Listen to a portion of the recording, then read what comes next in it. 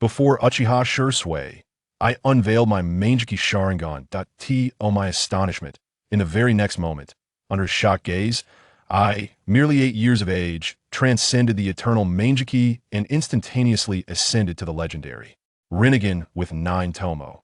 This extraordinary transformation stemmed from my unexpected awakening of a remarkable ability after reincarnating as an ordinary member of the Uchiha clan. As long as I could astonish others, I would be rewarded with any ninjutsu skill, despite being able to accumulate shock value to gain access to a time travel portal, enabling a return to the Warring States period to study under the likes of Kakashi and Obito. I found no joy in my current predicament, for upon my arrival in this new world, despite diligently training for 2.5 years, I had failed to extract even a modicum of chakra. I had resigned myself to the belief that I, a mere waste, was destined to perish on the night of the Uchiha massacre a year hence. Little did I expect that on the day of my enrollment at the Ninja Academy, while others fervently prepared for the entrance examination, I succumbed to slumber. I cannot ascertain how long I slept until my dear friend Naruto urgently shook me awake. "Wake up! The Uchiha clan is calling for you for your assessment." As I groggily rose, all eyes in the room converged upon me. His clan emblem is that of the Uchiha. How have I never seen him before? They speculated, noting my relaxed demeanor. He must be another genius of the Uchiha clan. Meanwhile, Sasuke, who had just thrown shurikens with perfect accuracy, was the topic of hushed conversations among the crowd. Suddenly, I found myself fully alert and rushed to the instructor overseeing the assessment. The teacher scrutinized me from head to toe, then, with a gentle smile, patted my shoulder. "Please, commence your examination." Even with the potential I possessed, it was crucial not to be blindly arrogant. A wave of embarrassment washed over me. It seemed the others had misconstrued my demeanor. However, without hesitation, I seized a shuriken and took aim at the target before me. Observing my trembling form as I focused intently, my peers exchanged puzzled glances, questioning my apparent lack of prowess. "Is he truly one of us, Sasuke?" they murmured, but to my surprise, Sasuke merely scoffed. I refused to acknowledge him as an Uchiha. "He is a disgrace." Taking a deep breath, I unleashed the shuriken with force. It soared from my hand, vanishing from sight in an instant, leaving the onlookers astounded, their jaws agape. Sasuke, in disbelief, covered his face with his hand, fully aware of the outcome. "This is an utter disgrace to the Uchiha clan," he lamented. Yet, I remained unfazed, feeling little more than a slight flush of embarrassment after all. This was merely my standard practice. Just then, a series of notification chimes echoed in my mind. "Received shock from Nozoa Koten. Shock value increased by 9. Before long, as my shock value accumulated to 1,000, another notification chimed in. "You may exchange for a basic ninjutsu. Would you like to proceed with the exchange?" "Of course I shall," I instinctively replied. As my words faded, the transaction was completed, all shock value depleted, and I acquired proficiency in ninja tools. An intense pain surged through my head in that instant, but a torrent of chaotic knowledge surged into my mind. In a moment of bewilderment, I extended my hands, and to my astonishment, a shuriken materialized silently within my grasp. Naruto, with a face full of shock, exclaimed, "How did you just pull out that shuriken?" Receiving Naruto's astonished reaction, my shock value increased by 9. At that moment, I finally discerned the source of the sound. However, just as I intended to explore the significance of my newfound ability, the examination instructor on stage shook his head and promptly announced that both Naruto and I had failed the assessment. He had anticipated witnessing the emergence of yet another prodigy, only to find that I was just as inept as Naruto. The surrounding peers erupted in laughter, their faces adorned with mockery. In response, I suddenly lifted my chin defiantly and boldly declared my desire for a second chance. After all, my friend Naruto had the legacy of the third Hokage backing him, so surely I could qualify as well. Yet to my dismay, as soon as I uttered those words, Sasuke strode over, visibly displeased.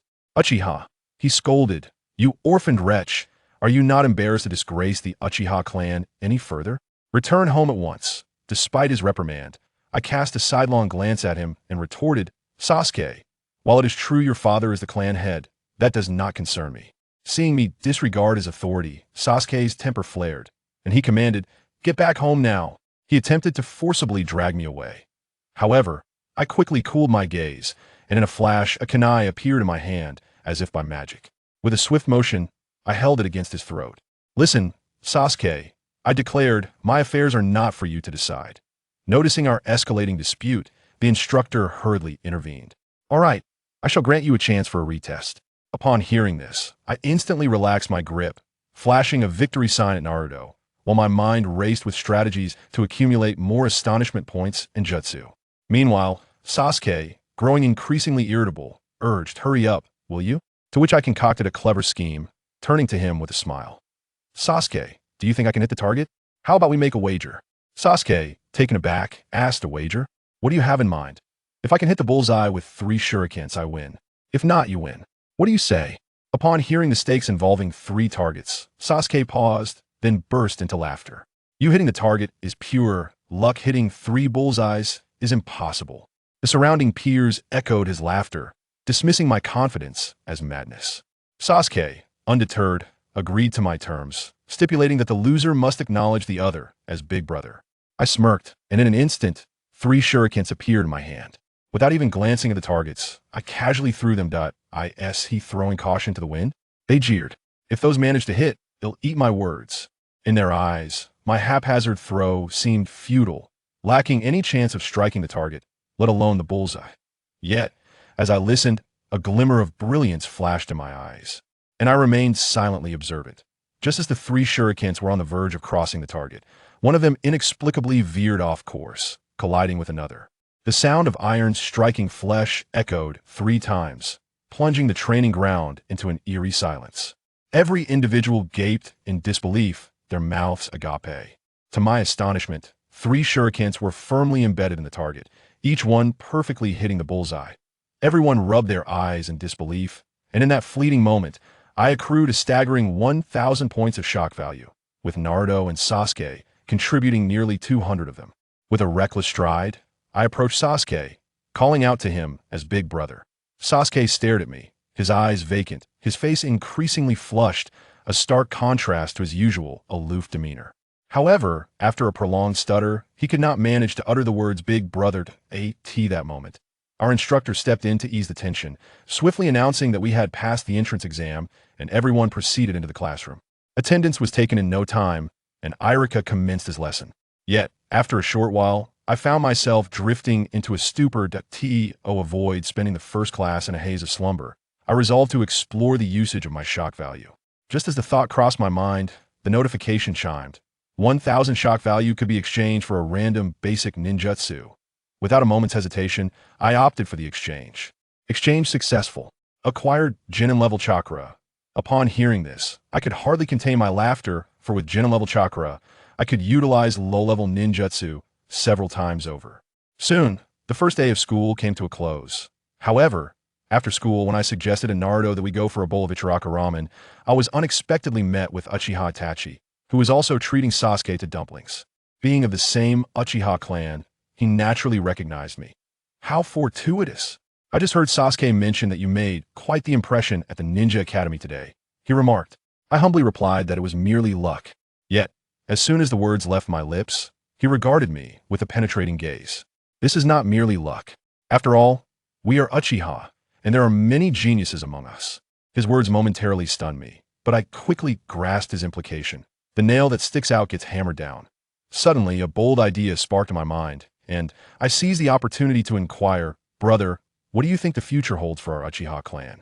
As soon as I posed a question, a look of confusion flickered in his eyes. What lies ahead for the Uchiha clan? He pondered, unable to provide an answer. However, what he did not anticipate was that my next statement would leave him utterly astonished. If I were to articulate my thoughts, what if the Fifth Hokage were to emerge from the Uchiha clan? What did you say? Upon receiving Itachi's shock, my shock value increased by 99. Konoha belongs to everyone, and moreover, the Uchiha clan is one of its founding pillars. Why should we not aspire to become the Fifth Hokage? The more I spoke, the more exhilarated I became, envisioning a path that diverged entirely from the original narrative. Before my very eyes, I glanced around, only to find Sasuke and Naruto still engaged in their usual banter. It was then that I softly remarked on the reputation of our Uchiha clan. However, before I could finish my sentence, I was interrupted by a derisive snicker. Amidst the swirling leaves, the fervor of fire remained unyielding indeed. It was the brilliance of the village that nurtured Konoha. Upon hearing this, Yes, eyes gleamed with a flash of insight as he looked up at me with profound understanding, only to take a deep breath shortly thereafter. The Koi is only 8 years old this year, isn't it? He inquired. Yes, in a month he will turn 9, I replied, grasping yes implication without delving into excessive explanation. After all, the world of shinobi is replete with prodigies. You, however, maintained his calm demeanor as he remarked, just 8 years old. Ding was taken aback by the astonishment emanating from Uchiha Yu, realizing he too was a man of dual facades. At that moment, I gently tapped the table 3 times, suggesting, you should know where my home is. Yet, just as I hinted at you, the ramen for everyone was served. Once the meal was finished and with the daylight still favoring us, I took Naruto to the small grove, where I began to demonstrate my superior shuriken techniques, astonishing him with my prowess. However, upon returning to the dilapidated straw hut and lying on my bed, contemplating the future, I was unexpectedly confronted by Uchiha once more. The two of us sat across from each other, silently awaiting the other to speak. I began. Today, I mentioned that if the Fifth Hokage were an Uchiha, you seemed rather taken aback. To which he coolly replied, anyone in this village can become the Fifth Hokage, except for the Uchiha. What he did not anticipate was the impact of my next words, which left him momentarily speechless. With a smile, I asked, is it because the third Hokage informed you that the Uchiha clan is plotting a coup? As my words hung in the air, although his expression remained unchanged, his mind was tumultuous. How could he possibly know what the third Hokage had said? I grinned, accepting the shock value he provided. Upon hearing that I could exchange it for basic ninjutsu, I chose without hesitation, recognizing this as a splendid opportunity to showcase my prowess. Exchange for ninjutsu successful. Deducting 1,000 points, you have acquired the 3-tomo Sharingan. Upon hearing this, I straightened my back, an uncontrollable excitement lighting up my face. After all, the 3-tomo Sharingan is one of the most formidable ocular techniques in the early days of Hokage. Yet he failed to notice my exhilaration, maintaining a facade of calm as he replied, I do not understand what you are saying, though his gaze betrayed his confusion, unable to fathom why an ordinary lad would undergo such a remarkable transformation in a single day. I forcibly adjusted my demeanor. Since you do not comprehend my words, I trust that Shisui will. After all, his eyes possess an unfathomable power. What did you hear? Yes' expression transformed, revealing his astonishment as he looked at me in disbelief that I beamed with joy today was indeed a fortuitous day. First, Naruto, and now Itachi. If every day unfolded in such a manner, it seemed that within 6 months, I would dare to challenge Obito. What else do you know? Itachi could no longer conceal the astonishment on his face, gazing at me in incredulity. However, after listening, I merely smiled with indifference, knowing full well that I possessed far more knowledge than you. When I mentioned Shisui, the last vestiges of his defenses crumbled within him. Yet, he had no desire to dwell excessively on this matter. The Uchiha clan is indeed a cursed lineage. Even Shisui, with his enigmatic eyes, could offer no remedy. Nevertheless, upon hearing the term curse, I could not help but scoff. While it is true that the methods of the Uchiha for awakening their eyes are cruel, it is merely a reflection of their inability to harness their emotions rationally. After all, as an observer, I had countless ways in my past life to open my eyes without harm. As I gazed at him, my voice took on hollow tone, and my mind began to unravel. When he, completely unguarded, looked up, he beheld a pair of crimson, 3-tomo eyes that loomed before him like an unfathomable vortex. His body jolted violently as he witnessed the tragic aftermath of the night of the Uchiha, a scene I had prepared for him in advance. The moment he saw his beloved brother, Sasuke, cruelly slain by another version of himself, he abruptly stood, blood gushing from his eyes as crimson tendrils enveloped him. Entirely, awakening from this nightmare, I was violently overturned by the initial form of Susanoo, darkness engulfing my vision as I coughed up blood. In an instant, the illusion shattered, leaving me dazed as I stared at Susanoo. It was then I realized that only those with the Manjiki Sharingan could wield such power. Could it be that I had attained the Manjiki Sharingan myself? The shock from Itachi surged through me, with an unprecedented level of astonishment that left me momentarily bewildered. Wiping the blood from the corner of my mouth, I chuckled and remarked that the traditional methods of the Uchiha for awakening their eyes are indeed brutal, yet they can be circumvented, just as the extreme agony that had not truly transpired could be avoided. You too have awakened your Manjiki. Still in disbelief, He touched his own eyes, for the events of the day had far exceeded his imagination. Softly, I attempted to counsel him, acknowledging the Uchiha clan's extremism, yet asserting that with proper guidance, the fears he harbored were unfounded. Moreover, becoming the first Hokage of the Uchiha clan would be the first step towards that guidance. Just as my words fell, he suddenly looked up at me, his expression one of astonishment. "Would you like to dance with me?" I extended my hand, and he hesitantly reached out, trembling as he approached. However, as he neared me, he paused. I laughed heartily and firmly grasped his hand, sealing our pact.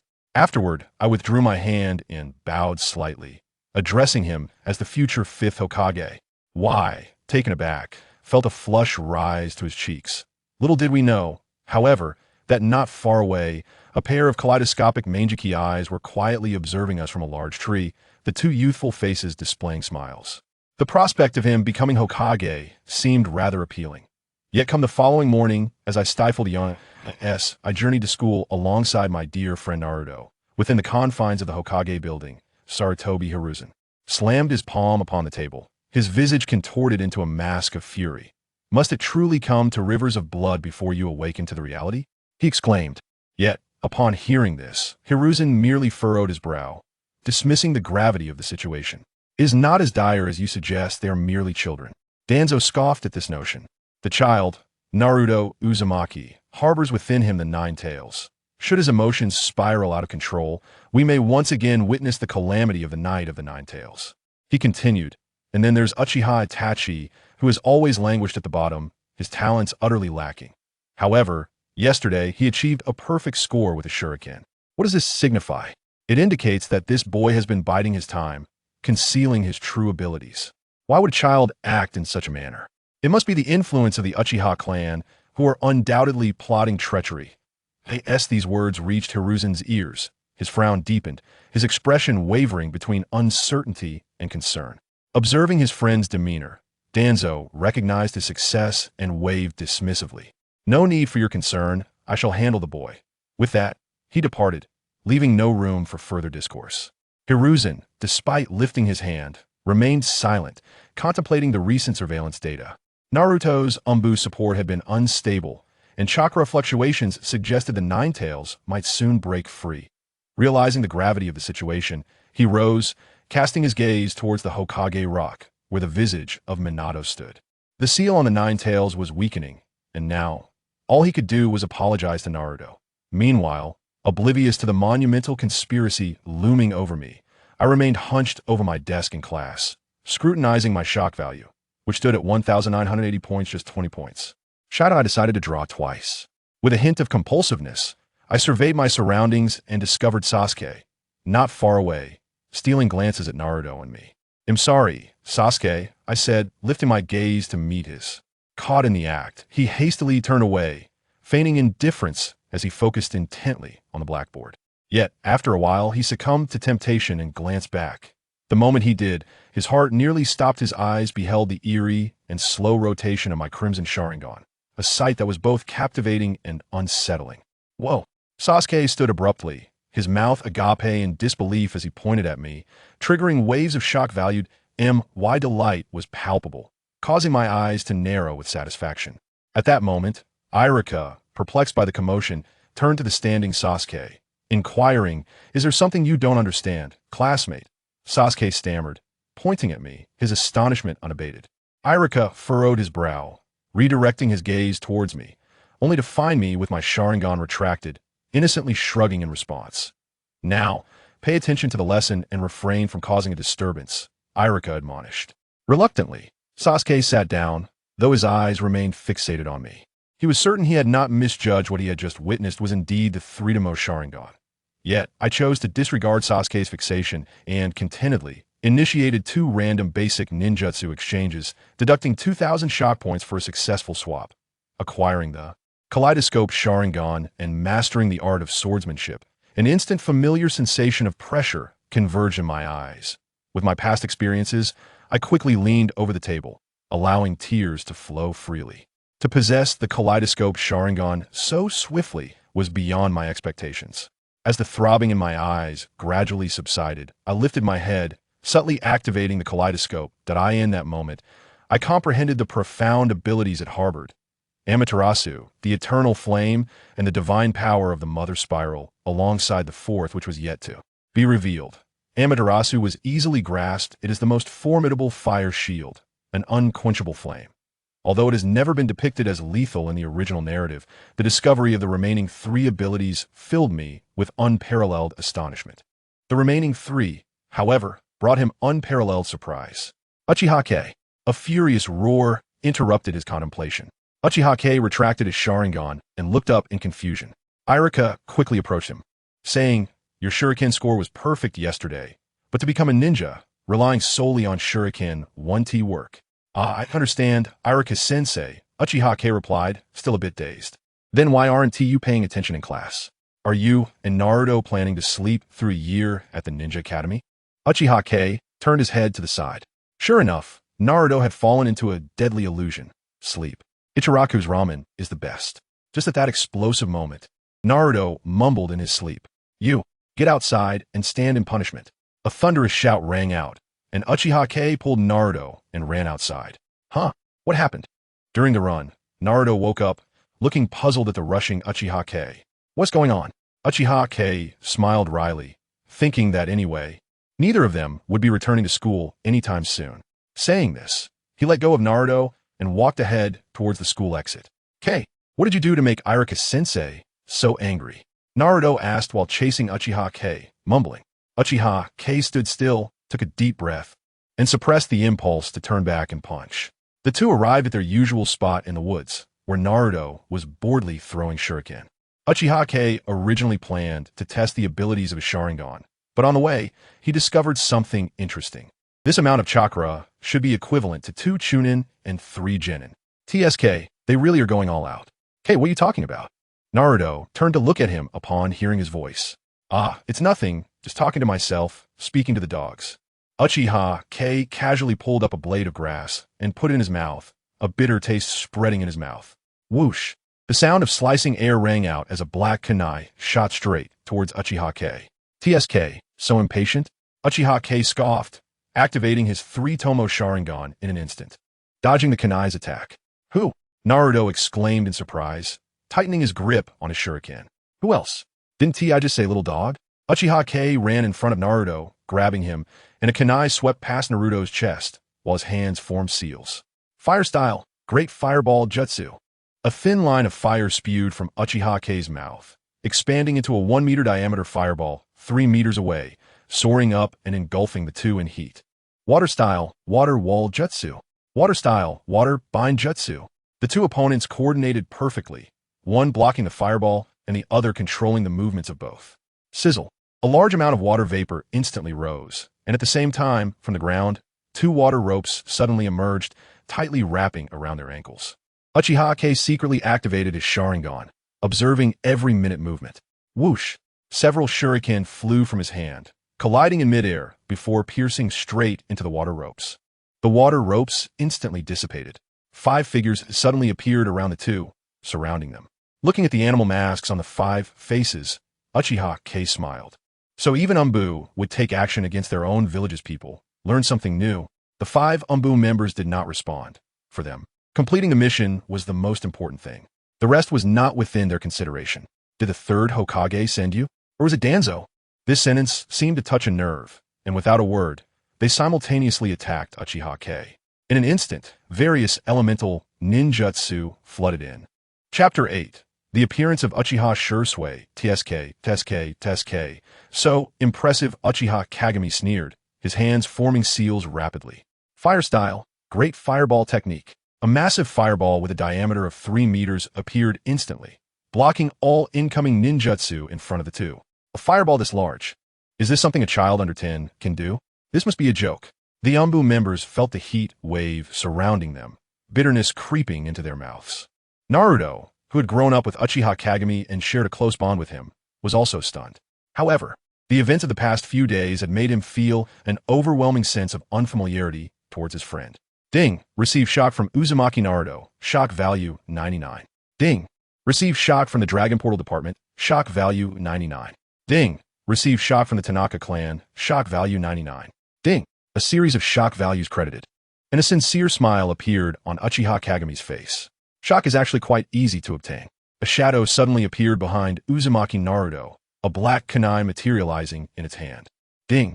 A crisp sound rang out as Uchiha Kagame, without looking back, threw a kunai that collided with the shadow's kunai. The shadow staggered back from a force. Little clown, move again and you die.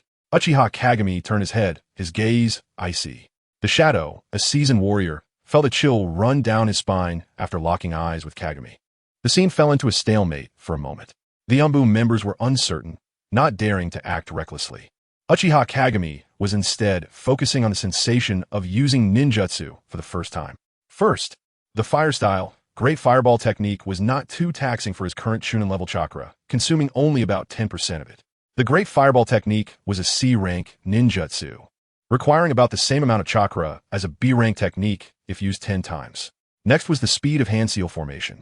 As the fastest hand sign user in the original series, Uchiha Itachi could form 6 hand seals in 1 second, while he could only manage a maximum of 3, which was a result of 2 years of daily training on the Great Fireball hand signs. The gap was indeed quite significant. Lastly, the speed of chakra circulation within his body was somewhat too slow. Why could Senju Hashirama and Uchiha Madara mouth ninjutsu? The release of ninjutsu, in essence, is the means of attack released through chakra combined with changes in one's attributes. The role of hand seals is to accelerate chakra formation and promote attribute changes. Once chakra circulation reaches high speed and attribute changes occur at will, speaking ninjutsu will no longer be a dream. In this regard, Uchiha Kagame was still lacking significantly. He couldn't delay any longer. Soon, someone from the village would arrive.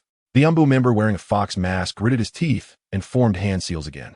The other members followed suit, swiftly forming hand seals as a surge of chakra erupted. Heavenly sword technique slash. A furious shout echoed as the staggered shadow switched to a ninja sword, its sharp blade gleaming as it rushed forward. Hey, how can I let Kagame fight alone? Naruto, with determination on his face, threw kunai one after another. The black kunai whistled through the air, extremely sharp. The shadow was startled, thinking that Naruto was hiding his strength like Uchiha Kagame, and instinctively tried to dodge. However, every kunai that flew from Naruto's hand landed haphazardly on the ground. Shadow, the Umbu, Uchiha Kagame. The kunai that had been thrown out looked so cool. Yet Naruto felt utterly ashamed at that moment. All right, I'll handle this. Uchiha Kagame activated his Sharingan, his blood-red eyes locking onto the Umbu members. Sharingan. The Umbu members felt a jolt of tension, their movements becoming stiff. The Uchiha clan's Sharingan was too famous throughout the ninja world. Calling it renowned would be an understatement. With its powerful dynamic vision and unparalleled genjutsu, this was the power of the Sharingan. Seizing the opportunity, Uchiha Kagame's figure blurred, and he suddenly appeared in front of the fox-masked member. What? The fox-masked man was shocked, not expecting Kagame to have such speed, and instinctively wanted to retreat. Look into my eyes. Uchiha Kagame's voice seemed to have a magical quality, causing the fox-masked member to involuntarily gaze into his eyes. The 3 tomo slowly rotated, captivating his heart. The fox-masked member's expression became vacant, and the kunai he tightly gripped fell limply from his hand. Warning, don't look in his eyes. Be careful of Jinjutsu. The leader shouted, throwing several explosive tags at Uchiha Kagame. Boom! An explosion sounded, and the dust cloud enveloped Uchiha Kagame. The remaining Umbu took the chance to jump away, cautiously watching the dusty area. As the dust settled, Uchiha Kagame's figure was nowhere to be seen. Where is he? The remaining Umbu were startled, quickly looking around. Hey, are you looking for me? Uchiha Kagame's voice came from behind the leader. At the same time, a kunai quietly rested against his throat. Ding! Received shock from the Dragon Portal Department, shock value 99. Everyone understands the principle of capturing the leader first, but actually executing it is evidently not so easy. For Uchiha Kagame, who possessed the 3 tomo Sharingan, it was not very difficult. If circumstances allowed, he would have liked to practice more. Unfortunately, both his physical strength and chakra did not permit him to continue wasting time. To avoid a blunder, he could only regretfully end the battle. Attack! Don't hesitate! Although the leader was stunned, the notion of prioritizing the mission was deeply ingrained in him. The other members showed signs of struggle in their eyes. Come at me if you want. Uchiha Kagame smiled, applying slight pressure with the kunai, causing a faint trail of blood to appear. I'll let you attack. Do you want to become the next Konoha White Fang? The leader shouted hoarsely. The other members' struggle faded, and they rushed toward Uchiha Kagami without hesitation. Didn't he scare them off? Uchiha Kagami felt somewhat regretful, but was not particularly afraid. Worst case, he would just run with Naruto. If he couldn't win and still fought to the bitter end, wouldn't that be just plain foolish? Just as Uchiha Kagami was preparing to take one down with him, a graceful figure appeared. Swish! After landing, the figure instantly vanished, reappearing behind an Umbu member. Bang! A clean and swift strike with a ninja sword hit the head, causing the Umbu member to roll his eyes and collapse directly. Swish! Swish! Swish! The figure continued to disappear and reappear, each appearance signaling the fall of another Umbu member. After the last Umbu fell, the figure slowly sheathed the ninja sword and turned around. Seeing the delicate face, Uchiha Kagami broke into a smile. Shisui. Chapter 9. The addition of Shisui, sending the loud Naruto back home. Uchiha Kagami and Uchiha Shisui walked side by side down the street. Those Umbu just left them there? Uchiha Kagami curled his lips. Well, they'll wake up and walk back on their own. But since the mission wasn't completed, there might be some punishment. Uchiha Kagami held his head with both hands, a leaf he didn't know where he got stuck in his mouth. Shisui, how do you think I've been these past 2 days? What do you mean? Shisui's calm eyes rippled slightly. You've been with me for 2 days now. Don't you have anything to say to me? Uchiha Kagami stopped and turned to look at Shisui. Shisui also looked at him directly, and, after a long time, he smiled. You are good. TCH, I thought there would be some praise. Just one word good? Shisui smiled without speaking. He was kind by nature, but not good at communication. Whether with familiar or unfamiliar people, he mostly responded with a smile. I talked with Itachi the other day. You should know what we discussed, right? Shisui nodded. So, do you think this plan is feasible? Shisui fell in a deep thought. When he first heard about this plan, he was shocked, and a door that had never been opened in his heart opened. After 2 days of careful consideration, Shisui felt that the plan was somewhat fanciful. The Hokage of Konoha is not just a symbol of leadership. More importantly, it's about the distribution of power and balance. The first and second Hokage relied on their own strength and influence, but one must not overlook the Senju clan and the Uzumaki clan. The role of these two in this is even greater than the strength of the first and second Hokage. Individual strength can never compete with clan power. Back in the day, the first Hokage emerged, standing invincible at the pinnacle of the ninja world. Did all ninjas truly fear him? Probably not. Even a strong first Hokage, under accurate intelligence and reasonable tactics, was not necessarily invincible. Other ninjas feared not only his personal strength, but also the powerful Senju clan and the strongest Jinchuriki, Uzumaki Mido. This is the true ninja world. Seeing the hesitation in Shisui's eyes, Uchiha Kagami naturally understood his concerns. Is Shisui worried about the clan's power in the village? Shisui looked up at him. So, how many factions do you think there are in the village? Shisui thought for a moment and replied that the village's factions can be divided into the part led by the Hokage, the Nara, Akimichi, and Yamanaka clans, as well as the Inuzuka clan, the Yamanaka clan, the Hyuga clan, and many civilian ninjas. And then there is our Uchiha clan. When it comes to the Uchiha clan, a look of helplessness appeared in Shisui's eyes. Indeed, on the surface, the Uchiha clan seems to exist outside the Hokage's rule. Is that your view, Shisui? Shisui remained silent, quietly looking at him. Konoha is not that simple. Uchiha Kagami spat out the leaf. I believe Konoha's power can be divided into 4 factions. The first faction is the Hokage's power. Strictly speaking, the Hokage's power only includes his direct Umbu. The Inuzuka, Yamanaka, and Akimichi clans often prioritize their clan interests. The second faction is the clan power. The Inuzuka, Yamanaka, and Hyuga clans, as well as some smaller clans. The third faction is the civilian power. This part of the power does not belong to the Hokage, but to Konoha itself. Shisui must understand this. The fourth faction is Root. Shisui's body instantly tensed, and disbelief flashed in his eyes. How do you know about Root? At that moment, Shisui truly couldn't see through Uchiha Kagami. In Konoha, apart from the clan heads, there are only a few who know about Root's existence. How could a mere child like Uchiha Kagami know? The first faction and the fourth faction are hopeless, but the second and third factions still have potential. Uchiha Kagami directly skipped Shisui's question. Since planning to let Itachi become the fifth Hokage, Uchiha Kagami began to organize the memories in his mind. The difficulty of making Itachi the fifth Hokage is hardly less than that of the first Hokage establishing a ninja village. This statement seems exaggerated, but it is indeed the case. In the eyes of Konoha's people, the Uchiha clan is synonymous with arrogance and tyranny. Both the second and third Hokage had extreme dislike for the Uchiha clan. The difference between them is that one had an overt disdain, while the other had a very subtle one. Anyone could become Hokage, except for the Uchiha clan. The Hokage faction thinks this way, the clan faction thinks this way, and the civilian faction thinks this way even more. However, all of this is not a concern for Uchiha Kagami. Is the Uchiha clan really that incapable?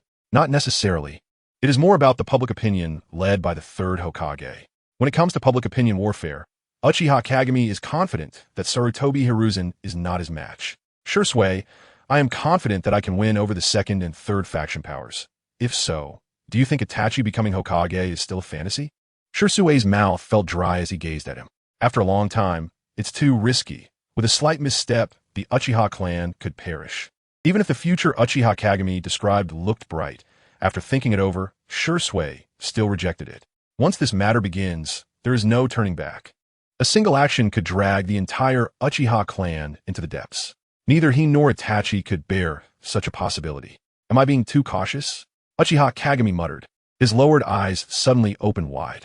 Complex patterns spread across his pupils, converging into the shape of a sword, spinning eerily. 4 pairs of Manjiki Sharingan, with such depth.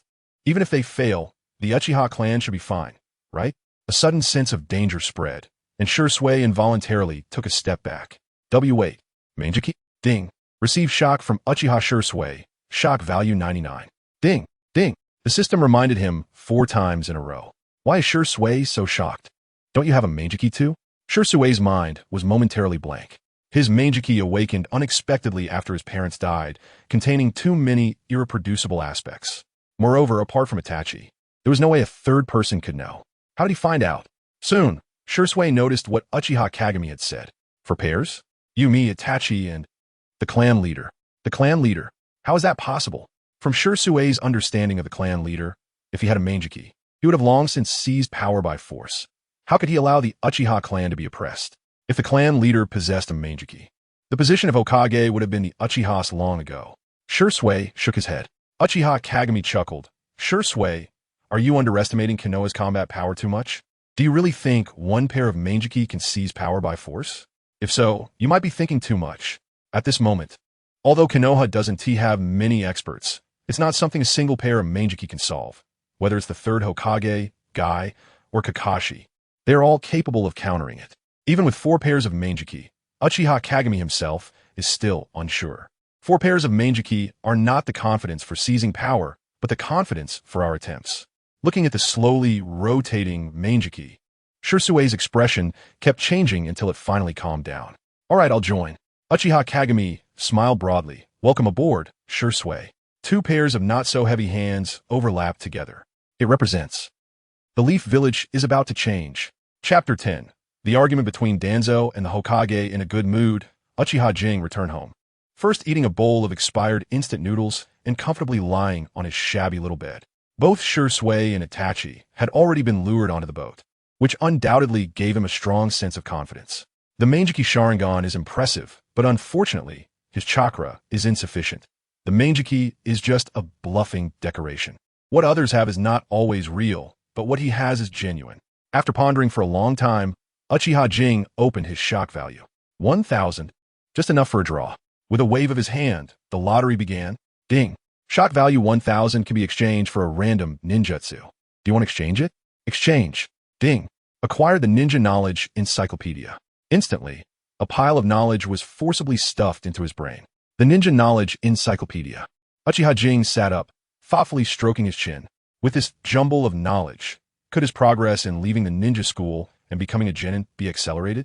In his next plan, he needed to win over various families. What kind of identity would be more suitable for this? Undoubtedly, a genius. An 8-year-old becoming a genin. Possessing a 3-tomo Sharingan. Isn't that considered a genius? Of course it is. In the afternoon, Uchiha Jing appeared at school on time. What? You want to apply for graduation? Irika exclaimed with his mouth agape. Yes, Teacher Irika, I want to apply for graduation. Is it not possible to apply early? Uchiha Jing replied with a smile. No. No, of course you can apply early, but the problem is you just entered school yesterday. Irika still couldn't hide his astonishment, his expression somewhat stiff. I know. I've already learned all the ninja knowledge, and I've mastered the body flicker technique. I believe I can be a qualified genin. This. Irika murmured, his mind in chaos. Why not let teacher Irika report it to the higher-ups? Uchiha Jing couldn't help but remind him. Ah, right, report it. Jing, you go back to class first. I'll notify you when there's news. Watching the swaying figure return to class, Irika couldn't help but slap his forehead. Applying for graduation. Are all Uchiha people abnormal? Another one wanting to graduate early? Back in class, Uchiha Jing ignored several hostile glares and sat back in a seat. Jing, about yesterday. Naruto hesitated. Yesterday was so embarrassing. If it weren't for Jing's protection, he might have died. Of course, this was under the condition that he didn't know the Ninetales would come out. But this did not affect his feelings of guilt towards Jing. Uchiha Jing smiled and ruffled Naruto's hair, saying that yesterday's matter was resolved, so he didn't need to worry. At the same time, Uchiha Jing also had new plans for Naruto's future. It seemed time to find an opportunity to talk to the Ninetales. Without suppressing the Ninetales' boiling chakra, Naruto wouldn't be able to train normally. Hokage building in Konoha. Look at this. This is what you call nothing? Danzo slammed his hand on the table. 5 battle-hardened Umbu, 2 nin, and 3 genin, and they still failed the mission. Sarutobi Hiruzen rubbed his aching head and said, Danzo, this is the Hokage's office. Can you be mindful of the impact? At this point, still worrying about the impact? Danzo scoffed at Sarutobi Hiruzen's words. I told you long ago that this kid Uchiha Jing is definitely not simple, and the fact proved that I was right. Hiding his strength for no good reason. Isn't that having a guilty conscience? The evil little Uchiha must be eliminated as soon as possible. Otherwise, it will definitely lead to endless troubles. He must be judged. Sarutobi Hiruzen helplessly stood up and turned to look at Konoha behind him. Given Konoha's current state, it is only suitable for recuperation. Uchiha Jing is just a child. What charge could you use to judge him? A fierce glint flashed in Danzo's eyes. Charge? What charge did Minato have back in the day? If I say he's guilty, then he is guilty. Sarutobi Hiruzen suddenly turned around, his murky eyes bursting with light. Danzo, do you even know what you're saying? Of course I know. Danzo shouted, his eyes suddenly widening, filled with bloodshot veins. Sarutobi, don't think I don't know what you're thinking. Ever since you became the 3rd Hokage, your desire for power has exceeded mine. Why did Minato die? Could Konoha really not withstand the Ninetales? Why did the qualified Minato die? Was it because of me, Danzo? Why did the 12 Guardians go into internal strife? Why did Orochimaru leave Konoha to choose a life of seclusion? Sarutobi Hiruzen, are these all caused by me, Danzo? The Hokage's office fell silent, leaving only Danzo's rapid breathing. I wanted to become Hokage. I have always believed that the teacher's choice was wrong. Danzo calmed down after a moment, gradually regaining his composure. After coldly dropping a sentence, he turned and left. Sarutobi Hiruzen lit his pipe and took a deep breath. The sunset's light shone into the room, the reddish sunlight reflecting on his face. Flickering. Knock, knock, knock. Come in. Irika pushed the door open. Hokage-sama. A smile appeared on Sarutobi Hiruzen's face. Ah, Irika, what is it? Hokage-sama, it's like this. Irika organized his words. Uchiha Jing from the Uchiha clan has applied for early graduation. Early graduation? Sarutobi Hiruzen frowned slightly. Entering the ninja school yesterday and applying for graduation today. This operation is a bit bold. Has his strength been exposed, so he no longer wants to continue hiding? I know that some are a bit hasty, but Hokage-sama, you don't need to worry. I will teach him a lesson when I return. Seeing Sarutobi Hiruzen frown, Irika's heart sank, and he quickly tried to smooth things over. No need. Sarutobi Hiruzen took a puff of smoke and slowly exhaled. Irika, what do you think of Uchiha Jing? Irika's mind raced. Although Uchiha Jing had only been his student for a day and often played around with Naruto, through yesterday's test and the momentum he displayed in the morning, he knew that this seemingly carefree Jing might not be simple. Now that Sarutobi Hiruzen inexplicably asked this question, there must be a reason. Although this kid is young, his strength indeed exceeds that of his peers significantly. Moreover, he has a calmness that is not typical of an 8-year-old child. Sarutobi Hiruzen sneered inwardly. Calm? Based on the information he currently possesses, this is far from calm. An 8-year-old kid not only possesses a 3-tomo Sharingan, but can also unleash techniques like the fireball technique, along with a calm demeanor in crisis. It's more than just calm. Many nin and genin are not even comparable to him. In that case, let him graduate early. Chapter 11. The angry Uchiha Fugaku. Early the next morning, the ninja school square was crowded with people. I heard someone is applying for early graduation. Of course, look, even the Hokage is here. But didn't this year's students just enroll the day before yesterday? Well, you can't compete with a genius. They might already be a genin before even starting school. Wow, that is terrifying. Whispers filled the air as Sarutobi Hiruzen, wearing the Hokage hat and smoking a pipe, observed the scene. This was the first time in 4 years since Uchiha Itachi graduated early that someone was applying for early graduation again. After the news spread yesterday, the entire village was in an uproar. Early in the morning, hundreds of people dropped their work to gather here for the excitement. Hokage-sama, the time has come. Irika awkwardly approached Sarutobi Hiruzen. Is Uchiha Kei late? Sarutobi Hiruzen sighed helplessly. Uchiha Obito used to be late, and now it's Uchiha Kei. Does the Uchiha clan not afford to watch? Irika looked embarrassed, repeatedly cursing Uchiha Kei in his mind. You applied for early graduation, and Hokage-sama personally came to supervise the exam, and you didn't show up. What is going on? In 10 minutes, we'll cancel the early graduation exam. Yes. As time ticked by, the crowd grew impatient. Just then, 2 figures stumbled in. Wow, there's so many people today. Naruto looked around, somewhat surprised. Yeah, why are there so many? Uchiha Kei was also confused. He had been busy dealing with the rain that flooded his small hut the night before and had barely slept until dawn, completely forgetting about the early graduation matter. Is something big happening? Okay, let's go check it out. Naruto, with a gossipy expression, pulled Uchiha Kei into the crowd. Why hasn't anyone come yet? Didn't they say there was an early graduation exam? Yeah, I don't know who it is. Isn't this delaying things? I took a day off just to watch the excitement. Exactly. The crowd continued to murmur. Naruto heard it clearly, while Uchiha Kei had already fallen asleep. Kei. Naruto excitedly shook Uchiha Kei. Stop it. Let me sleep a bit more. Uchiha Kei groggily pushed Naruto away, irritated. Don't sleep. There is something to see. Uchiha Kei reluctantly opened his eyes. What is happening? Do you know why there's so many people? Because someone is applying for early graduation today. Naruto excitedly explained, looking around, eager to find out who the remarkable person was. Graduation? Early? Uchiha Kei froze, and his face paled the next moment. Who is so confident to enroll the day before and graduate today? That's impressive, and they even dare to be late. Naruto clicked his tongue, not noticing Uchiha Kei's increasingly pale face. Naruto turned back, only to find Uchiha Kei stiffly walking towards the center of the square. Huh? Kei, where are you going? Uchiha Kei could no longer hear Naruto's voice. His mind was filled with Irika's scolding. Kei, as expected, the moment Irika spotted Uchiha Kei, his booming voice erupted. Bam! Ow! Uchiha Kei grimaced, rubbing the fresh bump on his head as Irika dragged him to Sarutobi Hiruzen.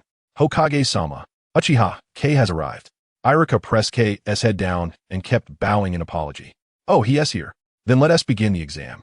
Sarutobi Hiruzen said with a flat expression. Hi. Irika again pulled Uchiha Kei to the center of the stage. Everyone, today Uchiha Kei from the Uchiha clan is applying for early graduation. Since it's an early graduation application, the evaluation will consist of 3 parts. Irika rambled on the stage, while the audience was dumbfounded. Uchiha Kei, the one who is always hanging out with the fox lady?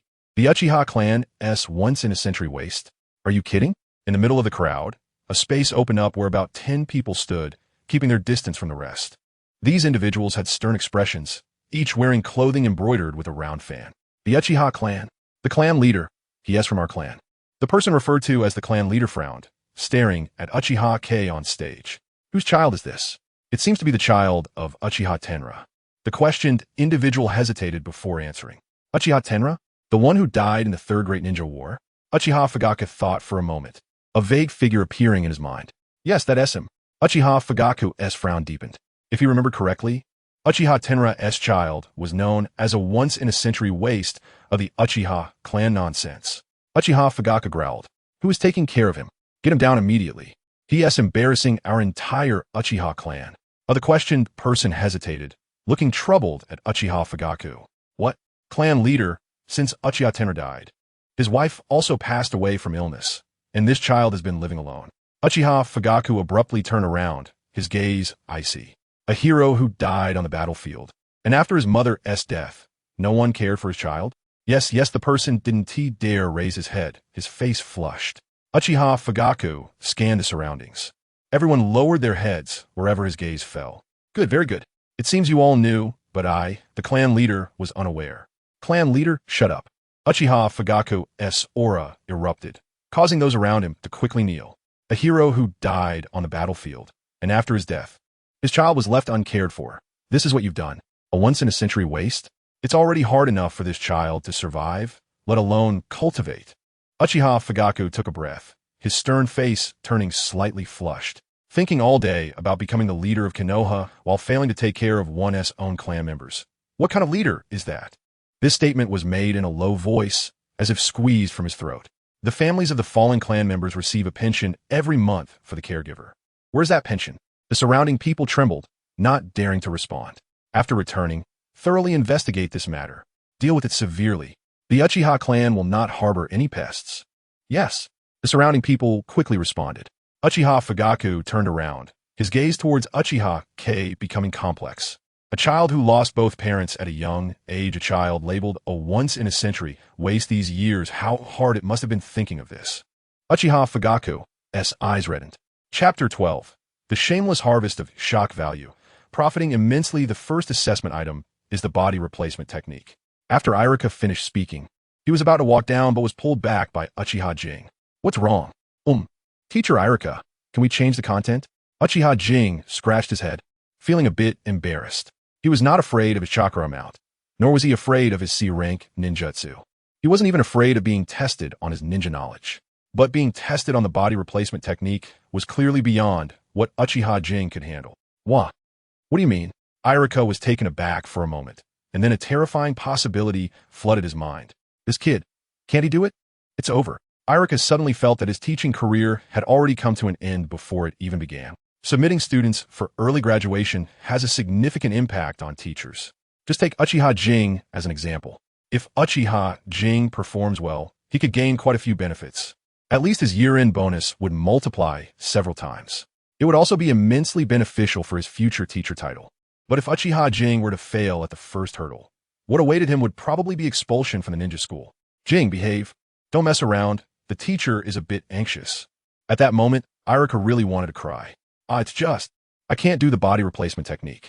Seeing Irika's mournful expression, Uchiha Jing felt somewhat embarrassed. Boom. Their conversation wasn't loud, but it wasn't quiet either. Many ninjas below could hear it clearly. He can't even do the body replacement technique. Are you kidding me? Just this? He thinks he can graduate early? What a waste of feelings. This kid can't even do the body replacement technique and still wants to be a ninja. What a joke. The biggest joke since the founding of Konoha. I am witnessing it, huh? Laughter and ridicule erupted from below, with everyone wearing mocking expressions. Chief, should I pull him down? This is too embarrassing. Members of the Uchiha clan covered their faces, each as red as a monkey's, but Uchiha Fugaku was also in shock. He had anticipated that Uchiha Jing might be a bit unreliable and might not be able to pass the early graduation assessment. But at least he should pass one or two hurdles first. Failing at the first hurdle was really hard to bear for the Uchiha clan's reputation. Itachi and Shisui, mixed in the crowd, were also bewildered. The impression Uchiha Jing left on them was simply too profound. If they had to describe it, it would be unfathomable. A small graduation assessment. How could it not be a piece of cake? Who would have thought it would end up like this? Shisui this. Itachi found it hard to accept and turned to look at Shisui. Shisui was also speechless, his head buzzing. Maybe, probably, perhaps. This is Jing trying to attract attention? To make the villagers notice him? Itachi's eyes lit up, and combined with Jing's performance in recent days, the more he thought about it, the more he felt it was possible. Shisui really understands Jing. It must be like that.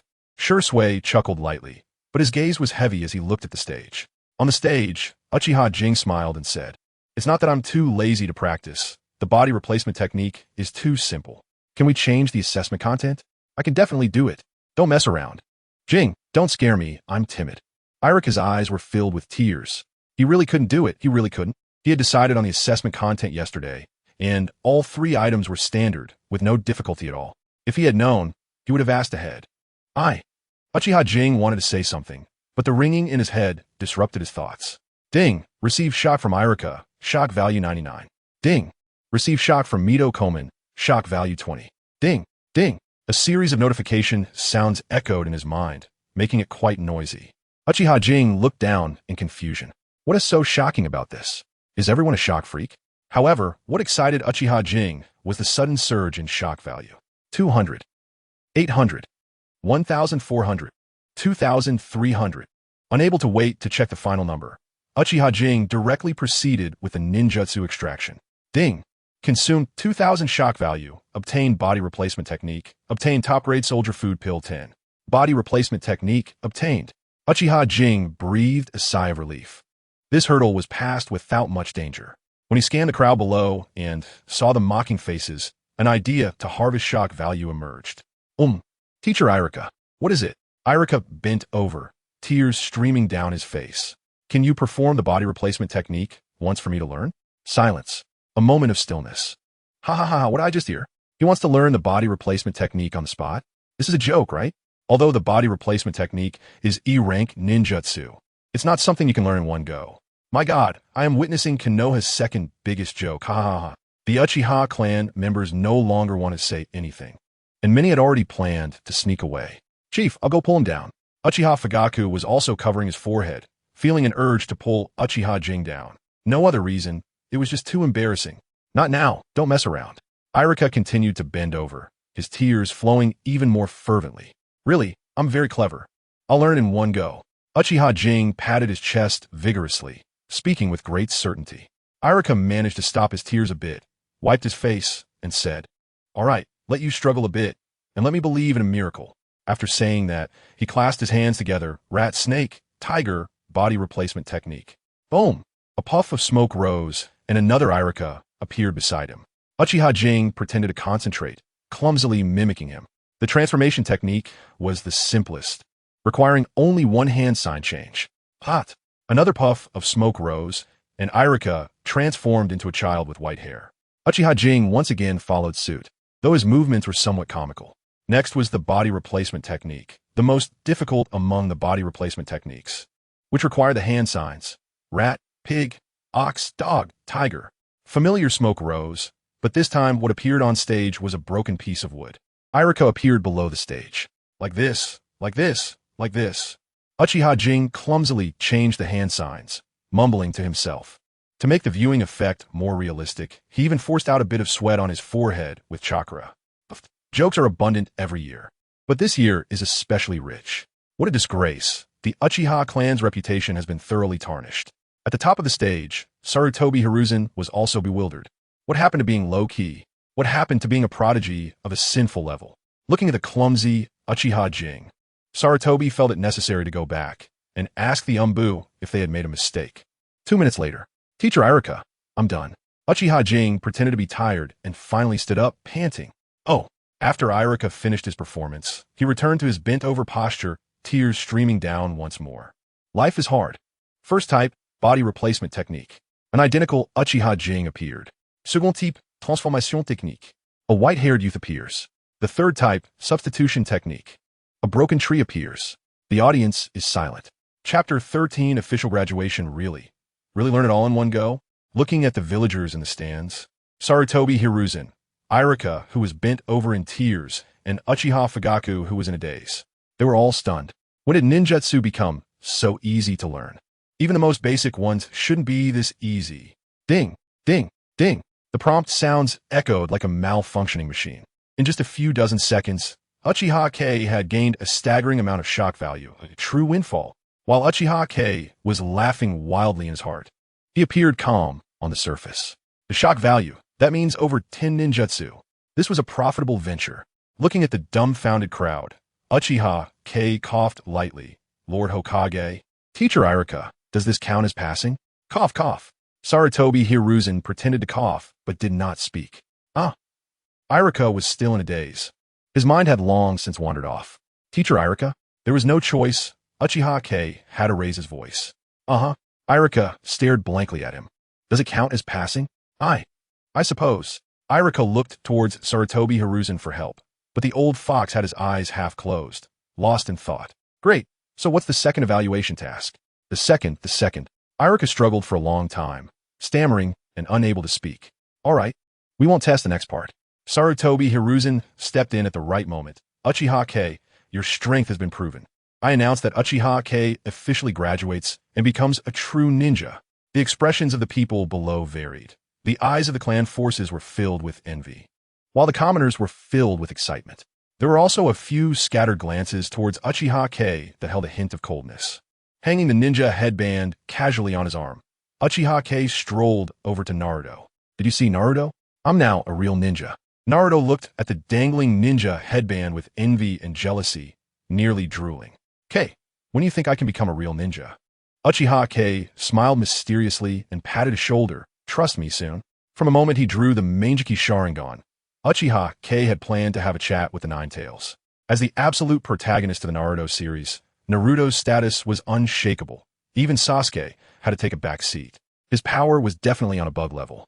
Regardless of their relationship, just considering future potential, Uchiha Kei had to secure the Ninetales. Uchiha Kei. Behind him, Uchiha Fugaku led a group of Uchiha clan members to his side. Uchiha Kei turned around, his brow slightly furrowed. To be honest, he did not have a good impression of the Uchiha clan. Whether it was the Uchiha clan in Naruto or the real-life experience of the Uchiha clan, he wasn't particularly fond of them. There was only one reason. The Uchiha clan was too arrogant, perhaps due to the fame of the Sharingan. Every Uchiha looked down on outsiders, including the Hyuga clan, who were also famous for their eye techniques. Arrogant, conceited, and dismissive of others. This was how others viewed the Uchiha clan leader. Uchiha Kei respectfully bowed. No matter what, his identity as an Uchiha could not be changed. You did well. Uchiha Fugaku nodded and patted his shoulder. You've suffered these years. This is my negligence as clan leader. Uchiha Kei chuckled inwardly. Was it a bit late to try to get close now? Clan leader, you overestimate me. Though he thought this way, he still needed to cling to the Uchiha clan, as their influence was unavoidable in his next plans. Don't worry, the Uchiha clan will be your strongest backing in the future. After saying this, Uchiha Fugaku led the group away grandly.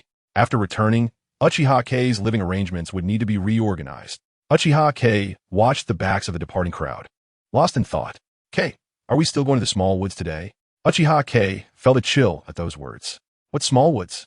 Even if I go, it wouldn't be with you. After sending Naruto off to class, Uchiha Kei headed alone to the Hokage building. When receiving the ninja headband, the third Hokage had instructed him to go to the Hokage building to receive his appointment. Now that he had officially become a ninja, his next steps were either to become a ninja school teacher or join the Umbu. Knock, knock, knock.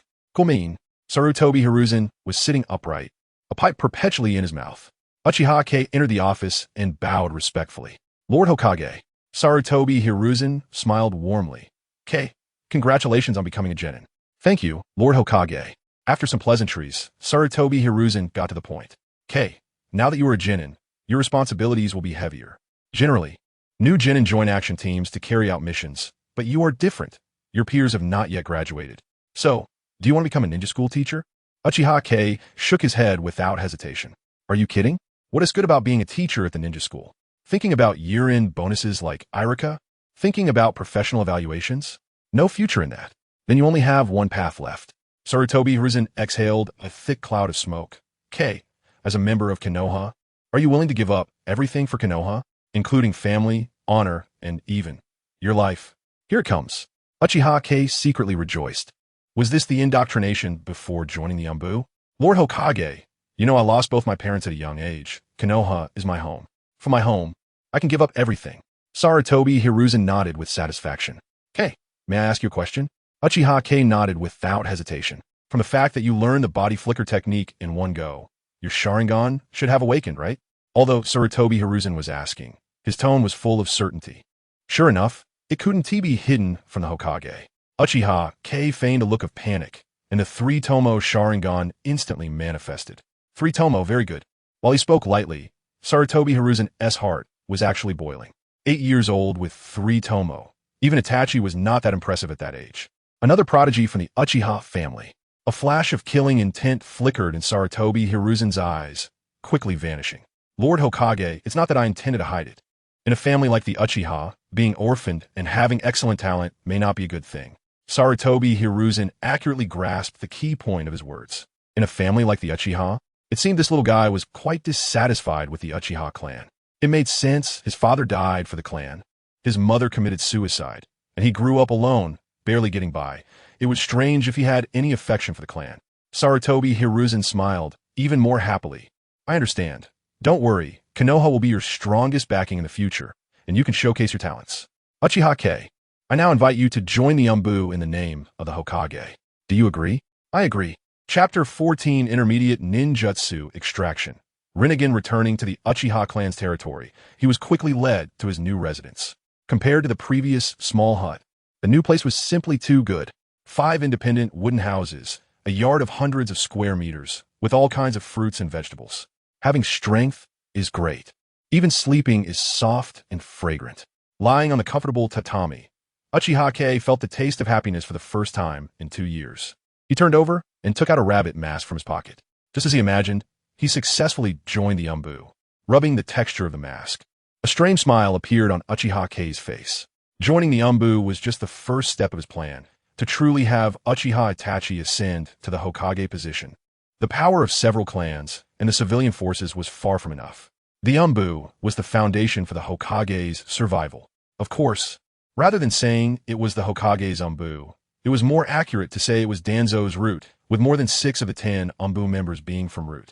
His joining the Umbu was to internally undermine Danzo's root. Just as he was thinking, 2 figures silently appeared beside him. Hey, Itachi, Shisui, you're well informed. Finding my new house so quickly. Uchiha Kei smiled at the newcomers. Congratulations, Kei. Shisui and Itachi patted his shoulder, simultaneously looking at the rabbit mask in his hand. Did Lord Hokage let you join the Umbu? Itachi was somewhat happy. After all, he was also in the Umbu, and with Uchiha Kei's addition, many things became much easier. Shisui, on the other hand, furrowed his brow slightly as he looked at the mask. Well, I'm now also a member of the Umbu in the Night Squad. Uchiha Kei did not hide it. Aside from the matters of traveling through time and the system, there was nothing else to conceal from them. Kei, now that the 3 of us are in the Umbu, isn't that too concentrated? Shisui, with thoughts far beyond his peers, saw the problem the moment he noticed the mask. They were now like grasshoppers on the same rope, sharing a common path. He understood the reasoning behind not putting all the eggs in one basket. Well, Shisui, I know what you're worried about. Uchiha Kei gestured for the 2 to sit down, lightly tapping the table with his fingers. I've considered this matter. Itachi and I must be in the Umbu.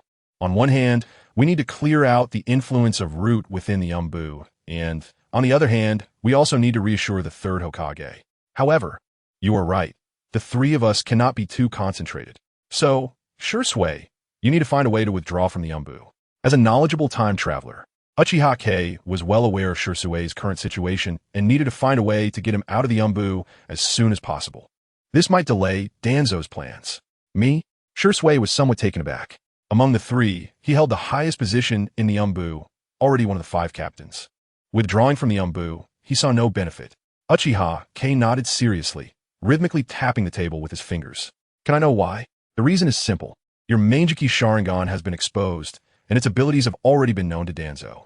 Shisui's pupils suddenly constricted, and he stood up in shock. How is that possible? I've never revealed it in front of outsiders.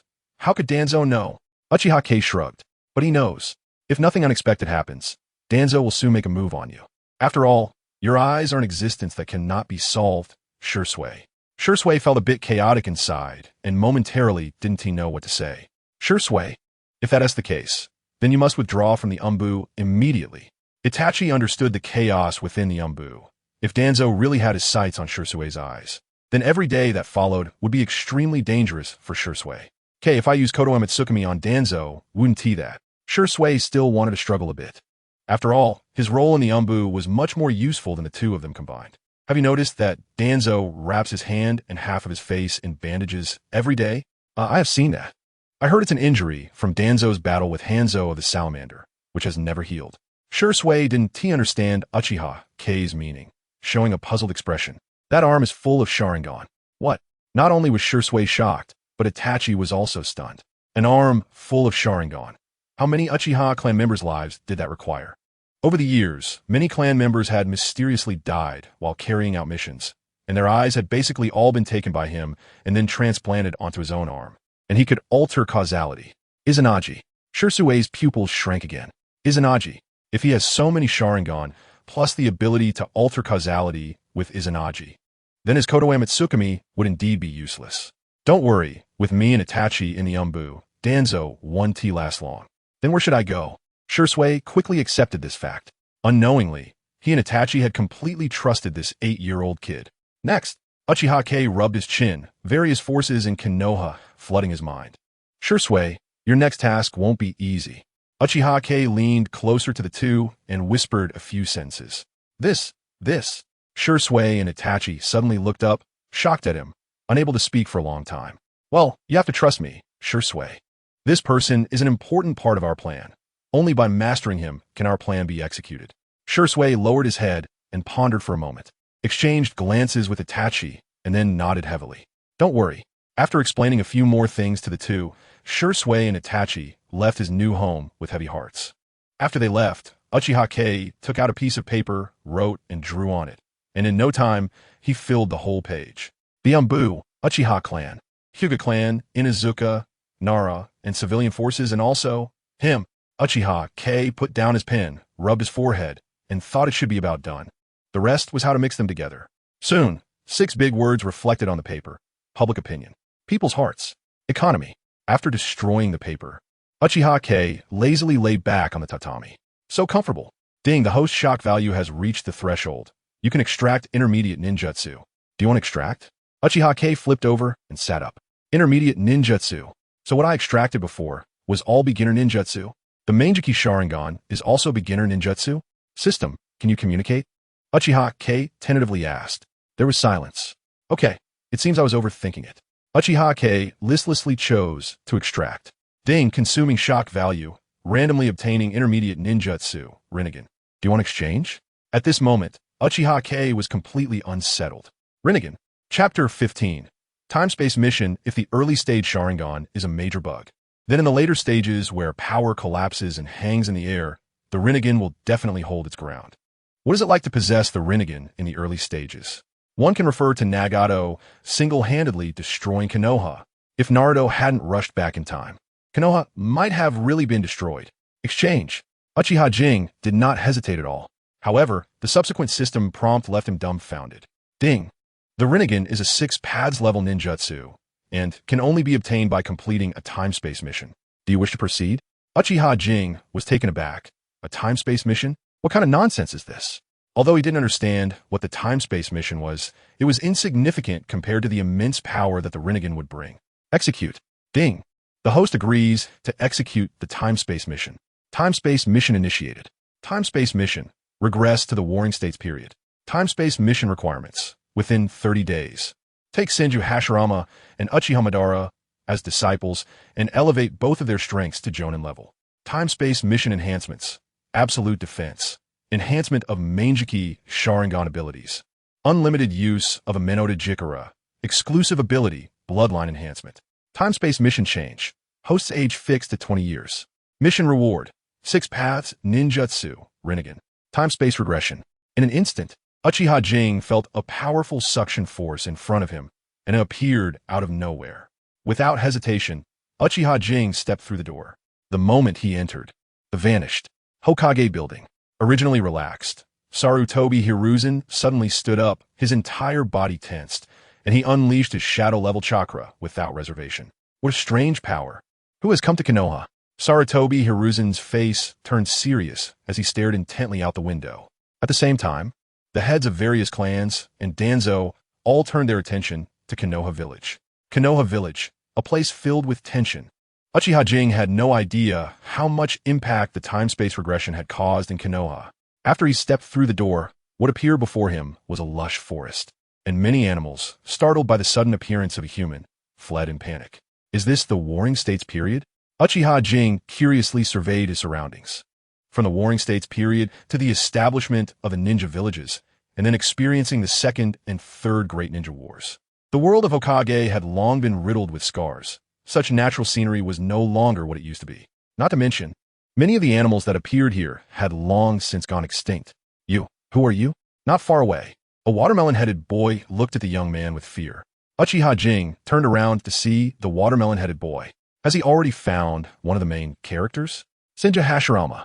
Uchiha Jing walked up to the watermelon-headed boy. Little guy, are you Senju Hashirama? The young Senju Hashirama looked wary and took a few steps back. Yes, I am Senju Hashirama of the Senju clan. How do you know my name? The little guy was quite alert. However, Uchiha Jing understood that in the war-torn Warring States era, war could break out at any moment, so being cautious was only natural. My name is Jing. You can call me teacher. Uchiha Jing smiled at the young version of Senju Hashirama. At this time, Senju Hashirama was not focused on strength. He was famously known as a weakling among the Senju clan, and was also quite naive. If it weren't for his father being the clan leader of the Senju, it would have been difficult for such a Hashirama to survive in this chaotic Warring States period. Teacher? Senju Hashirama stared blankly. How can I call you teacher? I'm not your student. Then why not be my student? Well, that makes sense. Then I can call you teacher. The airhead trait in Senju Hashirama was fully displayed. No, I don't even know who you are. Why should I be your student? Senju Hashirama was naive, but not foolish. Upon careful thought, he realized something was off. I said, my name is Jing. Uchiha Jing walked up to him with a smile and placed his hand on his head. I can help you fulfill your wish for peace. Peace? Can it really be achieved? Senju Hashirama instinctively wanted to back away, but was drawn in by Uchiha Jing's words and momentarily forgot to evade. Of course it can. Uchiha Jing was about to say more when he suddenly sensed something, a smile creeping across his face. Hey, let him go. From the other side, a spiky-haired boy rushed over quickly, looking at Uchiha Jing coldly. Madara. Senju Hashirama smiled happily and was about to break free from Uchiha Jing to run over. Don't move. The spiky-haired boy shouted loudly. Senju Hashirama, being airhead, couldn't see it, but he could perceive it clearly. The young man touching Senju Hashirama is terrifying. He could sense an indescribable aura swirling around the young man. This kind of aura is even more formidable than his father. Who are you? Let go of Hashirama. I tell you, he is the young clan leader of the Senju clan. The Senju clan and the Uchiha clan were both well-known prominent families during the war-torn Warring States period. Ordinary people would avoid both clans. I know. Uchiha Jing spoke flatly. I also know that your name is Uchiha Madara, the young clan leader of the Uchiha clan. You. Just then, the ground trembled violently, and countless birds and beasts flew away in panic. Uchiha Madara's expression changed drastically as he shouted at Senju Hashirama. Hashirama, run. As soon as he finished speaking, a giant striped tiger with a strong smell appeared in the sight of the three. Roar. The giant tiger excitedly eyed its prey, charging forward with a roar. Uchiha Madara and Senju Hashirama simultaneously darted northward. Uchiha Jing watched the giant tiger with interest. Such giant beasts had been eradicated for the safety of the village after the establishment of the ninja villages. It was quite curious to see them now. These naturally bred beasts had no chakra, no ninjutsu, and relied solely on their bodies and instincts for attack. Yet, these beasts caused immense harm to ninjas during the Warring States period. Roar! The giant tiger rushed to Uchiha Jing's side, suddenly stopping in place. Looking at this prey with uncertainty, its instincts told it that this prey was not to be trifled with, radiating an unsettling aura. Little guy, are you scared? Uchiha Jing was not worried at all. The system said absolute defense. He wasn't afraid of a grown-up Senju Hashirama or Uchiha Madara. So why should he be afraid of a big cat? How ridiculous. The giant tiger seemed somewhat startled. Where did this come from? Why does it feel so frightening? You should run. This guy could even kill a CH Nin. Senju Hashirama, who had run far away, didn't know when he returned, pulling Uchiha Jing to run. Unfortunately, he couldn't move Uchiha Jing at all. Chapter 16. A godlike powerful man. Uchiha Kei run. Akihira is very strong. Senju Hashirama looked at the giant tiger with obvious fear in his eyes, but his kindness made it impossible for him to leave Kei behind. TSK, such a good heart. Uchiha Kei praised inwardly, yet his feet remained unmoving. Senju Hashirama, why do you care about him? Run. No, I can't leave. Big brother is still here. I can't abandon him. Damn it.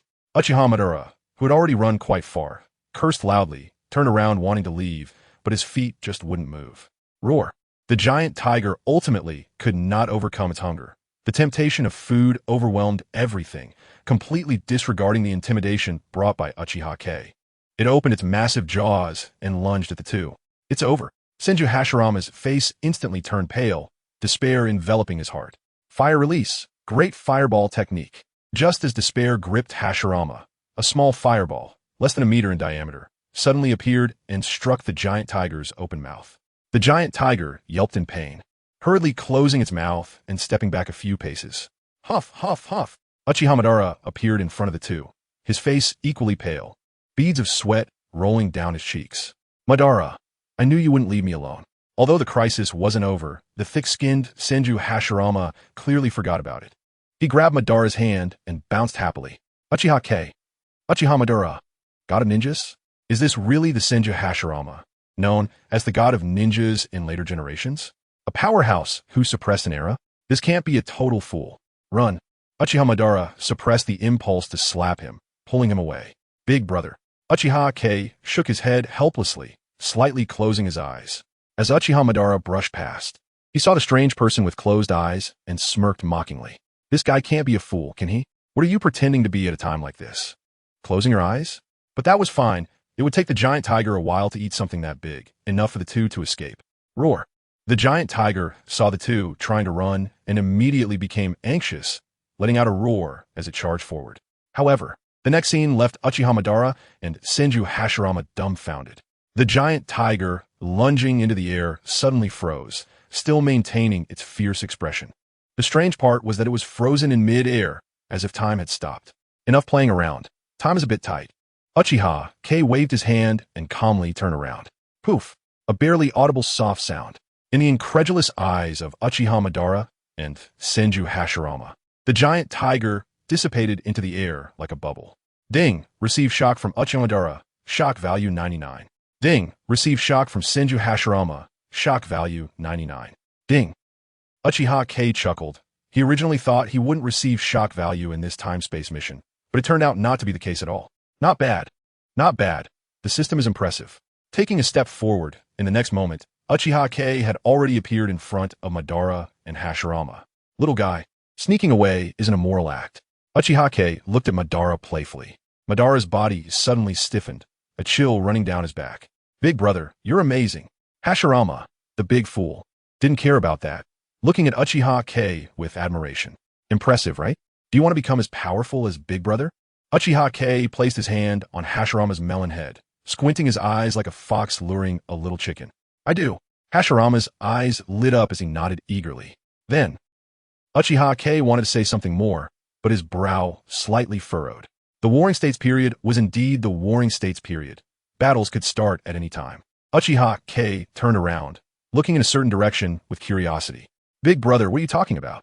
Hashirama looked confusedly in the direction Uchiha Kei was looking, but saw nothing. Madara was initially puzzled as well, but soon furrowed his brow. His body, tensing up as a kunai, appeared in his hand. This was his battle state. Well, don't be nervous. Seeing Madara's reaction, Uchiha Kei nodded. Now that's more like a ninja. No wonder he became the dance king feared by everyone in later generations. Looking at Hashirama beside him. Forget it. No need to look. Boom, boom, boom. The ground began to shake violently, and various birds and beasts rushed out of the forest. At this point, even the thick-skinned Hashirama noticed something was wrong, and a kunai appeared in his hand as well. In an instant, hundreds of figures appeared. Uniform black armor, iron cavalry, spears, exuding a chilling, murderous aura. The Kawakami clan. Madara and Hashirama were greatly shocked. Uchiha Kei raised an eyebrow. Was this a clan that didn't appear in the anime? Hundreds of black riders lined up in an orderly military formation, slowly closing in on the three. When they were still 10 steps away from the three, the black riders came to a sharp halt. Senju Hashirama, Uchiha Madara, TSK, what big fish we have here. One of the black riders stepped forward, eyes full of greed hidden beneath the mask. Take them alive. Wait. Uchiha Madara shouted loudly. What? What do you want to say, young master of the Uchiha clan? The leading black rider said mockingly. You, since you know our identities, how dare you capture us? Do you want to take on both the Senju and Uchiha clans at the same time? Although Uchiha Madara was young, his mind was very meticulous, clearly laying out the stakes in a simple sentence. However, he didn't consider human nature. The Uchiha and Senju are indeed powerful. But who knows, it's our Kawakami clan that captured you. The leader of the Kawakami clan laughed wildly.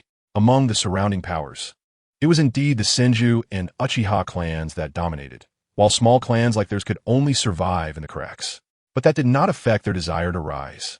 Capturing the young masters of both clans, he was confident he could shift the conflict towards both clans. At that time, when both clans were severely weakened, it would be the rise of small clans like theirs. Thinking of this, the leader of the Kawakami clan looked at Madara and Hashirama with even more fervent eyes. Do you think we're that easy to catch? Uchiha Madara was panicking inside, but his mouth was not weak at all. Two little guys. Even if you're from the Senju and Uchiha, what kind of waves can you stir?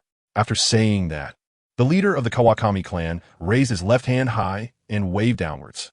Attack! The Black Riders moved at the opportune moment, the iron cavalry charging towards the three with a chilling wind. Madara sighed inwardly.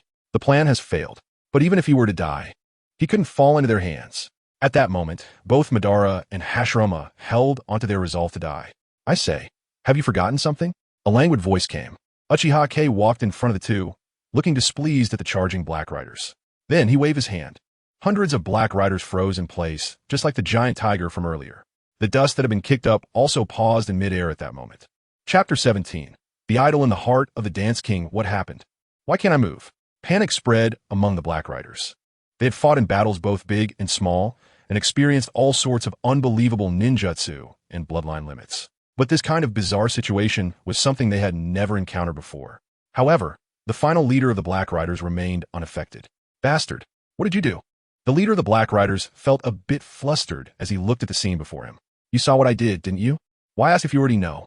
Uchiha Kei smiled cheerfully and raised his head, the sword-shaped Sharingan spinning eerily. Kaleidoscope Sharingan. You are a member of the Uchiha clan. The leader of the Black Riders recognized it immediately. This was the signature Sharingan of the Uchiha clan, and his heart raced uncontrollably. The Senju clan and the Uchiha clan had absolute authority in this land, and how many people trembled in fear at the sight of the Sharingan. They dared to capture Senju Hashirama and Uchiha Madara, relying on their youth. If Uchiha Madara had already awakened his Sharingan, they wouldn't have dared to act even with 10 times their courage. Now, Uchiha with a Sharingan had suddenly appeared, and it was even a kaleidoscope level. The leader of the Black Riders panicked. Keep this shocked expression, or else. Uchiha Kei enjoyed the ringing notifications in his mind, wearing an innocent smile. I'll kill you. Gulp. The leader of the Black Riders swallowed hard. The next scene was going to be interesting. Hundreds of Black Riders stood still. The leader of the Black Riders remained in shock. Senju Hashirama and Uchiha Madara looked on in disbelief. And the harmless Uchiha Kei. Big brother, are you a member of the Uchiha clan? The oblivious Senju Hashirama leaned forward, curiosity written all over his face. Sort of, but not really.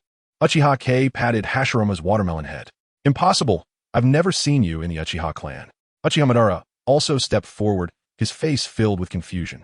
Just because you haven't seen me doesn't mean I'm not one. Uchiha Kei reached out his wicked hand towards Madara, poking his head, and it felt great. The Uchiha clan does not represent all Uchihas.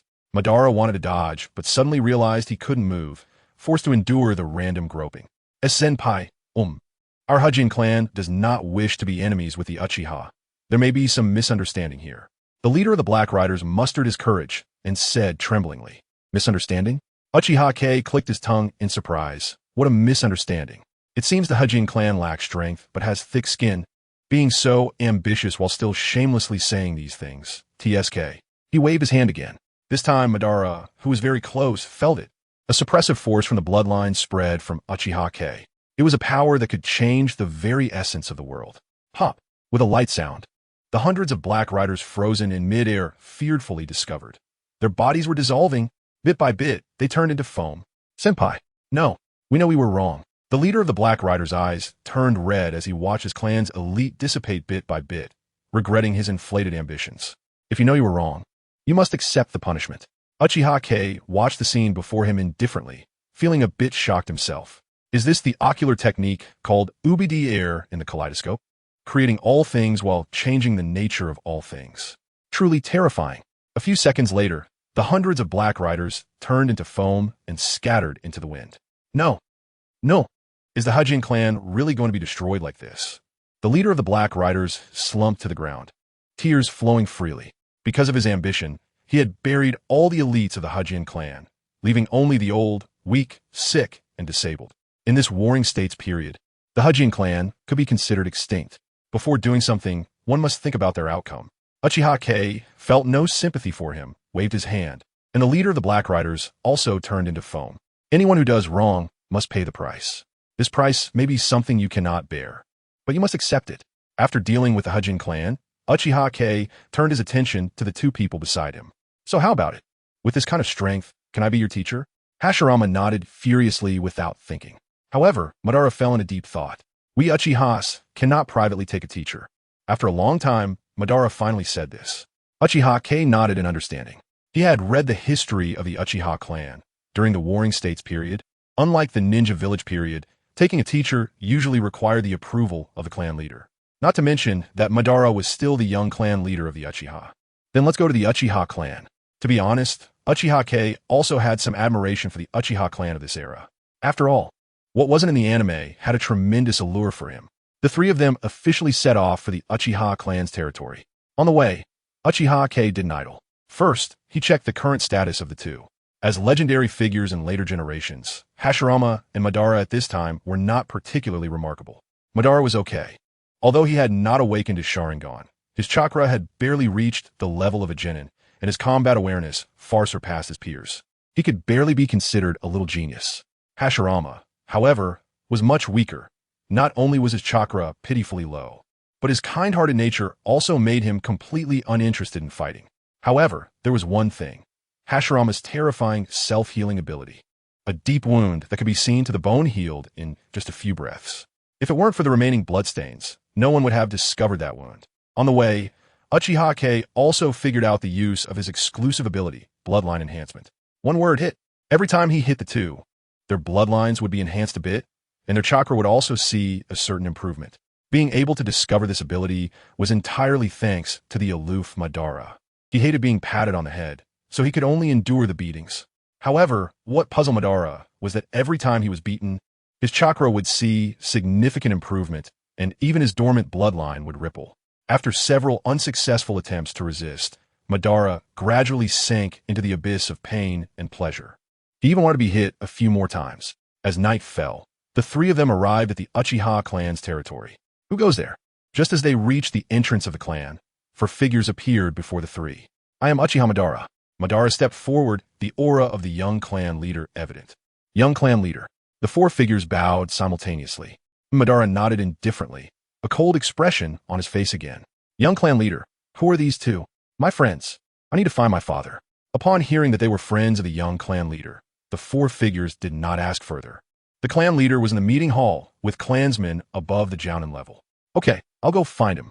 After saying that, Madara led Uchiha Kei and Hashirama into the clan. The four figures did not stop them, disappearing into the night after the three figures grew distant. Chapter 18. Uchiha Taijima. The Uchiha clan's territory could be better described as a tribe. The houses were all low wooden structures.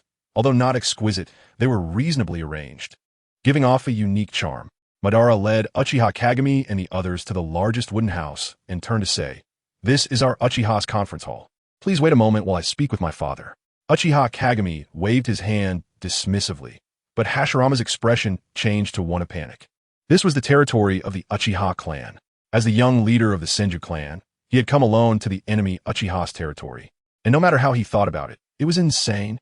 He couldn't just leave casually. Noticing Hashirama's worries, Uchiha Kagami patted his head and reassured him. "Don't worry, with my teacher here, we can go anywhere." This statement was incredibly arrogant. Yet strangely, Hashirama felt an unprecedented sense of security.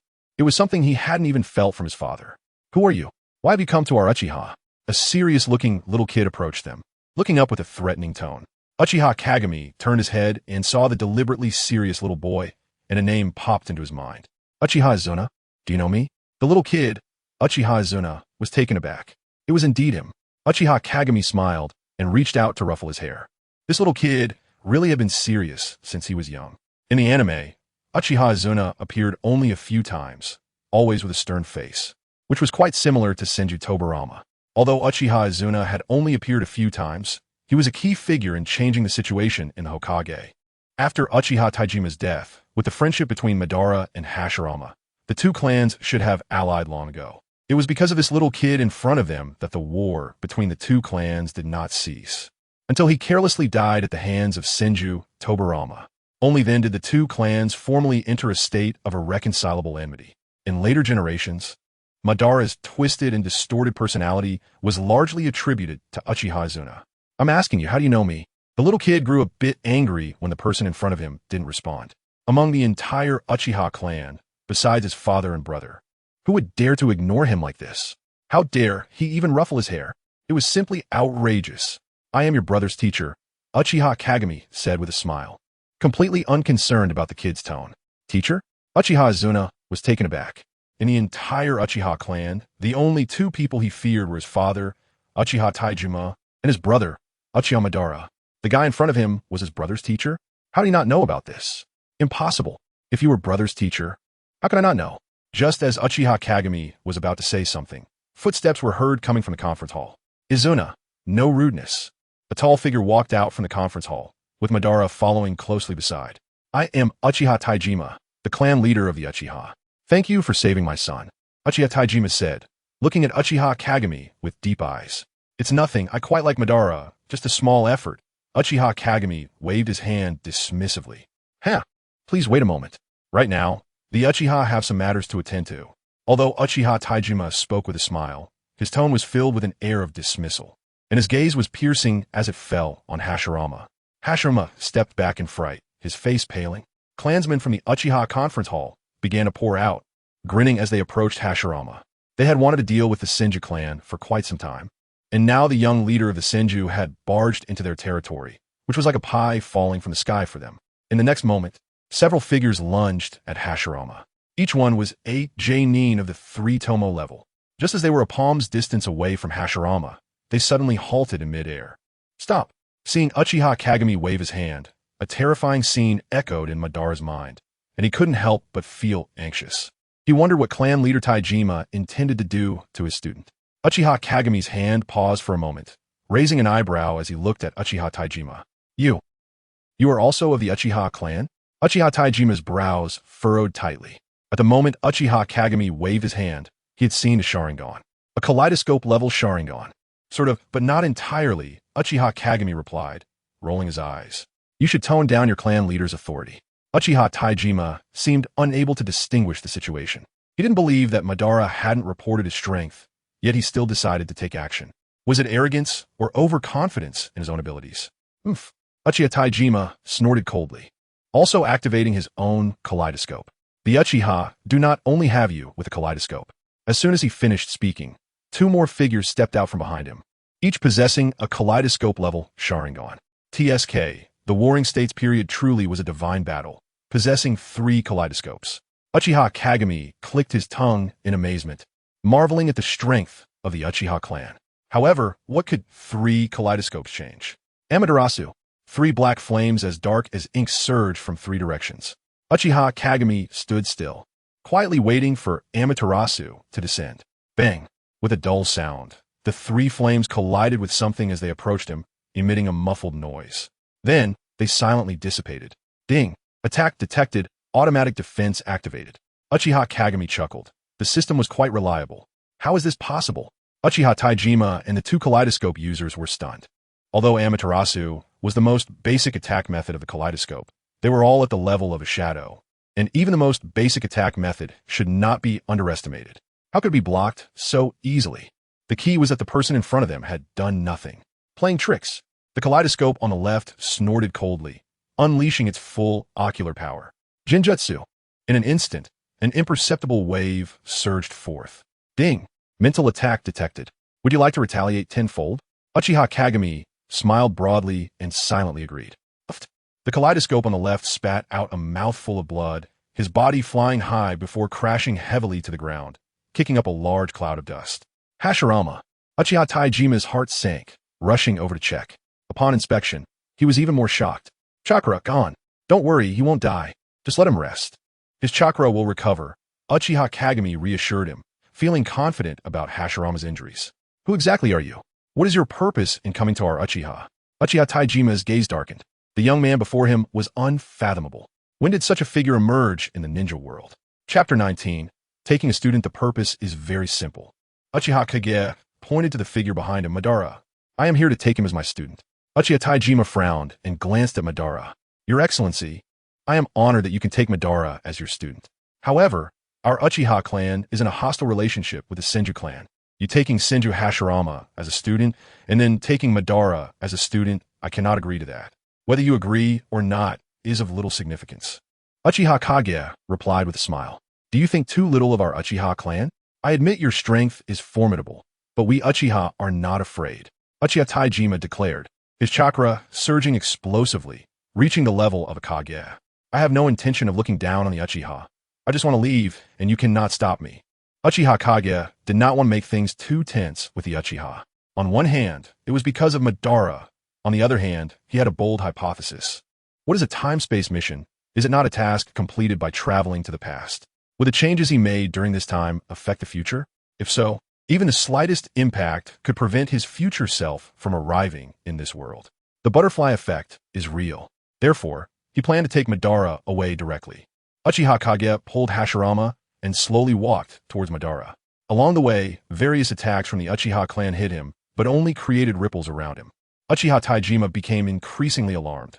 What kind of monster is this? Ignoring physical damage, ninjutsu damage, and even mental damage. It was simply a walking bug. Soon, Uchiha Kage arrived in front of Madara. Madara, come with me. He extended his hand in invitation. Madara showed signs of hesitation. Having a powerful teacher is crucial for a ninja's progress, especially one with a Mangekyou Sharingan. Father, stop. After a long pause, Madara finally made up his mind. Uchiha Taijima was stunned and instinctively stopped his hand seals. I want to learn from him. This is my opportunity. Madara's eyes were resolute. Uchiha Taijima glanced at Madara and then at the inscrutable Uchiha Kage. He knew this was an opportunity for Madara. But if he let Madara go so easily, it would be a huge loss of face for the Uchiha clan. To be swept aside and then have the young clan leader taken away. Does the Uchiha clan not care about their reputation? Next, I will head to the Senju clan. Uchiha Kage seemed to see through everything. Is that so? Then it seems I can accept this. Uchiha Taijima felt relieved. Following the Uchiha clan's regulations, they held a very formal apprenticeship ceremony. Father, I also want to be a student. Just as the ceremony was about to conclude, a young boy could no longer contain himself. Enough. Uchiha Taijima was somewhat angry. Why can my brother be a student, but I cannot? I also want to become strong. The young boy declared earnestly.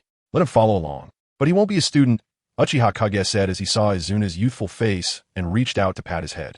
Izuna seemed to be skilled in swordsmanship. And coincidentally, Uchiha Kage had also mastered swordsmanship, so his understanding of it was far beyond the ordinary. Thus, under the eager gaze of the Uchiha clan members, Uchiha Kage left with Madara, Hashirama, and Izuna. The events that unfolded in the Senju clan were largely similar to those in the Uchiha clan.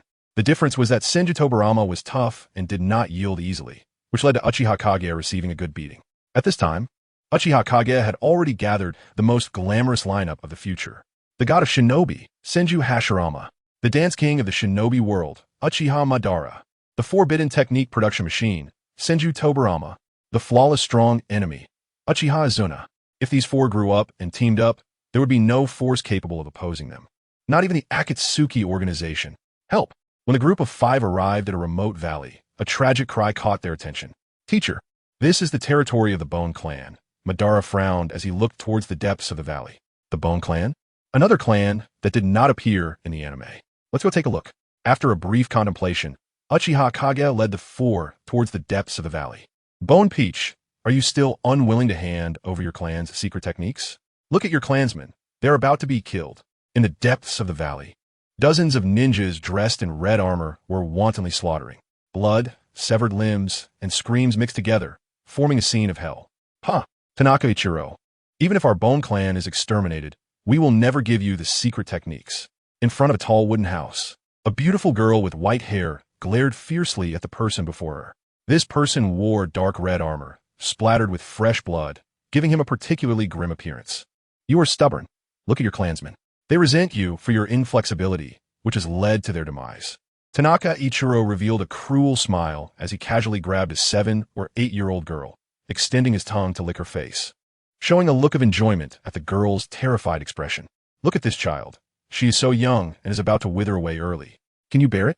The Bone Peach showed a look of compassion, but then regained her resolve. Our Bone Clan has no cowards. Even the young are prepared to sacrifice for the clan. What a pity. Tanaka Ichiro drew the ninja blade from his back, shook his head, and slashed towards the little girl. Clang! A crisp sound rang out. At the same time, 4 figures appeared on the battlefield. Who? Tanaka Ichiro was startled and quickly retreated, holding his blade defensively. Your father, Uchiha Kage said with a smile, twirling his ninja blade. Baka! I let you baka! I let you baka! Uchiha Kage swung his blade one after another, each strike heavier than the last. Tanaka Ichiro could only barely defend himself against the oncoming blade force. In terms of swordsmanship, aside from flashy techniques, the essence lies in 2 points. Either the force is as heavy as a mountain, making it impossible for the enemy to withstand, or it is as agile as the wind, making it impossible for the enemy to grasp. Uchiha Kage, who had mastered swordsmanship, possessed both qualities and could switch between them at will. This was why Tanaka Ichiro, also a swordsman, could only struggle to hold on. Little boy, watch carefully what a sword is. Uchiha Izuna's eyes lit up as he broke free from his opponent and ran not far from Uchiha Kage. A sword is the king of weapons. It can chop and cut. Every strike exudes the aura of a king. Uchiha Kage held the sword in one hand and swung it. Tanaka Ichiro hurriedly raised his blade to defend, but was sent flying by the tremendous force. A sword can rule with strength. It can also rule with agility. With a flash of his figure, Uchiha Kage appeared in front of Tanaka Ichiro. The ninja blade in his hand swung down, creating layers of illusions. Clang, clang, clang. The continuous sounds of clashes rang out. Tanaka Ichiro felt a sense of despair. He swore he hadn't moved. The knife completely changed position with the momentum of Uchiha Jing's blade. Without him controlling the blade, it was forced to change its position. If Uchiha Jing wanted in the next second, he could have the head roll on the ground. Unfortunately, Uchiha Jing was teaching his students. What a torment. I really want to die. Chapter 20. The stunning slash. Do you understand now? Uchiha Izuna asked weakly. I think I understand, but also feel like I don't. Tanaka Ichiro said, on the verge of tears. I can't believe I understand it all, and yet you still don't get it. Let me demonstrate it to you again. Thus, for the next 50 minutes, Tanaka Ichiro lost track of time. All he knew was that after 50 minutes, he felt as if his soul had been drained. His gaze vacant, his hands trembling, and he had long forgotten where he had thrown his ninja blade. This is the essence of swordsmanship, but it's just the surface. Sheathing the sword and standing still, Uchiha Kagami seemed possessed by a spirit.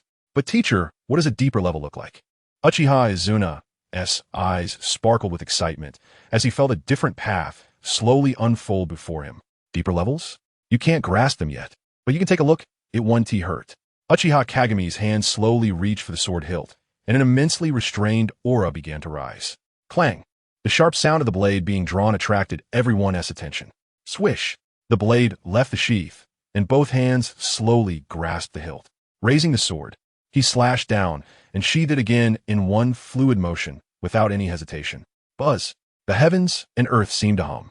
In the incredulous gazes of the crowd, a blade of light, seemingly appearing out of nowhere, swiftly struck towards Tanaka Ichiro. This blade of light sliced through the air, shattering the barriers of space. Shimmering with a blinding white, and overwhelmingly struck the dazed Tanaka Ichiro. Boom! A tremendous sound resonated in everyone's ears as swirling dust enveloped every corner of the valley. As the dust gradually settled, the spectators could see nothing but a straight figure and that stunning blade of light. Yes, the blade of light had not dissipated. The pure white blade stood like a physical object, crystalline and transparent, within a massive pit. Meanwhile, Tanaka Ichiro had long since turned to dust under the might of the blade. Did you see anything? Uchiha Kagami calmly turned to look at Uchiha Izuna. Gulp! Uchiha Izuna struggled to swallow. Understand. Understand what? Draw the sword, raise the sword, slash, then buzz, then boom. What else? Take it slow. The way of the sword is no less than the way of the ninja. In fact, this was Uchiha Kagami's first time fully utilizing his swordsmanship. Although this strike largely derived from Uchiha Izuna's enhancement, the most crucial aspect of the sword was the understanding of the way of the sword. Uchiha Kagami turned his gaze to the battlefield. After brutally defeating Tanaka Ichiro, the Tanaka clan had been completely cleared out by Uchiha Madara and his companions. At this moment, only those known as the Bone Clan remained. Benefactor, thank you for saving the Bone Clan. Bone Peach knelt on the ground, and the surviving clansmen followed suit. It was just a casual effort. No need for thanks. Uchiha Kagami waved his hand. With the help of Uchiha Kagami and his 4 companions, the Bone Clan tearfully buried their sacrifice kin. After a long while, Bone Peach respectfully invited the 5 into the wooden house. Benefactor, thank you once again for saving the Bone Clan. No problem. It's good for these kids to stretch a bit. Uchiha Kagami looked at Madara and the others. Only through experiencing slaughter can one grow quickly. In this battle, aside from Uchiha Izuna, The rest of you have changed significantly. Even the kind-hearted Hashirama could hardly conceal his murderous intent in his gaze. Bone Peach pondered for a moment, steeling his heart, confessed his sins, and hurriedly left the wooden house. Madara, how do you feel about this battle? Teacher, I am more certain of my thoughts. The weak are prey to the strong. Only by becoming a powerful person like you can we quell the slaughter among the clans. Madara, having killed the most among them, spoke with an unmistakable murderous intent. What about you, Tobirama? Senju Tobirama thought for a while, then looked at Hashirama before saying, I think Uchiha Madara has a point. Tobirama's response was anticipated by Uchiha Kagami. Although they were opposing forces, Uchiha Madara and Senju Tobirama shared a similar definition of peace, using killing to stop killing, to the point where no one would dare defy their orders. Tap, tap, tap. Uchiha Kagami lightly tapped the table, looking at Hashirama. And you, Hashirama? Hashirama looked up in confusion, then lowered his head again. Teacher, I don't know what to say. Seeing the Bone Clan being slaughtered, with elders, children, and women among the dead at the hands of the Tanaka clan, Hashirama felt lost. In the eyes of invaders, there is no gender, no age, only slaughter. If this scene were to happen to the Senju clan, what would you do? Uchiha Kagami felt frustrated. After Senju Hashirama's death, the First, Second, and Third Shinobi World Wars followed, and the chaos in the ninja world was no less than that of the current Warring States period. This was the legacy of Senju Hashirama's benevolent governance. When he was alive, the title of the god of shinobi kept all ninja villages from daring to act. When he was gone, all the accumulated conflicts would instantly erupt, perhaps even more severely. Hashirama shivered at the thought. Images of the Senju clan engulfed in flames flooding his mind. Blood, severed limbs, screams, familiar faces falling one by one. Yet he felt powerless. No, this scene must never happen to the Senju clan. Absolutely not. What you need to do is kill. A tangible killing intent suddenly enveloped Uchiha Kagami, his gaze cold as he looked at Hashirama. Only by using war to end war can we avoid conflict. Only by using killing to stop killing can we avoid slaughter. Using war to end war.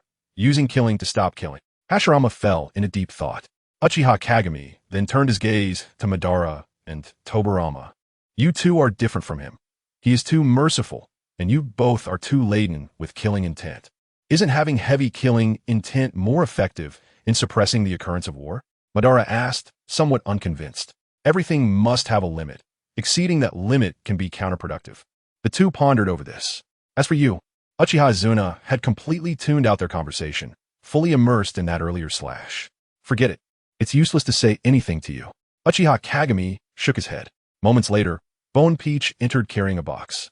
Benefactor, we cannot repay your kindness in saving our clan, so we can only offer you our clan's most precious item. Although it may not mean much to someone of your strength, perhaps they will need it. The box was placed on the table, ancient and elegant, with a wooden seal affixed to it. This should be the Tanaka clan's objective, right? Yes, this is the secret technique of our Bone Clan. Uchiha Kagami felt curious. Judging by the Tanaka clan's urgency, this secret technique should be quite powerful. Yet the Bone Clan seemed to lack strong ninjas. Bone Peach's expression darkened, revealing a sorrowful look. Benefactor, to be honest, this secret technique is indeed incredibly powerful, enough to allow a low-ranking ninja to grow to the level of a Kage in a short time. Unfortunately, this technique has restrictions. Only males can practice it, and our Bone Clan. Uchiha Kagami realized that, after observing earlier, it seemed the Bone Clan was predominantly female, with hardly any male ninjas present. I originally thought it was the Tanaka clan that killed him, but now it seems that's not the case. Chapter 21. The powerful Yin-Yang technique. Out of curiosity, Uchiha Jing opened the wooden box. An old, slightly worn ancient book lay before him. On the tattered scroll were written two large characters, Yin and Yang. After a brief glance, Uchiha Jing was shocked. It is well known that chakra in the ninja world comes from the energy of the god tree, which extracts energy from the earth's veins and disperses it throughout the world. Ninjas use special methods to absorb chakra to release various ninjutsu. The quality of chakra absorbed by most ninjas varies greatly, leading to some training quickly while others train slowly. This secret technique, Yin-Yang, breaks this pattern by absorbing both Yin and Yang attributes of chakra and transforming it into high-quality chakra. In other words, chakra refined through Yin-Yang techniques does not need further refinement to achieve high quality. This is quite extraordinary. Ding! Unknown knowledge detected. Submit to the system? What benefits do I get from submitting? Uchiha Jing raised an eyebrow. Submitting to the system would not cost him anything. But he wouldn't engage in a losing deal for no reason. To thank the host for submitting unknown knowledge. The system will correct the errors within the unknown knowledge and enable the host to master it directly. This deal sounds quite advantageous. Submit. Uchiha Jing's eyes suddenly flashed with white light, scanning the yin-yang technique instantly like a scanner. Ding! Submission complete. The host has simultaneously mastered the modified yin-yang technique. In an instant, Uchiha Jing felt something new in his mind. He instinctively operated the yin-yang technique, and the scattered yin-yang chakra around him surged into his body, flowing through his meridians autonomously. That's right, it surged in. Within a few breaths, Uchiha Jing felt full. His meridians even had a slight, aching sensation. After all, his current amount of chakra was only at the genin level, but even that wouldn't fill up in just a few breaths.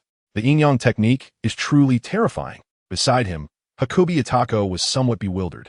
She sensed the incoming wave of yin-yang chakra and couldn't help but understand what was happening. He just flipped through it casually, and then he knew it. This must be a dream. This truly is a powerful and miraculous secret technique. Uchiha Jing couldn't help but sigh. With the yin-yang technique, his chakra amount could surge dramatically in a short time. Although the yin-yang technique is powerful for our Hakubi clan, it doesn't change much. Hakubi Itako's expression dimmed. The original Hakubi clan, under the enhancement of the yin-yang technique, although not as large as the Uchiha or Senju clans, was not a small clan like the Tanaka that could be bullied at will. Decades ago, on a rainy night, everything changed. The Hakubi clan grew too rapidly. Male clan members practicing the yin-yang technique could go from starting at 8 years old to achieving J-nin strength by adulthood. Such rapid growth instilled fear in other clans. Thus, on that rainy night, a dozen hostile clans launched a surprise attack on the Hakubi clan.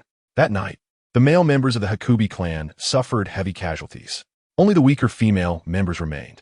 Uchiha Jing pondered for a moment, and a bold idea surged in his mind. The reason why women cannot practice the yin-yang technique is that there are some errors in the secret technique itself, but with the system's help, these errors have been corrected. In that case, could it be passed on to the Hakubi clan? With this thought, Uchiha Jing asked Hakubi Itako to fetch paper and pen. Although confused, she obediently complied. Moments later, a revised version of the yin-yang technique appeared on the paper. Women were unable to practice the yin-yang technique due to the errors in the secret technique itself. Uchiha Jing blew on the still wet ink, saying, "This is my revised version. Women can also practice it." As soon as he finished speaking, Hakubi Itako was stunned. During the chaotic warring states period, what was the main reason for being bullied and oppressed? Being weak is the original sin. If the Hakubi clan possessed the strength of great clans like the Uchiha or Senju, would such things happen today? Impossible. Benefactor, is this true? Holding the paper handed to her by Uchiha Jing, Hakubi Itako's hands trembled slightly. At this moment, she felt a surreal sense of dreaming. Of course it's true, but I have conditions. Uchiha Jing tapped the table lightly, making a sound. You say, any condition the Hakubi clan will accept. Even if it means I must serve you as a slave, Itako will have no complaints. Tears flowed unconsciously from Hakubi Itako's eyes. She was the leader of the Hakubi clan and the daughter of the former leader. On that rainy night, she witnessed her father's death and the deaths of her clansmen. To protect the remaining clan members, the young her had no choice but to take on the burden of leadership. But after all, she was just an 18-year-old girl. The increasingly heavy burden suffocated her. After the Tanaka clan's extermination operation, she had already lost hope. Uchiha Jing's sudden arrival, along with the revised yin-yang technique, made the pressure on her instantly dissipate. It could be said that Uchiha Jing was like a rebirth of hope for the Hakubi clan. For her, it meant even more. The conditions are simple. Regardless of what happens in the ninja world, the Hakubi clan must retreat to this valley and not let the outside world know of their existence. Hakubi Itako did not understand her benefactor's intentions, but nodded without hesitation. After a moment, Uchiha Jing gently took a hairpin from her hair, a green jade with a carved vibrant peach blossom on it. Give this to me as a token. Hakubi Itako was momentarily taken aback, and her face flushed with embarrassment. Benefactor, Itako just said that from now on, I will serve you as a slave. No need for a token. Hakubi Itako's face grew redder, and she glared at him charmingly before turning and running out of the room. Uchiha Jing's mouth opened slightly, somewhat dumbfounded. What was he doing? He just wanted a token to prove his identity. Why did it feel like Hakubi Itako misunderstood something? Turning around, the four little ones beside him wore ambiguous smiles, each with mischievous expressions. Uchiha Jing's face also turned slightly red. After scolding them a few times, he chased them all out. The group stayed with the Hokage clan. On one hand, it was to teach Hashirama and the others the yin-yang technique. On the other hand, it was to protect the Hokage clan. Uchiha Jing's days in the Hokage clan were quite comfortable. During the day, he would teach Hashirama and the others the yin-yang technique, and during leisure time, he would subtly indicate how their future paths should be taken. At night, there would always be a soft body sneaking into his bed. Uchiha Jing could swear to the heavens. He did nothing. The most he did was some affectionate touches and hugs, and he firmly controlled his desires, not crossing any lines. Unfortunately, one day, Hashirama woke up early and accidentally discovered Hokage Itachi cautiously leaving the room. Things started to get a bit out of control. Chapter 22. The Crisis of Ban and Izuna. Mother, your cooking is so delicious. Mother, your clothes are so beautiful. Mother, from being red-faced at the beginning, Hokage Itachi took 2 days to fully accept it now. Meanwhile, Uchiha Kagami felt completely helpless against these 4 little brats. Scolding them was pointless for the increasingly thick-skinned 4. Hitting them, with their bloodline enhancement, the more they were beaten, the faster they improved. In fact, this was a significant reason behind their frequent provocations toward Uchiha Kagami. Get lost. With an angry roar, 4 figures dashed out of the wooden house like the wind. Each one had bruises on their faces, but strangely, they all wore happy smiles. Hashirama, my chakra is already at the Chunin level, Uchiha Madara said excitedly, with his left eye black and blue. TC, I'm also at the Chunin level, what's there to brag about? Senju Hashirama replied nonchalantly, with his right eye similarly bruised. Bro, I've reached Chunin too, and my Sharingan has awakened. The little brat Uchiha Izuna, with a nosebleed, bounced around, his single Tomo Sharingan spinning oddly in his eyes. Awakened or not, you still can't beat me, humph. The one who fared the worst among them was Senju Tobarama, who not only had a bruised face, but also looked like a beggar with torn clothes. You, stinky brat, how would you know if you haven't fought me? Take this. Uchiha Izuna shouted, suddenly executing a move like a monkey stealing a peach, aimed at Senju Tobarama's lower body. I'm going to kill you today. Listening to the ruckus outside, Uchiha Kagami shook his head helplessly. It had been half a month since he arrived at the Hokage clan, and during this time, under the dual enhancement of yin-yang techniques and bloodline improvement, the 4 of them had made rapid progress. With half a month left, it was time to take them out for some practical training. Uchiha Kagami murmured to himself. Beside him, Hokage Itachi was startled and asked, Benefactor, are you leaving? It's time to go. It's been so many days without any other clans coming by, so you should be safe now. Uchiha Kagami smiled at Hokage Itachi. Besides, you already possess Jonin-level strength. Your deterrent power is sufficient. Benefactor, Hokage Itachi's body trembled slightly, her eyes brimming with tears. In the past half-month, the gentle Uchiha Kagami had completely captured the young girl's heart. If at first it was to repay a debt of gratitude, now she truly couldn't bear to part with him. All right, maybe we'll have a chance to meet again in the future. Uchiha Kagami patted her head, stood up, and walked out of the wooden house. Remember my words. The Hokage clan should not participate in the conflicts of the ninja world and must not let the outside world know of your existence. Hokage Itachi gazed longingly at Uchiha Kagami's departing figure, tears streaming down her face. Teacher, where are we going? On the road, Madara asked curiously. Just wandering around. Although your chakras have reached the Chunin level, your practical combat experience is lacking. A ninja can't rely solely on chakra. The gap between Genin and Chunin can be filled with chakra, but the gap between Chunin and Jonin involves many other factors, information gathering, combat methods. And all these require rich combat experience to support them. Uchiha Kagami's purpose in bringing them out was to hone their combat experience. Of course, the most important thing was to help Madara awaken his Sharingan. From now on, in 3 hours, I need to see your prey to verify your training results. Understand? Understood. The 4 responded seriously before darting off in different directions to hunt for prey. Uchiha Kagami lazily sat on the ground, casually pulling up a blade of grass to chew on. Half of the task time had passed, and both Senju and Madara had become Chunin, getting very close to Jonin. Once the time-space task was completed, he would have the Rinnegan, and with the yin-yang techniques, many things could be accomplished. Uchiha Kagami had been in the Naruto world for 2 years. In these 2 years, due to his own talent issues, he had helplessly remained a salty fish, just hugging Naruto's thigh. Even with the shocking system that allowed his strength to grow exponentially, he still couldn't change his salty fish mindset. Spending 15 days in the Warring States period was a crucial turning point for his mindset. Having witnessed too much bloodshed and experienced the reality of being weak and getting beaten, a seed of strength was planted in his heart. 10 years. There were still 10 years left before the ninja world would undergo a tremendous change, even if they successfully passed through the Fourth Ninja World War. What about the Boruto era? Could strength at the level of the Sage of Six Paths smoothly navigate through the Boruto era? The answer was probably no. The aggressive arrival of the Ōtsutsuki clan and the encroaching Shell organization meant that even at the level of the Sage of Six Paths, one had to weigh their options carefully. To survive, one could only continually strengthen their own power. Strength was the foundation. Chirp, chirp, chirp. A sharp cry suddenly echoed. Uchiha Kageme's expression hardened, and his face turned extremely grim.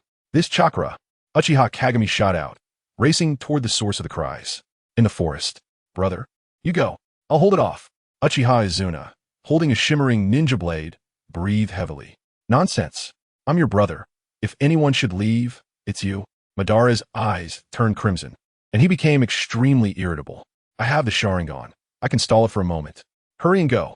Uchiha Izuna shouted, his single Tomo Sharingan spinning rapidly. Ahead, a massive creature dozens of meters high let out a sharp cry as it dove down. Clang! Uchiha Izuna swung his ninja blade, colliding with the creature's head. Bang! The immense disparity in strength caused Uchiha Izuna's ninja blade to slip from his grip, and his body was violently thrown away. Izuna! Madara roared, hand seals flying as a thin line of fire shot from his mouth, suddenly expanding into a large fireball about 5 meters in diameter as it approached the massive creature. Fire release. Great fireball technique. Chirp. The fireball engulfed the massive creature's head, and with a cry, it shook its head violently. Not a scratch. Madara, after one strike, quickly changed his position and ran, performing hand seals on the go. Fire release. Great fire extinguishing technique. After completing the hand seals, Madara suddenly stopped, taking a deep breath, his chest swelling and exhaling a torrent of solid flames like water. The flames instantly enveloped the massive creature, with continuous chirping sounds echoing. Boom! A large cloud of steam billowed up, shrouding a 100-meter radius. Madara dared not linger and swiftly rushed toward the place where Izuna had been thrown. Cough, cough. Brother. Uchiha Izuna staggered over to Madara, blood trickling from the corner of his mouth. Quick, let's go. Madara knew this wasn't the time to talk and pulled Uchiha Izuna along. Just as Madara was about to grab Uchiha Izuna, countless glowing particles surrounded him. Boom! The particles collided, expanding in an instant. As Madara's pupils widened, the particles exploded. Flames engulfed Uchiha Izuna.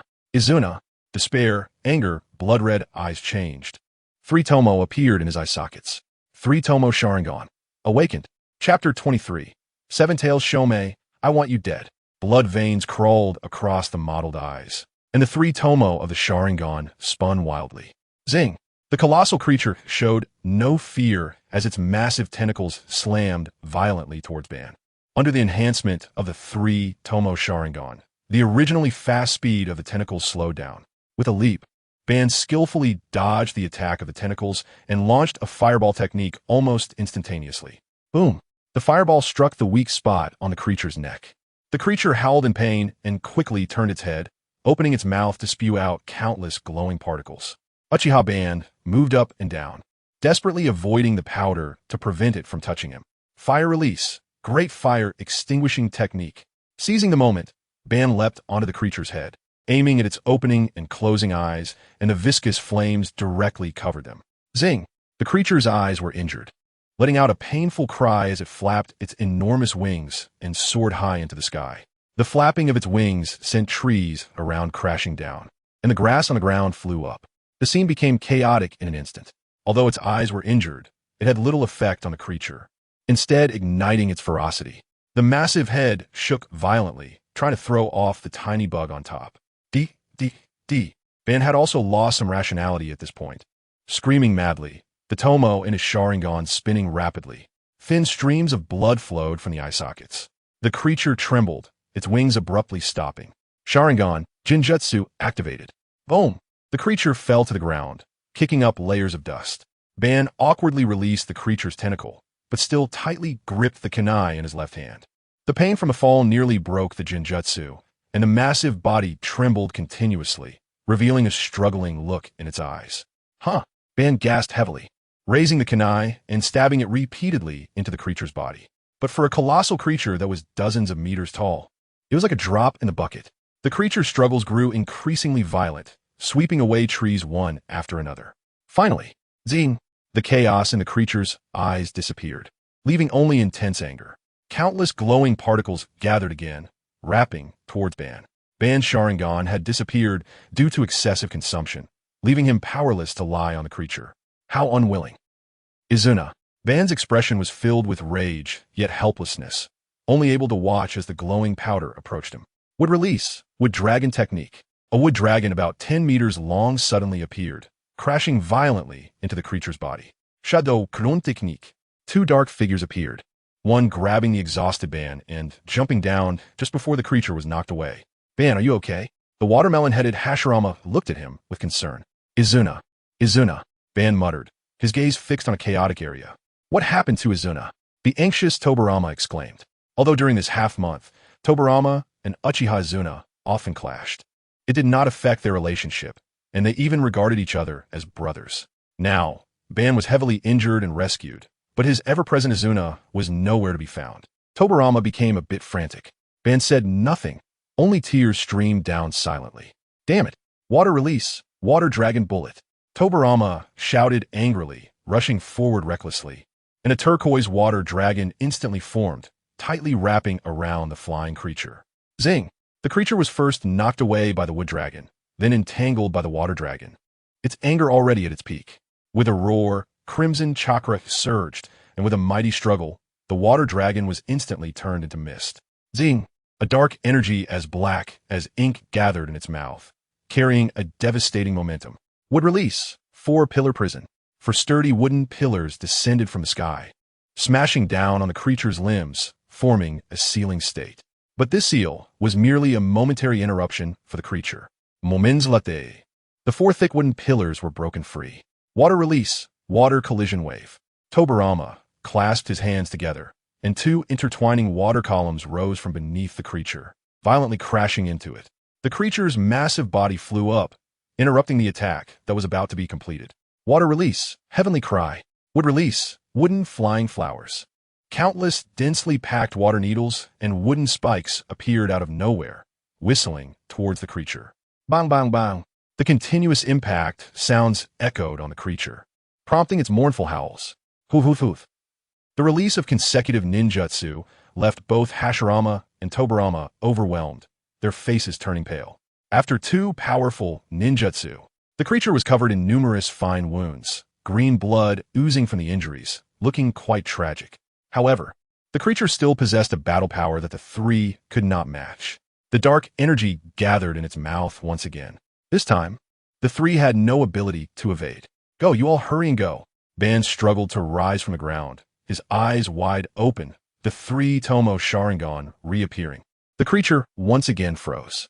More and more blood flowed from his eye sockets. This was caused by the overuse of his Sharingan. Clap, clap, clap. A thin figure appeared, clapping its hands. Beside him was a shorter figure. Teacher, Izuna. That's right, being able to fight the tailed beast this way at this stage is impressive. Uchiha Kagami appeared before the 3, with a dazed Uchiha Izuna beside him. While rushing at full speed, Uchiha Kagami managed to arrive just as the glowing powder was about to completely envelop Uchiha Izuna. Utilizing the ability of Uchiha Dai, he rescued Uchiha Izuna. But he did not appear immediately. The appearance of the tailed beast was a crisis for them, but it was also a rare experience. You want to see how much their strength had improved in half a month. The results surprised Uchiha Kagami and left him astonished at the innate fighting awareness of the 3. This was a tailed beast, the peak combat power in the Naruto world. Even the weakest of the tailed beasts, the 7 tails, was an existence that ordinary Kaga-level ninjas avoided, breaking free from the control of the Sharingan. The speed at which the 7-tailed Shomei gathered the tailed beast ball noticeably accelerated. Zing! With a cry, the black-tailed beast ball surged towards the 3. Massive chakra spread throughout the forest, causing countless birds and beasts to flee in panic. Is this the deterrent power of the tailed beast ball? Uchiha Kagami watched the rapidly approaching tailed beast ball, secretly astonished. Although this thing has rarely killed anyone in the anime, just the commotion it caused was worthy of being a top-tier attack method. Uchiha Kagami waved his hand. The impending tailed beast ball dissipated. Shomei was a bit dazed. Chapter 24. The Return the Tail Beast Jade. which had always been favorable, disappeared so easily? A sense of crisis surged in Chongming's heart.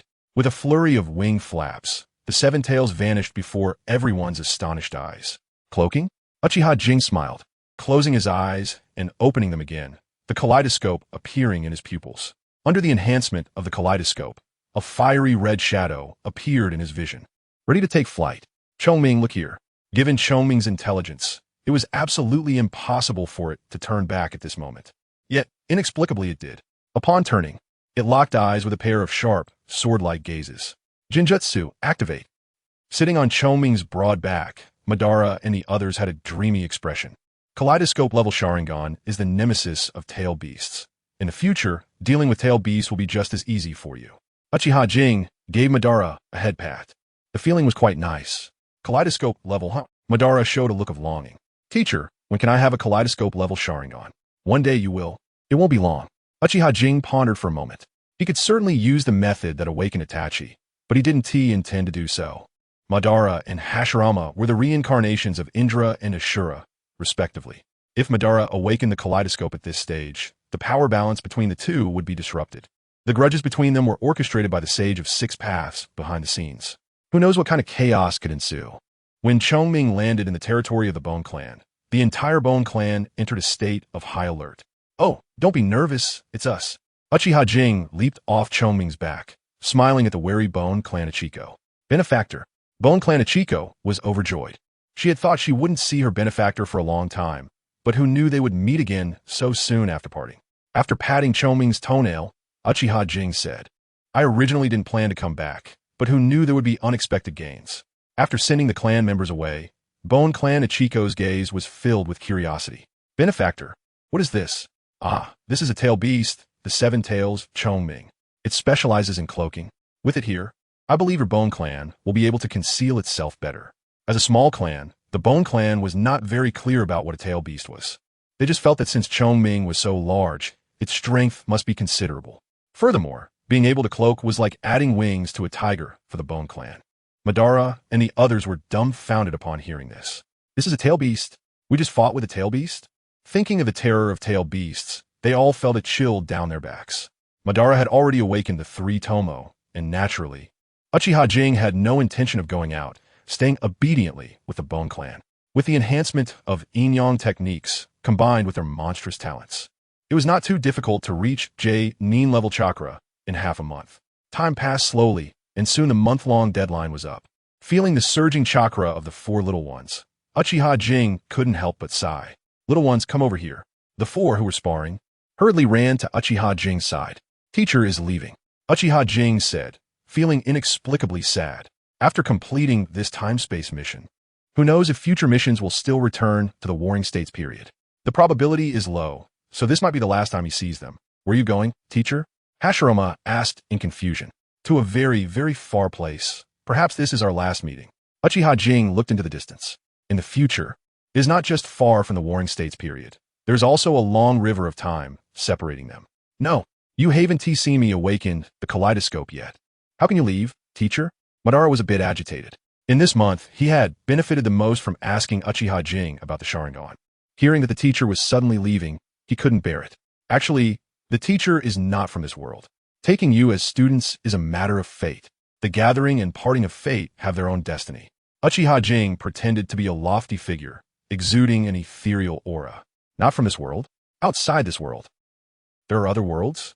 The four little ones were stunned. In their understanding, the ninja world was everything. Hearing Uchiha Jing say this suddenly had a huge impact on them. Of course, Uchiha Jing waved his hand, activating the space-time manipulation, altering the properties of the air.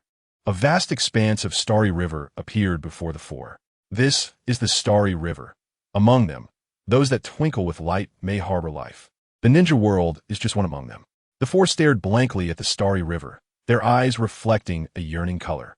Each star may harbor life. How many lives could there be in this starry river? This starry river is just a grain in the universe. The true universe is far larger than you can imagine. Looking at the starry sky, Uchiha Jing also fell into contemplation. He had been reborn into the Naruto world. Was the earth he once lived on also among these stars? Will the teacher come back? Hashirama looked at Uchiha Jing with tearful eyes. Compared to the rational Madara, Hashirama was undoubtedly more emotional. For the vast starry sky, he cared more about Uchiha Jing. Patting Hashirama's watermelon head, Uchiha Jing said, "Maybe we will meet again, but that will be a long time from now. By then, the teacher might be very weak. It's okay. We will protect the teacher then." The other three nodded solemnly. In just a month, even those who were not ninjas had become Jainin, all thanks to the young man before them. "Okay, then I will wait for that day." Uchiha Jing patted each of their heads, the smile on his face growing broader. "Madara, you are too rational and too extreme. No matter what happens in the future, I hope you can coexist peacefully with Hashirama and not fight among yourselves." Uchiha Jing looked at Madara, envisioning their future. Madara looked at Hashirama, then nodded solemnly. "Hashirama, you are the opposite of Madara. You are too emotional and too naive. Where there are people, there will be conflict. Absolute fairness will not bring peace. Do you understand?" Although Hashirama established the ninja village model and distributed tail beasts evenly among the villages, in Uchiha Jing's eyes, this was a decaying kindness that would only encourage the arrogance of others. Otherwise, there wouldn't have been the second, third, or even fourth Shinobi World Wars. Ultimately, Uchiha Jing's thoughts were largely similar to Madara's. Just as he initially said to Madara, to end war with war, to stop killing with killing. Killing may bring temporary suffering, but can bring about lasting peace. Just as a great person in the last life once said, "A single punch can prevent 100 punches." Deterrence is the correct way to achieve peace. This is also the fundamental reason why Uchiha Jing wants to support Itachi to become Hokage. Chapter 25 Abundant rewards. Farewells are always bittersweet. As a deep blue door opened in front of Uchiha Kagami, the four of Hashirama could not hide their sadness at the parting. "Teacher, you must come back to see us." "Don't worry, teacher, Hashirama and I will achieve peace." Teacher, looking at the tearful eyes of the four little kids, Uchiha Kagami felt a bit sad as well. "Train well, and remember, you must never turn against each other. No matter the circumstances, you must not." Uchiha Kagami's gaze was serious as he looked deeply at the four before resolutely stepping through the door. The door closed, twisting and disappearing before the four. "Madara, the teacher has really left." Hashirama cried loudly, tears and snot streaming down his face. "Although the teacher is gone, his will remains. I will remember his words and inherit his will." Madara's gaze was profound. To end war, one must stop killing. Only through slaughter can lasting peace be achieved. "Yes, I will also remember the teacher's words. Uphold his will." Hashirama hurriedly wiped away his tears and snot. If absolute fairness cannot bring back peace, then as long as our side has strength far beyond the norm, can we obtain peace? The four little guys exchanged glances, their eyes filled with a strong desire for power. "Let us fight, Kome." A wave of dizziness hit, and Uchiha Kagami found himself in his new house. He raised his hand and looked at his small, thin palm, feeling somewhat out of place. "I'm back." Ding! The host time-space mission is complete. Time-space mission completion. 100 task reward. Rinnegan. 100 task completion additional reward. Jonin level chakra. Mastery of fire release ninjutsu. In an instant, a vast amount of chakra surged into his body, violently tearing through his meridians, finally converging in his dantian, expanding the previously weak space. Fortunately, this process only lasted a few minutes. Uchiha Kagami was drenched in sweat, gasping for breath as he lay on the floor, his face terrifyingly pale. Ding! The host has completed the first time-space mission. The shock system will upgrade. Upgrade time required. 3 years. System, are you just looking for excuses to hang up? Ding! The system is upgrading and cannot process host inquiries. Alright. Uchiha Kagami lay down on the floor. He didn't find it hard to accept the system's 3-year upgrade time. He was originally a lazy fish that didn't like to move. Moreover, with the strongest cheat, the Rinnegan already in hand, plus Jonin level chakra, it was more than enough for his current stage. Looking at the familiar yet strange environment around him, Uchiha Kagami sighed. It was just as it was when he left, with not a single change. This indicated that his efforts had not changed anything in the future. Hashirama still established the shinobi village. Madara still chose the infinite Tsukuyami plan. The Valley of the Inn battle still happened. Feeling somewhat irritated, yet also relieved, rubbing his head in frustration, Uchiha Kagami sat up and looked out the window. "Since you're here, come in and sit." As soon as he finished speaking, a thin figure flipped in through the window. Whereas Shisui, he went to complete the task he was assigned. Itachi's face was buried in shadows, making it hard to see his expression at that moment. "Oh, I see. The room immediately fell into an eerie silence. All right, if you have questions, just ask. After a long time, it was still Uchiha Kagami who broke the strange silence. Itachi raised his head, his blood-red pupils staring straight at him. I admit, your words have enlightened me and shown me a true path belonging to the Uchiha. But how did you know about those things? You're only 8 this year, and where have you been all day? The whole village couldn't find you. It was as if you vanished into thin air. It turned out that a month in the time-space mission only took a day in reality. Uchiha Kagami had originally been worried about this, but now he was no longer concerned. Age doesn't represent anything. Konoha appears calm on the surface, but in reality, there are undercurrents. For someone like me, who has tasted hardship, knowing this is not surprising. As for my eyes, Uchiha Kagami raised his gaze. The sword-shaped Sharingan suddenly opened. When I was 3, my father died in battle. At 4, my mother passed away due to missing my father. From then on, to survive, I wandered around Konoha day in and day out. If I don't open my eyes, isn't that a disservice to the Uchiha name?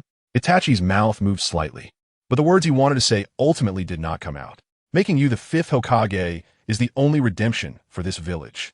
You must know, the one who most wants to destroy Konoha and the Uchiha is me, Itachi. A cold, murderous aura filled the room.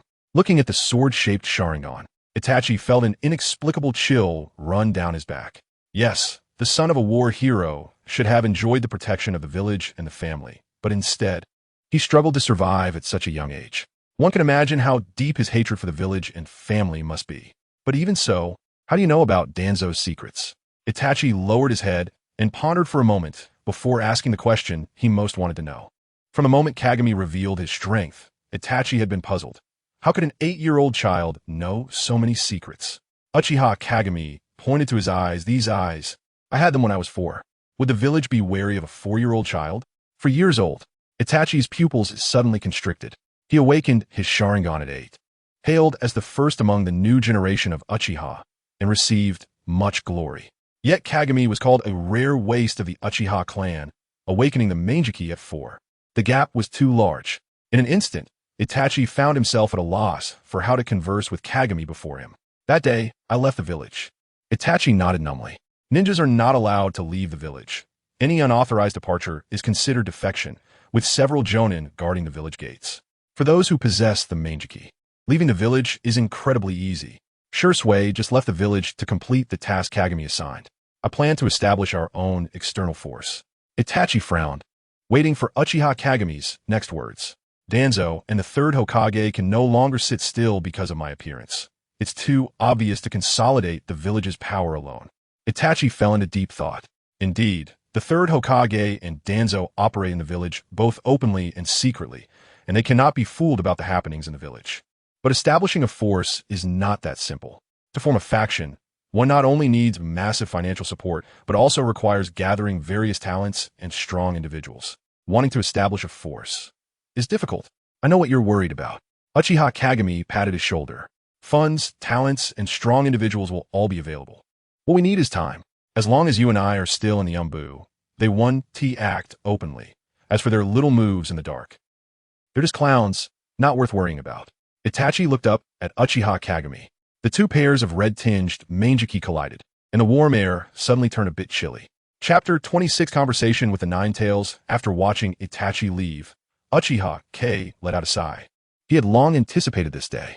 Fortunately, his acting skills were top-notch. Otherwise, it would have been hard to explain. In the anime, Itachi is referred to as Itachi God, not only due to his tragic life, but also because of his strength and intelligence. It's not something that can be easily dismissed with just a statement about talent. Kei. Outside, the loud voices interrupted his thoughts. Uchiha Kei sighed and slowly walked out the door. Hey, Naruto, how did you find me here? Naruto rushed over with an excited expression, grabbing his hand and pulling him outside. Hey, what are you doing? Uchiha Kei was taken aback, and in that moment of distraction, his feet left the ground. If it weren't for chakra, his strength was indeed not as great as Naruto's. After all, he was the Ninetales Jinchuriki. Even when sealed, his physical strength far exceeded that of ordinary people. Soon, the two of them arrived at the small grove they often visited. Uchiha Kei regained his composure from the weightlessness. Naruto, I'm sorry. Naruto clasped his hands together, a guilty expression on his face. I've undergone some changes. and I didn't know who to tell. I happened to run into Big Brother Itachi, and he said you were back, so I rushed to find you. Uchiha Kei wasn't truly angry. Upon hearing this, he began to check Naruto's body. No external injuries on his face. His body appeared the same. Chakra. Forget it. That doesn't belong to Naruto right now. After checking for a while, and still not finding any problems, Uchiha Kei was puzzled. What changes? I didn't notice anything. There are. I'll show you. Naruto anxiously sat down cross-legged, then suddenly remembered something and stood up again. You should stay away from me. I don't want to hurt you. Uchiha Kei wanted to laugh. He was now a man with Rinnegan. Moreover, he had a whole lot of Jonin-level chakra flowing through him. Hurt him? Impossible. Go ahead and show me. You don't need to worry about that. Naruto hesitated a bit, but seeing Uchiha Kei's confident demeanor, he sat back down cross-legged. It's really a bit strong, so be careful. Naruto still had some concerns. It's fine. Uchiha Kei waved his hand with a masterful demeanor, showcasing his kingly aura. Naruto relaxed. His eyes slightly closed, entering a meditative state. Gradually, a wild, violent aura slowly rose from him. Crimson chakra spread out from him, and the 6 whiskers on his face thickened and lengthened. Uchiha Kei's expression tightened slightly, and a bad feeling arose. Naruto. Uchiha Kei hurriedly stepped forward, wanted to wake Naruto. Just then, the crimson chakra surged violently. A tremendous force fiercely attacked him. Damn! The Manjiki Sharingan instantly appeared, and a silver-white skeletal form wrapped tightly around him. Even so, it was still difficult to withstand the force of the crimson chakra, and his body was thrown away like a broken sack. Boom! Centered around Naruto, within a 10-meter radius, all the trees and grass were uprooted, flying in all directions. After rolling on the ground a few times, Uchiha Kei dispersed his Shisui, looking in shock at Naruto wrapped in crimson chakra. This power was definitely beyond what Naruto could possess right now. Sitting cross-legged, Naruto was also in a bad state, his facial expression extremely twisted, as if he was resisting something. Surrounding him, the crimson chakra swirled like liquid, forming one bubble after another, carrying an astonishing beastly power. Uchiha Kei focused intently. According to the plot, the Ninetales power should have first erupted when the second Hokage defected during the battle at the Valley of the End. At that time, Naruto didn't have strong physical power, and the Ninetales power was naturally weak, having been knocked down by the cursed seal state of the second Hokage. Although it was unclear how strong the cursed seal state of the second Hokage was, it should have been at most between a Chunin and a Chunin. But now, the power that Naruto was unleashing could directly crush Chunin. This power was somewhat sinister, unless it was stimulated by a 3-tomo Sharingan. Suddenly, a figure flashed through Uchiha Kei's mind. Not only the Uchiha had Sharingan, there was another guy who thrived on chaos, who also possessed Sharingan. Roar! At this moment, Naruto had half-transformed into a beast, his cross-legged position changed to all fours, and the crimson chakra rolled violently. A pair of red eyes fixed intensely on Uchiha Kei. Cold, murderous, bloodthirsty. Naruto, can you hear me? Uchiha Kei asked softly. Roar. The response was a deafening roar as the black-red figure lunged forward. Damn it. Uchiha Kei cursed under his breath and quickly formed hand seals. Fire style, great fireball technique. With Jonin-level chakra, the great fireball technique was elevated several levels. A thin line of fire shot out from his mouth, expanding into a massive fireball with a diameter of 10 meters, 3 meters away from him. Boom! The giant fireball collided with Naruto, creating shockwaves that lifted the dust off the ground, resembling a scene from hell. The giant fireball and Naruto were momentarily locked in a stalemate. Roar! The beastly Naruto was furious, continuously roaring, and his size suddenly doubled as a tail made entirely of crimson chakra appeared. Whoosh! The sound of breaking air rang out as Naruto's figure instantly broke through the fireball, appearing right in front of Uchiha Kei in the blink of an eye. Clang! His claws extended, penetrating through Uchiha Kei's chest to his back. Naruto! Uchiha Kei softly called out, not caring at all about the wound that pierced through him. Roar! Roar! The beastly Naruto was taken aback, looking at Uchiha Kei's injury, a struggle appearing on his red-black face. Pain, despair, bloodthirst, ruthlessness. Various contradictory emotions surfaced one after another. Kei! Kei! Naruto's mouth moved, tears flowing unconsciously.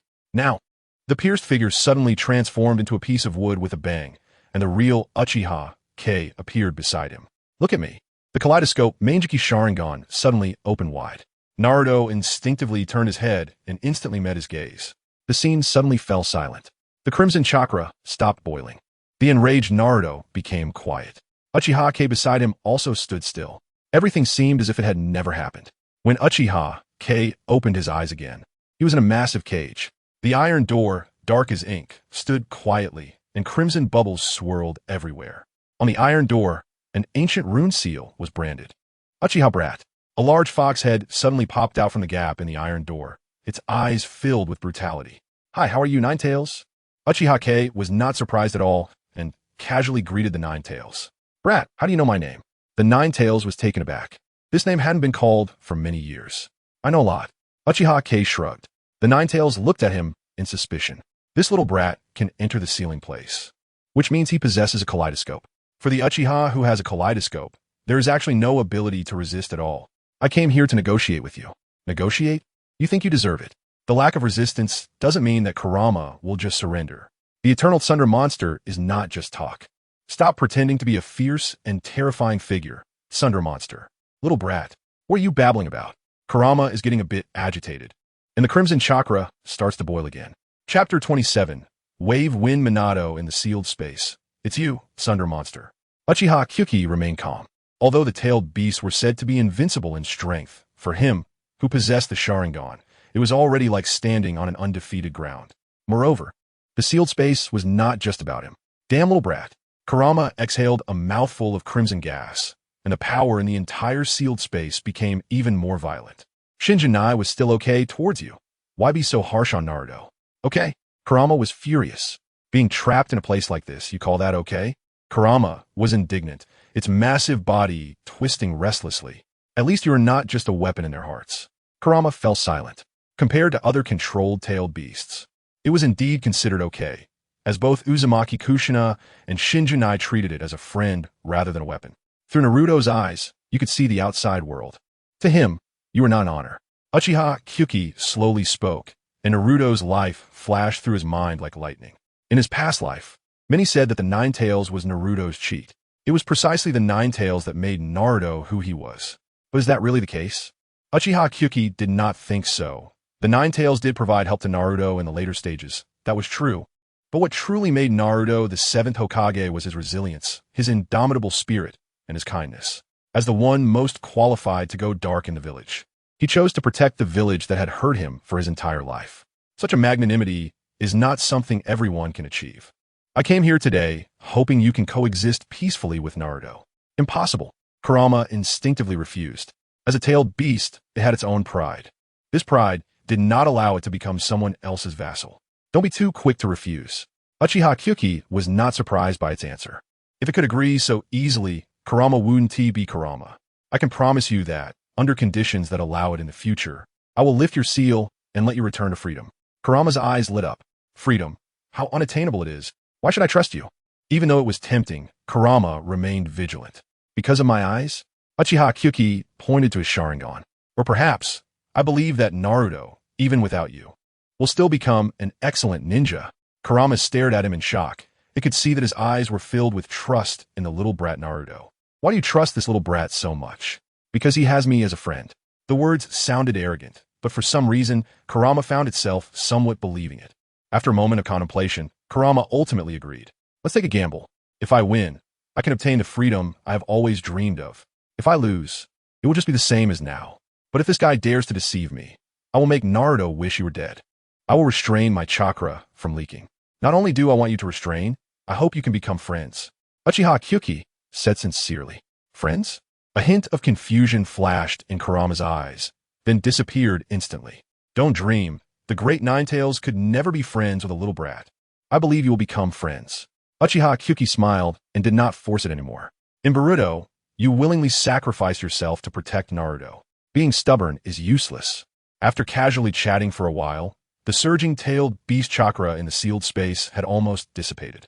After returning to his original body, Uchiha Kei settled the unconscious Naruto before returning to the sealed space. "Little brat, why are you back again?" Kurama lay bored in the cage, curiously looking at Uchiha Kei. He was quite happy that he was back. The sealed space was really too boring. Having someone to talk to was better than nothing. Perhaps it could chat with that little brat Naruto? Definitely not to become friends, just purely out of boredom.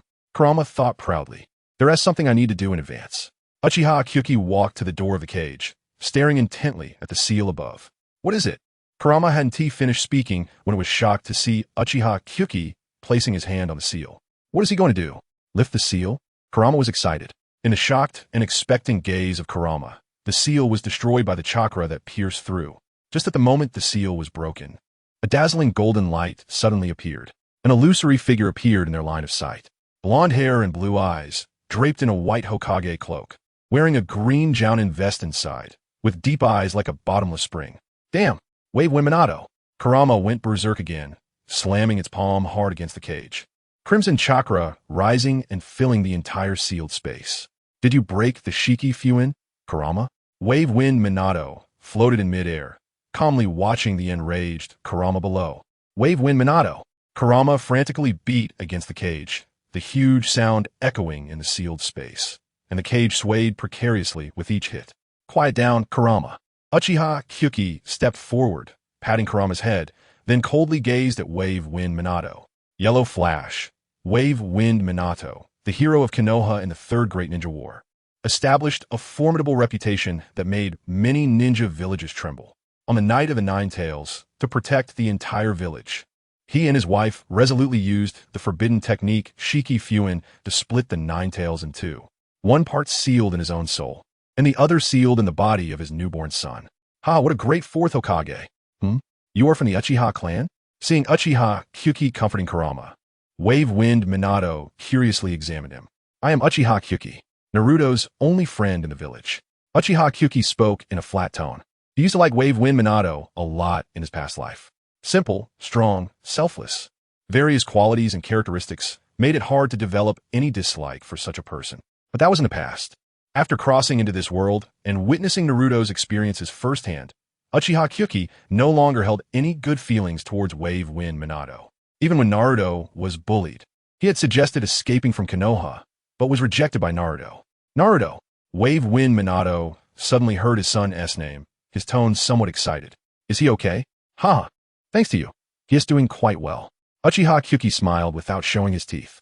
Wave Wind Minato was a qualified Hokage and also a qualified husband. But undoubtedly, he was a failed father. It was precisely because of him that Naruto's childhood was incredibly miserable. Seeing Uchiha Kei's attitude towards Wave Wind Minato, Kurama also calmed down and let out a few strange laughs. Thanks to you, Wave Wind Minato, Naruto is living quite a hard life in Konoha. What? Wave Wind Minato was stunned. What does this mean? Living a hard life? How could that be? The son of a hero shouldn't be living a hard life, right? What do you mean by that? Namake's Minato truly deserves the title of the Yellow Flash, even without the Flying Thunder God technique. He has mastered the body flicker technique to perfection. In the blink of an eye, his figure appeared next to Uchiha Itachi. Literally, Kurama turned his head away arrogantly, unwilling to engage in conversation with him. Chapter 28. Angrily cursing Minato Namake's, what is it that I don't know? Minato Namake's rubbed his hair in frustration.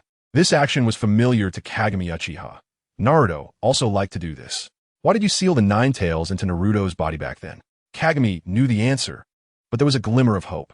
Perhaps the real Minato would give a different answer. For the village. Sure enough, Minato answered without hesitation. Kagami scoffed. What a noble answer. Truly impressive. Hearing Kagami's obvious sarcasm, Minato felt even more uneasy. What is wrong with Naruto? Is he not doing well? How could he not be?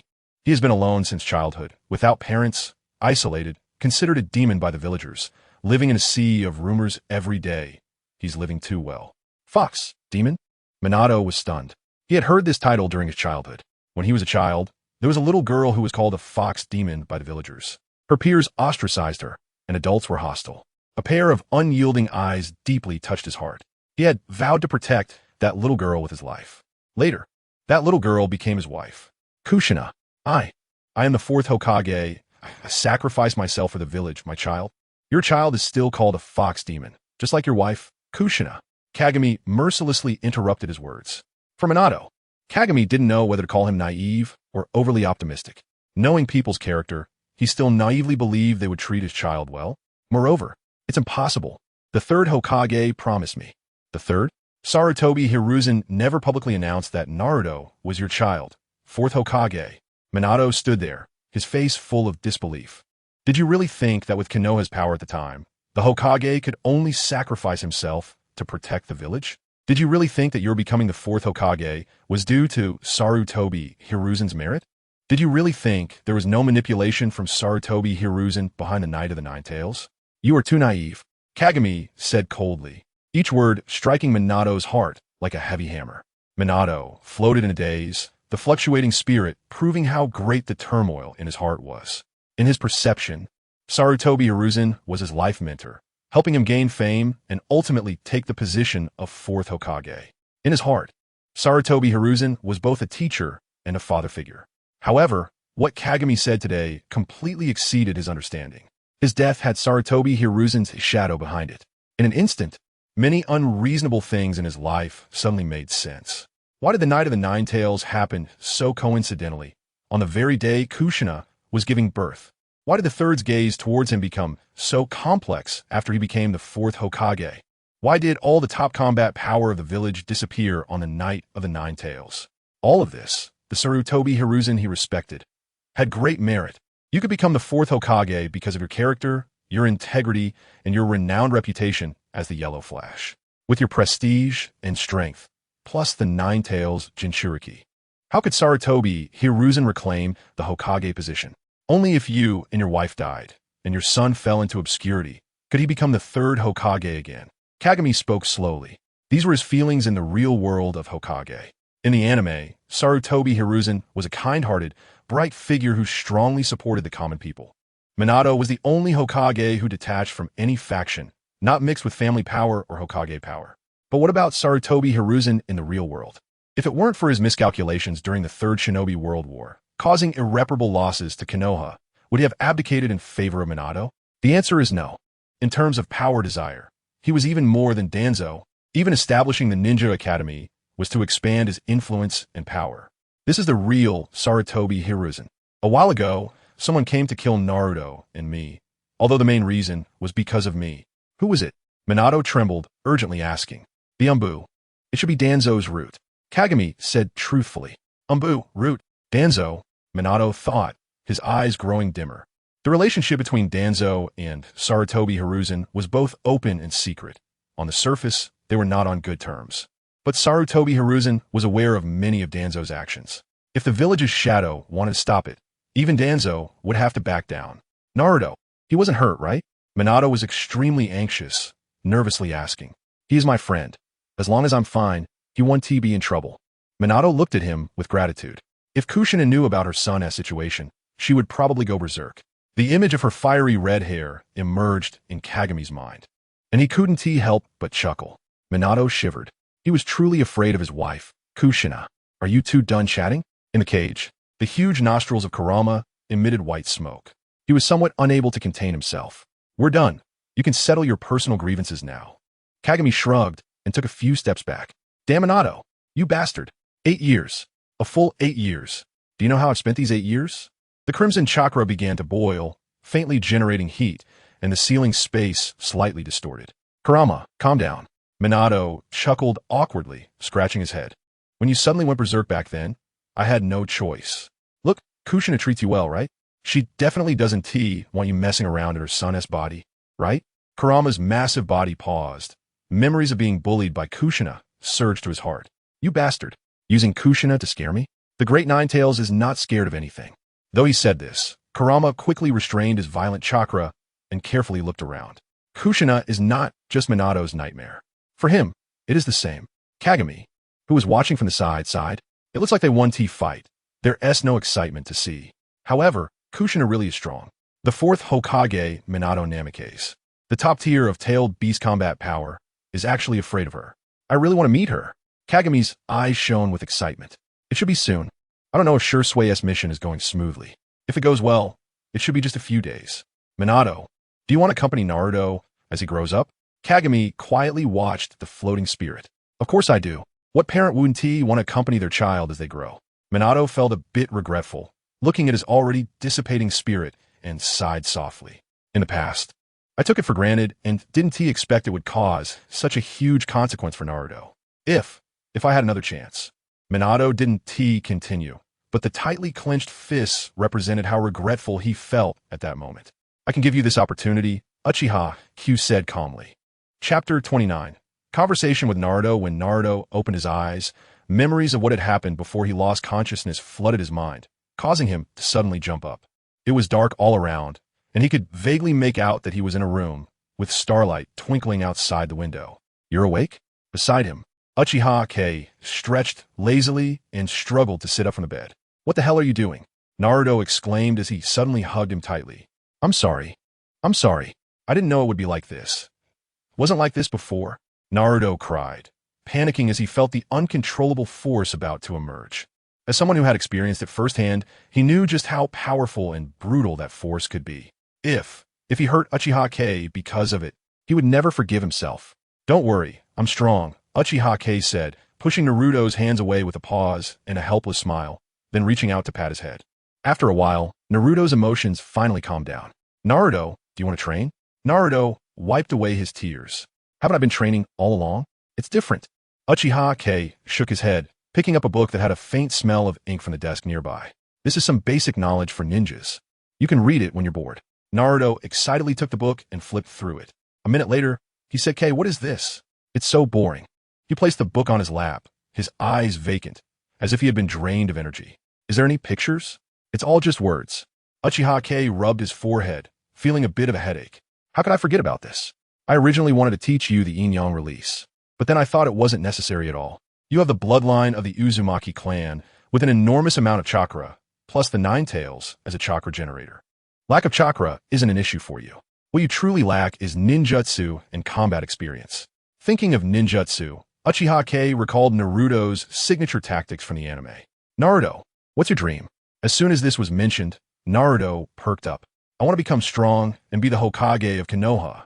Sure enough, looking at the excited Naruto, Uchiha Kei felt a bit reluctant to burst his bubble. According to the plot, Naruto did indeed become the 7th Hokage after enduring hardships, but that was without his interference. It was part of his plan for Itachi to become the 5th Hokage. This part was crucial. Unfortunately, Naruto becoming Hokage was not in the plan. It wasn't that he didn't care about Naruto, but rather that he felt Naruto's personality was not suited for the position of Hokage. A leader must not only be decisive and ruthless, but also shameless and thick-skinned. Naruto's personality was too similar to Hashirama's, naive and foolish. If it weren't for his ridiculously strong combat power, he would have been taken down long ago. Speaking of decisiveness and shamelessness, Danzo and Hiruzen Sarutobi each represented one of those traits.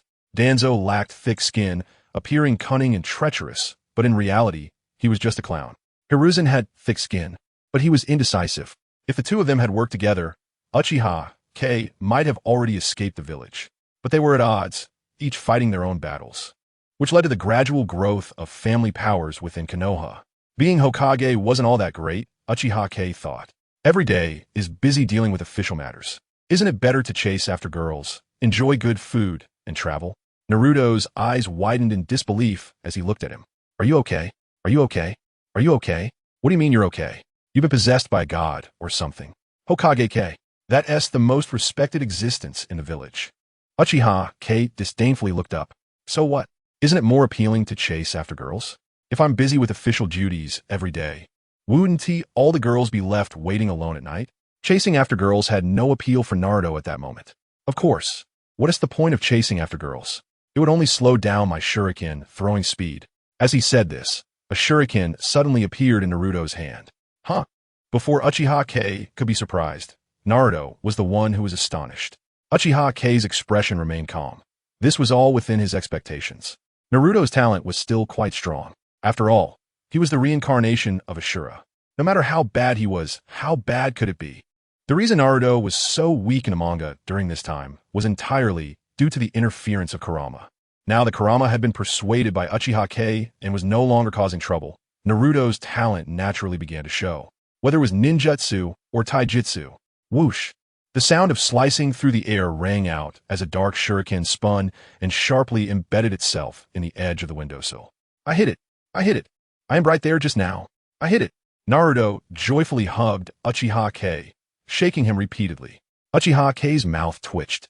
This is my new house. I'll go accept a mission tomorrow, and I'll find a way to take you with me. Missions?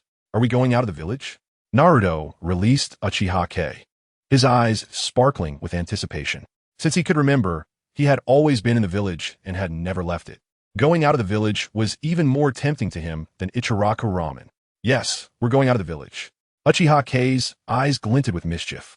It was indeed going out of the village, but how pleasant the journey would be was not guaranteed. Uchiha Kei had actually thought about this ever since he had gained the 3 tomo, but a series of events had affected his plans.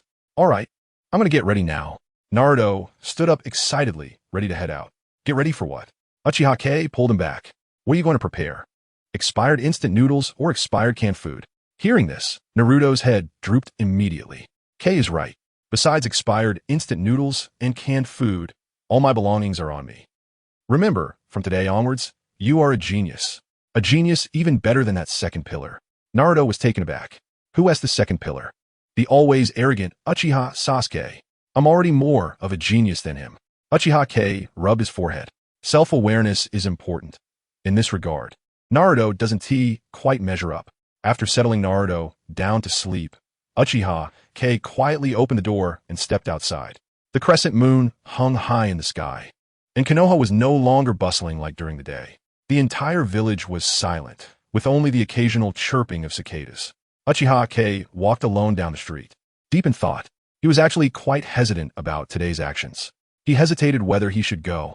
If the negotiations were successful, everything would be smooth sailing, and he would have fewer worries in the future. But if the negotiations failed, he would be exposed to the eyes of many people. Chapter 30, a different Uchiha Fugaku, standing at a doorway for a long time. Knock, knock, knock. Finally, Uchiha Kei knocked on the door. After a while, a soft female voice came from inside. Who is it? I am Uchiha Kei, here to see the clan leader. After a rustling of footsteps, the door opened.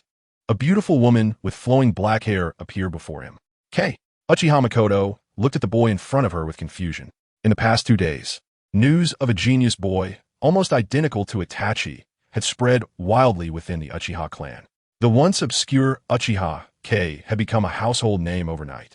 As Uchiha Fugaku's wife, Makoto had heard her husband mention this name many times over the past 2 days and realized how much the Uchiha clan owed to the boy in front of her. Hello, Madam Clan Leader. Uchiha Kei smiled and slightly bowed.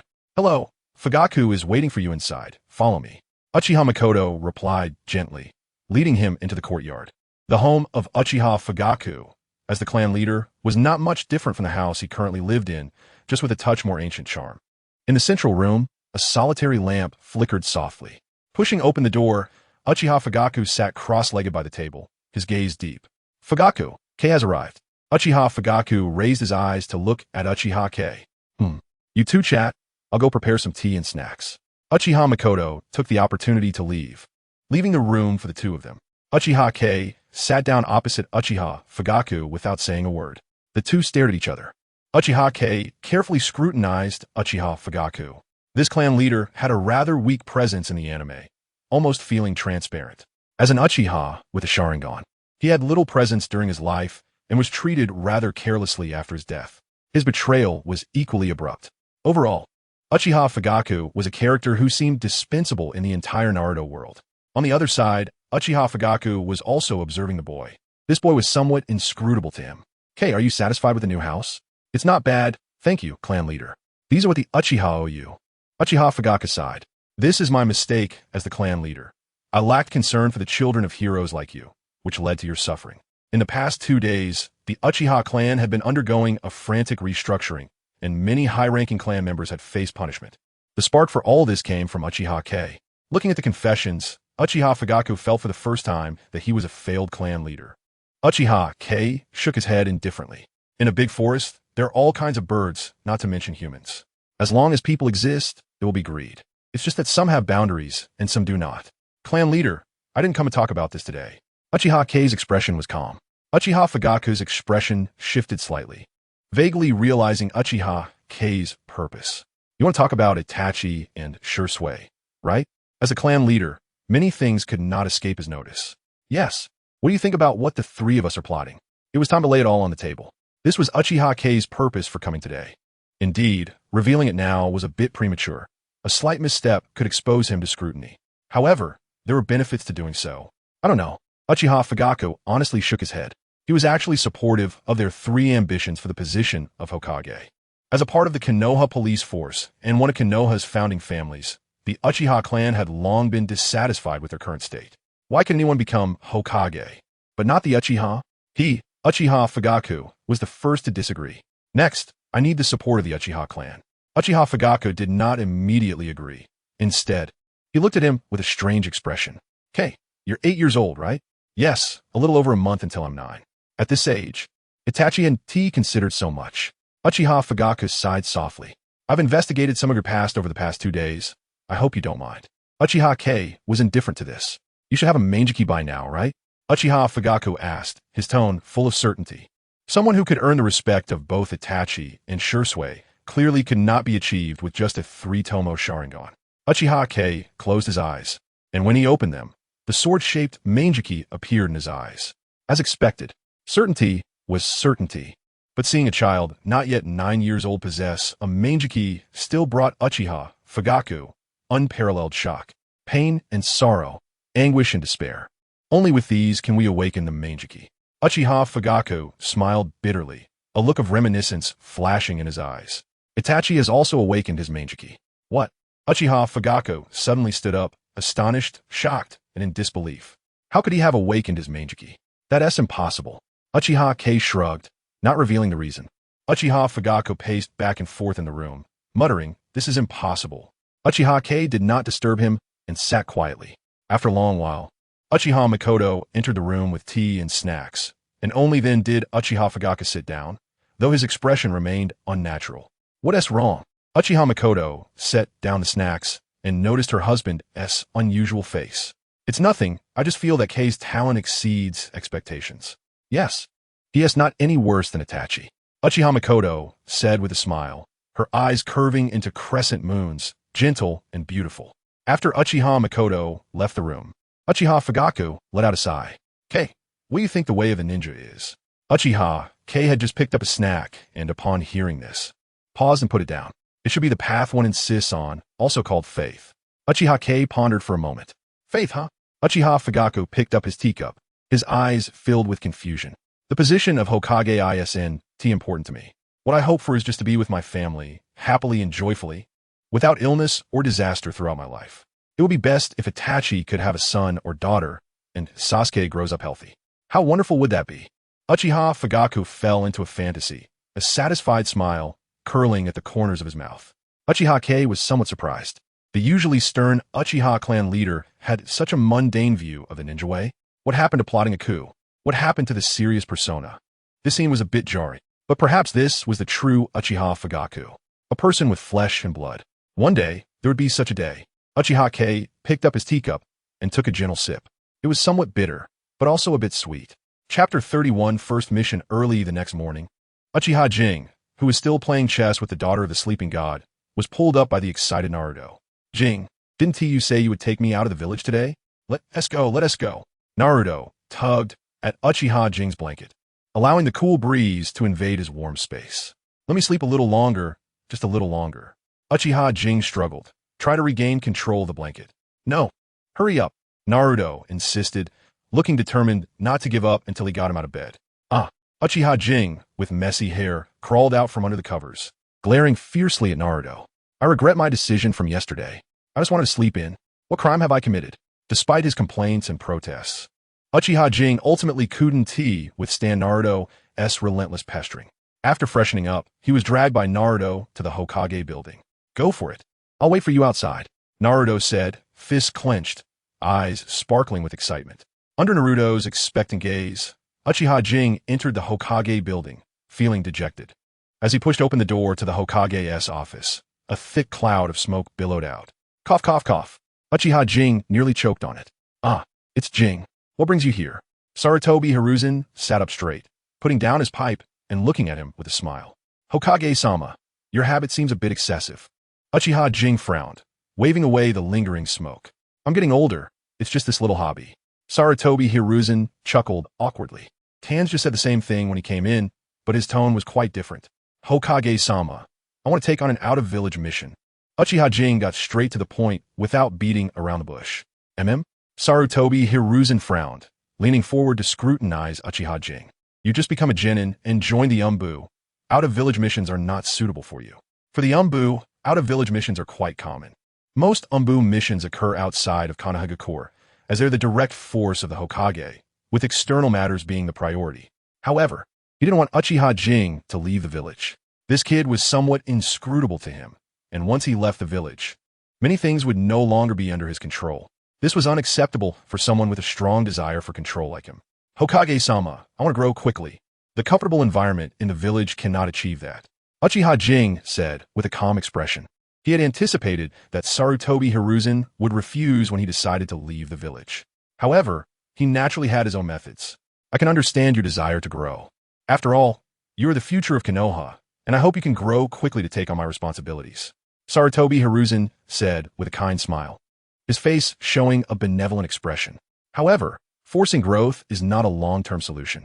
Konoha can shield you from the storm for now, and I can ensure your stable growth. As he spoke, a powerful aura emanated from Sarutobi Hiruzen. Really good at acting. I did give you a 99 for this performance. Afraid that one more point would make you arrogant. Uchiha Jing secretly rolled his eyes, though his face still showed admiration. I certainly believe in Hokage-sama's abilities and also trust in the village's capabilities. But strong people have never grown under the protection of others.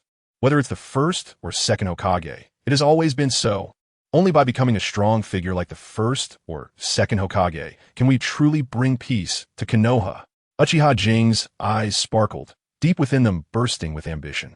Sarutobi Hiruzen paused, seriously examining the young boy before him. This mindset, this ambition, so familiar.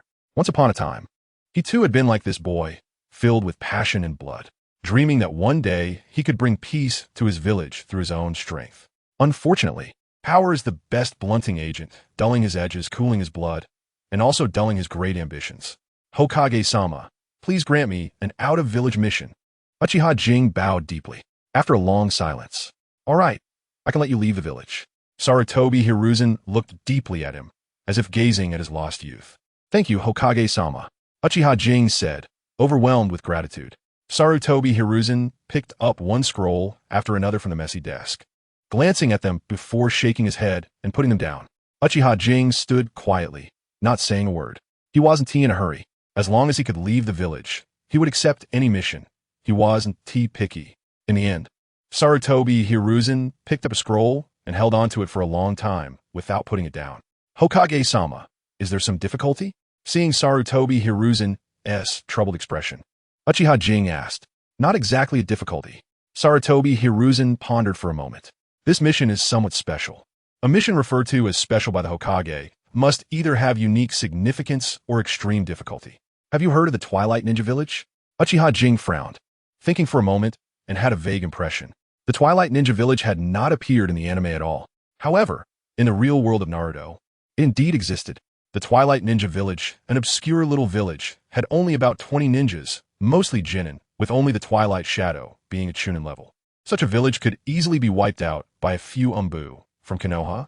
Although the Twilight Ninja Village is small, it's a friend of Konoha.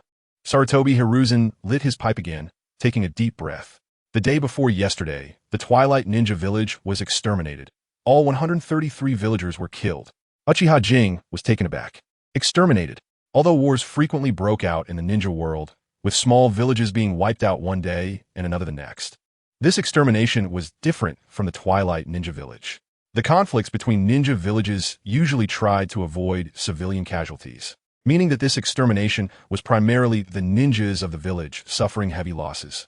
The Twilight Ninja Village was different. Among the 133 people, most were civilians. This was unacceptable in the ninja world.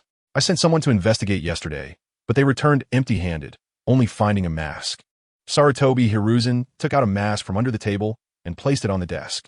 Uchiha Jing quickly looked over. This was an entirely white mask, with only the character Sun written on the forehead, devoid of any other patterns. Could be internal strife? Uchiha Jing frowned, picking up the mask from the table. It felt light and cheap, with white powder staining his fingers. It shouldn't be. Sarutobi Hiruzen took a puff from his pipe. The Twilight Ninja Village is a small village relying on just over 20 ninjas for protection. They have no significant power and no interest to speak of. So there shouldn't be internal conflicts. Could be family feuds? Uchiha Jing pondered. The over 20 ninjas in the Twilight Ninja Village were all orphans trained by Konoha, so family feuds were out of the question. That is strange. The office of the Hokage suddenly fell silent, with the old man and the young man both lost in thought. In the ninja world, wars occur due to internal and external factors. A small village that is peaceful and has no prospects suddenly suffers extermination. Everything about this incident feels suspicious. Looking at the mask in his hand, Uchiha Jing focused on the character's sun on the forehead of the mask.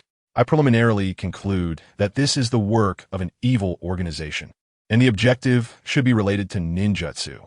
Sarutobi Hiruzen tapped his pipe and refilled it with tobacco. Do you accept this mission? Chapter 32 Departure. Murin Village. Uchiha Jing did not hesitate, let alone some mysterious organization. Even in a few years when Ōtsutsuki rises, he is not afraid. With the Rinnegan, would he fear an unknown, mysterious organization? Don't joke around. If he can't win, can he not run? If anyone dares to chase, he can introduce them to Shinra Tensei. He will blow them away. Sarutobi Hiruzen handed the scroll to him. The danger level of this mission is unknown, and it can only be judged based on your experiences.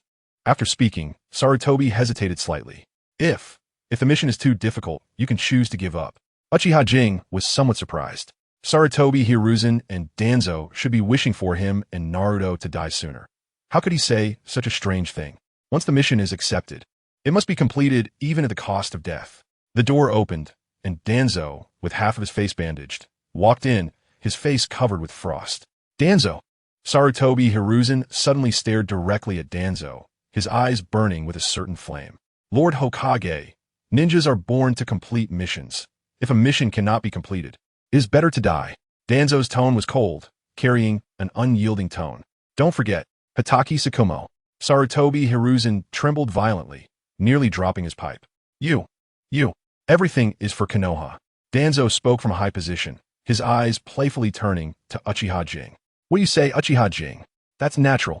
Uchiha Jing smiled, raising the scroll in his hand. As a ninja, and more so as a member of the Umbu, the mission is more important than life. Danzo nodded in satisfaction.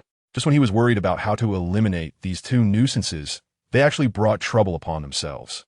So he couldn't blame them. Once out of the village, he will have no concerns. Lord Hokage, I want to bring someone with me on this mission. Sarutobi Hiruzen, seeing that things had come to this point, could only suppress his anger. Who? Uzumaki Naruto. Sarutobi Hiruzen's eyes narrowed dangerously. He's not a ninja. He cannot leave the village. I believe Naruto also needs training, especially since he has already acquired the ability of a genin. If Lord Hokage does not permit, Naruto can also apply for early graduation today. Sarutobi Hiruzen wanted to refuse, but Danzo spoke first. Since Uzumaki Naruto also possesses the ability of a genin, he can certainly accompany you. Danzo. Sarutobi Hiruzen growled lowly, his anger impossible to conceal. Thank you, Lord Hokage. Uchiha Jing completely ignored Danzo, deeply bowing to Sarutobi Hiruzen before turning to leave. What do you want to do, Danzo? Remember your identity. I am a Hokage of Konoha. Once Uchiha Jing was far away, Sarutobi Hiruzen glared at Danzo through gritted teeth. This matter truly angered him. After all, he was a Hokage, not Danzo. How dare he make decisions for him? How dare he? I have always remembered my identity, Lord Hokage. Danzo said carelessly, calling him Lord Hokage, but his tone showed no respect. After a long while, Sarutobi Hiruzen's mood calmed down. Speak, what is your reason for doing this? Reason? Danzo suddenly stepped forward, his expression turning grim. Yesterday, Naruto clearly transformed into the Ninetales. Why didn't you let me kill him?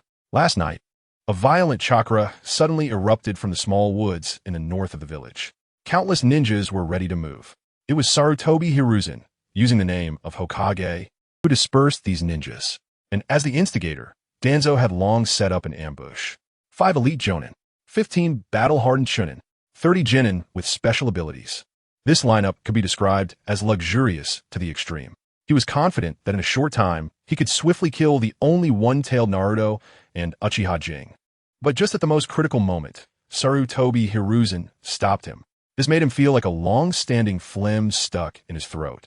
Seeing it about to be expelled, but forced back down. How could he not hate? The Jinchuriki of the Ninetales is of great significance to the village. Sarutobi Hiruzen remained calm. It is indeed of great significance, but uncontrollable power should be destroyed. Isn't that your usual approach? Sarutobi Hiruzen. Sarutobi Hiruzen picked up his pipe, taking a comfortable puff. I believe Naruto will make the right choice. The right choice? You are entrusting the possibility to someone else? You're playing with fire. Danzo was furious, unable to suppress his surging anger. You're the one playing with fire, Danzo. Sarutobi Hiruzen sat up straight, leaving Naruto aside. Do you really think your people can eliminate them? What foolish talk are you saying? Sarutobi Hiruzen, have you become more confused as you age? That is half of my root strength. It is the culmination of decades of my efforts. Shimura Danzo. Even you, the renowned master of ninjutsu, would probably be gravely injured, right? Sarutobi Hiruzen did not respond to his words, exhaling another puff of smoke directly into Danzo's increasingly close face. Cough, cough, cough. Danzo angrily waved away the smoke. Haven't you noticed that Uchiha Jing is a bit different today? Danzo, who was about to explode with anger, paused. Different? What is different? Just a little brat. His chakra is at the level of a jonin. What? This is impossible. This absolutely cannot be. Danzo exclaimed in disbelief. A child under 9 years old possesses jonin-level chakra? Even the sage of 6 paths wouldn't have it at his age. Believe it or not, my perception does not make mistakes. Sarutobi Hiruzen looked out the window, a small figure appearing in his line of sight. Walking Uchiha Jing seemed to sense something and turned back to look. The eyes of the old and young met. Uchiha Jing smiled, waving at the Hokage building. Sarutobi Hiruzen also smiled and waved back. Youthful innocence and elder kindness. The moment both turned back, the smiles instantly faded, replaced by coldness. Naruto, who was beside them, curiously looked at their changing expressions and asked in confusion, Jing, what's wrong? Why are you smiling one moment and frowning the next? It's nothing, just uncomfortable being stared at by an old dog. Oh, should we go back and beat it up? No rush, no rush. There is plenty of time. The old dog is just old. At the village gate. You're leaving the village to carry out a mission? The guarding ninja looked at the scroll in disbelief. Yes, uncle, let's out quickly, or it will be bad if we delay the mission. Naruto jumped up and down excitedly. They were about to venture into a new world, which made it hard for him to control himself. But you just... Uncle, the mission scroll is real, right? The guarding ninja carefully checked the Hokage's signature on the scroll and nodded in a daze. Uchiha Jing shrugged. Then that S settled. We're leaving. Great. Naruto bounced after Uchiha Jing, leaving the stunned guarding ninja behind. At such a young age, they can already complete village missions. That's really impressive. Watching the two of them leave, the guard ninja felt a bit envious. Chapter 33. The Valley of Late Spring. It just won't explode. In the forest, Naruto's frustrated shouts startled a flock of birds. What kind of weird ninjutsu is this? It's so difficult. Uchiha Kei leisurely walked over and casually picked up the water balloon on the ground. Difficult? It's because your mind isn't calm enough. Something seemed to be flowing inside the water balloon, sharp spikes supporting it, and in an instant, the balloon burst. Chakra, as a flow of energy, needs to be maintained evenly and continuously. Being anxious and rushed won't work. Naruto enviously looked at the water balloon in his hand. Then he glanced at the shattered remains of the water balloons at his feet, his expression growing increasingly resentful. This was their 5th day out of the village. The hidden Twilight Village was not too far from Konoha, located at the border of the Land of Fire and the Land of Water. Logically, they should have arrived at the hidden Twilight Village by now, but Uchiha Kei was conducting special training for Naruto, which meant they hadn't even completed 2/3 of the journey. Over the past 5 days, Naruto felt like he was living in hell. First, there were various physical training methods, punches and kicks. Then came the ninjutsu special training, such as chakra climbing and chakra water control. In short, Uchiha Kei transformed into a demonic teacher, throwing punches and kicks at Naruto whenever he seemed unsatisfactory. Alright, today's training ends here. Let's prepare to eat. As soon as he heard about food, Naruto's dejected state immediately disappeared. I'll go prepare the firewood. He turned around, and Naruto's figure vanished. Uchiha Kei shook his head and chuckled. This guy's only enthusiastic about food. After a brief observation, a shuriken suddenly appeared in Uchiha Kei's hand, and he threw it out in a flash of illusion. Bang! A plump rabbit was pinned to a tree. By the time Naruto finished gathering firewood, the rabbit had already been processed by Uchiha Kei. It smells so good. Watching the rabbit sizzling on the grill, Naruto's mouth watered. After sprinkling some seasonings, Uchiha Kei felt the need to remind Naruto. As ninjas went on a field mission, they wouldn't start a fire to cook, as it would expose their location. I understand. Naruto nodded repeatedly, but secretly rolled his eyes. Easier said than done. Since we came out, you've had grilled meat for every meal, and you still have the nerve to lecture me. All right, it's time to eat. Uchiha Kei split the rabbit in half and was about to hand a portion to Naruto when his expression changed. Out, Uchiha Kei said coldly. Huh? Naruto's outstretched hand froze, and he quickly looked around warily. Just then, a dirty little boy crawled out from the woods, gazing longingly at the rabbit in Uchiha Kei's hand. What the heck? A little kid. Naruto breathed a sigh of relief and walked over to the child after taking the rabbit from Uchiha Kei. Little guy, are you hungry? The dirty little boy looked up with bright eyes, his throat unconsciously moving. Here, eat this. Naruto hesitated a bit, but still handed the rabbit to the child. The child hesitated for a moment, but, driven by hunger, accepted it and stuffed it into his mouth without caring about the heat. Naruto clapped his hands and walked back to Uchiha Kei. So pitiful. Yeah. Uchiha Kei watched Naruto warily, unconsciously speeding up his eating. Compared to him, I am actually doing quite well. At least I have you with me. Yeah. Getting sentimental now. Uchiha Kei's eating speed increased again. Kei, I suddenly feel very happy. Yeah. Uchiha Kei paused in his eating. What's wrong, Kei? Naruto turned his head and saw Uchiha Kei's face turning red, immediately getting anxious. Uchiha Kei was tearfully pounding his chest. I am choken. After a flurry of activity, Naruto looked at him with complaints. Why are you eating so fast? Am I going to steal from you? Seriously, what have you not stolen from me? Nonsense. You're slandering me. It's an infringement on my character. Well, I was planning to roast another one. My character is for you to trample on. I'll just lie down. Feel free. The little boy watched the two playfully and then chuckled. The two turned their gazes to the child. Under their watchful eyes, the child stiffened, and his eating slowed down significantly. After he finished eating and let out a huge burp, Uchiha Kei finally spoke. Little guy, what's your name? The child nervously clutched his clothes. My name is Valley of Late Spring. His voice was soft and crisp. Your girl? Uchiha Kei said in surprise. But then again, the little guy was dirty and ragged, and given his young age, it was hard to tell. Which village are you from? Why are you alone? Naruto also leaned in to ask. I am. The Valley of Late Spring's eyes glistened with tears, and big drops rolled down. Huh, don't cry. I just wanted to ask if we could take you back to your village. Seeing the Valley of Late Spring crying, Naruto panicked, scratching his ears and feeling extremely anxious. I come from the Hidden Twilight Village. The Hidden Twilight Village, Naruto exclaimed, and quickly turned his head to look at Uchiha Kei. Uchiha Kei was also taken aback. Didn't they say the Hidden Twilight Village was destroyed? Could there be survivors? How many people are left in the Hidden Twilight Village? None. They're all dead. Uncles and aunts, grandparents, all dead. The Valley of Late Spring covered her face and cried. Naruto, who detested evil, felt even more furious upon hearing the Valley of Late Spring's story. Holding back the agitated Naruto, Uchiha Kei looked at the Valley of Late Spring. How did you escape? The ninja uncle put me in a water tank and told me not to make a sound. When I came out, everyone was dead. Uchiha Kei's eyes flickered, and he nodded thoughtfully. We are ninjas from Konoha. We came here for the Hidden Twilight Village. How about you come with us? Naruto's eyes lit up and nodded vigorously. Yeah, you can come with us, and after we find out what happened to the Hidden Twilight Village, you can return to Konoha with us. Is that okay? The Valley of Late Spring looked up but directed her gaze at Uchiha Kei. She could tell that among the two, Uchiha Kei was the one making the decisions. Of course you can, Uchiha Kei said with a smile. Then, thank you, big brothers. The Valley of Late Spring forced a smile. Even though she smiled, sadness still lingered. Don't cry anymore. Let me tell you, we are both very strong, and we will definitely find out who destroyed your village. Wiping the tears off the Valley of Late Spring's face, Naruto patted his chest vigorously, then turned to look at Uchiha Kei. You're right, Kei? His words sounded somewhat insecure. Yes, you're right. Uchiha Kei looked at the Valley of Late Spring, somewhat distracted. But they're very strong. The Valley of Late Spring hesitated. How do you know they're strong? Didn't they hide in the water tank at the beginning? Uchiha Kei suddenly looked up, gazing deeply at her. Hey, why are you being so fierce, Jing? You scared her. Naruto was a bit displeased when he saw Uchiha Jing suddenly become serious.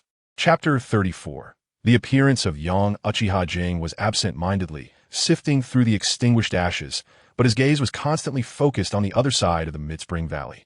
Do you still want to eat something? Naruto asked, concerned. I'm full, Mid-Spring Valley replied softly. If you need anything, just tell us. Don't be afraid. Naruto cast a reproachful glance at Uchiha Jing, who was standing far away. That guy's actually very nice. He just likes to scare people. Don't be scared. Uchiha Jing heard this clearly and rolled his eyes. The Hidden Mist Village was not too far from where they were. They could reach it in 2 days. But a frail little girl making it here alone was somewhat abnormal. When he had questioned her earlier, he had clearly noticed Mid-Spring Valley's evasive gaze. This indicated that Mid-Spring Valley was not as simple as she appeared. All right, it's time to set off. Uchiha Jing buried the ashes and brushed the dust off his hands. Setting off at midnight, Naruto looked at the big moon above, somewhat puzzled. Isn't it dangerous to travel at night? Why has the rule changed today? There isn't much time left. If we wait any longer, we won't gather any information at all. Uchiha Jing turned around, leaving the two with a not-so-welcoming back. Naruto didn't care much about it. The occasionally dissipating Ninetales chakra would slowly replenish his stamina, which was why he always seemed so energetic. However, Little Valley, can you hold on? Mid-Spring Valley hesitated, a clear fear flashing in her eyes. Do we really have to go back? They're very strong, very terrifying. Naruto patted her head. Don't worry, the two of us are strong too. With us protecting you, there's nothing to be afraid of. Mid-Spring Valley's lips moved a couple of times, but she ultimately agreed. In the dark of night, 3 similarly youthful figures walked slowly through the forest. As they walked, Uchiha Jing's expression grew increasingly serious. He sensed that there were more presences around them. Presences of chakra at the J-Nin level. So many J-Nin? When did J-Nin become so common? Uchiha Jing muttered. What? Naruto, just a meter behind him, was taken aback. Naruto, how's your Rinnegan coming along?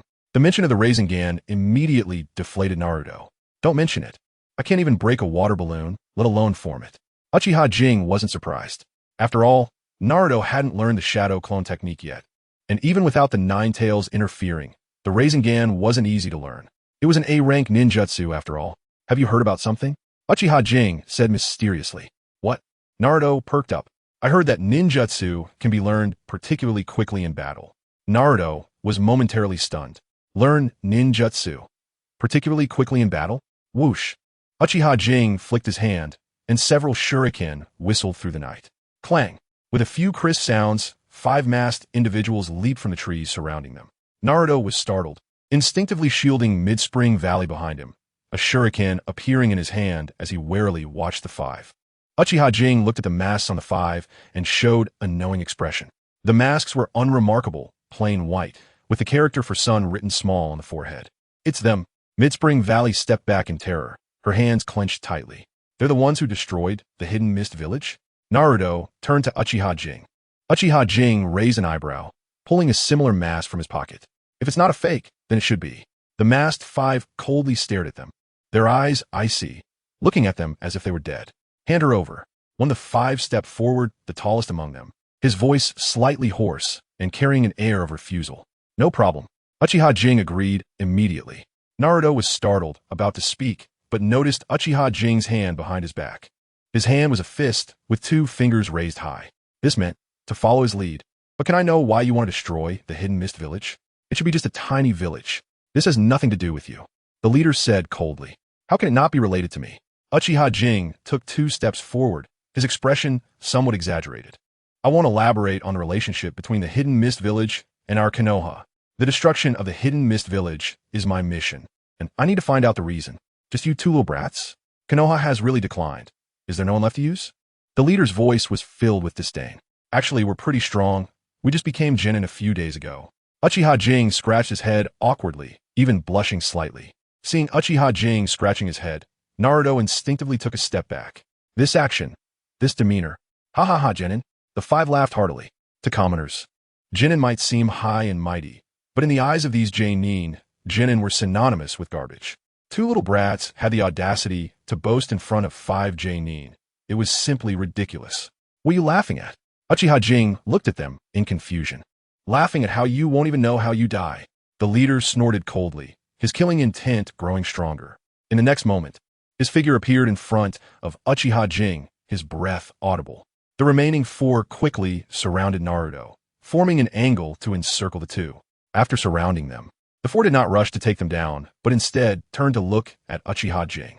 The fish in the net, the food on the plate. There was no rush. Water release, water dragon bullet. The leader completed his hand seals in an instant, and several large water balls rushed toward Uchiha Jing. On the other side, Uchiha Jing stood there as if he hadn't reacted. Idiot. The leader sneered disdainfully, confidently turning around. In his view, a single water dragon bullet could easily take care of this little brat without any pressure. Who asked the idiot? A cold blade pressed against the leader's neck. How is this possible? When did he? Bang! Uchiha Jing's original figure was smashed to pieces by the water dragon bullet, turning into a broken piece of wood. Meanwhile, Uchiha Jing appeared behind the leader like a ghost, firmly holding a ninja blade. You. The leader was filled with uncertainty. Substitution technique. When did this happen? I'm fine. Thanks for your concern, Uchiha Jing said expressionlessly. Let go of the leader. The four on the side saw their leader being restrained and glared angrily. Dream on. Uchiha Jing sneered, the blade pressing tighter. A line of blood appeared on the leader's neck. Tell me, what was the purpose of destroying the Hidden Mist Village? There's nothing to say. If you want to kill me, go ahead. I am absolutely. The leader's back was covered in cold sweat, but his mouth remained defiant. He didn't believe that this little ghost would kill him. As long as he didn't reveal his purpose, he would be safe. All right, I respect you as a man. With that said, the knife smoothly sliced through his neck. The knife was retracted, and the head fell. Silence. The four masked individuals were stunned. Naruto shook his head, knowing this would be the outcome all along. Jing, was the one who loved to fulfill others' requests the most. Chapter 35 Mini Rinnegan Group. Group leader. The four people across from them were stunned. The usually powerful leader had died so easily. This was too reckless. What about you? Are you planning to resist? Or resist a little? Uchiha Jing flicked the blood residue off his ninja sword and looked up at the four. You don't come over here. One person stepped out from the four, looking somewhat flustered. It was no wonder he was panicking. Even their normally high and mighty leader had died at his hands. And they were even weaker than the leader, so wouldn't their deaths be even worse? Under the astonished gazes of the others, Uchiha Jing obediently stood still. All right, I won't come over. The four. For some reason, Uchiha Jing's compliance made them even more creeped out. Naruto, I'll leave them to you. Good luck. Uchiha Jing gave Naruto a thumbs up, revealing a set of shiny white teeth. Naruto pointed incredulously at himself. Me? The four turned to look at Naruto. ISNT this little guy with that monster? Yes, it's you. Uchiha Jing sheathed his ninja sword behind him. Don't worry, I 1T interfere. As long as you can defeat him, you 1T have to die. Upon hearing this, the four's eyes clearly sparkled with excitement. The little brat with the beard didn't T look like a master at all, which meant fire release, fire dragon bullet, wind release, vacuum sphere. Two of the four flashed a fierce look in their eyes, hand seals flying, and 2B rank ninjutsu were unleashed in an instant. The two ninjutsu intertwined, and the already impressive techniques instantly expanded. Dozens of fire dragon bullets, around half a meter in size, suddenly swelled to about 3 meters under the enhancement of the wind release. A torrent of fireballs, accompanied by a fierce wind, rushed towards Naruto. What? Naruto was taken aback, picking up the nearby Mu-Chun Valley and jumping to avoid the coverage of the fire dragon bullets. Boom! The fire dragon bullets rained down on the ground, creating a charred pit filled with intense heat. Naruto, ninjutsu has a release time. Pay attention to your observations. Uchiha Jing sat leisurely on the ground, plucking a weed and happily chewing on it. That's easy for you to say. Facing the successive ninjutsu attacks, Naruto could only keep jumping and moving with Mu-Chun Valley in his arms, quickly out of breath. Remember the Rinnegan I taught you before? Give it a try. After narrowly dodging another fire dragon bullet, Naruto accelerated and dashed in front of Uchiha Jing. Try what? Naruto put down Mu-Chun Valley and shot Uchiha Jing a resentful glance. In these past few days, aside from the Rinnegan, you should have mastered the body flicker technique too, right? Is running away really your ninja way? Uchiha Jing caught the still shaken Mu-Chun Valley. Naruto was taken aback. Right? Running away isn't his ninja way. No fear, no escape, persevering to the end. This is his ninja way. Whoosh! A sound of breaking air rang out, and Naruto instinctively lunged forward. His movements were quick and decisive. Naruto, still shaken, turned around just in time to meet Uchiha Jing's strange smile. His face slightly flushed. Naruto stood firm and looked defiantly at the four. Come on, come and defeat me. I'm going to be the Hokage. The four looked at him with mocking gazes, saying nothing, surrounding Naruto from four directions. Naruto watched the four warily, several shuriken appearing in his hands, ready to strike. Little brat, you're no match for us. Give up on struggling. The four weren't fools. Uchiha Jing had clearly instructed them to defeat this little brat, which was just a way to train him. If they really hurt him, that monster would truly kill them.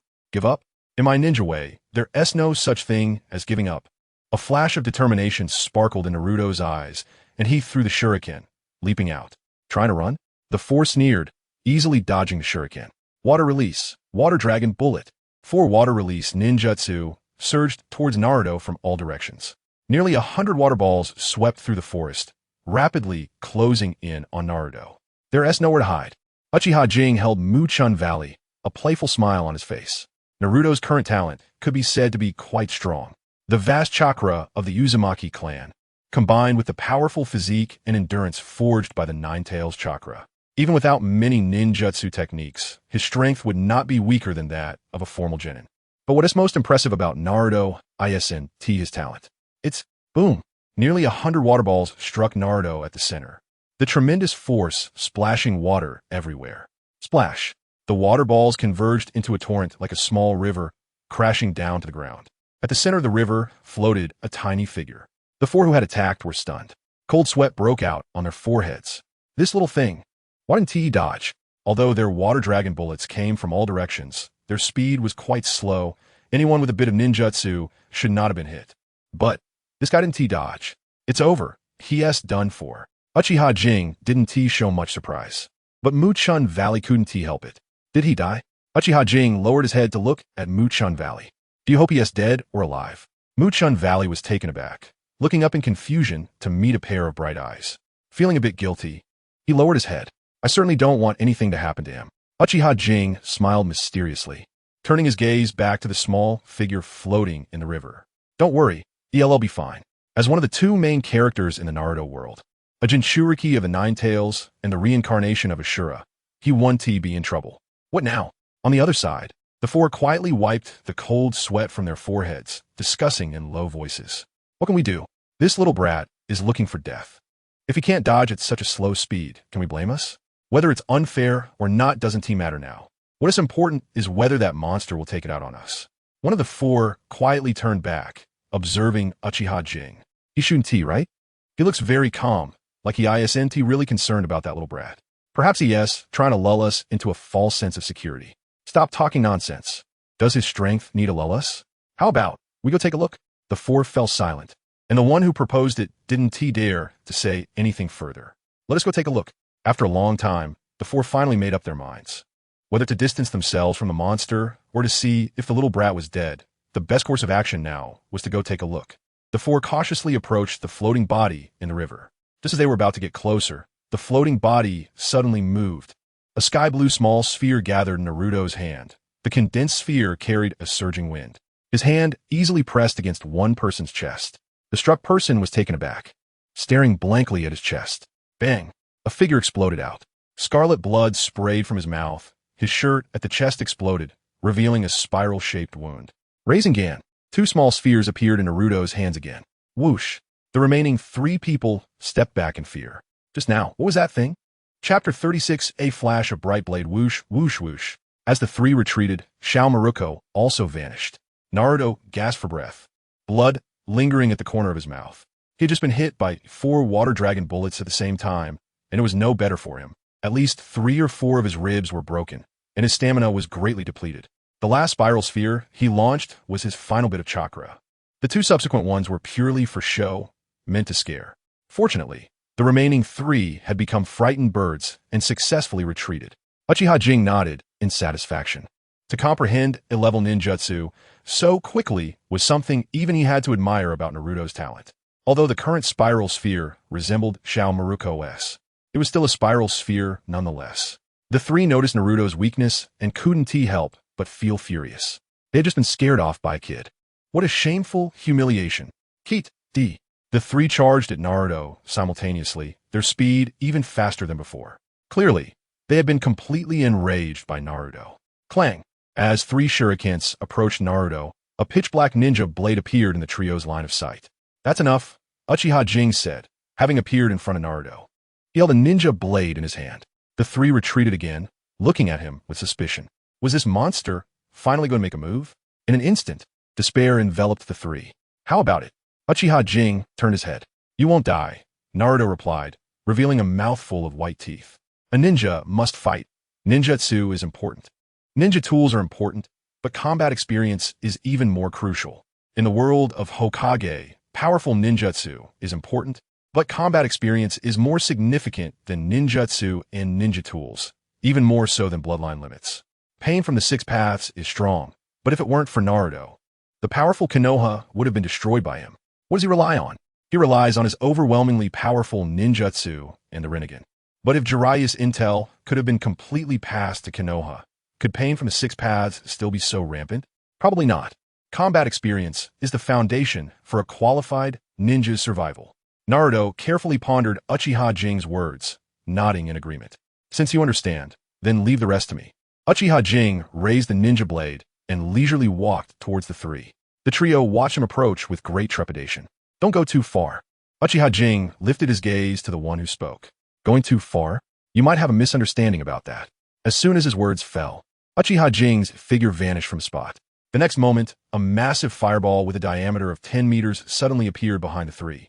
Fiery, fierce, and unstoppable. The three's faces changed dramatically as they retreated while forming hand seals. Water style, water barrier. Three walls made entirely of water stacked together and collided with a massive fireball. Hiss! A large amount of steam rose up, forming mist that filled the surroundings. When the last water barrier was broken, the fireball also disappeared. In the mist, the three stared around, their hearts pounding. Uchiha Jing's figure had vanished, and a great fear enveloped them. Just as the three were on high alert, a figure appeared in the gap of their defense. Slap! Slap! Slap! The sound of loud slaps echoed. The three looked at each other in confusion. On the same spot on their faces, there were distinct and fine handprints. And Uchiha Jing's figure had disappeared once again. Were they being toyed with? A wave of anger surged in the hearts of the three, but at the same time, they felt fortunate. Fortunate that they were being slapped. If it had been that ninja blade, the three shivered simultaneously. Not far away, on a branch, Uchiha Jing looked at them with a smile. The three Tomo and his eyes were slowly rotating. For him, who possessed dynamic vision, the mist was completely meaningless.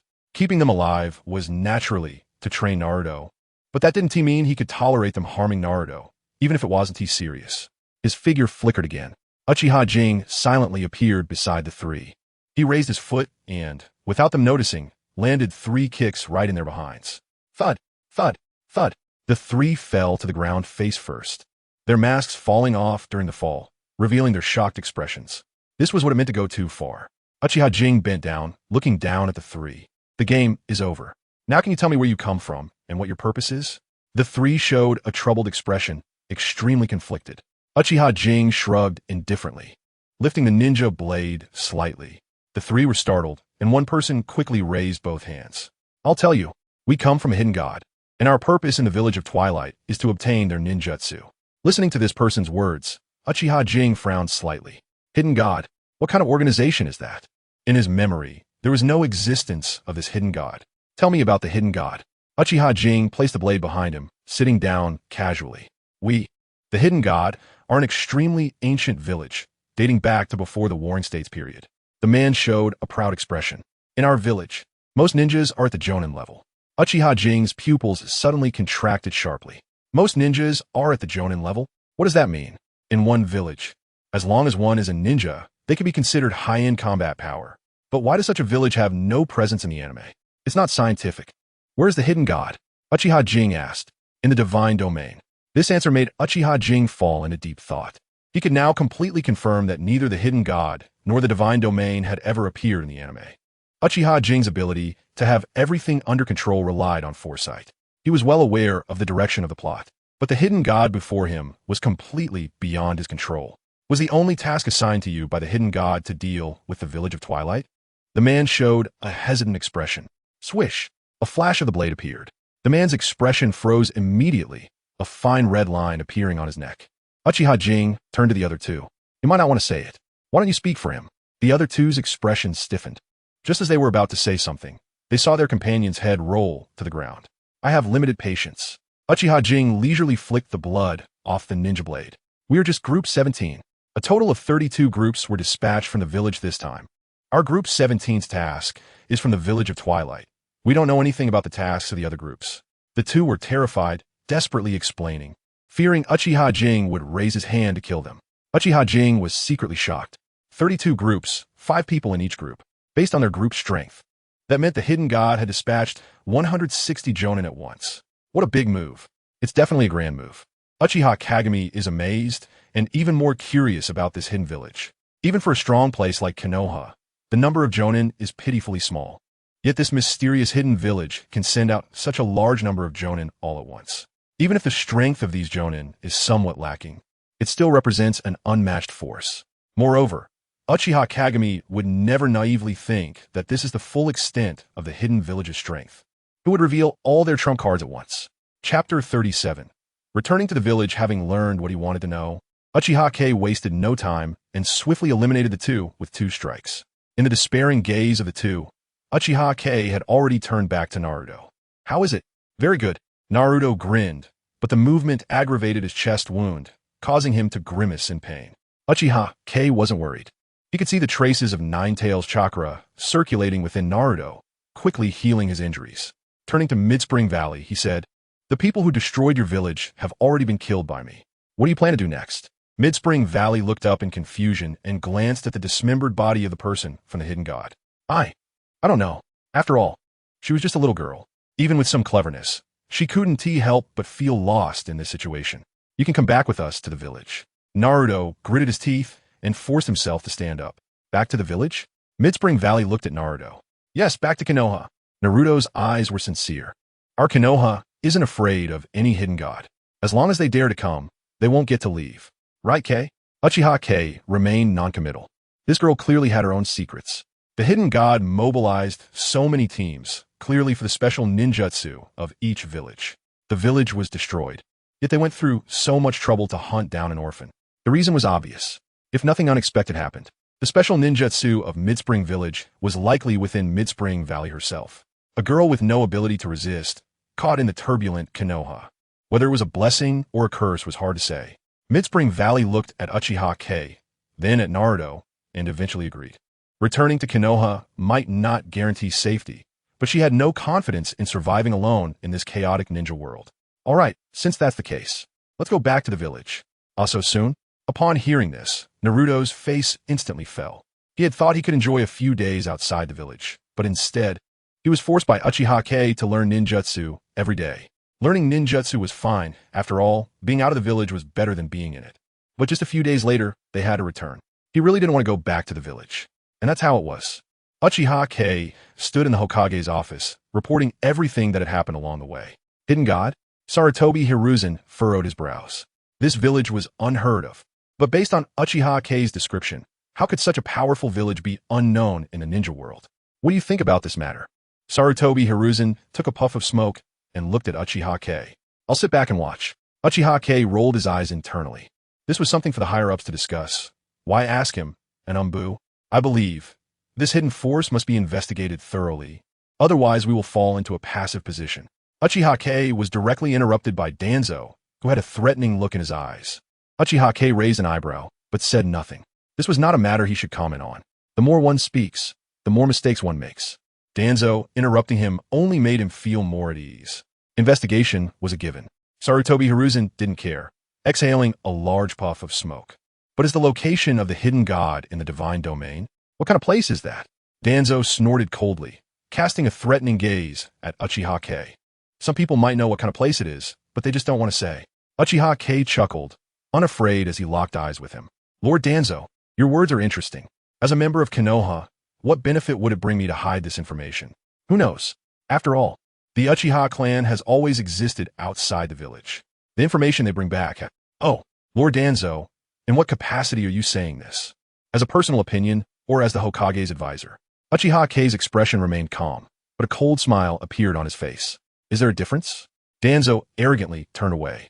Of course there is. Uchiha Kei calmly unsheathed his ninja blade from behind. If you're speaking as the Hokage's advisor, does that mean Konoha no longer welcomes our Uchiha clan? Danzo frowned. What nonsense are you talking? I don't mean that. Then you're speaking in a personal capacity. Uchiha Kei nodded knowingly, and in an instant, the ninja blade was drawn. A flash of cold light appeared. That's enough. Sarutobi Hiruzen slammed the table, and a wave of energy surged toward Uchiha Kei and Danzo. The scene fell silent. The ninja blade in Uchiha Kei's hand was just inches away from Danzo's throat, and the crimson three-tomo Sharingan had activated. Danzo's outstretched hand was also pressed against Uchiha Kei's chest. If Sarutobi Hiruzen had been just a moment later, the two would have surely been mutually injured. Uchiha Kei, you are just an Umbu member. How dare you attack the Hokage's advisor? Who gave you the courage? Sarutobi Hiruzen looked at Uchiha Kei with a cold expression. Uchiha Kei's eyes flickered, not daring to speak. After a moment, he sheathed his ninja blade and placed it behind his back. Danzo, as the Hokage's advisor, you must never speak in anger. Moreover, arguing with a child, where is your dignity as Hokage's advisor? Danzo snorted coldly and also retracted his hand from Uchiha Kei's chest, casting a disdainful glance at him. Angry words, ha! Uchiha Kei sneered internally. It was so straightforward, it was just dumping dirty water on the Uchiha clan. Sarutobi Hiruzen casually brushed off the conversation. Truly a deep brotherly bond. Next, we need to hold a meeting to decide on the hidden god matter. Uchiha Kei, you may leave. You did well in this matter. Uchiha Kei respectfully bowed and walked out of the Hokage's office with his head held high. After Uchiha Kei left, Danzo could no longer contain his rage. Hiruzen, this kid is a disaster. He must be eliminated as soon as possible. Sarutobi Hiruzen sat back down in his chair and took a puff of smoke. He is a disaster, but also a rare talent. An 8-year-old with a 3-tomo Sharingan. His swordsmanship can rival Kakashi's, and what's more, he possesses a calm demeanor. So, you blocked all my men from going after him? Danzo glared fiercely at Sarutobi Hiruzen. This is the second time.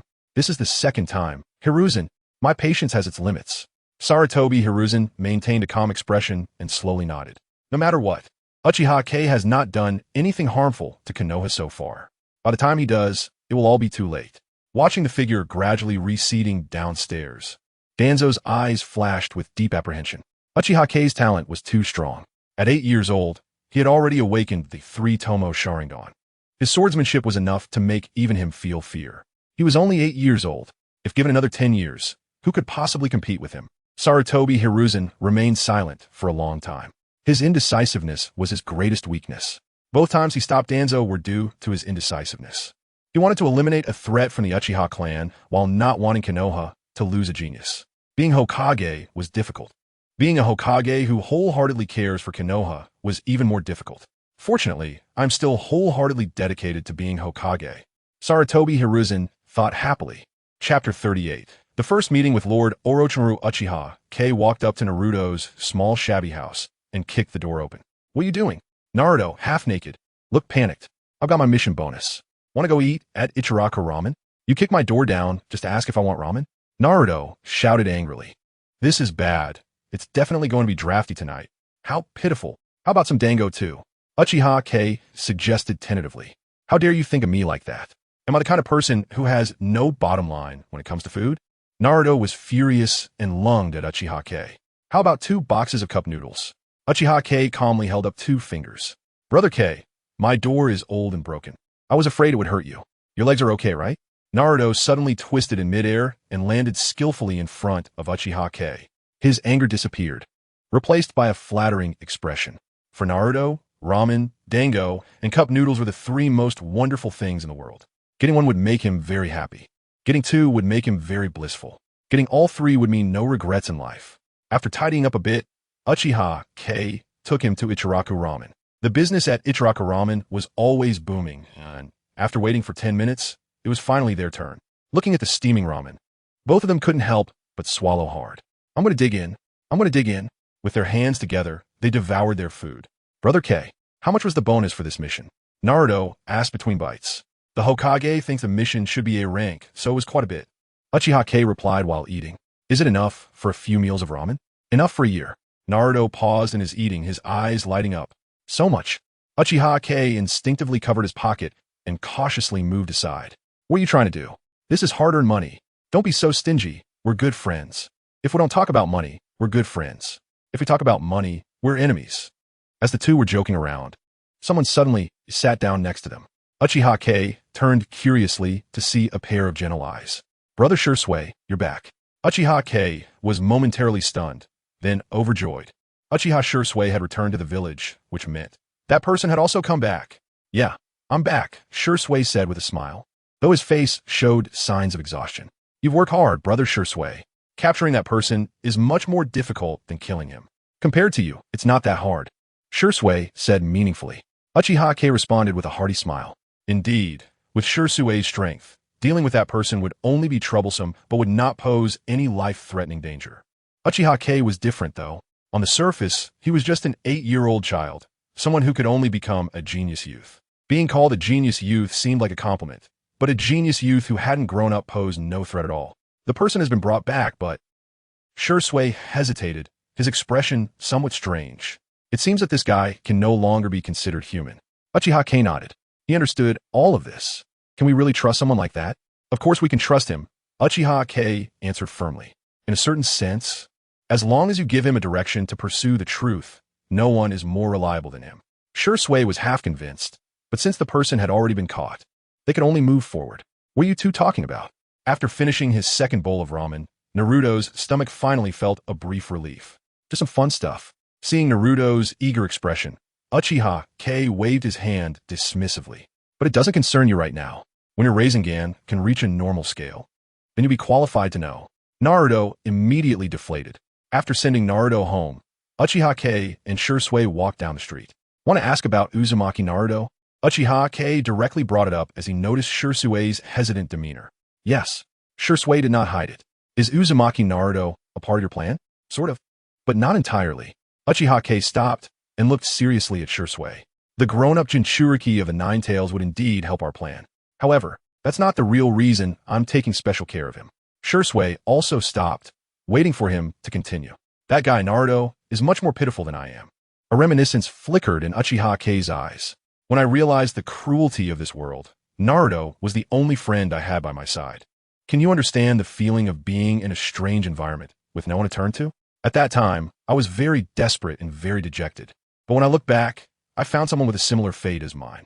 What kind of power allows a person to be in darkness, yet still yearn for the light? Shisui listened quietly, recalling the information he had about Naruto. Indeed, he was a child who had been isolated and bullied since childhood, yet could laugh, so carefree. Only Uzumaki Naruto, the child who had been called the Fox Demon since he was little.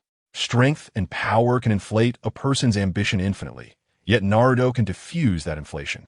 After saying this, Uchiha Kei stepped forward. Shisui carefully pondered his words, unable to suppress the smile in his eyes. He agreed to join Uchiha Kei's crazy plan not out of ambition to dominate Konoha or the ninja world, but for the sake of the village and the coexistence of their clan. Such a Uchiha Kei made him feel at ease, not because of the Ninetales Jinchuriki, but simply because of emotions. Shisui led Uchiha Kei to a wooden cabin in the forest. He's right here.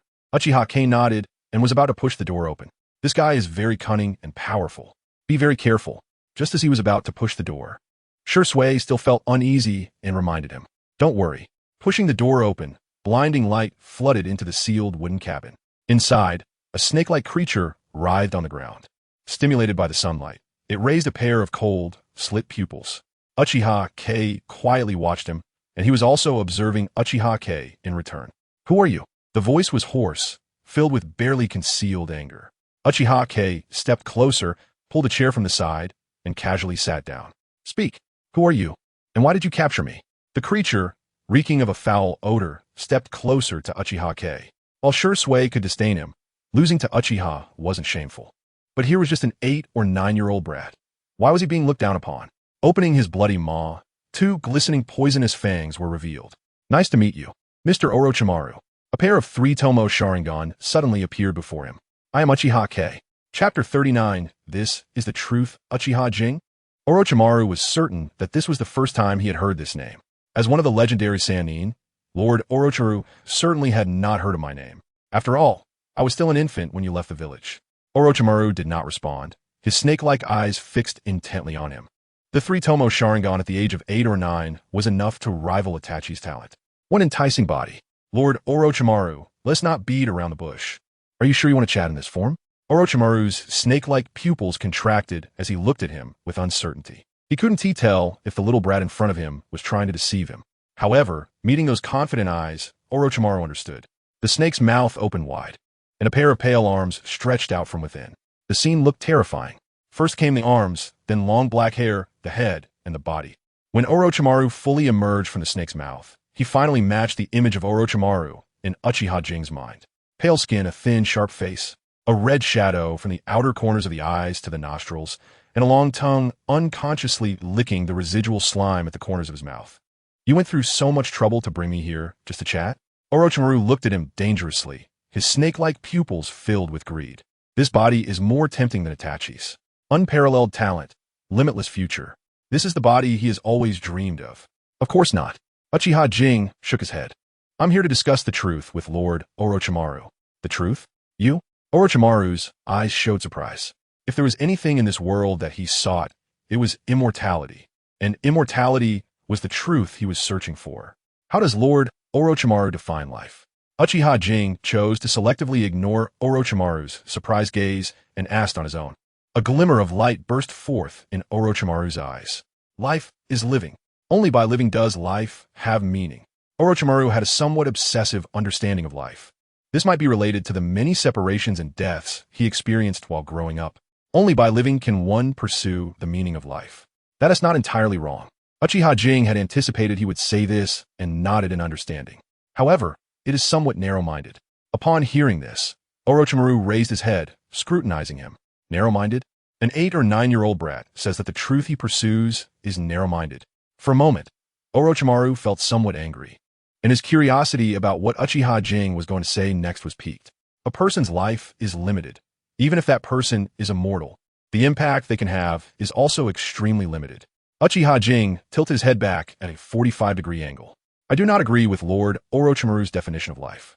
Even someone as powerful as Sage of Six Paths will reach the end of life and completely disappear from this world. Yet the impact he leaves behind penetrates every corner of the ninja world.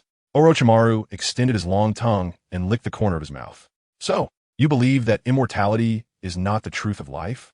Yes, and it is also not. Uchiha Jing moved closer to Orochimaru, closely observing his pale skin. Immortality is one person's truth, but not everyone's. The truth of life is a matter that has been widely debated in his era of information explosion. Some, like Orochimaru, believe that immortality is the essence of life. Yet there are also those who believe that immortality is merely an individual truth, a false proposition. Truth is truth. There is no distinction between personal or universal. Orochimaru remained non-committal. Although the words of the brat in front of him were somewhat strange, he saw them as mere sophistry. If one person can attain immortality, then everyone in the ninja world can achieve immortality. These two ideas do not conflict. All right, let us assume that everyone in the ninja world achieves immortality, with no diseases, aging, or death. Upon hearing this, Orochimaru's mind conjured the scene he described, and a fascinated smile appeared on his face. How wonderful such a world would be. Then, Lord Orochimaru, have you considered a key question? Orochimaru looked up in confusion. Resources. The resources in this world are limited. Food is so, and land is the same. If people no longer age or die, there will only be an increase, not a consumption of these resources. Food, land, these will become rare resources. What consequences will this bring? Have you considered, Lord Orochimaru? Orochimaru's smile gradually stiffened. He knew all too well what these would bring. After all, he had lived through that era. War. Endless war. Uchiha Jing said decisively, his gaze sharp as a knife. Orochimaru lowered his head, unable to meet those eyes. He admitted it. The brat was absolutely right. Once immortality was achieved for everyone, survival resources would become scarce. Ultimately, humans are just another form of animal. To put it bluntly, humans are even more terrifying than beasts. For the sake of undying life, endless wars will come. Is my truth wrong? Orochimaru murmured, as if in a whisper or inquiry. There is no such thing as a wrong truth. Uchiha Jing smiled lightly. Truth is only suitable or unsuitable. Evidently, Lord Orochimaru's truth is not suitable. Then tell me, what is the suitable truth? Orochimaru was at a loss. He had come from an era of war, and no one desired peace more than he did. The reason he conducted various experiments almost to madness was merely to pursue his truth, to bring eternal peace to the ninja world. But today, his world had become fragmented. A suitable truth? A memory flashed in Uchiha Jing's eyes. To establish a heart for the heavens and the earth. To establish a destiny for the people. To inherit the teachings of the ancients. To open peace for all generations. His words struck with conviction, and a mighty aura flowed around Uchiha Jing. Orochimaru stared blankly at the little brat in front of him. To establish a heart for the heavens and the earth. to establish a destiny for the people, to inherit the teachings of the ancients, to open peace for all generations. Orochimaru repeated this passage, his voice low, but the confusion in his eyes gradually dissipated, replaced by the light that slowly ignited within his heart. This little brat seems to make sense. When life is no longer limited to just one person, this truth becomes applicable to everyone. What is this kind of truth called? I call it inheritance. Only through continuous inheritance can the ninja world continue to develop. Orochimaru seemed to have stepped into a completely new realm. Many of the questions that had puzzled him in the past were now effortlessly resolved. This little brat was right. The immortality of one person brings only self-entertainment. The immortality of a group of people brings endless war. But inheritance is the result of generations of effort, bringing about generations of peace. This is the truth. The truth suitable for the ninja world. Chapter 40. Subduing Orochimaru. How about it, Lord Orochimaru? Are you willing to join me in realizing the truth? Uchiha Kei reached out his hand towards Orochimaru. That's right. Whether it's sending Shisui to hunt down Orochimaru, or what was just said, the goal is to win Orochimaru over. The world of Naruto is not so much a world of endless conflicts, but rather a world where ideals collide. No one is completely right, and no one is completely wrong. In the Naruto world, there is no evil. Yet Orochimaru is at odds with the people of this world. In the previous life, Orochimaru's image was quite similar to that of another tragic character. When I said the earth is round, they hit me and tried to enlighten me with love. Back to the point, the reason why Orochimaru was not accepted by Konoha is quite simple. First, Orochimaru conducted human experiments in secret to understand the human body. How could Sarutobi Hiruzen, who always prided himself on benevolence, tolerate that? Second, the ninja way he pursued was unbearable for Konoha. Orochimaru's pursuit is to learn all the ninjutsu in the ninja world and comprehend the secrets of immortality from ninjutsu. In his understanding, ninjutsu is the key to unlocking the door to immortality, and for that, he is willing to go to any lengths. Is such a person really evil? Not necessarily. Are people like Sarutobi Hiruzen and Danzo truly just? Even less so. Therefore, whether for future plans or past obsessions, Uchiha Kei decided to win Orochimaru over. Orochimaru raised his head, his eyes shining brightly.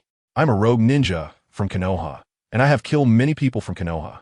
To be honest, Orochimaru was quite moved by this little brat's interpretation of truth. He had experienced the brutality of war. His current twisted mindset and paranoid behavior also stem from the trauma of war. In terms of hatred for war, Orochimaru felt even more than others. But he also had concerns. Is this little brat really worth his support? Being a rogue ninja does not necessarily mean he has truly betrayed the village. Uchiha Kei's expression remained unchanged. I plan to destroy Konoha. Orochimaru scrutinized the little brat in front of him. Hehe, Lord Orochimaru. Do you really have a plan to destroy Konoha?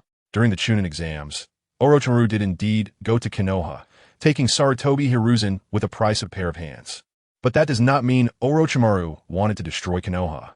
That Chunin farce was somewhat half-baked. With Orochimaru's strength and intellect, if he truly wanted to destroy Konoha, how could it only result in the death of Sarutobi Hiruzen? Perhaps half of the top forces would perish in it. Even the 12 ninja guardians would suffer heavy casualties. Therefore, Uchiha Kei did not believe Orochimaru's words at all. Why do you say that? Orochimaru showed a curious expression. His plan was merely a prototype, and he had not mentioned it to anyone. What gives this little brat such certainty? Because Lord Orochimaru only dislikes the governance philosophy of the third Hokage, not Konoha itself. Orochimaru's snake-like pupils constricted sharply, staring at Uchiha Kei in disbelief. How could he know his thoughts? A thought he had never shared with anyone. This little brat can actually understand his intentions so clearly. Is he too understanding of him, or is he just talking nonsense? Looking at Uchiha Kei's confident smile, Orochimaru felt a sense of frustration. It was unlikely to be nonsense. That means he has figured him out completely. For a moment, Orochimaru felt a slight fear towards this little guy.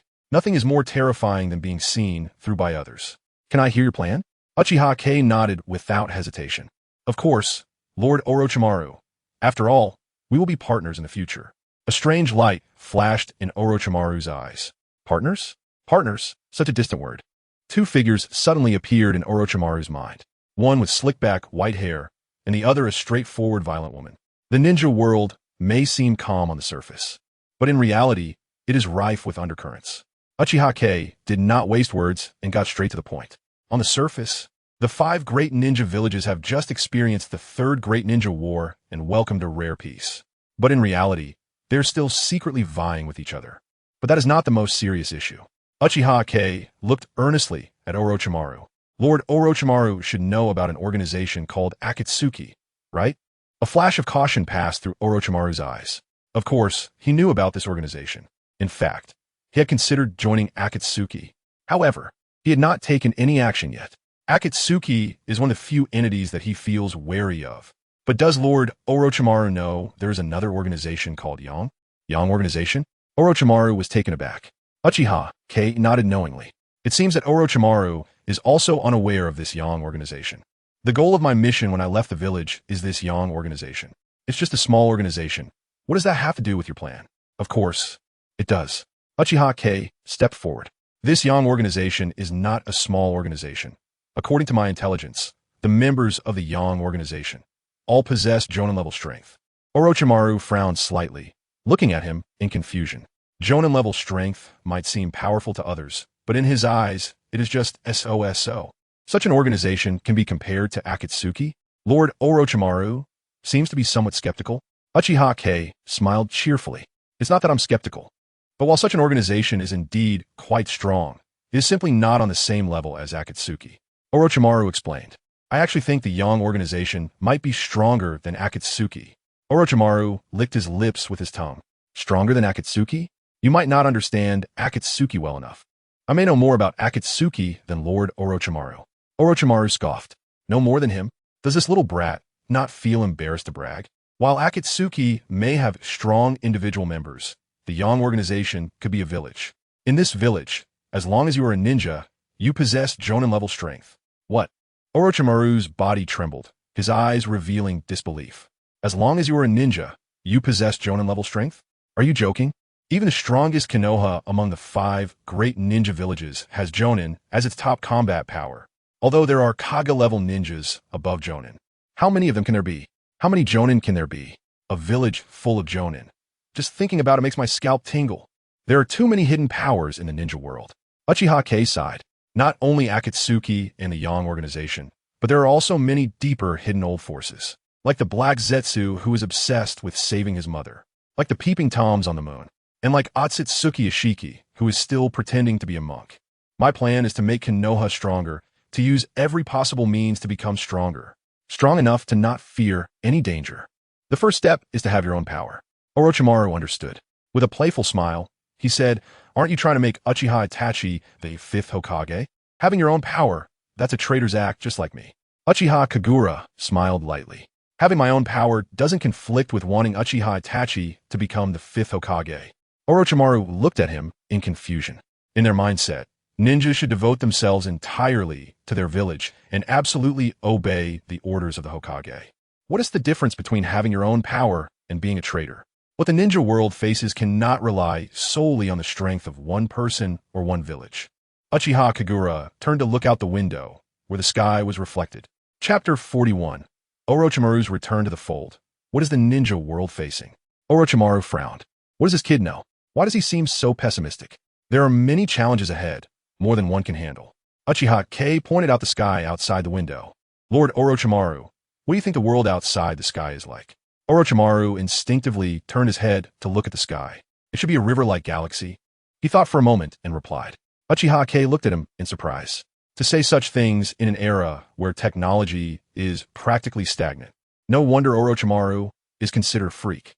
Sometimes having an insight that transcends the times isn't necessarily a good thing. Is it similar? In that galaxy, do you think there's a world like the ninja world? A world like ours? Orochimaru was confused. This question was far beyond his understanding. It's a world with ninjas, but much stronger than ours, Uchiha Kei sighed. The realm of the Ōtsutsuki clan, their combat power is far superior to that of the ninja world. It's not even on the same level. Orochimaru frowned in thought. Although he hadn't spent much time with this kid, he felt that he wouldn't be the kind of person to speak carelessly. In that case, I understand what you mean. Orochimaru's expression became serious. This matter is different from the great wars of the ninja world. No matter how intense the wars are, the worst that could happen is just more deaths. But the beings from beyond the heavens might have different objectives. Uchiha Kei was not surprised by Orochimaru's intelligence. If Orochimaru were a fool, would he still be the legendary Snake Lady? I will help Itachi integrate into Konoha. It has nothing to do with friendship. Konoha needs a Hokage who dares to take risks. Lord Third. Uchiha Kei didn't finish his sentence but just smiled and shook his head. Mentioning Sarutobi Hiruzen made Orochimaru chuckle as well, with a strong hint of sarcasm. Lord Orochimaru, just call me Orochimaru. Orochimaru waved his hand. Since he's joining, there's no need to be so formal. Moreover, I sense a strong threat from you. Orochimaru fixed his gaze on Uchiha Kei. Ever since Uchiha Kei entered, he had felt a sense of danger. If this kid wanted to, he could really kill him. Uchiha Kei smiled and slightly closed his eyes.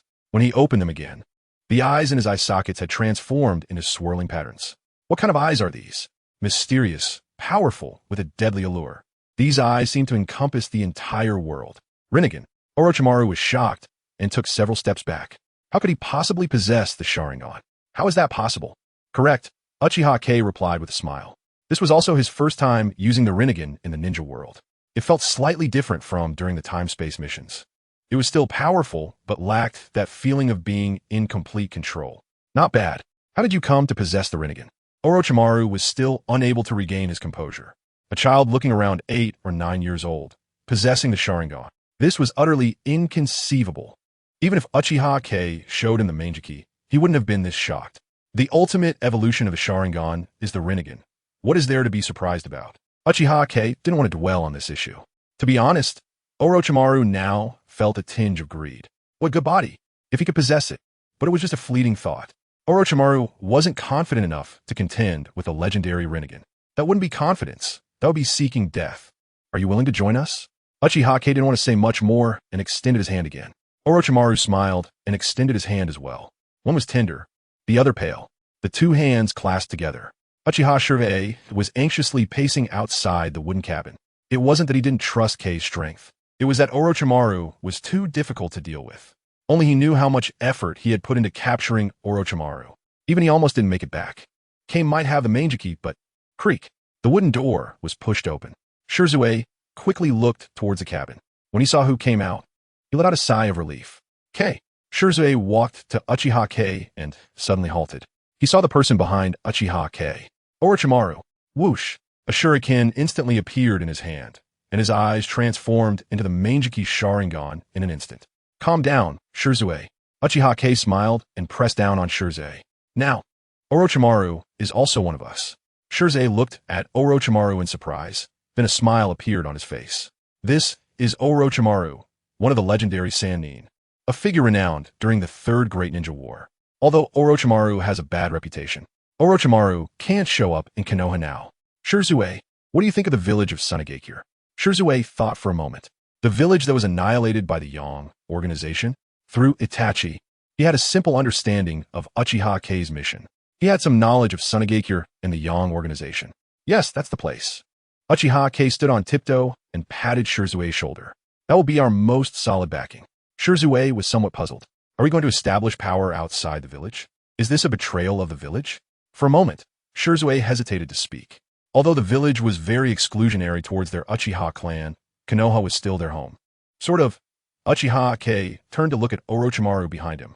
But this doesn't count as betraying the village. You can't put all your eggs in one basket, right? Brother Shisui? Shisui furrowed his brow, then relaxed. Although Kei often did things that were difficult to understand, Itachi said Kei was a trustworthy person. He must have some purpose in doing this. Brother Shisui, Orochimaru will be sent to Sunagakure. Orochimaru chuckled. Uchiha Shisui, I look forward to working with you in the future. Shisui shrugged.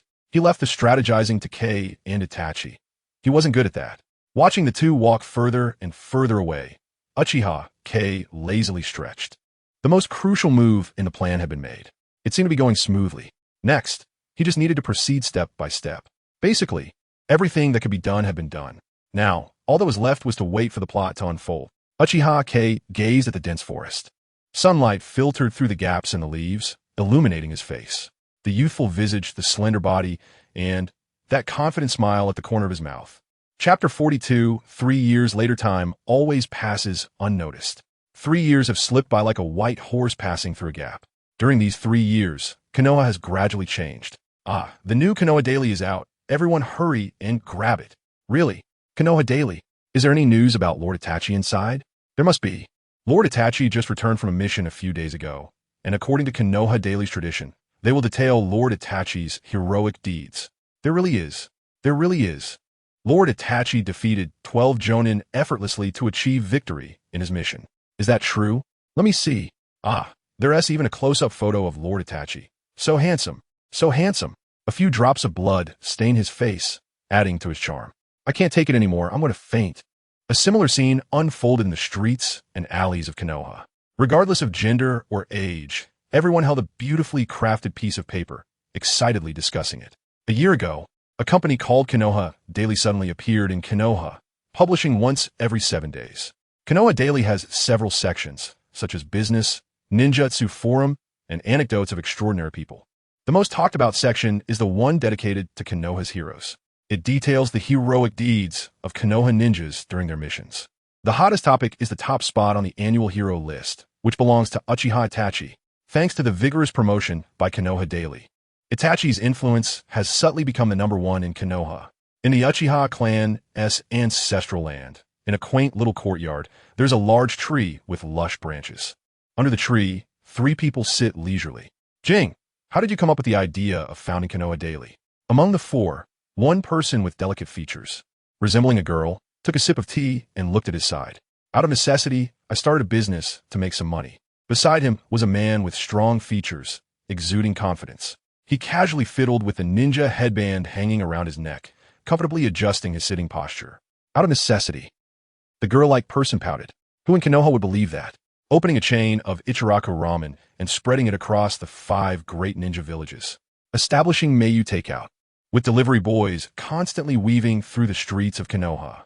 Does he really think he is doing this out of necessity? Not a single dog would believe it. But Jing, isn't today's report a bit excessive? Opposite them sat a youth with deep tear marks on his face. At this moment, the youth's face was flushed, looking quite embarrassed. Excessive? My reports in Konoha Daily are all true. You really did take down 12 Jonin by yourself. Those were special Jonin, which is quite different from actual Jonin. The tear-streaked youth helplessly rubbed his head. Lord Itachi, Itachi God, regardless of the difference in strength, can you just say whether they are Jonin or not? Yes, but... No buts. The authority of Konoha Daily is undeniable. Ha ha. A hearty laugh echoed in the little courtyard. The 3 of them were the prominent young figures of the Uchiha clan. Known as Shunshin no Shisui, Uchiha Shisui, the most influential Itachi god, Uchiha Itachi, and the one known as God of Wealth, Uchiha Jing. Each of them had unparalleled influence in Konoha. Over the past 3 years, Uchiha Jing successfully built his own business empire in Konoha, utilizing the experience from his previous life. Nowadays, even Sarutobi Hiruzen would smile at the mention of Uchiha Jing. Jing, I've already taken control of 3 out of the 5 Umbu squads. The increasingly delicate Shisui spoke about serious matters. TSK, it's still my brother Shisui who is impressive, mastering more than half of the Umbu squads so quickly. Uchiha Jing clicked his tongue in amazement. Come on, without your terrifying financial support, it wouldn't have been so easy to control the Umbu squads. Shisui was quite self-aware. Over these 3 years, Jing had given him billions. Such a terrifying amount. Even the loyal Umbu had several people swayed to his side. Money is just an aid. What really earns their trust is your title of Shunshin no Shisui. Uchiha Jing saw through it all. Money can solve most problems, whether in his previous life or in the Naruto world. However, it cannot be overlooked that ninjas in the Naruto world are very devoted to their ninja way. This is especially pronounced in the direct forces of the Hokage, the Umbu. The fact that Shisui could gather 3 Umbu squads in 3 years only speaks to his own charm. I've also gathered quite a few family powers in the village. But it's a pity that the Hyuga, Nara, and several major clans have yet to express their stance. On the other side, Itachi rubbed his chin, looking somewhat troubled. These clans once expressed their stance. Uchiha Jing took a sip of tea. Currently, the commoners in the village basically support Itachi, and with a few smaller clans. Our visible strength is already on par with the Hokage's power. If they also express their stance, the village will fall into chaos. Shisui looked at him curiously. Why don't you count my 3 Umbu squads? They represent more than half of the Umbu's power. Uchiha Jing shook his head. Brother Shisui, you might be misunderstanding their role a bit. Misunderstanding? Shisui didn't understand his point. Although you've gathered 3 Umbu squads, If our conflict with the Hokage intensifies, what do you think they would stand? Of course, they would stand with us. Shisui said as a matter of course. Uchiha Jing shook his head repeatedly. They would stand on the Hokage's side. Itachi smiled at Shisui. How is that possible? They are all under my command now. Shisui couldn't believe this. He was confident he had absolute control over the Umbu squads, both the captains and members. As long as we have no conflict with the Hokage, they will naturally listen to you. But once we have a conflict with the Hokage, their ninja way won't allow them to stand by our side. They are loyal to the Hokage, and even more so, to Konoha. Shisui opened his mouth, sighed for a long time, and stopped arguing. Because he knew that Jing and Itachi were right. It's okay, given the current situation, Itachi is definitely the fifth Hokage. What we lack now is not strength. Shisui still felt a bit gloomy and asked, not strength? Then what is it? Uchiha Jing turned his gaze to Itachi. Itachi understood, stood up. What we lack is timing. Shisui scratched his head. Without absolute strength, what use is timing? This timing is when the third cannot become Hokage anymore. Shisui paused and suddenly stood up. Jing, what do you mean? Although I want Itachi to become Hokage, it cannot be under the condition that something happens to the third. Shisui glared angrily at Uchiha Jing. He could allow himself to use money to sway the three Umbu squads, but he absolutely would not allow Jing or Itachi to do anything that would harm the village. Absolutely not. Itachi helplessly patted his shoulder. Brother Shisui, that's not what Jing means. And what does it mean? Besides dying, how else could the third Hokage not become Hokage? Shisui still felt somewhat aggrieved. Brother Shisui, you've forgotten someone. Itachi turned to look at Uchiha Jing, and the two smiled at each other. Danzo. Chapter 43, The Quarreling Trio, Konoha Root Base. Sir, as soon as the latest Konoha Daily was released, Uchiha Itachi's popularity surged again. In the eyes of the common people, Uchiha Itachi is the undisputed choice for the next Hokage. In a dark room, various torture instruments are haphazardly placed. Each instrument is stained with a foul smell and splattered with blood. On a large wooden chair in a room sits a man whose body is wrapped in bandages. He is listening intently to his subordinate's report. Have you found out who established the Konoha Daily? The person below trembles. They have been investigating with all their might. But so far, there's been no concrete information. The man's brow furrows, and his exposed eye looks down. No concrete information? Tanaka-jiro, is this the efficiency with which you handle matters? The person below trembles even more violently. Sir, the founder of the Konoha Daily is too mysterious. The employees under him don't even know who their boss is, so my subordinate truly has no way to investigate. Useless. The man suddenly stands up from the wooden chair, his narrowed eyes flashing with killing intent. Finding so many excuses, you still haven't found anything? The person below kneels down, cold sweat dripping. My subordinate has not completely failed. It's just that the information hasn't been fully gathered yet, and I can't be certain. It's better to kill wrongly than to let go. How have I taught you? Yes. My subordinate has discovered that the founder of the Konoha Daily is likely Uchiha Kagami from the Uchiha clan. The man suddenly pauses. This brat again? Why is he everywhere? Damn Uchiha brat. I should have killed him back then, and I wouldn't have so many troubles now. A strong killing intent emanates from man, his narrowed eyes brimming with murderous intent. After a long while, you may leave. The man sits back down in the wooden chair. Yes, the person kneeling below feels as if they have been given a new lease on life and crawls out of the room. Uchiha Kagami. Once the person leaves the room, the expression of the man in the wooden chair suddenly becomes sinister. You again. 3 years ago, Sarutobi Hiruzen's repeated soft-heartedness has ultimately led to raising a tiger.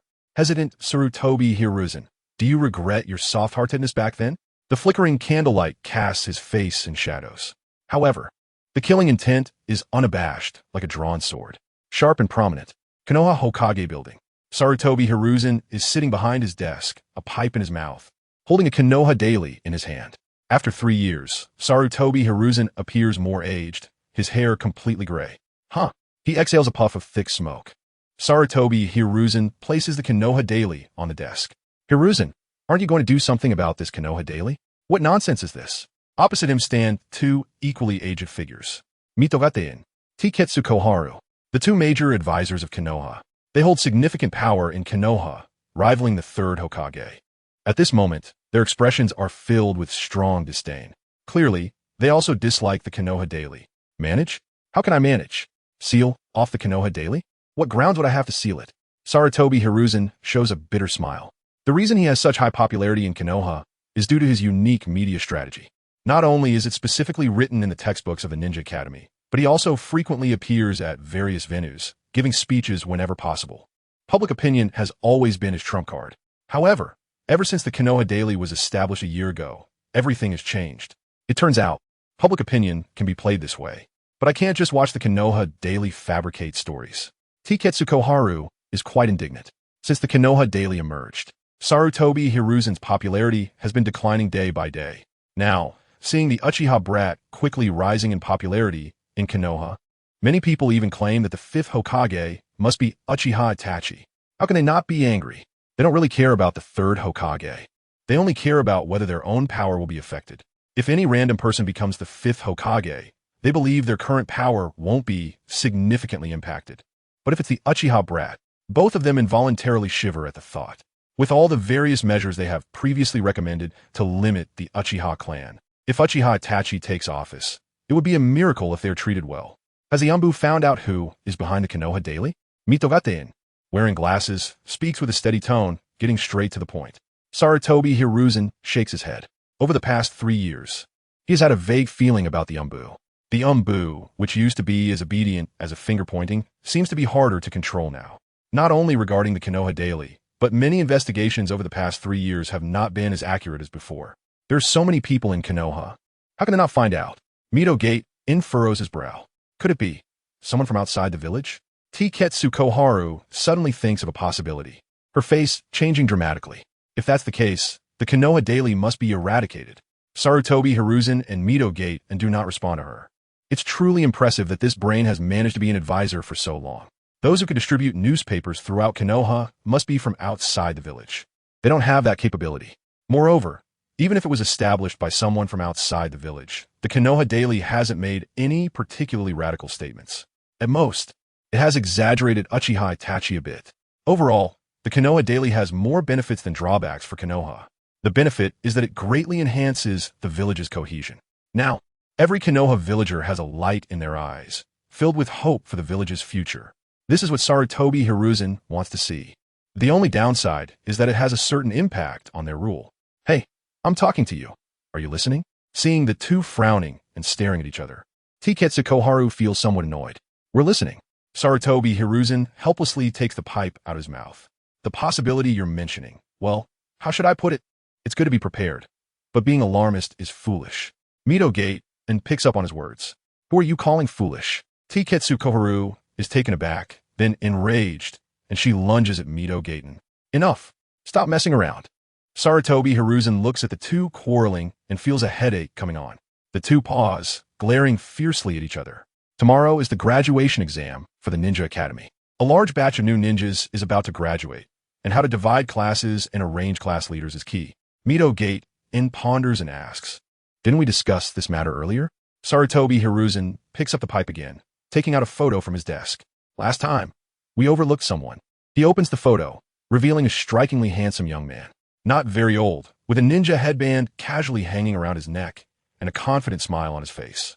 Chapter 44. Plot development. The next day, the ninja school welcomed its graduation season, which occurs every 3 years.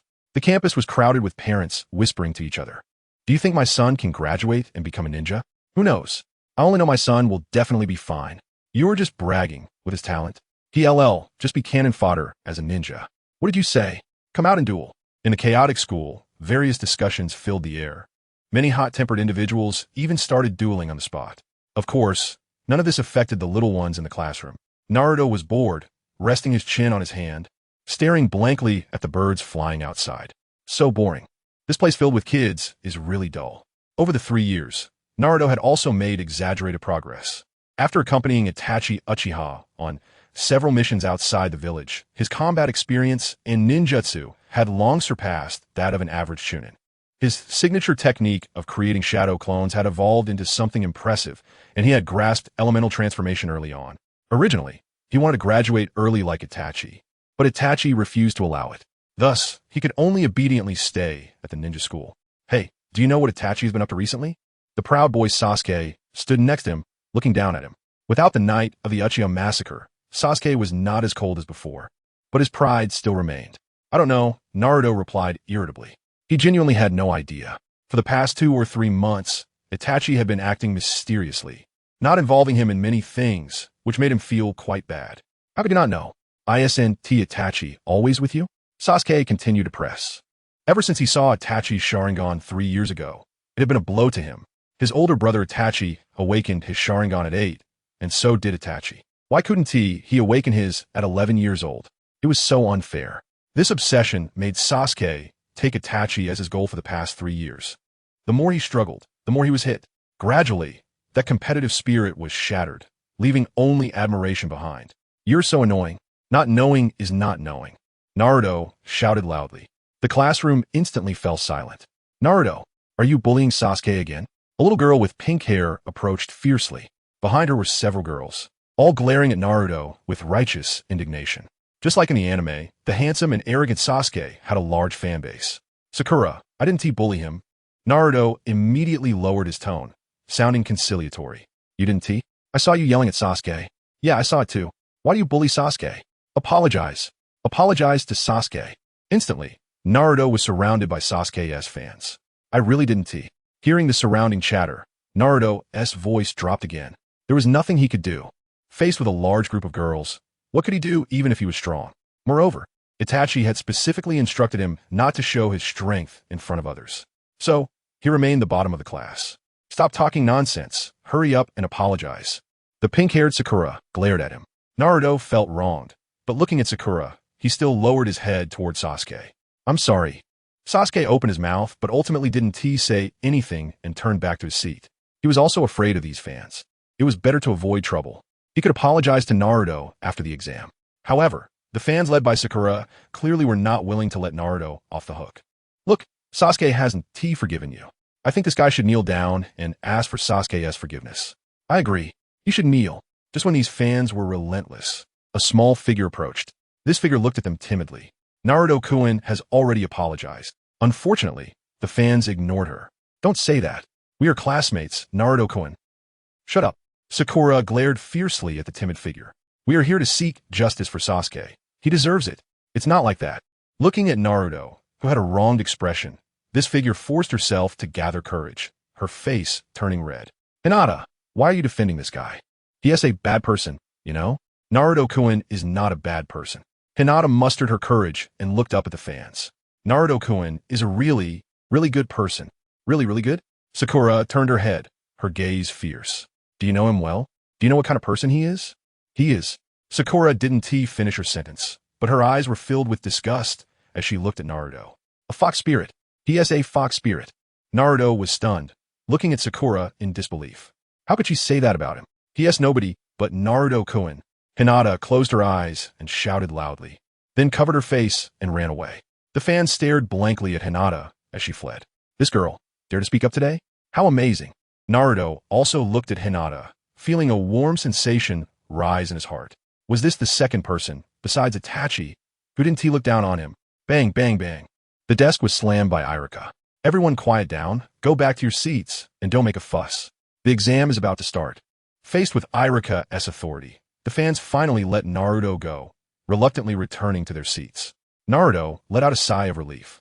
There was nothing more terrifying than being surrounded by brainless fans.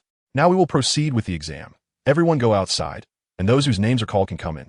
The little ones in the classroom walked out one by one. Tion Yuichiro, the one whose name was called, walked nervously into the classroom. Sasuke walked back and forth anxiously, and after a long time, he finally made up his mind to approach Naruto again. About the apology. The proud personality kicked in at that moment. Can you not walk so close to me? Naruto nervously looked around, afraid the fans would surround him again. Cough. I came to apologize for what happened earlier. I didn't take it to heart. After the exam, I'll take you to find Itachi. Sasuke looked at him with joy. Really? Thank you so much. Watching Sasuke bounce away, Naruto sighed inwardly. So childish. I want to graduate quickly. I want to find Itachi. Chapter 45. First place, Naruto Uzumaki. When Naruto walked out of the examination room, the area outside the classroom was crowded with onlookers. Hey, the bottom of the class is out. I wonder if he can be as dazzling as the god of wealth.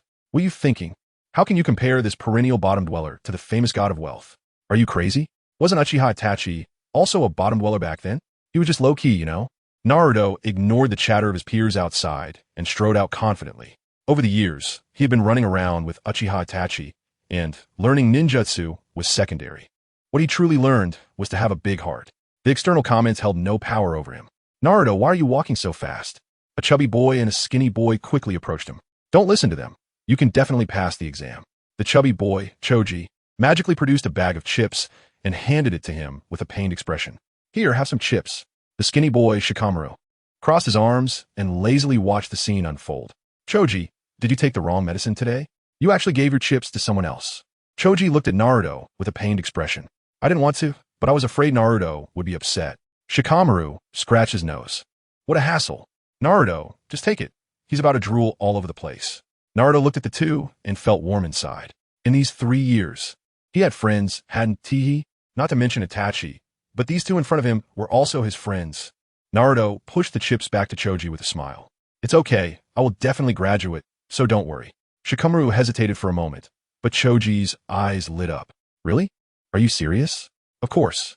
Naruto proudly lifted his head, just about to say something when the next scene made him swallow his words. "Then I won't be polite." Rip. The chip bag was neatly torn open, and the chips emitted a tempting aroma as they poured into Choji's mouth. "Naruto." Shikamaru was unfazed, just letting out a helpless sigh. "Ha ha." Naruto's cheerful laughter echoed through the hallway. In the afternoon, the crowd on campus did not disperse after the exam. Instead, it grew larger. The reason was simple. It was time to announce the results. In Naruto's classroom, all the little ones were eagerly staring at the door.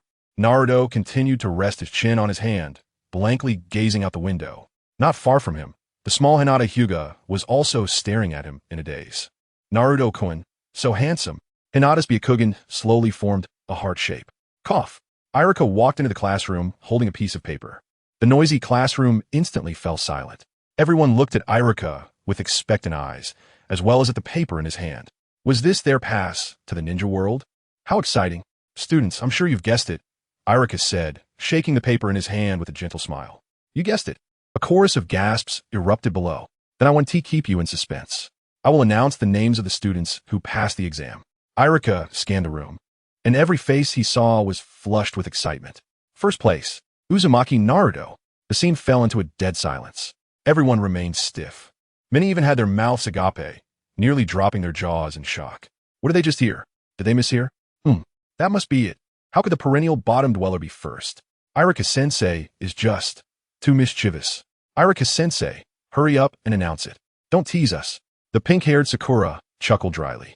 How could the first place be that guy Naruto? It must be Sasuke, right? Sitting quietly below, Sasuke's face instantly darkened. Was this some kind of joke? Although he considered himself a genius, he knew Naruto's true strength was far beyond what he could compare to right now. At the very least, that wind attribute Rinnegan was something he couldn't withstand. Exactly, how could it be that guy? It must be our Sasuke. Irika-sensei really knows how to tell jokes. Irika helplessly rubbed his forehead. Don't say that. Even I was almost scared to death by Naruto's performance during the exam. He passed the shadow clone technique with full marks. The additional test even showcased an A-rank ninjutsu, the Rinnegan, and it had a change in attributes. You know, even I haven't mastered A-rank ninjutsu yet. Quiet, quiet. Irika tapped the podium. I'm not joking. The first place is indeed Uzumaki Naruto. Wow. The crowd suddenly erupted. Incredulous gazes turned to the Naruto sitting by the window. What could be more shocking than the perennial bottom dweller making a comeback? Naruto irritably glanced at the people around him, then turned his gaze back out the window. He hated this kind of attention. He despised those looks that treated him as a monster, even if the incredulity in their gazes was apparent. Unfair. Sakura slammed her desk, standing up in indignation as she glared at Irika. Irika-sensei, you must have accepted a bribe from the god of wealth. How could he possibly come in first? No one would believe it. Upon hearing this, Irika frowned, looking displeased at Sakura. Naruto turned back around with a grim expression. He had always felt an inexplicable fondness for Sakura. Perhaps it stemmed from her beautiful looks, her pink hair, or maybe that bucket of instant noodles from when they were 5. He liked to see her smile and even liked her fierce demeanor. He could ignore the mockery from others, but when Sakura said that about him, it made him feel extremely uncomfortable, as if his heart was being ripped apart. Why can't Naruto-kun be first? Hinata blushed and stood up for the first time in front of the whole class. Her face was red, whether from anger or shyness. Naruto looked at her in astonishment. Hinata, why do you always help me? Just because I'm a perennial bottom dweller. Just because I'm... Enough. Sakura's words cut off abruptly as she stared in disbelief at the downcast Naruto. He actually shouted at her. A monster dared to yell at her. Sakura's chest heaved violently. Her fists clenched tightly as she leaped in front of Naruto. How dare you shout at me? Her tightly clenched fist shot towards Naruto's face. Naruto-kun, Hinata gasped and instinctively rushed to his side. Smack! Sakura froze. Her fist was tightly caught by a hand, unable to move an inch. I said. Naruto slowly raised his head, his eyes devoid of emotion. Enough. Sakura's face showed terror. Those eyes were filled with a disregard for life, filled with a chilling cold that made her shudder. Is this still the Naruto Uzumaki who used to obey her every word? Chapter 46, Class 7. Assemble, I'm not your servant. Naruto looked coldly at Sakura. There was no need to grovel and allow her to insult him. He gently released Sakura's hand and turned to look out the window, ignoring her. Sakura's face turned pale. Just now, it seemed she was not facing the usual boisterous and impulsive Naruto Uzumaki, but rather a towering beast radiating terrifying fury. She felt that in an instant, her life could slip away. When did Naruto Uzumaki become so frightening? This farce seemed to come to an end. Iruka's expression was similarly grim. What did it mean that he accepted bribes from the god of wealth? This was outright slander. Uchiha Sasuke had only treated him to a few bowls of noodles. Well, Naruto Uzumaki's first place was beyond doubt, and I will continue to announce the next. Iruka continued to read on. The little ones whose names were called showed expressions of surprise, cheering with joy. Meanwhile, those who had not yet heard their names looked anxiously at the stage. Their ears perked up, fearing they would miss their names. Those are the students who passed this assessment. Iruka folded the paper and smiled at the students below. Whether they passed the assessment and became ninjas, I believe, is not important. Iruka's gaze became increasingly gentle. This group of little ones, when they first came to school, many were still sniffing. Now, they had all grown into young people, especially Naruto Uzumaki. Iruka's gaze turned to Naruto Uzumaki. To be honest, his feelings for Naruto were complex. He hated him for being the embodiment of the Ninetales, whose parents died on the night of the Ninetales. He felt pity for his tragic childhood, always being viewed differently wherever he went. He had once thought about ostracizing Naruto, but the responsibility of a teacher prevented him from doing so. After all, he was a student. Konoha is our home, and this home not only needs ninjas, but also people from all walks of life. Every profession is a part of Konoha, and they are our family. The initially dejected little ones gradually had their gloomy expressions fade away, replaced by hope. Hope for a better Konoha. All right, those who passed the assessment, gather at the playground downstairs. A group of people reluctantly said their goodbyes to one another. Going downstairs this time would mean facing a different life for them. Once all the successful candidates gathered on the playground, the eager parents in the crowd widened their eyes, searching for their children. Hey, I see my son. I see my daughter too. Ha ha. I told you. My son Jiro has the potential of Shadow. Wait, who is that? It looks like Naruto Uzumaki? How did he pass the assessment? Didn't they say he was always at the bottom? I heard he has a good relationship with the god of wealth. The discussions below gradually shifted to Naruto. Standing in the crowd, Naruto obviously heard the comments, and his expression grew increasingly unpleasant. After training with Sasuke, his heart had grown quite a bit, but having so many people pointing at him still made him uncomfortable. It felt as if he was back to those lonely days, alone in his room, hungry, alone, watching the lights of Konoha. Naruto's head, once held high, gradually lowered. Naruto, look here. A teasing voice mixed in with the discussions, sounding so out of place. Naruto was taken aback, and his lowered head slowly lifted with a smile. You came? Naruto raised his head, looking towards the source of the voice. There stood a slightly thin figure, with a handsome face and a playful smile. I knew you would come. Sasuke.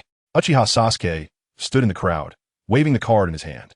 Ichiraku Ramen Lifetime Free Card. Naruto's eyes lit up. Lifetime, free card. Just wait. I'll go get it right now.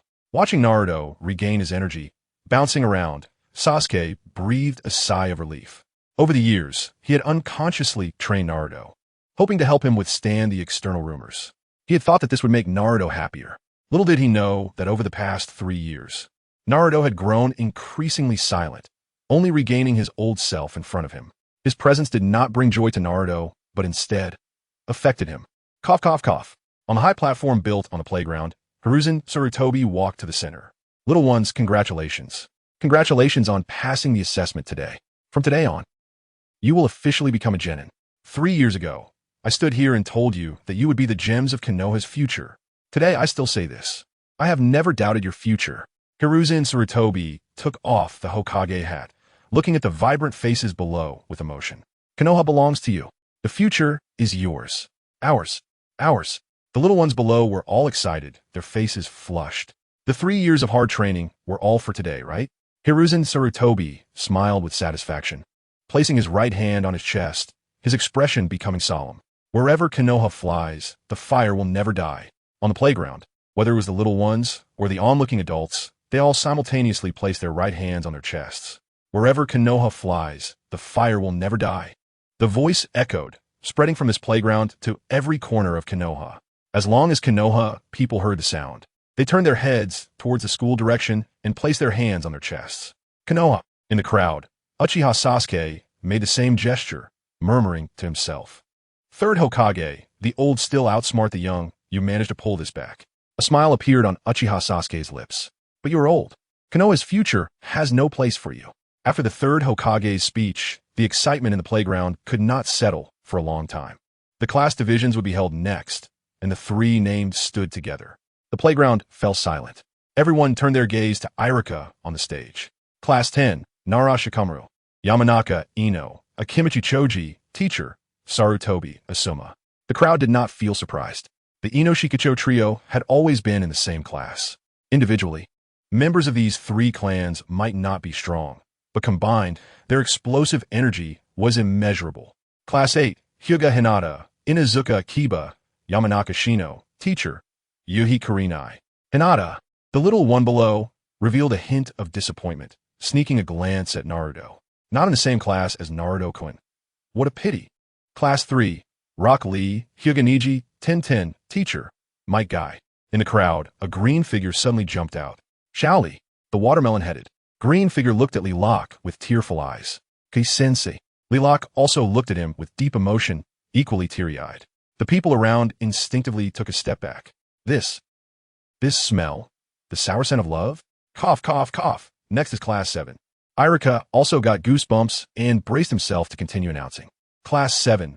Uzumaki Naruto, Uchiha Sasuke, Haruno Sakura, and the teacher is Uchiha Jing. Silence. Whether it was the little guy or the onlookers, even the tearful Mike Guy fell into absolute silence. Uchiha Jing. Chapter 47. Class 7's teacher, Uchiha Kei. Not only were the people on the playground stunned, but even one of the main characters, Uchiha Kei, was taken aback. He was the teacher of Class 7? Shouldn't it be Kakashi Hitaki? What went wrong? However, this question only turned in his mind for a moment before he cast it aside. If he was a teacher, then so be it. It wasn't a big deal. Moreover, it seemed quite interesting. Uchiha Kei looked mischievously at the three people on the playground. The three felt a chill run down their spines simultaneously. It seemed like something bad was about to happen. In the afternoon, you can report to the teachers of each class. Tomorrow, your ninja journey will officially begin. After saying this, the crowd erupted into enthusiastic cheers. The crowd gradually dispersed. Naruto quickly ran up to Uchiha Kei. Give it to me. A lifetime free ramen card from Ichiraku. Uchiha Kei smiled and handed him the card. Wow, I can eat unlimited Ichiraku ramen from now on, Naruto said, holding the card and looking around in amazement. Uchiha Kei chuckled, not interrupting his joy, as the first friend he made upon arriving in this world. Uchiha Kei sincerely hoped Naruto could be happy. Sasuke, with a face full of pride, followed behind Naruto, looking a bit flustered as he glanced at Uchiha Kei. They were both 11 years old. In fact, Sasuke was a few months older than Uchiha Kei. Why was the difference so great? Sasuke was puzzled. Sasuke, what are you looking at? Uchiha Kei teased, looking at him. I'm not called Sasuke. What kind of name is that? It sounds terrible. Sasuke exploded, his face turning red. If he weren't unable to beat him, he would definitely tear this guy's mouth apart. Are you trying to tear my mouth apart? Uchiha Kei replied with a meaningful smile. Sasuke, in a moment of rage, felt a shiver run through him. How could he know what he was thinking? Mind reading? Does the Sharingan have such a technique? Don't worry, the Sharingan doesn't have mind reading. Sasuke sighed in relief. But I do. Sasuke suddenly looked up, instinctively taking a step back. Uchiha Kei laughed heartily and dragged Naruto away. Tomorrow morning at 7, see you in the small forest. Don't forget to tell that pink-haired girl. From a distance, His words reached Sasuke's ears. Sasuke snorted coldly, crossing his arms and turning away. However, he was still quite excited. Uchiha Kei, a genius of the Uchiha clan, just like his brother. Learning from him should lead to rapid progress, just like Naruto. In Ichiraku ramen shop. The current Ichiraku ramen was no longer the roadside stall it used to be. Located in the center of Konoha village, it occupied a large area. And the interior decoration was quite ingenious. Clean, tidy, and efficient. Coupled with Uncle Ichiraku's exclusive secret recipe, it was hard for Ichiraku ramen not to be popular. Although it wasn't lunchtime yet, there were still quite a few people in the ramen shop. Hey, why is the big boss of fortune coming to our little shop today? At the counter, Uncle Ichiraku's daughter, Ayam, looked at Uchiha Kei with a bright smile. Today is Naruto's day to become a ninja, so I'm here to celebrate. Uchiha Kei felt a bit shy and couldn't meet Ayam's gaze. Ever since he started collaborating with Uncle Ichiraku, this girl had been acting a bit strange, always coming over to chat with him for no reason. She would often throw him flirtatious glances. The problem was, he was only 11 this year. Even though his mind was over 30, his body was still pure and underage. Sister, I'm underage. I'm only 11. Let us wait 3 years to talk about this. Really? Congratulations, Naruto. Ayam temporarily let Uchiha Kei off the hook and turned to Naruto. Of course it's true. Naruto proudly lifted his head. He had a good relationship with Ayam. After all, he often tagged along with Uchiha Kei for food and drinks. After going back and forth, they became familiar with each other. Then I'll personally cook a deluxe ramen for you today. After saying this, Ayam rushed into the kitchen. The two found a place to sit down. Kei, I didn't expect you to be my teacher, Naruto said happily. Just like you, I didn't expect it either. Uchiha Kei replied with a smile. He was quite indifferent about being a teacher. Naruto was usually taught by him anyway. It was just a few more people. But behind this matter, it wasn't that simple. Uchiha Kei looked through the window at the Hokage building. The conflict was about to begin. What are you planning to do with us tomorrow, okay? Uchiha Kei rubbed his chin. What to do? Like Kakashi, snatch some bells? That seems a bit outdated. Before Uchiha Kei could reply, a figure had already sat down beside them. Congratulations, Naruto. Itachi took out a delicate shuriken from his pocket. I didn't know what you liked, so I just bought a random ninja tool since you're already a ninja now. Naruto happily accepted the shuriken. Thank you, brother Itachi. Itachi patted his head and looked at Uchiha Kei. I heard. You became the teacher of Class 7? Uchiha Kei shrugged. Yeah, I just found out today. Itachi smiled meaningfully. Becoming a teacher means you have to leave the Umbu. If I have to leave, then so be it. Uchiha Kei didn't care about the Umbu. As long as Shisui was still in the Umbu, they still had control over it. His presence in the Umbu didn't matter. It seems the third Hokage has already started to take action. He started a long time ago. Uchiha Kei smiled nonchalantly. Over these 3 years, the third Hokage had tested him more than once. He had even made him carry out many fake missions. The purpose was to probe his depth. Unfortunately, he was very familiar with the third Hokage's temperament. The third Hokage had not discovered his true capabilities. What should we do next? Itachi thought for a moment and felt that they couldn't just sit and wait. The third Hokage. That was the third Hokage, the longest-serving Hokage.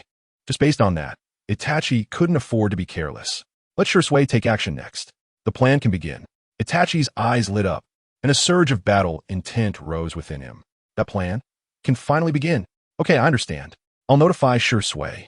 After chatting for a while, Itachi left first. If it weren't for suddenly hearing that Kei had become the teacher of Class 7, he would probably still be at home waiting for Sasuke to come back. After all, today was the day his favorite Udu became a ninja. Kei, are you and brother Itachi and brother Shisui hiding something from me? This was a question Naruto had wanted to ask for a long time. For the past few months, the three of them had been acting mysteriously, and they hadn't told him many things. Uchiha Kei looked at Naruto. Some things aren't that we want to hide from you. It's just that you're not quite ready to deal with them right now. Naruto lowered his head sadly. Yeah, whether it's brother Itachi or brother Shisui, both have powerful abilities and can help Jing. He is still far from that. Naruto lowered his head, looking at his stomach. If he could master this power, would he then be qualified to help Jing? Chapter 48. No snatching the bell. Group fight early the next morning. 3 figures were already waiting in the small woods. Naruto, why isn't Kakashi here yet? Didn't he say he would arrive by 7? Sasuke paced back and forth, occasionally looking up at the path. There was not a single figure in sight. Exactly. He can't even keep his own promises. How could someone like this be our teacher? Sakura cast a loving glance at Sasuke before angrily speaking up. Naruto wasn't surprised. When Kakashi said he would come at 7 yesterday, he was a bit astonished. Based on his understanding of Kakashi, waking up early? Impossible. That would never happen in this lifetime. Even when on missions, he would sleep until he woke up naturally. Let alone now, if you don't want to wait. You can head back, Sasuke said after a pause, sitting down. He wasn't leaving. Compared to becoming stronger, waiting a little longer was nothing. Sasuke, how about we leave first? I'm really hungry, Sakura said, a bit unhappy, rubbing her growling stomach. No. Sasuke slightly closed his eyes. Seeing that Sasuke was unwilling to talk to her, Sakura pouted angrily. That damn Uchiha Kakashi. Turning to Naruto, her frustration only grew. Hey, you go buy us something to eat. Naruto was taken aback, pointing to himself. Me? Yes. If not you, then who? Hurry up. Naruto looked at Sakura's pretty face, feeling a bit miserable. Sighing, he turned and walked toward the path. In his impression, Sakura shouldn't be like this. Where are you going? A figure suddenly appeared in front of Naruto. Kakashi. Naruto looked up and saw a familiar face. I'm asking you. Where are you going? Naruto turned to look back at Sakura, thinking for a moment. I'm hungry. I want to go buy breakfast. Are you hungry? Uchiha Kakashi's gaze was intense as he looked at him. Naruto's heart tightened. That look again. Over the past 3 years, he had faced that look countless times. Every time he lied under such a gaze, he had nowhere to hide. Yes, Naruto answered with a stiff face. He knew that lying in front of Kakashi would lead to punishment, but he was tough-skinned and had gotten used to it over the years. Sakura's words. He couldn't handle that. Uchiha Kakashi let out a sneer, turning his gaze to the other two. Sasuke was startled and hurriedly ran in front of Kakashi. Sakura hesitated for a moment but followed. So, Naruto said he was hungry. Is that true? Uchiha Kakashi looked at the two. Sasuke thought for a moment, glanced at Sakura, and decisively shook his head. My brother said that no matter how big a mistake you make in front of Kakashi, as long as you admit it, it won't be a big deal. But if you lie, right, I said not to go, but he insisted. It's so annoying. Sakura directly threw the blame onto Naruto. Naruto glanced at her, feeling increasingly disappointed in Sakura. Oh, is that so? Then Naruto, you will be punished. Naruto lowered his head. The entrance exam was originally just for you to snatch a bell, just to make a point. But now, Uchiha Kakashi smiled meaningfully. Suddenly, the three stared in shock at the three figures that appeared out of nowhere. Shadow Clone Technique. Uchiha Kakashi could actually use it without hand signs. As long as you can defeat these 3 shadow clones, your entrance exam will be considered complete. But what if you can't defeat them? Sakura stepped forward, looking directly at Uchiha Kakashi. Can't defeat them? Uchiha Kakashi smiled happily, leaning slightly closer to Sakura. You really don't want to know. Standing up straight, he looked at Naruto. What do you think, Naruto? Seeing Uchiha Kakashi like this, Naruto instinctively shivered. Scenes of being punished over the past 3 years flashed in his mind. Sasuke looked at Naruto's expression and felt a bad premonition arise. Are you ready? The 3 shadow clones instantly disappeared from their spots. Start. Among the 3, Naruto reacted the fastest, several shurikens appearing in his hands in an instant. With a leap, Naruto jumped onto a large tree, vigilantly scanning his surroundings. Sasuke was also quick to respond, jumping onto another big tree at the same time as Naruto, on the lush green grass. Only Sakura was left standing there in a daze. You guys, what are you doing? As soon as she finished speaking, a figure appeared behind her. Watch out! Naruto shouted. He appeared beside Sakura like lightning, throwing a shuriken at the figure. Clang! The crisp sound of metal clashing rang out. Naruto quickly hugged Sakura, trying to pull her away. What are you doing? Let go of me! Sakura exclaimed, startled, slapping at Naruto randomly. Naruto frowned, his speed slowing down. I'm really curious how you graduated from the Ninja Academy. The voice came from beside Sakura's ear. At the same time, a slender hand pressed against Naruto's chest. And you? Have you learned anything I taught you? The voice was cold, like 1,000-year-old ice. Puff! Blood spilled from Naruto's mouth as his body retreated at an even faster speed. Sakura seemed stunned, standing there blankly, watching Naruto fly out. Fire release, great fireball technique. Sasuke seized the opportunity from the tree, performing hand signs and pressing them to his mouth. A fiery red line shot out from his mouth, rapidly expanding as it approached the shadow clone. Boom! A deep pit about half a meter deep suddenly appeared on the ground, the edges charred black. Sasuke looked up and suddenly felt a chill down his back. Instinctively leaping down from the tree, a similarly slender figure appeared where he had just been. Quick reflexes. The shadow clone smiled, melting away under Sasuke's terrified gaze. This is a shadow clone? It can still melt? Cough cough. Naruto leaned against a large tree, feeling an unusual discomfort from the pressure in his chest. Kakashi's strikes were really ruthless. As soon as this thought crossed his mind, Naruto jumped up and threw a punch behind him. Clap! His fist was caught by a hand. Not bad reflexes, but unfortunately, the shadow clone shook its head in disappointment. Naruto's pupils constricted. He felt a sharp wind coming from behind. Rinnegan, a ball of sky blue chakra, condensed in his hand. Not bad, just a bit slow. The shadow clone praised him, its hand quickly pressing against Naruto's back. Bang! As the handprint hit his back, Naruto turned into a piece of broken wood. You fell for it, Kakashi. The real Naruto appeared behind the shadow clone, a smug look on his face. The Rinnegan in his hand gradually became oval-shaped, surrounded by a white whirlwind. Wind release, Rinnegan. The shadow clone turned around indifferently, staring wide-eyed at Naruto's Rinnegan approaching. Not bad, you've improved. The shadow clone smiled happily. However, the experience is still lacking. I'm not alone. Suddenly, the shadow clone that had been holding Naruto's hand appeared right in front of him. Raising its leg, it kicked out. Naruto was hit in the chest as if struck by a heavy blow, and the Rinnegan in his hand dissipated, sending his body flying like a cannonball. We're not alone either. Sasuke descended from the sky, throwing a shuriken with precision and force at the shadow clone. The shadow clone shook its head, and a pitch-black shuriken appeared in its hand. Your brother wouldn't dare play this in front of me. With a flick of its wrist, the black shuriken vanished instantly. Ding! The two shurikens collided midair. The difference was that Sasuke's shuriken was sent flying and pinned into a nearby tree.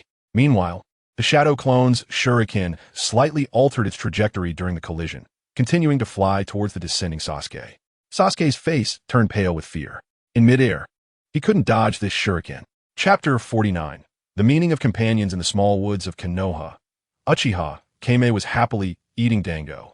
In front of him, 3 people were tied up: Naruto, with a bruised face, Sasuke, with a nosebleed, and Sakura, looking dazed. Naruto had completely forgotten the pain on his face. His eyes fixated on the dango in Uchiha Kei's hand. It smelled so good, so sweet, it looked so delicious. Sasuke occasionally twitched his sore nose. He found it hard to accept the results of the recent class assessment. Forget about being unable to defeat Uchiha Kei's shadow clone. After all, he was someone even his brother admired. But when did Naruto become so strong? Sasuke knew that under Uchiha Kei's training, Naruto had long since left the bottom of the class and thought he understood Naruto's true strength. Stronger than him, but only to a limited extent. 3 years. Just 3 years. Naruto had actually mastered such powerful jutsu. When did he learn that dango? Judging by the amount of chakra, that dango just now was enough to kill him dead. Sasuke looked eagerly at Uchiha Kei. Following him would make him stronger. On the other hand, Sakura's mind was completely blank. She couldn't accept the results of today. Uchiha Kei was one thing, but why had Naruto become so strong? Wasn't he always at the bottom? When did he gain his current strength? Even Sasuke couldn't compare to him. Naruto, did you know your performance today was terrible? Holding the dango, Uchiha Kei swaggered over to the 3 of them. I've taught you that ninjas must maintain absolute calm during missions. Naruto remained unmoved, still staring longingly at the dango. But where was your calmness today? The moment you saw Sakura in danger, you panicked and jumped out from a safe place. Were you that eager to throw your life away? Naruto struggled to tear his gaze away from the dango. Calm or not? You said it yourself. The mission isn't more important than the companions, right? Uchiha Kei smiled and stuffed the dango into his mouth. It is said that, but there's a premise to that statement. Naruto chewed vigorously, looking at him in confusion. Premise? Why hadn't Kei mentioned that before? What do you think a companion is? Naruto struggled to swallow the dango in his mouth. Aren't you my companion? Uchiha Kei tapped his head, saying besides me. Naruto hesitated, turned to look at Sasuke and Sakura. Aren't they my companions too? Uchiha Kei shook his head. They are not.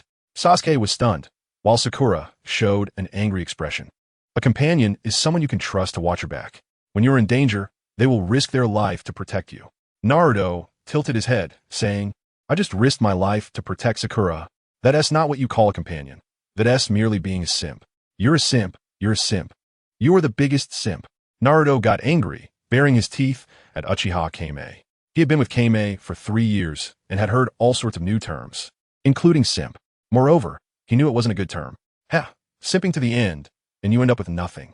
Uchiha Kei ignored Naruto's angry gestures and continued speaking. Sasuke and Sakura looked at the two, confused. Why did the mood suddenly change?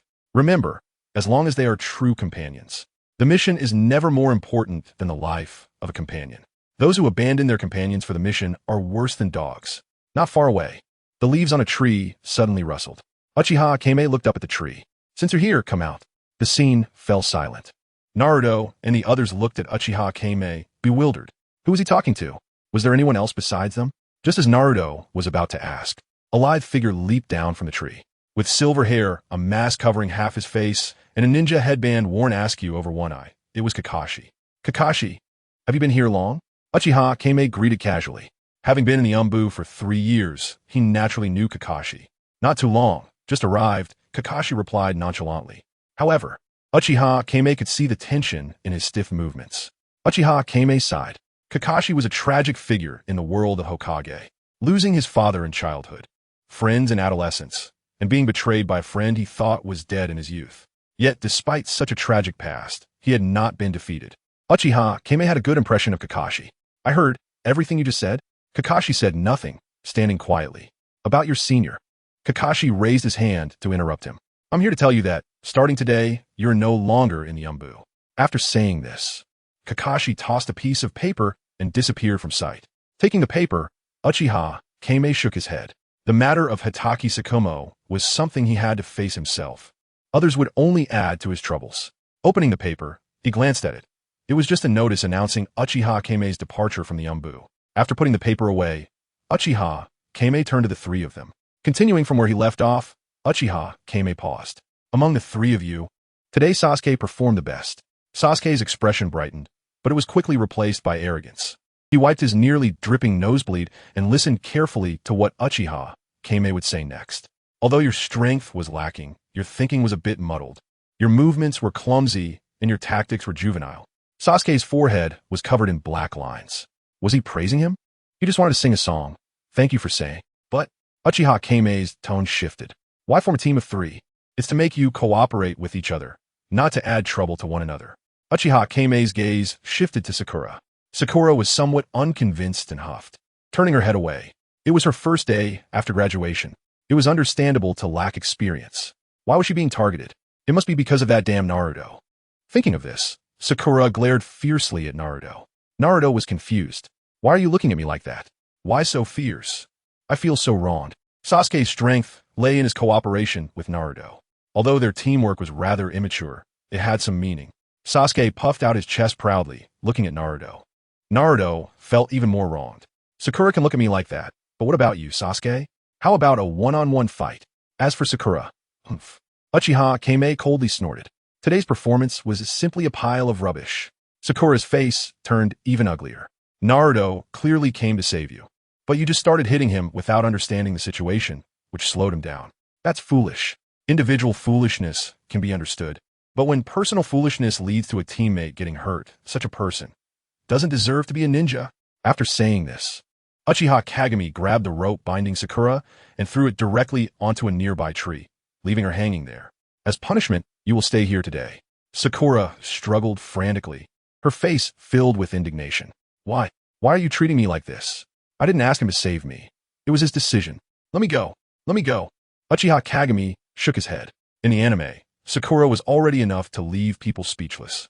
Who would have thought that in the real world, Sakura is even more detestable? To say she is big-chested and brainless is already flattering her. After all, she doesn't have a chest. He looked at the poor Naruto with some regret. This is your future wife, Naruto. You'll have a lot to deal with in the future.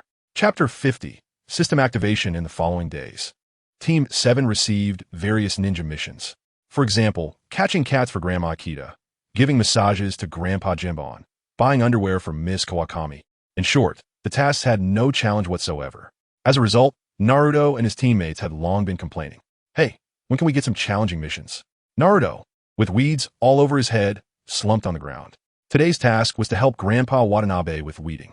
Under the blazing sun, beside him were 2 equally disheveled figures.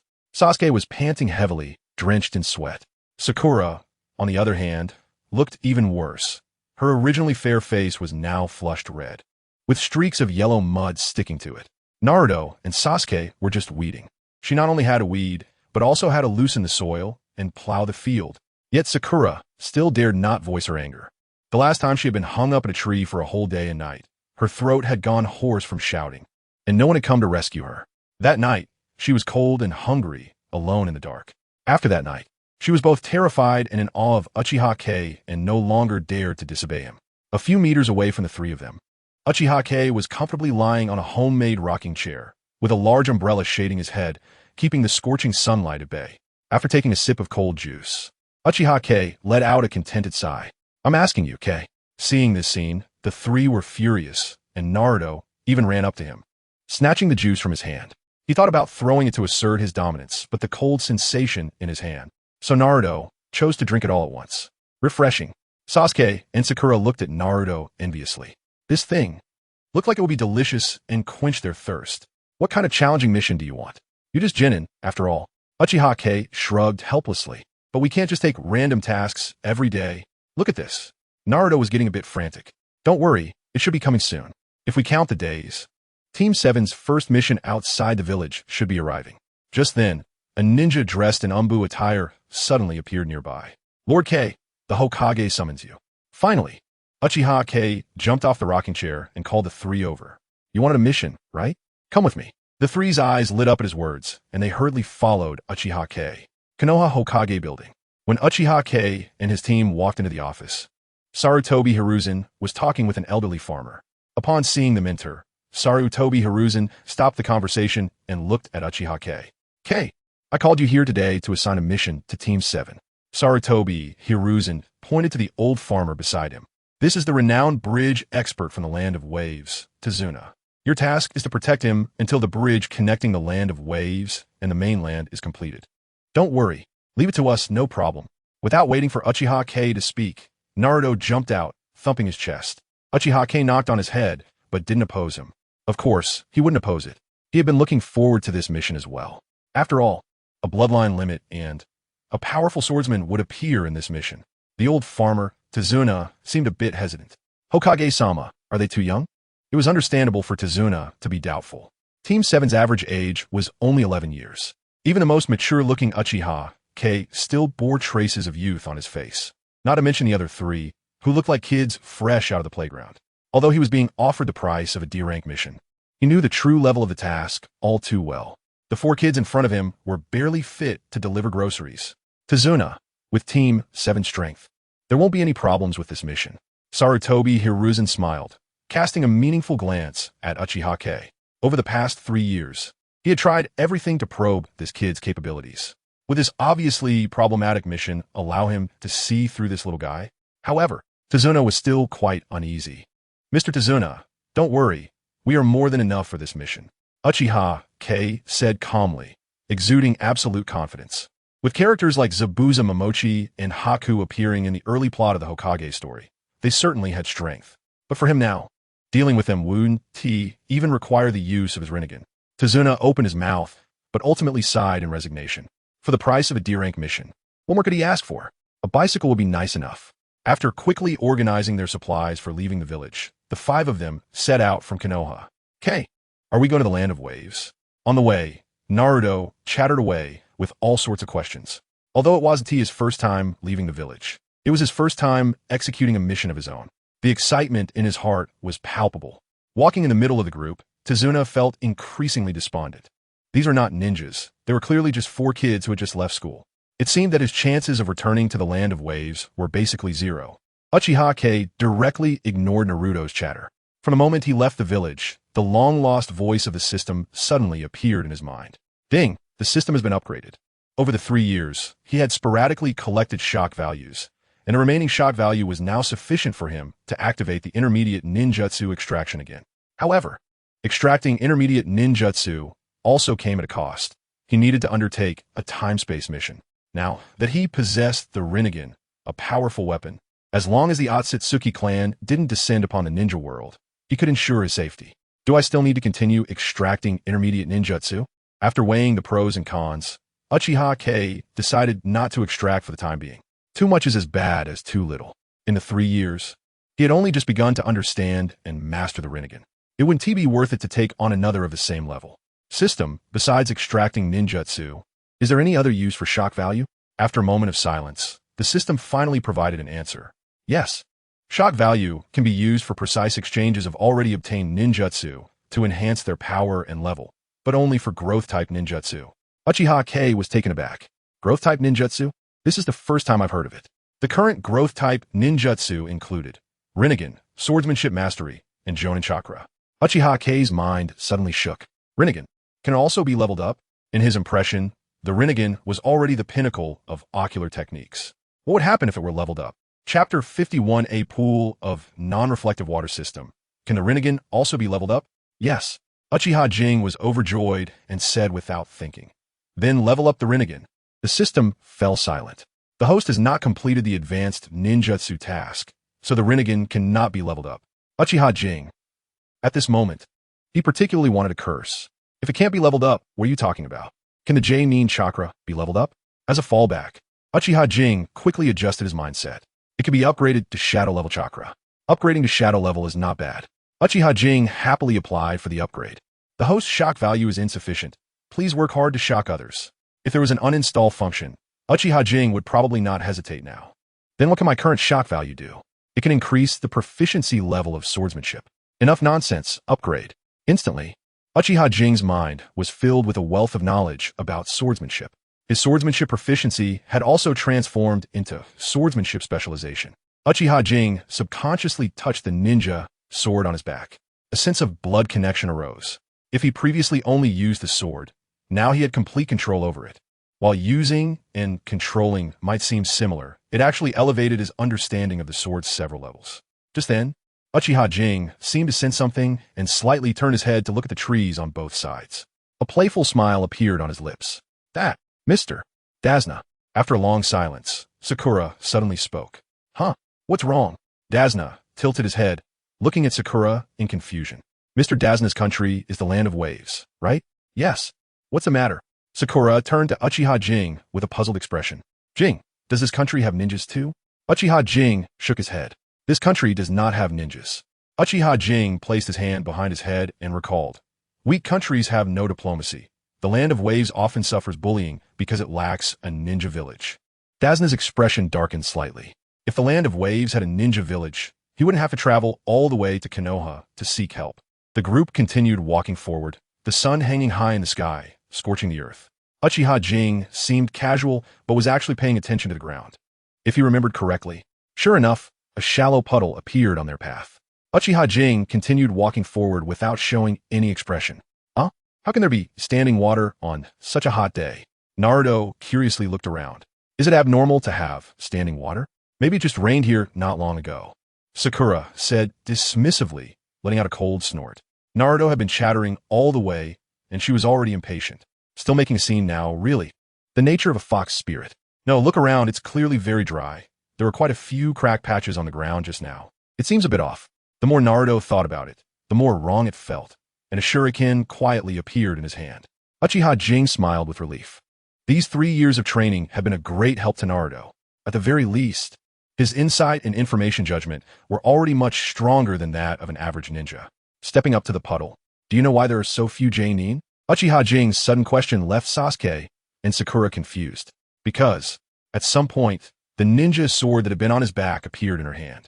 Lower-ranked ninjas and middle-ranked ninjas lack experience. The ninja sword plunged straight into the puddle. They often don't live to see the day they become J-Nin. The puddle suddenly boiled, and the originally clear water turned blood red in an instant. There's an ambush. Naruto instinctively threw the shuriken, but his body rushed towards Dazna. Sasuke was slightly slower, but also assumed a combat stance. And Sakura, well, let us not mention her. The puddle gradually closed, and 2 figures appeared at the spot where the puddle had been. The 2 were shocked as they looked at Uchiha Jing beside them. How could he see through their disguise? This is impossible. Very shocked, huh? Uchiha Jing smiled as he looked at the 2 who were pinned together by the ninja sword. With his eyes closed, the scarlet 3-tomo had already appeared in his eye sockets. Playing at disguise in front of an Uchiha. You really are funny. Sasuke looked at his Sharingan enviously. When we also have those eyes. Upon seeing the Sharingan, although the 2 were unwilling, they knew the situation was dire. Mr. Dazna, don't you want to say something? After taking care of the 2, Uchiha Jing turned to look at Dazna. Dazna's face was somewhat grim. Mr. Uchiha, what do you mean by that? Uchiha Jing pointed at the 2 pinned together. These two can't be targeting us. After all, playing disguise in front of an Uchiha is a bit fanciful. So they are targeting you. Mr. Dazna. Dazna gritted his teeth, wanting to deny it. But as soon as he raised his head, he was met with a pair of scarlet eyes. Realizing he could not hide it, Dazna sighed. They are targeting me. Uchiha Jing nodded, sheathing his ninja sword and walking straight ahead. Dazna opened his mouth wide. What does that mean? Aren't you going to ask more? Uchiha Jing was clearer about the plot than anyone else. Should he ask for clarification like Kakashi in the original plot? Forget it, his time is very precious. The group fell silent for a while and continued on their way. On the way, Sasuke occasionally glanced at Uchiha Jing, looking as if he wanted to say something but hesitated.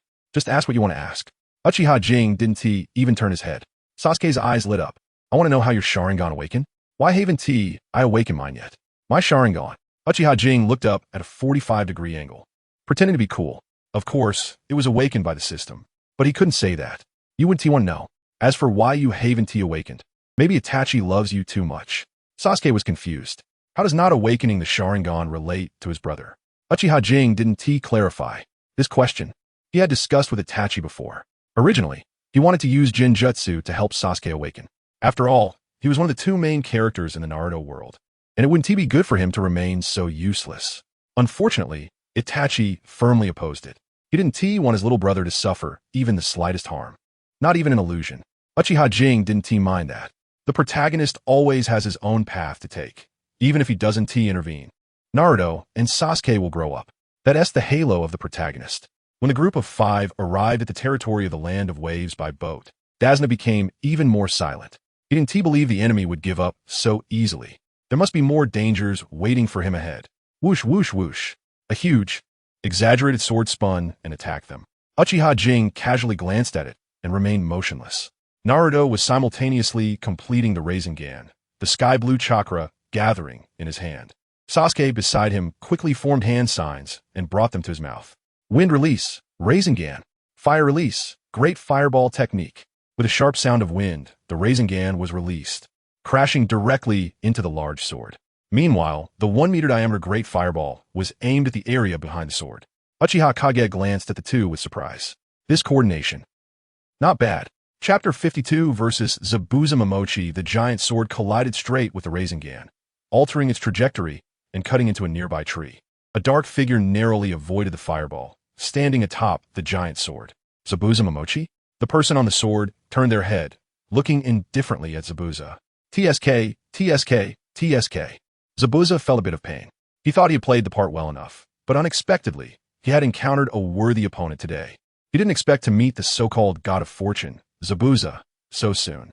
The person on the sword still maintained a strong demeanor. He had completed hundreds of missions without a single failure. He wondered what the Leaf Village was thinking, calling such a powerful ninja the God of Fortune. Unbeknownst to them, mist had already begun to envelop the surroundings, somewhat affecting their visibility. Naruto and Sasuke remained on high alert, their eyes fixed on the figure. Sakura, better not mention her. Zabuza remained calm and collected. Let's keep the small talk to a minimum. I need to quickly take care of that old man. Dazna was taken aback. Is this person coming for me? Naruto and the others quickly gathered around Dazna to protect him. However, the person on the sword crouched down, coldly gazing at Zabuza. It seems I must take you out first. Zabuza, the giant sword swiftly withdrew from the tree, creating a blur as it and Zabuza vanished from their sight. Zabuza quietly observed the figure standing on the riverbank.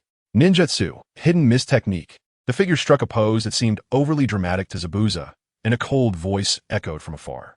The mist around them thickened, reaching a point where they could barely see their hands in front of their faces. Zabuza, who is this? Zabuza shrugged. Zabuza Momochi, a master of silent assassination techniques. A rogue ninja from the hidden mist. He is one of the legendary 7 ninja swordsmen. Sakura's face turned pale with fear. Silent assassination technique? Zabuza tilted his head to look at her. What's wrong? Are you scared? Sakura's face flushed as she showed signs of embarrassment and anger. Who asked scared? Just let him come. I'll punch him to death. Zabuza nodded. All right, then I'll leave him to you. Sakura. She was just putting on a show. Did it have to be so embarrassing? Leave it to her. Was it a contest to see who would die faster?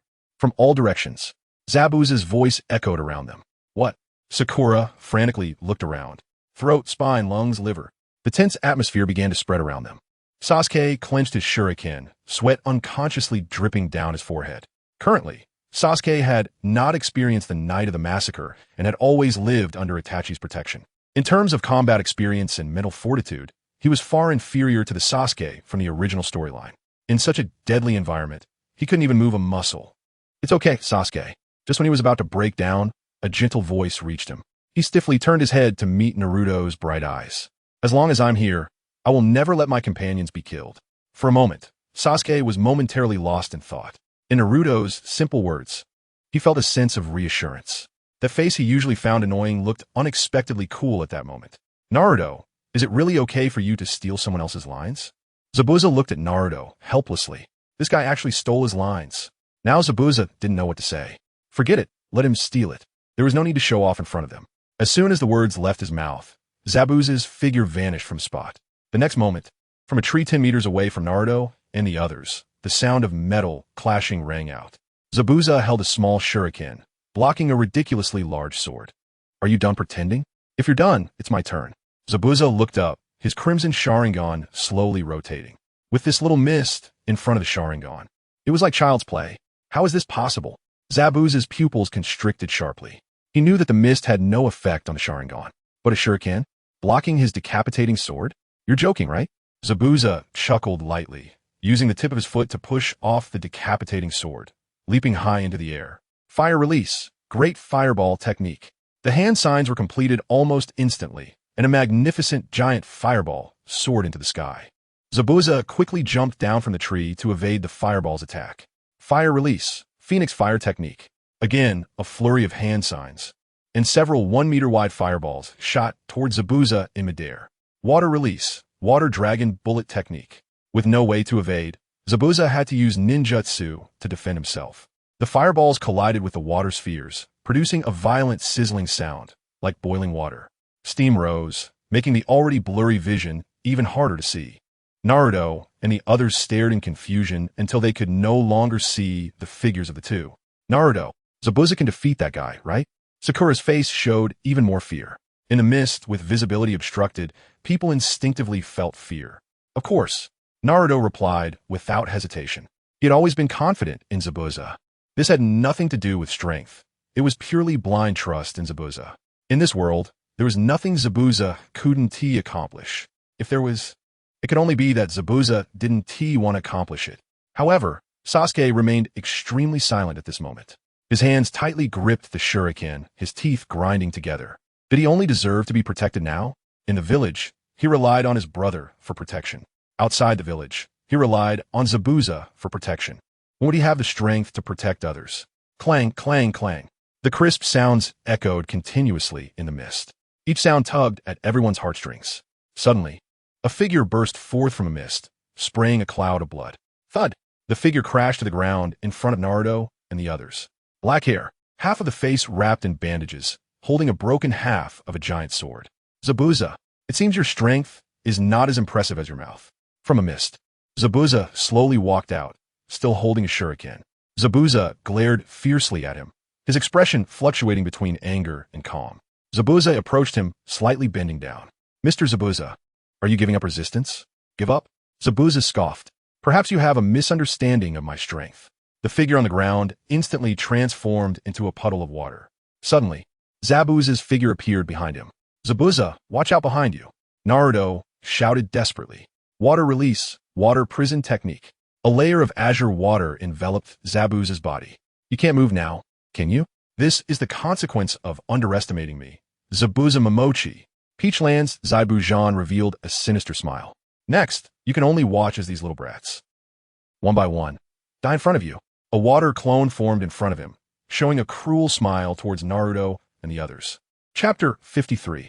Open up. Single-hooked Jing is trapped. "What should we do? What should we do?" Sakura said anxiously, her legs trembling slightly. "Calm down," Naruto roared, looking calmly at the slowly approaching Momochi Zabuza. "His real body is sealing Jing. This is just his water clone. As long as it is attacked, it will dissipate." Naruto analyzed calmly. Over the past 3 years, he hasn't just been a mascot for Jing. Jing taught him a lot about combat experience. But, shut up. Sakura wanted to say something else, but was rudely interrupted by Naruto. "Don't think about anything, just focus on him." Sasuke, who had been silent, had already taken a combat stance, his cold eyes fixed on the approaching Momochi Zabuza. He was also quite anxious, but he understood one more thing than Sakura. Panic would only affect the speed of his attacks. Only by staying calm and analyzing the opponent could they possibly have a chance of survival. Are you kids scared? Momochi Zabuza dragged his decapitating sword, leaving a deep cut in the ground as he passed. Enjoy the feast of death. This is my greatest mercy to you. As soon as the words left his mouth, Momochi Zabuza disappeared into the thick mist, leaving Sasuke and the others in terror. Be careful, keep an eye out, Naruto warned as he looked around vigilantly, with Sasuke and Sakura doing the same. Unfortunately, the dense mist severely obstructed their vision. They could only see within a 3-meter radius. Beyond that, it was just mist. Swish. The sound of leaves rustling came from their right. Whoosh, whoosh, whoosh. 3 shurikens were thrown from the hands of the 3. You guys really can't aim well. A sinister voice came from among them. Naruto's pupils dilated. He is in the middle of them. There's no time to think. A basic version of the Rinnegan appeared in his hand. Turning back to strike, Momochi Zabuza slightly turned to the side, dodging the Rinnegan in Naruto's hand. Good combat awareness. Unfortunately, too inexperienced. Momochi Zabuza kicked out, and Naruto, who had already lost his balance, flew out in response. Bang! Sasuke exerted all his strength to block the blade that Momochi Zabuza swung toward Naruto with a shuriken. The shuriken broke upon impact, and Sasuke flipped over, narrowly avoiding the blade. Fire style, great fireball technique. As he landed, Sasuke completed the hand signs, pressing his palm to his mouth. A fireball with a diameter of 1 meter surged toward Momochi Zabuza. Not bad, Momochi Zabuza praised, grabbing the dazed Sakura beside him and smiling as he stood in front of her. No! Watching the fireball getting closer, Sakura let out a piercing scream. The fireball struck directly at Sakura's chest. Naruto appeared behind Momochi Zabuza at some point, bending down and punching toward his lower body. Jing said that as long as you can defeat your opponent's technique, it's a good technique. You cunning little brat. Anger flashed on Momochi Zabuza's face as he kicked back, hitting Naruto squarely in the face. Bang! The Naruto behind him instantly turned into a piece of broken wood. You fell for it. To Zabuza's left, another Naruto suddenly appeared, fist clenched tightly. At the same time, Sasuke's figure appeared on the right. Momochi Zabuza snorted coldly and swung the unconscious Sakura like a weapon toward the two. Seeing Sakura in his hands, both of them quickly pulled back. Caught off guard, Naruto and Sasuke were both sent flying by the weaponized Sakura. As they landed, both flipped over, using their hands to support themselves. This one do. Sakura will be in danger. Naruto looked worriedly at the unconscious Sakura. Sasuke frowned. He had no goodwill toward this brainless woman, but he didn't want to harm her either. Naruto leaned in close to Sasuke and whispered. The more Sasuke listened, the tighter his frown became. Isn't this a bit despicable? Sasuke couldn't agree with Naruto's method. It's just too sleazy. Jing said that whether it's a black cat or a white cat, as long as it can catch mice, it's a good cat. When he heard it was Jing who said that, Sasuke, though unwilling, gritted his teeth and agreed. What you two little brats discussing? Momochi Zabuza smiled as he looked at the two. In his eyes, these two were merely meat in his bowl, ready to be eaten at any time. Watching them struggle was a lively comedy for him. Do you want to know? Naruto raised his head, flashing a big white grin. No matter what method, you're all going to die today. Not necessarily. Naruto suddenly charged at Momochi Zabuza. Momochi Zabuza was somewhat surprised. Is this a suicide attempt? Want to commit suicide? I'll make it easy for you, little brat. He tossed away the unconscious Sakura and swung his decapitating sword, aiming directly at the charging Naruto. Naruto seemed oblivious, charging straight toward the decapitating sword. He really wants to commit suicide. Momochi Zabuza stood still, watching Naruto crash into the decapitating sword. Bang! At the moment of impact, white mist rose. A broken piece of wood was pinned to the decapitating sword. At the same time, 2 spinning kunai flew quickly toward Momochi Zabuza. A little trick? How laughable. Momochi Zabuza snorted coldly, swinging down the decapitating sword, directly cleaving one of them. The deflected kunai collided with another shuriken, forcefully altering its trajectory. Slightly tilting his head, another shuriken flew past Momochi Zabuza's ear. So what is your plan now? Momochi Zabuza sneered at Sasuke on the opposite side. Sasuke shrugged. Guess, and there's a prize if you get it right. Momochi Zabuza was taken aback. What does that mean? Is this self-destruction?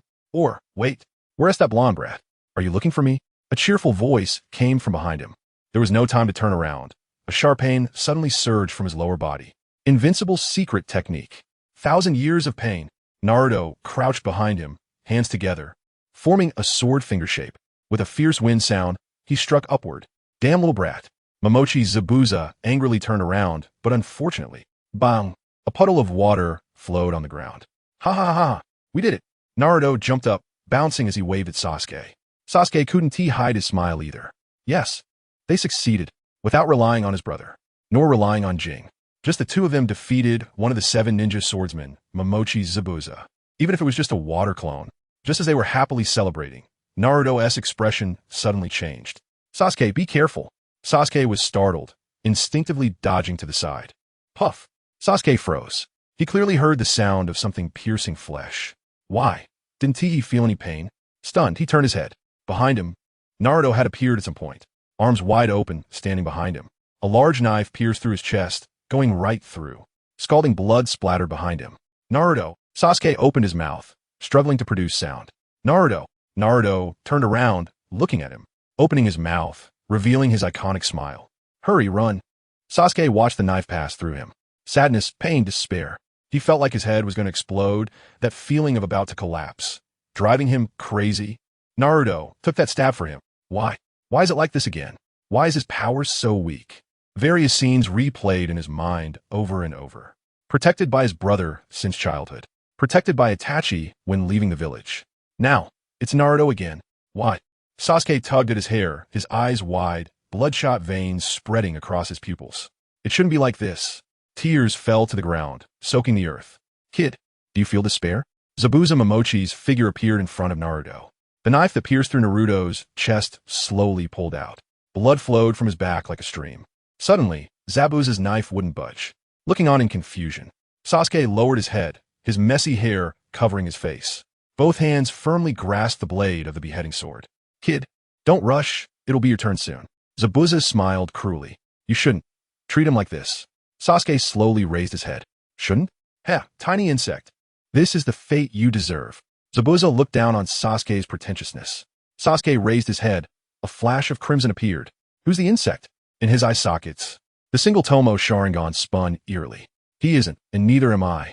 Then different words carried a bone-chilling cold. You are. Chapter 54. The advancing heir Juzi Tao Di Zai Bujan's face revealed a look of surprise. The Sharingan has been activated? This little brat is also from the Uchiha clan? However, he soon wore a relaxed smile again. Oh, a little brat from the Uchiha clan? It's a pity it's just a single Tomo. Like lightning, Tao Di Zai Bujan directly released his beheading sword. In the next moment, his figure appeared to the right of Sasuke. Die Upatitich Insekt. A punch, accompanied by a sharp whistling sound, rushed straight toward Sasuke's face. I said. Sasuke raised his arm and forcefully blocked the punch. You are the insect. A crimson streak flashed as Sasuke's youthful fist violently struck Tao Di Zai Bujan's chest. Die for me. With a furious roar, Sasuke's fist created afterimages as it pounded Tao Di Zai Bujan's body, causing him to stagger backward repeatedly. Poof! Another puddle of water appeared on the ground. Sasuke lowered his head, and no one could see his expression at that moment. They could only see tears dripping into the soil. Naruto, why are you crying?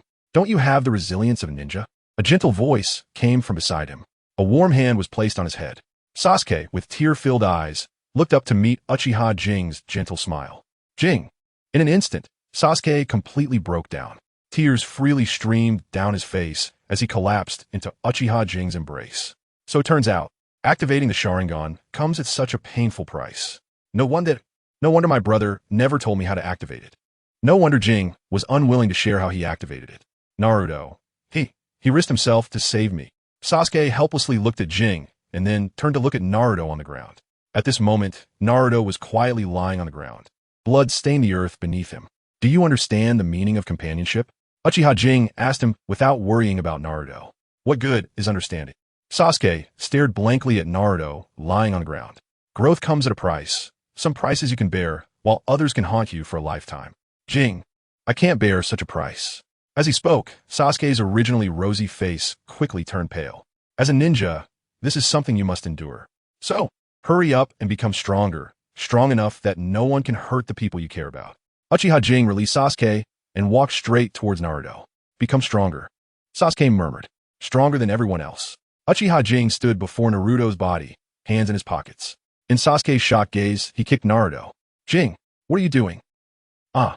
The dead Naruto suddenly jumped up, clutching his chest, angrily looking at Uchiha Jing. Jing, what are you doing? Do you want to kick me to death? Serves you right, playing dead. Uchiha Jing snorted and turned to ignore him. Tao Zai Bujan's attack indeed dealt considerable damage to Naruto. But compared to the powerful healing abilities of the Uzumaki clan, it wasn't enough to kill him outright. Moreover, there was also a certain Ninetales inside him. Naruto! Naruto! Sasuke stared blankly at the resurrected Naruto, unable to respond for a long time. Juzi Ohio Naruto flashed his signature smile and waved at Sasuke. After a long while, Sasuke finally wiped his tears away, revealing an awkward smile. You should stop smiling, Sasuke. Naruto's mouth twitched. It's just too ugly. Sasuke's smile froze, then his body blurred with an afterimage. Who are you calling ugly, you idiot? Watching the two playfully bicker, Uchiha Jing smiled helplessly. Meanwhile, Tao Zai Bujan was also dumbfounded. He looked back at Uchiha Jing in the water prison, then at Uchiha Jing standing with Naruto and the others. What's going on? How can there be two Uchiha Jings? Twin brothers? I've never heard of that. Huh. Naruto also noticed Uchiha Jing in the water prison. Jing, how did you? Uchiha Jing shrugged. At the same time, two more Uchiha Jings jumped out of the woods. I'm a bit lazy, so I usually use shadow clones to fight. Poof. The Uchiha Jing in the water prison turned into a puff of smoke and disappeared. Tao Zai Bujan glared angrily at the group. Shadow clone, to actually fight against me, the great Tao Zai Bujan, using just a shadow clone. This is such a great humiliation. You bastards, you've completely angered me. Tao Zai Bujan trembled with rage. Don't be so angry. Uchiha Jing waved his hand dismissively. Anger is harmful to the body, and more so to the kidneys. If a man's kidneys are not good, then nothing will work out. He shouldn't have said that. It only made Tao Zai Bujan even angrier, practically steaming with rage. Watching Tao Zai Bujan rush towards him, Uchiha Jing patted Sasuke. It's up to you now. Sasuke was taken aback. Turning to face the approaching Tao Zai Bujan, his single Tomo, Sharingan, spun rapidly. No problem. Sasuke stepped forward.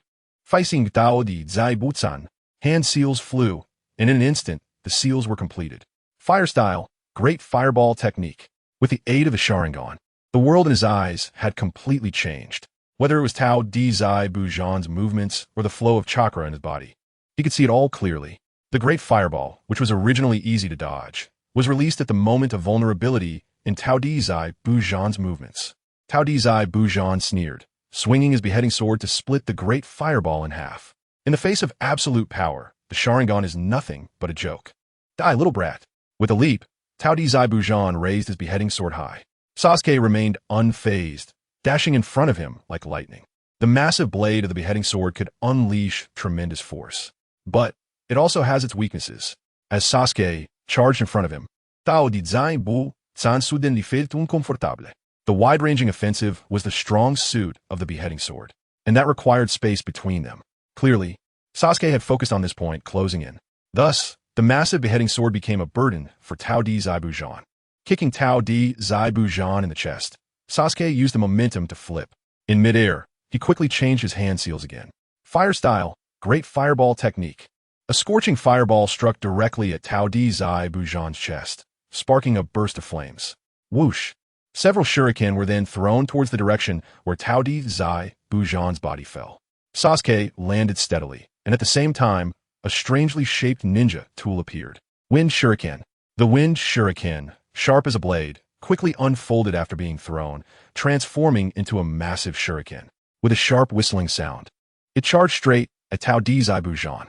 Bang! A series of combos left Itachi, Uchiha, unable to keep up. By the time he landed, his body was already in tatters, and his chest was charred black. Breathing heavily, Itachi's expression had changed. What was once disdain had turned into caution. He couldn't quite understand it. A pair of Sharingan eyes, and they were just single Tomo Sharingan.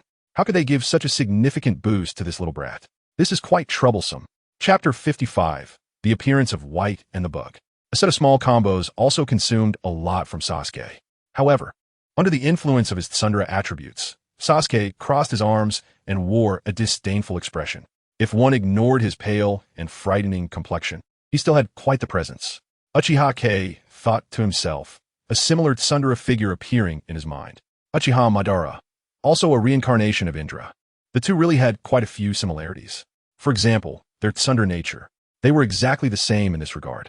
Turning to look at Naruto, who was currently excitedly cheering for Sasuke, bouncing around. He seemed quite similar to Hashirama, just as Chuyuni. What a bastard. Faced with such humiliation, Momochi Zabuza forcibly suppressed the pain in his body and began to form hand seals. Water style, water dragon jutsu.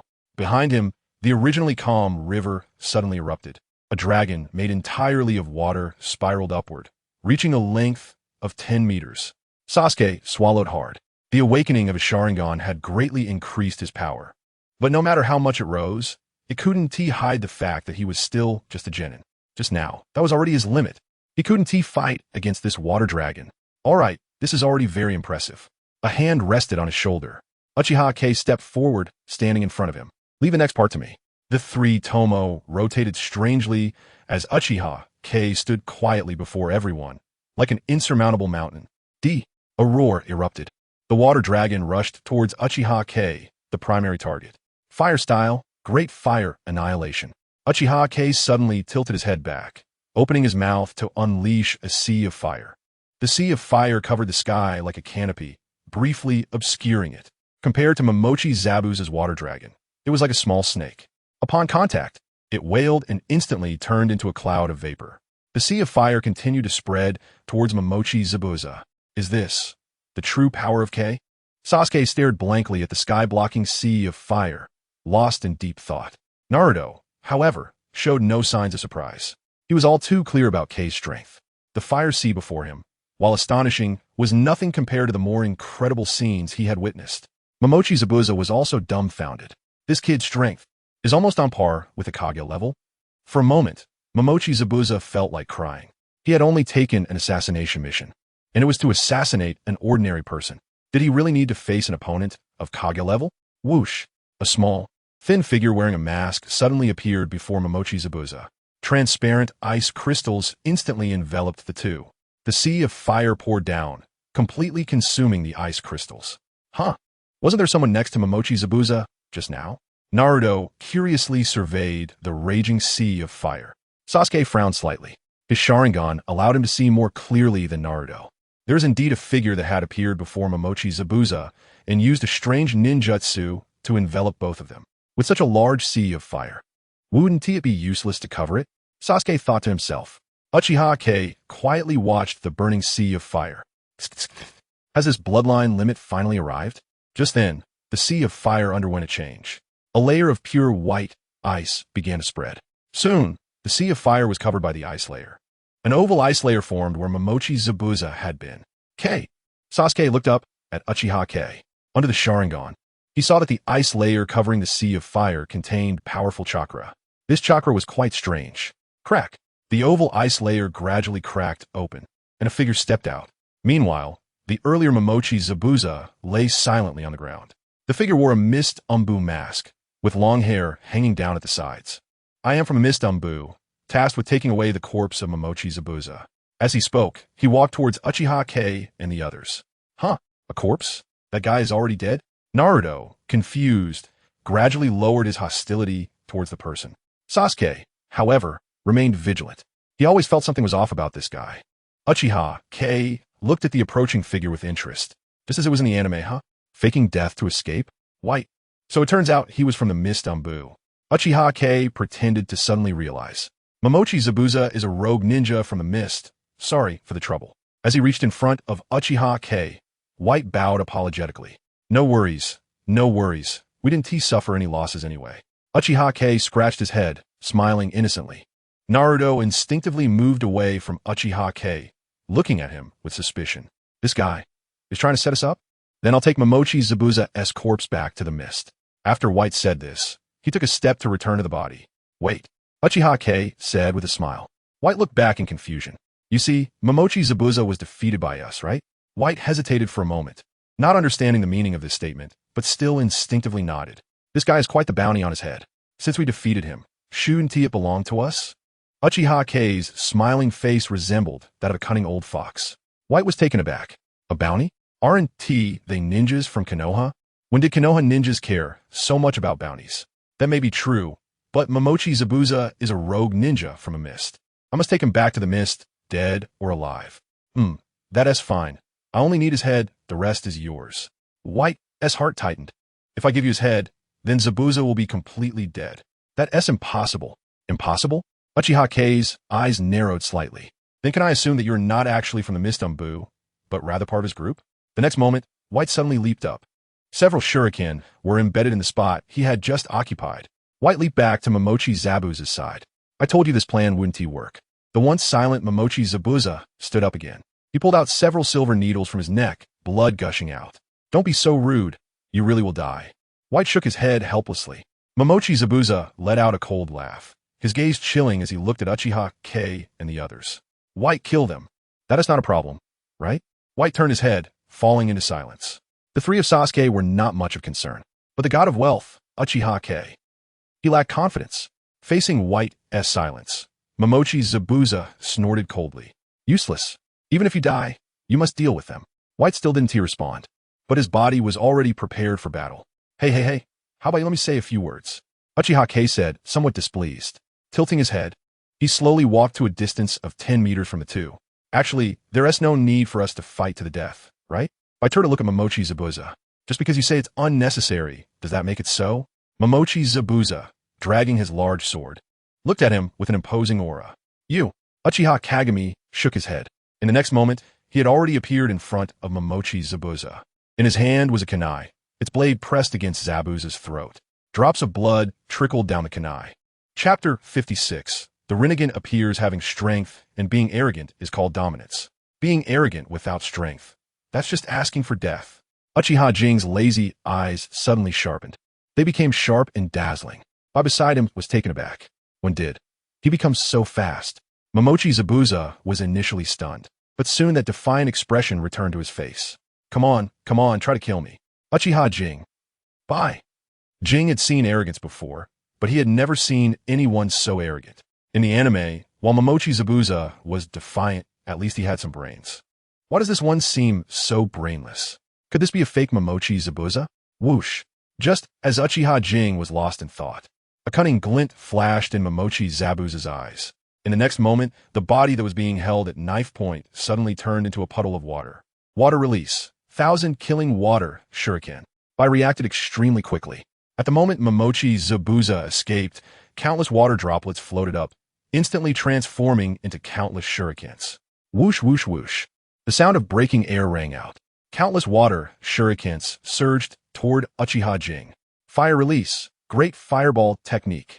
Uchiha Jing clasped his hands together, changed hand seals, and placed them over his mouth. A bright red fire line shot out, expanding dramatically as it approached the water shurikens. Behind his mask, was filled with surprise as he watched. The great fireball technique. Can it become this big? Looking at the fireball that resembled a meteor, Bai was completely dumbfounded. What are you doing just standing there? Attack! Momochi Zabuza shouted fiercely from a nearby tree. Bai finally came to his senses. The massive fireball was already within reach. Ice release! Ice rock dome. Bai slammed his hands on the ground. A hard wall, made entirely of ice, appeared in front of him. Bang! The fireball collided with the ice wall, creating a wave of air. The intense heat clashed against the absolute cold. The two forces canceled each other out. The flames receded. The ice wall melted. Moments later, aside from a large amount of water vapor, nothing else remained. Just now. Was that ice release? Naruto's eyes widened in disbelief as he pointed at Bai. It's a bloodline limit. Sasuke analyzed calmly. Is this thing strong? The concept of bloodline limits was a knowledge blind spot for Naruto. Strong. Any bloodline limit is strong, Sasuke said seriously. Just as he finished speaking, both of them saw Bai, who was supposed to be very strong, being held by Uchiha Jing by the neck with one hand. Sasuke. Naruto secretly glanced at Sasuke. This guy is somewhat of a bumpkin. This is called strong? Sasuke felt embarrassed enough to dig a hole with his foot. Cough, cough. Bai coughed painfully, shock evident in his eyes. This Uchiha is really strong. Bai pointed his toes at Uchiha Jing's chest, using the momentum to escape his grasp. As soon as he landed, Bai pressed one hand to the ground. Ice release. Demonic mirror ice crystal. Instantly, dozens of transparent ice crystals surged from the ground around Uchiha Jing. At the same time, Bai's figure strangely disappeared. Meanwhile, Bai's figure appeared on top of the dozens of transparent ice crystals. He was actually forced to use this move. Momochi Zabuza in the tree also showed a shocked expression. The demonic mirror ice crystal is Bai's trump card. They had only just started fighting, and he had already used it. This shows that even Bai does not have the advantage against Uchiha Jing. Inside the ice crystals, Uchiha Jing rubbed his chin. So it's this move, the demonic mirror ice crystal, which caused Sasuke and Naruto a lot of trouble in the anime. However, for him, it is utterly meaningless. Surrender, I don't want to kill you. Bai, trapped in the ice crystals, spoke hollowly. Oh, Uchiha Jing smiled playfully. Should I sing a song then? Bai paused. Sing. Sing a song? Is this the right time to sing? Listen to me, thank you. Uchiha Jing playfully placed his hands above his head, forming a heart shape. Bai. If it weren't for the immense pressure Uchiha Jing exerted on him, he would have thought he was an idiot. All right, it's enough fun for now. After a brief relaxation of body and mind, Uchiha Jing stopped joking. He lowered his head, blocking Bai's line of sight. Playing tricks. Bai snorted coldly, and suddenly countless whooshing sounds echoed from within the ice crystals. It's over. Bai snorted coldly. No one trapped by his demonic mirror ice crystal has ever escaped alive. Not even Uchiha. Over? Uchiha Jing lowered his head, a smile on his face. Yes, it's over. The three-tomo Sharingan changed instantly. Yellow pupils, with rings of patterns crawling all over them. Universal pull. In midair, countless shining shurikens suddenly paused. As if affected by some repulsion, countless shurikens flew back at an even faster speed. What? Bai in the ice crystals was stunned. What kind of ability is this? He can actually control so many shurikens. Before he could react, Uchiha Jing clasped his hands together. Universal pull. Everything within a 10-meter radius centered around Uchiha Jing was uncontrollably drawn toward him. The demonic mirror ice crystal was no exception. Bai, trapped in the ice crystals, was shocked and tried to jump out, only to find he couldn't move at all. When all the ice crystals gathered in front of Uchiha Jing, a smile appeared on his face. 5 seconds. Just right. Universal pull. The demonic mirror ice crystal suddenly paused, its attraction instantly turning into a powerful repulsion. Crack, crack, crack. All the demonic mirror ice crystals shattered under the transformation of attraction to repulsion, and Bai, hidden in the ice crystals, was directly exposed. Once again, Uchiha Jing grabbed Bai by the neck. Do you have any other tricks? Bai stared blankly up, only to meet Uchiha Jing's Rinnegan. His mind trembled. These eyes. If you don't have anything, you lose. Uchiha Jing said casually, reaching out to slowly approach Bai's mask. Bai dejectedly lowered his head. He wanted to resist. Unfortunately, his opponent was just too strong. As the mask was removed, Bai's long hair fluttered slightly. A face more exquisite than a woman's was revealed to the air. At first glance, Uchiha Jing was stunned. In the anime, Bai's face was already beautiful enough to rival a woman's. But in the real world, Bai's beauty was even more breathtaking. Whoosh! Momochi Zabuza's figure suddenly appeared, swinging his executioner's blade at Uchiha Jing. Clang! As the ninja sword was unsheathed, Uchiha Jing single-handedly blocked Momochi Zabuza's strike. Let him go. Momochi Zabuza was crazily slashing, looking almost insane. Actually, he had a chance to escape just now. He had already gone quite far. Why'd he turn back? Momochi Sandeu couldn't explain it either. In any case, he didn't want to cause trouble for nothing. The frenzied hacking was extremely exhausting. Moreover, with his already severely injured body, if he hacked dozens of times, Momochi Sandeu would collapse from exhaustion. Let him go. Despite feeling completely powerless, Momochi Sandeu's expression remained fierce. Bai stared blankly at the fallen Momochi Sandeu. What? Did he come to save himself? Wasn't it said that he was just a tool? Chapter 57. News of the Yong Organization. Uchiha Kei had little interest in the twisted relationship between Momochi Zabuza and Haku. After putting Haku down, he kicked towards Zabuza. Why did someone who seemed so gentle have to act so fierce all the time? Zabuza was taken aback. Haku, who had been set down, was also stunned. What do you mean? Zabuza didn't understand. What does this Uchiha kid mean?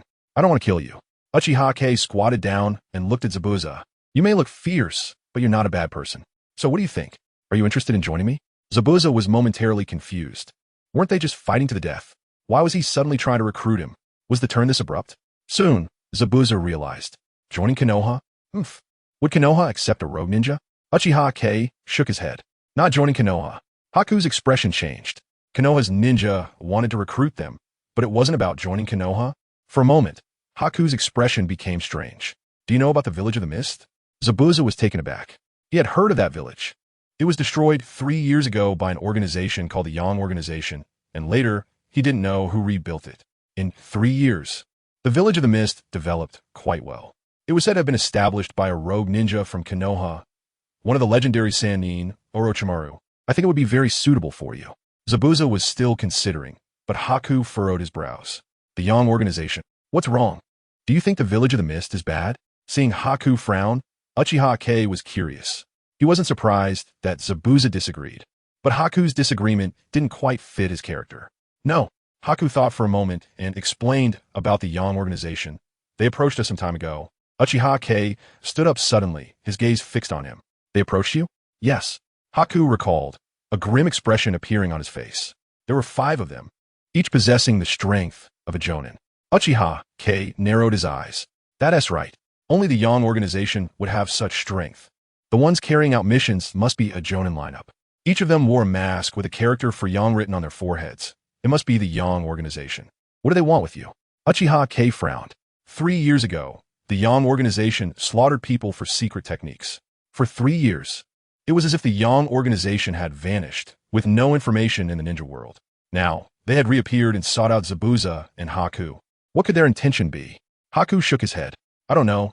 They just wanted to take me back. Take you back? Uchiha Kei's mind raced, and he quickly understood the Yong Organization's intention. Taking Haku back was for his bloodline limit.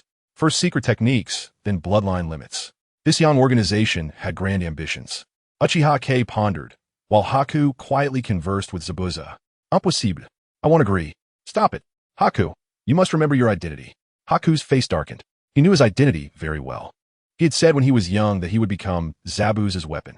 Over the years, he had kept his promise, always being Zabuza's sharpest tool. But the argument between the two disrupted Uchiha Kei's thoughts. Stop arguing. If you join the Village of the Mist, you'll get what you want.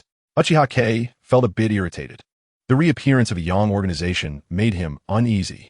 Who exactly formed this organization that didn't exist in the anime? What were their motives? The reason he had become strong was partly due to the shock system, and partly due to his foresight regarding the plot. The Yong Organization clearly fell outside of his foresight. This feeling of being unable to control was very unpleasant. What I want. Zabuza was taken aback. The power to turn everything around, and to change the authority of the mist, and even the land of water. Uchiha Kei's gaze was intense. Zabuza wasn't strictly a bad person. His true nature was just deeply suppressed. Although he had ambitions, they were more for others rather than his own. Such a person would be very suitable for the rapidly developing Village of the Mist. If the opportunity was right, perhaps he could use him to control the mist. Zabuza stared blankly at him. To be honest, he was quite tempted by Uchiha Kei's words. Over the years, he had never given up on his aspirations. The years of fleeing were just to launch the next coup, right? Can you really do it? Zabuza was somewhat shaken. Of course. I haven't failed to fulfill a promise yet. Uchiha Kei stood proudly. After thinking for a long time, Zabuza looked at Haku. Haku's eyes revealed a deep hope. All right, I agree. Not far away, Naruto and Sasuke stared blankly at the scene. They couldn't hear what Uchiha Kei was saying, but they saw him shake hands with that guy. Naruto, what's going on now? Sasuke asked, dumbfounded. That's a good question. Naruto replied gloomily. I don't know what's going on right now. Ahem. Just as the two were puzzling over it, a hurried cough sounded. Ah, Sakura. Hearing the cough, Naruto suddenly remembered the unconscious Sakura. First hit by Sasuke's fireball, then swung around like a weapon. Sakura struggled to sit up with a pained expression. It hurts. There's not a single part of me that doesn't hurt, especially my flat chest. What happened? Sakura clutched her chest, looking dazedly at Naruto and Sasuke running over. What happened? Naruto and Sasuke exchanged glances. That's a good question, they both said, leaving Sakura even more confused. How long had she been unconscious? Why did both of them seem strange? Dasna, who had been hiding far away, cautiously approached once the fighting stopped. Has the battle ended? Seeing Uchiha Kei and Zabuza chatting and laughing, Dasna was also confused. The one protecting him and the one trying to kill him shook hands and made peace. And they seemed to be having a good time. He felt a chill down his back. It should be over. So what was the situation now? Naruto, Sasuke, and Sakura all looked at him. That's a good question. They all said, leaving Dazna speechless. Chapter 58. Kato's house full of trash. A bunch of trash. I've spent so much money, and you still haven't killed Dazna? In a luxurious hall in the land of waves, Kato, wearing small glasses, was furious, harshly reprimanding the people below him. Sir, it's not that the ninja executing the mission are weak, but bang, a precious vase smashed in front of the speaker. But what? I don't believe there are people in this world who can't be killed with money. Kato's face twisted with rage, veins bulging on his pig-like face. Go, keep looking for bounty ninjas. No matter how much it costs, I want Dazna dead. Just as the people below were about to respond, 7 figures entered through the main door. Hey, are you having a meeting? I hope I'm not interrupting. One of the 7 stepped forward. He looked quite handsome, but still had an unshakable youthful innocence. Who are you? Kato frowned slightly. Who am I? Uchiha Kagami chuckled, pointing at the old farmer among the 7, Dazna. Haven't you always wanted to kill him? I brought him to you. Kato looked in the direction he pointed. Sure enough, it was Dazna, the one he'd been obsessing over. Dazna, you dare come here. Kato sneered and then clapped his hands. The momentum was strong, but unfortunately, the hall was silent outside. Huh? Where are the people? Where did everyone go? Kato was a bit stunned, then clapped his hands a few more times. Still, no one came in. The scene was somewhat awkward. No need to clap. Your subordinates didn't get a chance to come in. The cold voice of Momochi Zabuza, who was carrying a beheading sword, rang out. The demon of the mist, Momochi Zabuza? Kato was stunned again. Wasn't this guy hired by him to kill Dazna? Why did he come with these people? His assassination target was among them. With years of business experience, Kato quickly realized that something had gone wrong. Seeing Kato fall in his silence, Uchiha Kagami stepped forward with a smile. I am Uchiha Kagami from Konoha. My mission is to protect Mr. Dazna. Konoha. Uchiha. Kato's pupils shrank. He was indeed wealthy, but no matter how rich, one must yield to power. Konoha was part of that power, and the name Uchiha was even more renowned. After a long pause, Kato spoke directly to Uchiha Kagami. So what is your purpose? Among the group, this little guy was clearly in charge. The purpose is simple. You cannot interfere with the bridge that Mr. Dazna is building. That's impossible. Kato rejected it without a second thought. His business was controlling maritime imports and exports. It was precisely because of this unique monopoly that he had his current status and wealth. Once Dazna's bridge was completed, his monopoly business would be completely ruined. This was a threat to his life. Is it impossible? That's fine. I'm not negotiating with you. Uchiha Kagami smiled innocently. Nearby, Naruto and Sasuke instinctively moved away. This guy. Want to set him up. Uchiha Kagami turned back to glance at Momochi Zabuza. Zabuza instantly understood and approached Kato with a sinister smile. The exaggerated beheading sword dragged on the ground, sparking as it went. What do you want?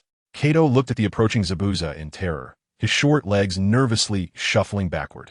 Kato, I can give you another chance. Remember, only once. Uchiha Kagami's voice echoed. Kato's eyes lit up with hope. What do you want? Since you didn't agree to my request earlier, another one needs to be added. Okay. Kato nodded eagerly. Faced with Zabuza's relentless approach, his mental defenses collapsed quickly. He did love power and wealth, but one must have a life to enjoy them. First, Mr. Dazna's bridge must proceed as scheduled. Kato, mentally prepared, nodded painfully.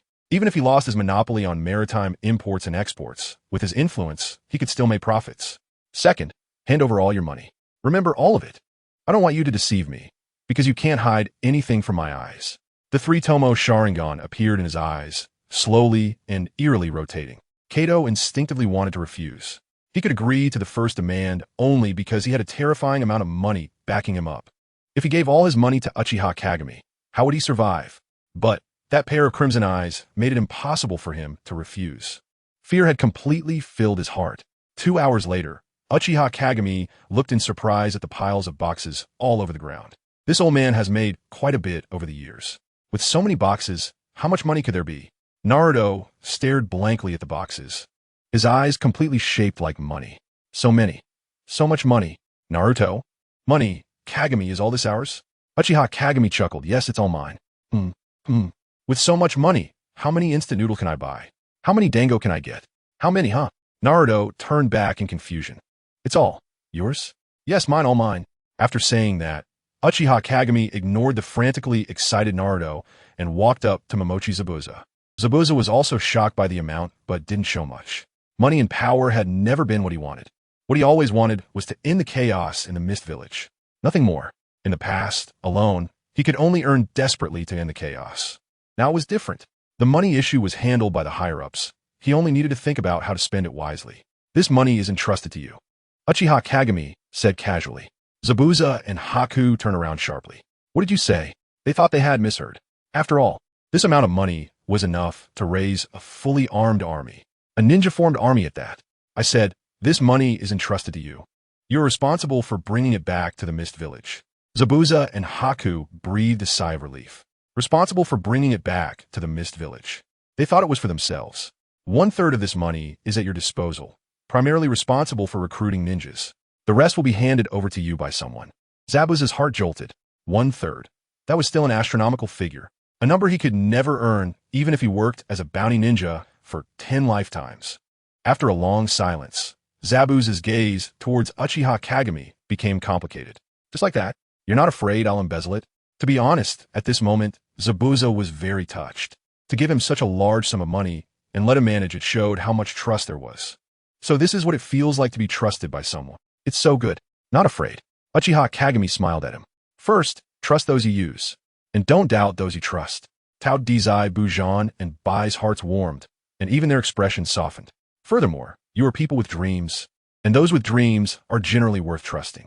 Tao Dizai Bujan and Bai's eyes sparkled even more. Finally, Uchiha Jing's smile became dangerous.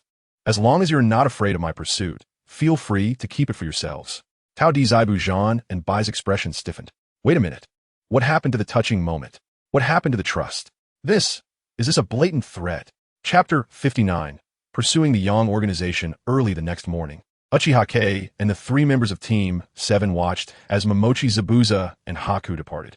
Looking at the endless stream of vehicles, Naruto wore a mournful expression. It's all gone. Everything is gone. Instant ramen, dango, all taken away. Can't you be a little more ambitious?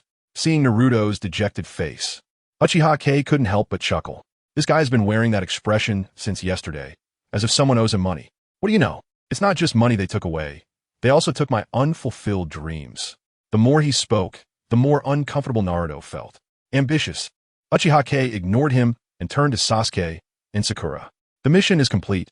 You can return to the village now. Sasuke quickly grasped Uchiha Kei's words. Us? Aren't you going back? Hearing this, Naruto stopped sulking and stared at Uchiha Kei. I'm not going back just yet. Uchiha Kei looked at the vehicle that had become a small black dot in the distance. Is it because of the Yong Organization? Do you want to investigate on your own?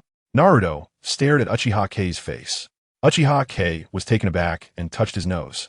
Of course not. I just thought I'd wander around a bit. You know, you're lying. Naruto didn't listen to his explanation and directly exposed him.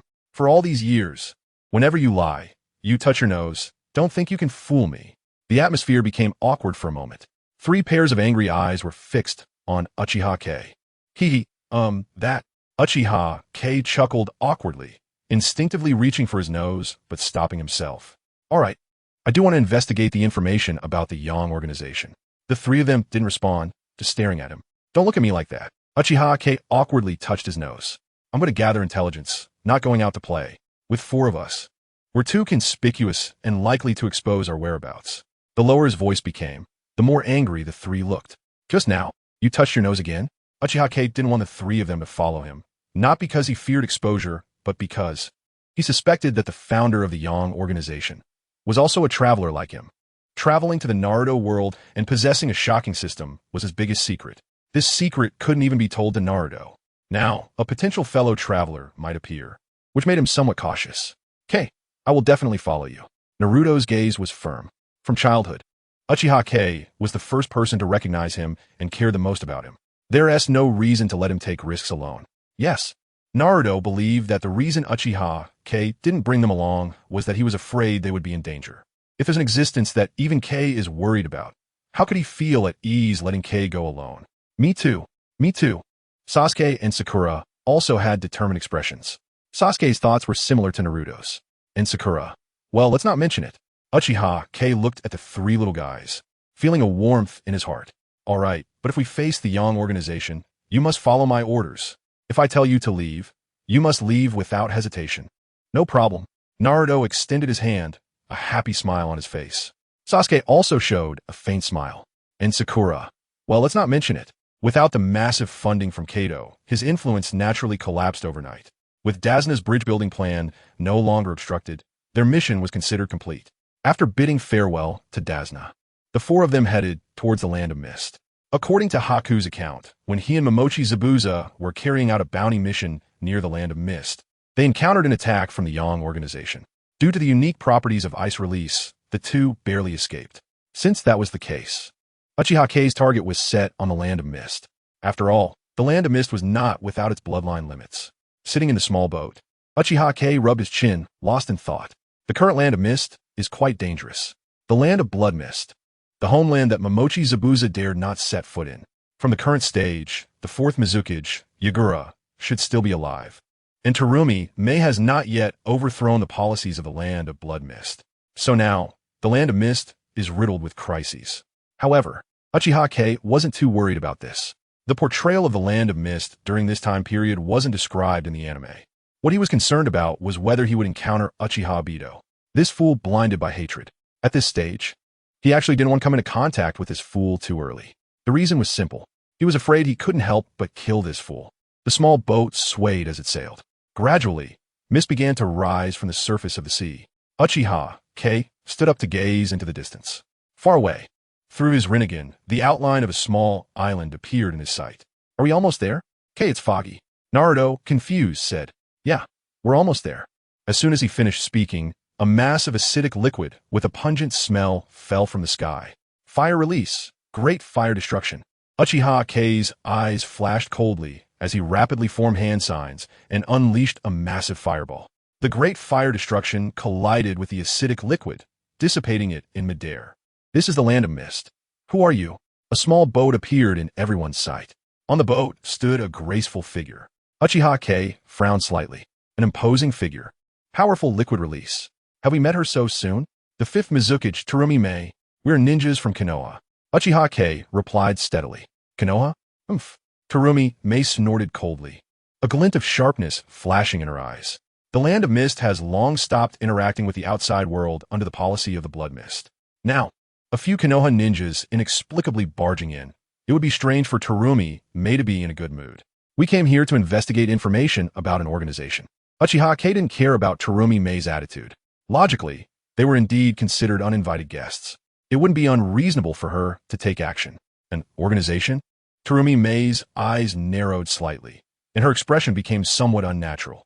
We in the Land of Mist have no organization you are looking for, Konoha ninjas. Please return to your village. Uchiha Kei used his Sharingan to keenly observe the slight unnaturalness on her face. It seems the Yong Organization has indeed been to the Land of Mist. Moreover, judging by Terumi May's demeanor, the Yong Organization had caused quite a bit of trouble for the Land of Mist. This organization has already endangered the entire ninja world.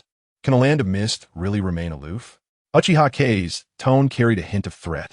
Terumi May was initially furious. This little thing dares to threaten? However, she soon suppressed her anger. Some time ago, a group of people indeed broke into the Land of Mist. They wore masks, and on the masks was the character for Yong. Remembering the strength of that group, Terumi May's brows furrowed even tighter. We have no ill intentions. We just want to understand the intelligence of this organization. Uchiha Shinkai noticed her expression soften and quickly continued to speak. Kagaya Ōtsutsuki pondered for a while. In the end, she agreed. Chapter 60. The sudden arrival of Kajutsu and Yagura in a small wooden house in Kirigakure. Speak up. What do you know? Terumi May sat down on a wooden chair, her long, slender white legs crossed, blocking a large view. Uchiha Kagami momentarily lost his focus. Hey, I'm asking you a question. Terumi May's face flushed with embarrassment. This little one is still young. What is he looking at? I know what. Uchiha Kagami mumbled nonsensically, his mind clearly elsewhere. Smack! Terumi May suddenly stood up and slammed her palm on the wooden table. If you keep staring, I'll gouge out your eyes. Her face was reddened, glaring at Uchiha Kagami in anger and embarrassment. Ahem. Uchiha Kagami felt quite awkward and cleared his throat, sitting up straight. 3 years ago, a mysterious organization appeared, massacring villages with secret techniques.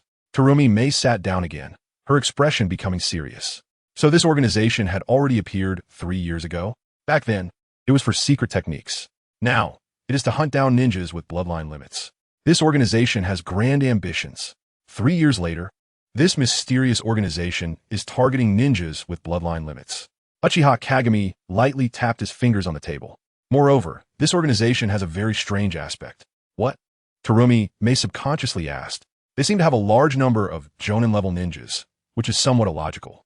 This issue troubled Uchiha Kagami. The energy and foundation required for a village to cultivate a Jonin is immense. Besides the 5 great ninja villages, smaller villages can't even produce one. Yet this organization has a huge number of Jonin. This defies logic. Terumi May furrowed her brows. This coincides with the group that invaded Kirigakure some time ago. A group of 15, all possessing Jonin-level strength. If it weren't for Kirigakure's deep foundation, I might have already fallen into their hands. They indeed came to Kirigakure some time ago. After a long contemplation, Terumi May finally said there were a total of 15, each possessing Jonin-level strength. A look of understanding appeared on Uchiha Kagami's face. As expected, it is very likely that White's encounter with them was coincidental, and their target is Terumi May of Kirigakure. After all, there are not many ninjas in the entire ninja world with 2 bloodline limits. Where are they now? Terumi May shook her head. Later, the 4th Mizukage appeared and drove them away. Uchiha Kagami rubbed his chin. The 4th Mizukage Kajutsu Yagura is indeed still alive. These people are all madmen. 3 years ago, they massacred for secret techniques, so they certainly won't easily give up on Terumi May. They will definitely come back. I wonder what Kirigakure's stance is on this organization. Terumi May was taken aback. What do you mean by stance? What stance? It must be to eliminate them. If Kirigakure also wants to eradicate this cancer of the ninja world, we in Konoha would be happy to help. Uchiha Kagami smiled innocently. Naruto, Sasuke, and Sakura took a step back simultaneously. This guy is trying to set them up. Our Kirigakure must also think this way. Terumi May answered without hesitation. Can you represent Kirigakure? Uchiha Kagami's question was quite tricky. On one hand, he was probing into Kirigakure's current situation, and on the other, he wanted to understand Terumi May's current status in Kirigakure. After all, this lady would not become the 5th Mizukage until 5 years later. She cannot represent them. A cold voice, like a venomous snake, came from outside the wooden house. Then the door was violently kicked open. Uchiha Kagami looked up. The one who kicked the door was a boy with green hair and purple eyes, a scar resembling a stitch under his left eye, his expression extremely cold. Are you from Konoha? The boy glanced at their forehead protectors, his eyes growing even colder. The 4th Mizukage. Terumi May's eyes flashed with panic, and she hurriedly bowed. It turned out to be the 4th Mizukage. Uchiha Kagami raised an eyebrow, sitting still in his chair. Konoha's little brat. You really have a lot of nerve. Kajutsu Yagura sneered, stepping closer. A lot of nerve? What do you mean by that?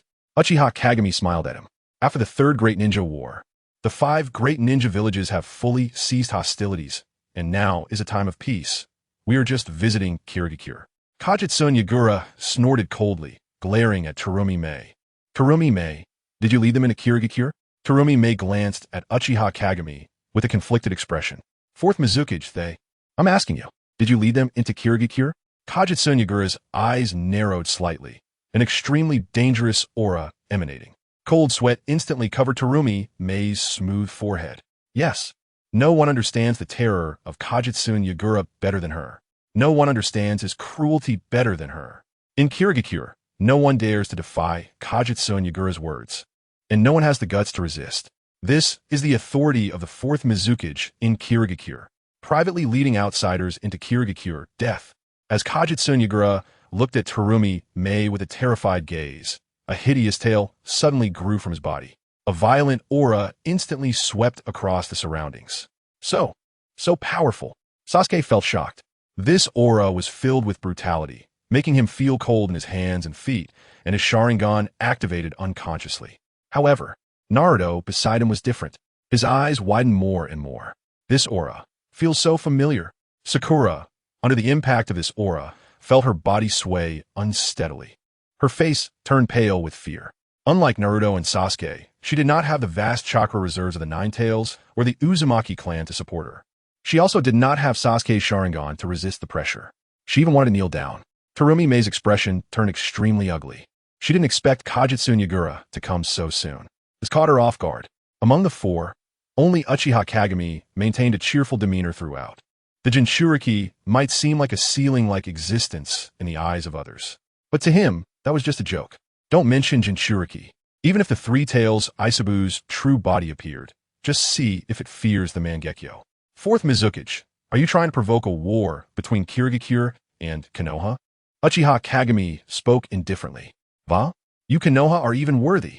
Borrowing the chakra of the three tails, Kajutsu Yagura's expression became grotesque, and his voice turned hoarse. Perhaps you overestimate Kirigakure's strength, or maybe. As Uchiha Kagami closed his eyes, a sword-shaped Mangekyo suddenly appeared. You are overestimating yourself. Like lightning, Uchiha Kagami had already appeared before Kajutsu Yagura, one hand gently pressed against his chest. What do you think, fourth Mizukage? In an instant, everyone in the wooden house fell into shock. Kaleidoscope. Sharingan. Chapter 61. The shock Kohei May. Kaleidoscope Sharingan. The rampaging Kei Yagura was also taken aback. Are you from the Uchiha clan? Uchiha Kei tilted his head. Yeah, cool, right? Kei Yagura. Are all the Uchiha clans annoying little brats, this irritating? Kei Yagura was momentarily stunned. Why'd he say all? Has he encountered anyone else from the Uchiha clan besides this little brat? Just as he was pondering this, Kei Yagura felt a splitting headache. The borrowed chakra from the three tails dissipated in an instant. His body went weak, and Kei Yagura stumbled, nearly falling to the ground. Fourth Lord, Kohei May exclaimed, rushing forward to support him. Let go of me. Kei Yagura growled, shaking off Kohei May's hand. Standing up, Kei Yagura shot a cold glance at Uchiha Kei before turning to leave the cabin. What is this? Came here to vent some anger, and it just left? Naruto and the others expressed their confusion, but Uchiha Kei understood clearly. Kei Yagura was still under the influence of Obito's illusion and was extremely sensitive to the surname Uchiha. Once he heard that surname, there was a possibility of breaking free from the illusion.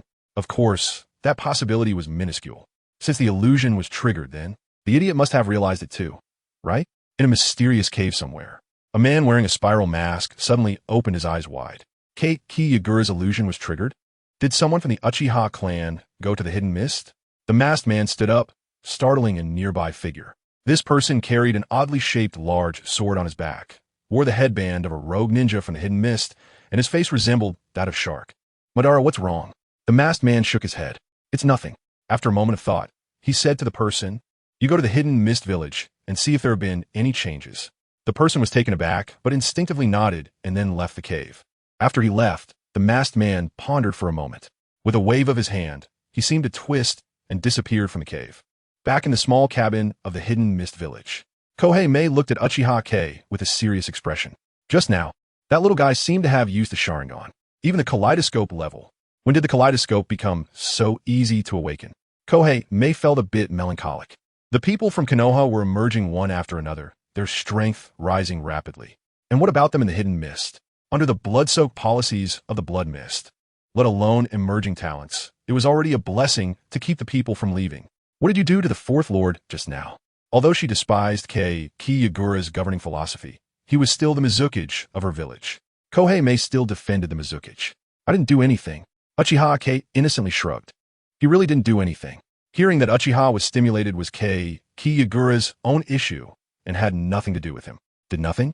Kohei May snorted coldly, but she didn't intend to pursue the matter too much. After all, it was the Mizukage who had lost his temper first. It was not someone else's fault. Cut the nonsense. What are your plans regarding this organization? I don't know why. Kohei May got angry as soon as she saw Uchiha Kei's nonchalant demeanor. Clearly just a little brat. Why act so mature? I believe they will come again. Moreover, the number of jonin might increase. Speaking of the Yong Organization, Uchiha Kei rarely became serious. This organization was like a thorn in his heart. It had to be removed. What? Kohei May exclaimed. They will come again, and there will be even more jonin? This speculation caused her to lose her composure instantly. With the current strength of the hidden mist, resisting 15 jonin was already the limit. If there were more, the hidden mist wouldn't be able to withstand it, unless the fourth lord unleashed full power. Thinking of Kei Yagura's tailed beast transformation, Kohei May shivered. It's okay, we will stay in the hidden mist for a while. Just don't know if it's convenient. Uchiha Kei said with a smile. Kohei May thought for a moment. I can't make this decision. I need to consult the fourth's opinion. Regarding Kohei May's words, Uchiha Kei scoffed inwardly. Consult the fourth's opinion? Consulting the Minter's opinion would be more appropriate. Kohei May left the cabin and walked straight to a dilapidated thatched hut in the distance. Minter, are you resting? Inside the hut, a series of coughing sounds could be heard. Kohei May, I'm not resting yet. What is it? Kohei May bit her lip slightly. There are some matters I need to discuss with Mentor. May I come in? Komein. An elderly voice came from the thatched hut. Kohei May entered the hut, which contained only a few simple pieces of furniture. An emaciated old man sat upright in a worn-out chair. Come, what is it? Sit down and talk. The old man said kindly. Kohei May found a place to sit, but fell silent, appearing somewhat distracted. Kohei May, I heard you brought some people from Konoha into the village. The fourth even came to find you? Seeing Kohei May not speaking, the mentor spoke first. Kohei May raised her head. Yes, mentor, they came for those people from a while ago. The mentor frowned. Those people? What does Konoha have to do with those people? It seems they discovered the whereabouts of those people 3 years ago and have been collecting information all these years. The mentor nodded. But Kohei May hesitated. But what? One of them is from the Uchiha clan. Oh. The mentor looked at Kohei May curiously. He possesses the kaleidoscope Sharingan. The mentor's hunched body straightened abruptly, and his eyes shone with excitement. Kaleidoscope Sharingan? Are you sure? Kohei May. Kohei May nodded vigorously. Not only that, just now the fourth intended to kill them using the power of the three tails. The mentor nodded. I see. No wonder there was a burst to the three tails chakra earlier. A member of the Uchiha clan merely said his name, and the fourth looked particularly pained.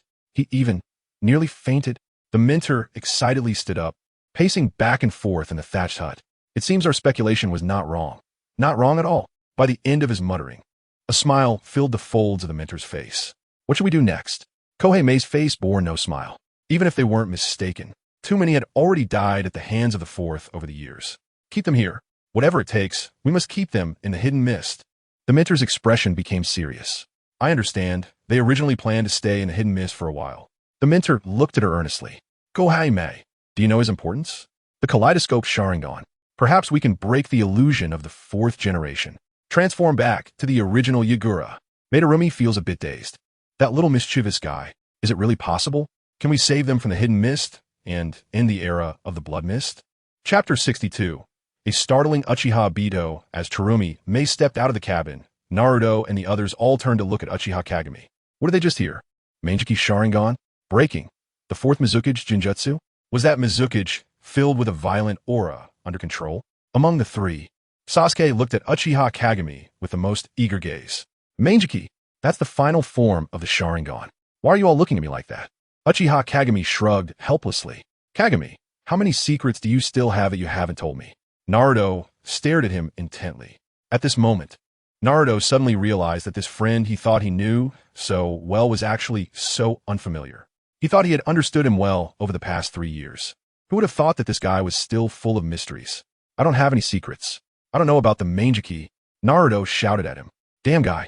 Even when someone pointed it out, he still wanted to hide it from him. Did he really think he was this lacking in intelligence? The problem is, Uchiha Kagami innocently raised his hands. You never asked me, did you? Naruto was momentarily speechless. Does that mean if he had asked, Kagami would have told him? You're just quibbling. We agreed that there would be no secrets, that we would be transparent with each other. Naruto was unhappy with Uchiha Kagami's nonchalance. This guy was treating him like a child, but he was already 12. He was no longer a kid. I will love you well, foolishly love you, without worrying about fairness or unfairness. Uchiha Kagami instinctively started singing. Naruto, Sasuke, Sakura. Why do we suddenly start awkwardly singing? The problem is, it sounds terrible. All right, don't look at me with those eyes. It makes me feel uneasy. Uchiha Kagami cleared his throat. A ninja's abilities cannot be told to others, you know? Not even to the closest people. The three fell silent. This is what you call an explanation, not just simple evasion. Can a Sharingan really break Jinjutsu? Sasuke quickly thought of a new question. The Jinjutsu of the fourth Mizukage is recognized as very strong in the ninja world. But this is the first time he had heard of breaking Jinjutsu. Uchiha Kagami shook his head. In the anime, the fourth Mizukage Jinjutsu was broken by Ao from a mist. And Ao used to be a Kugan. Breaking Jinjutsu is not the strong point of the Sharingan. But you just promised her. Sasuke was puzzled. I didn't say to use the Sharingan. She thought so herself. Then what method was used? Uchiha Kagami looked towards the small window of the cabin. At this moment, the sky had completely darkened. Dots of starlight hung in the night sky, surrounded by mist, creating a hazy beauty. There are methods. It just depends on whether there are fish biting the hook. The three exchanged glances. This statement was basically no different from saying nothing. Time passed little by little. Inside the cabin, The three little ones had already fallen asleep. Meanwhile, Uchiha Kagami sat quietly by the window, lost in thought as he looked outside. He had just checked his shock value. In just a few short days, his shock value had once again surpassed 10,000. With strength, it was simply too easy to shock others. Among them, he had to thank Kato the most. An ordinary person, who had only interacted for a little over an hour, had actually provided him with over 6,000 shock value. Uchiha Kagami clicked his tongue in wonder. In terms of shock frequency, Uchiha Kagami, would call you the strongest. With nothing to do, Uchiha Kagami pulled a few random beginner ninjutsu. He got a few haphazard ninjutsu, mostly water release. But there was one that brought a glimmer of surprise to Uchiha Kagami. Lightning release, Chidori, an A-rank ninjutsu developed by Kakashi in his youth. It was also Kakashi's most impressive ninjutsu. With Chidori, Uchiha Kagami would also have the confidence to teach Sasuke. However, Uchiha Kagami let out a slight sigh. During the 3 years of the system upgrade, he had tried countless times to train his ninjutsu and chakra. The result left him very disappointed. His own talent still lagged terribly. Relying on self-training for ninjutsu and chakra was like a joke. The novels say that with the system in hand, the world is mine. But after truly possessing the system, Uchiha Kagami often felt a sense of insecurity. If one day the system malfunctioned, where would he go? If one day the system disappeared, could he survive in the latter part of Naruto, relying solely on himself? The answer was no. His greatest reliance now was the Rinnegan. But is the Rinnegan the invincible existence in the Naruto world? Of course not. The Ōtsutsuki clan is equipped with Rinnegan as standard. Most crises can be resolved now. But what about in the era of Boruto? The era of the Byakugan has passed. And the era of tattoos has arrived. Would his Rinnegan still be strong? The answer is also no.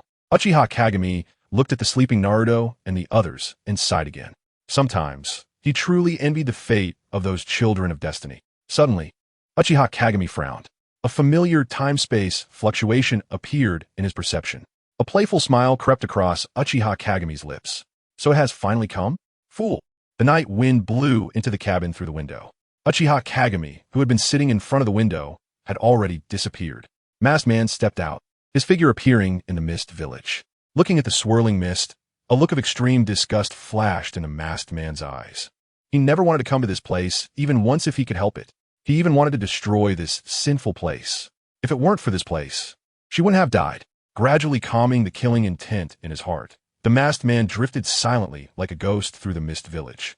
Oh, out for a stroll? Just then, a teasing voice came from behind him. The masked man abruptly turned around, facing a handsome face.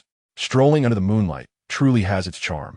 Uchiha Kagami wore a smile, but his eyes were filled with winter's chill. How to define this person? Uchiha Kagami could only describe him in 4 words. Pitiful and sad. Clearly sharing the same personality as Naruto, yet living a different life. In his past life, some said the fool had no choice. But in Uchiha Kagami's eyes, this guy was completely heartless and ungrateful. Why should his misfortunes be vented on others? This world is not only one person being toyed with by fate. Uchiha Kagami. The masked man calmly gazed at him. Since Uchiha Kagami began to emerge in Konoha, he had already taken notice. Whether it was his strength or his incredible speed in making money, it astonished the masked man. In his original plan, there was no such person. And now he had to change his plans because of him. To be honest, he was very curious about Uchiha Kagami. Do you know me? Want an autograph? Uchiha Kagami said casually, Humph, do you know who I am? The masked man's voice was deep. Who? Uchiha Madara? Uchiha Kagami's expression was playful. Or rather, his casual demeanor gradually faded away, replaced by a look of intense killing intent. Uchiha Obito. The masked man was taken aback. A look of shock appeared on his face beneath the mask. How? How could he know? Chapter 63. Teaching Uchiha Obito, what are you talking about? Uchiha Obito? Who is that? Uchiha Obito feigned calmness, but his palms were drenched in sweat. His true identity shouldn't be known by anyone. Uchiha Obito. That identity was lying in the Konoha Heroes Cemetery. Who else could it be? Looking at the confused Uchiha Obito, Uchiha Kei couldn't help but laugh. Since he dared to call your name directly, what was the point of continuing to hide? I am Uchiha Madara, not the Uchiha Obito you mentioned. Uchiha Kei scoffed. Uchiha Madara? If you were really Madara, you would kneel at the sight of me. This was unproductive talk. Why not say something useful? Uchiha Obito was perplexed. You came to the Mist Village to find out who triggered the Genjutsu on Kagura Yagura, right? Uchiha Obito remained silent. That was indeed the reason he came to the Mist. The death of Kagura Yagura meant little to him. However, the three tails within him was crucial to his future plans. If anything happened to Kagura Yagura, the three tails would also die. Although it would eventually be revived, the time it would take and the random location were significant delays to his plans. Now, Uchiha Obito no longer needed to investigate who triggered the Genjutsu. It was undoubtedly the kid in front of him. You, Uchiha Obito stated succinctly. That's right, the idiot's brain is still quite useful, Uchiha Kei replied with a smile. Tilting his head. Idiot? Uchiha Obito was taken aback. Who is this idiot? Is there anyone else here besides us? Stop looking around. The idiot is you, Uchiha Kei shrugged.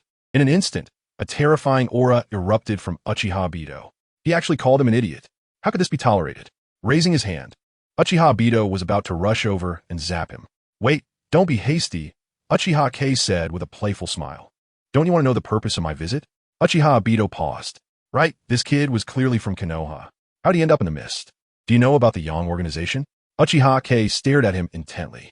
As expected, Uchiha Obito's eyes showed fluctuations. He really did know about the Yong Organization. This was something Uchiha Kei had only just figured out. As the largest organization in the hidden world of fire, Ōtsutsuki would definitely be aware of another rising force.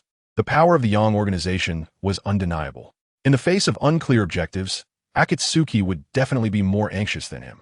After all, two tigers can't coexist on the same mountain unless, cough cough, anyway, Ōtsutsuki definitely knows more than he does. I came here to investigate information about the Yong Organization.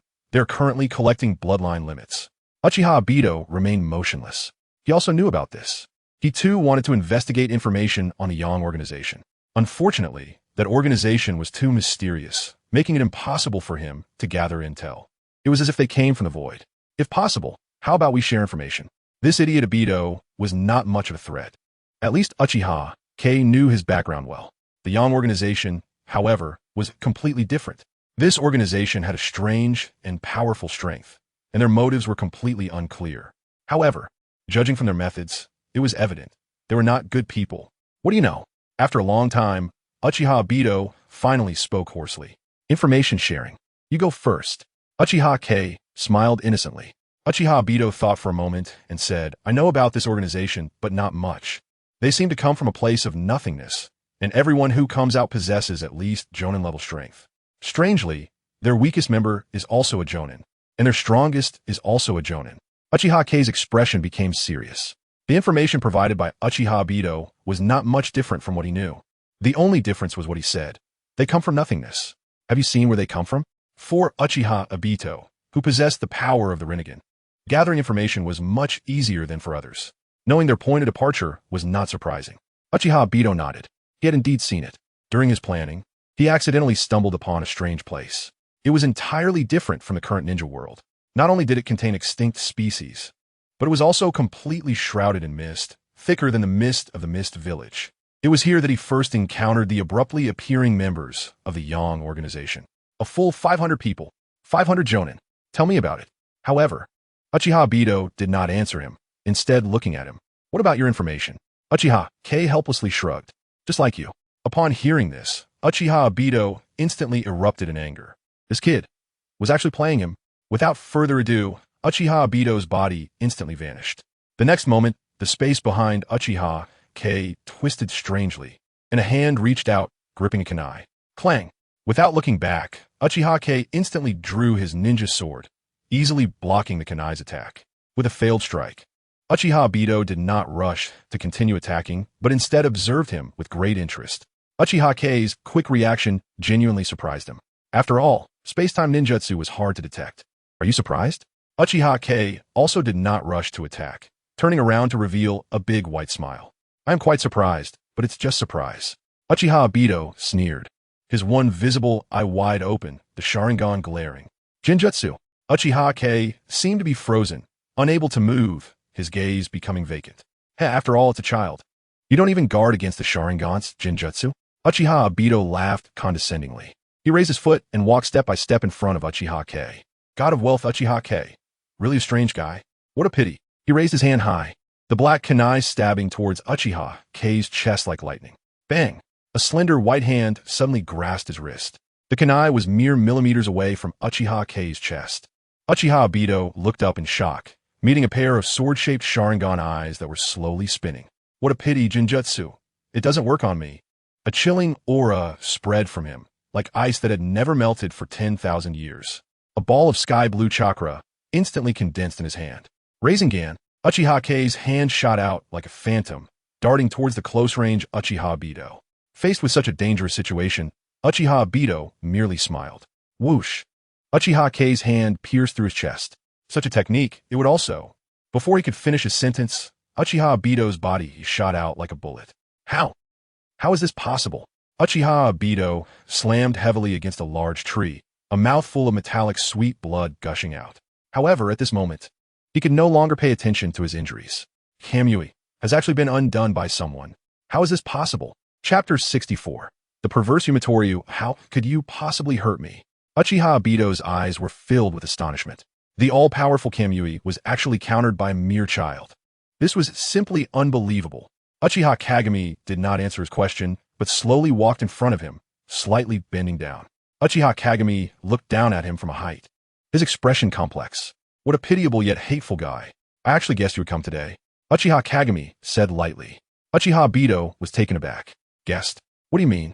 You could have sent Zetsu instead, but unfortunately, you trust no one, am I right? Uchiha Obito's face was masked, hiding his emotional changes. But the flickering eye revealed to Uchiha Kagami the turmoil in Uchiha Obito's heart at that moment. So you had to come in person. After all, this is a village filled with evil in your eyes. They killed Rin, destroyed you, and also crushed Kakashi. The plain words blasted a huge hole in Uchiha Obito's heart. He really knows my identity. I sympathize with your plight, but I do not agree with what you intend to do. Uchiha Kagami quietly watched him, observing the terror in his eyes and anger. Disagree? I don't need anyone's approval. Uchiha Obito suddenly stood up, glaring fiercely at him. What I intend to do is right. This world is filled with war. People die every day. I'm fed up with this dirty world. I want to rebuild a world. A world without war, where no one dies, full of laughter and joy. Uchiha Kagami looked at him pityingly. More importantly, you want to build a world with Rin, right? The Chinibu boy in front of Uchiha Kagami made him want to give him a big slap. Is it really that simple to build a world? The Ten-Tails Jinchuriki is indeed powerful, but no matter how strong, he cannot compare to the Sage of Six Paths, right? He couldn't even rebuild a world. Do you think becoming the Ten-Tails Jinchuriki can do that? What kind of logic is that? Uchiha Obito paused in his tone. A figure appeared in his mind, a gentle smile that seemed to heal all the world's pain. Don't make so many lofty excuses for yourself. She is the root of everything for you. A tear slipped from Uchiha Obito's eye, hidden behind his mask. So what if she is? She is the most beautiful existence in the world. Uchiha Obito's voice gradually choked. If she is gone, what is the meaning of existence in this world? Is love really that misleading? In an instant, Uchiha Kagami also fell into contemplation. He had never experienced love in his past life. In this life, forget it. He was only 11 years old. It's better not to mention it. If Uchiha Kagami looked at him seriously. I mean, if I could resurrect her? Uchiha Obito suddenly looked up, his eyes bursting with dazzling hope, but quickly dimmed again. Resurrecting Rin. If it were in the past, he would have gladly done so, and he would have given everything for her, even his life. But now, he could no longer turn back.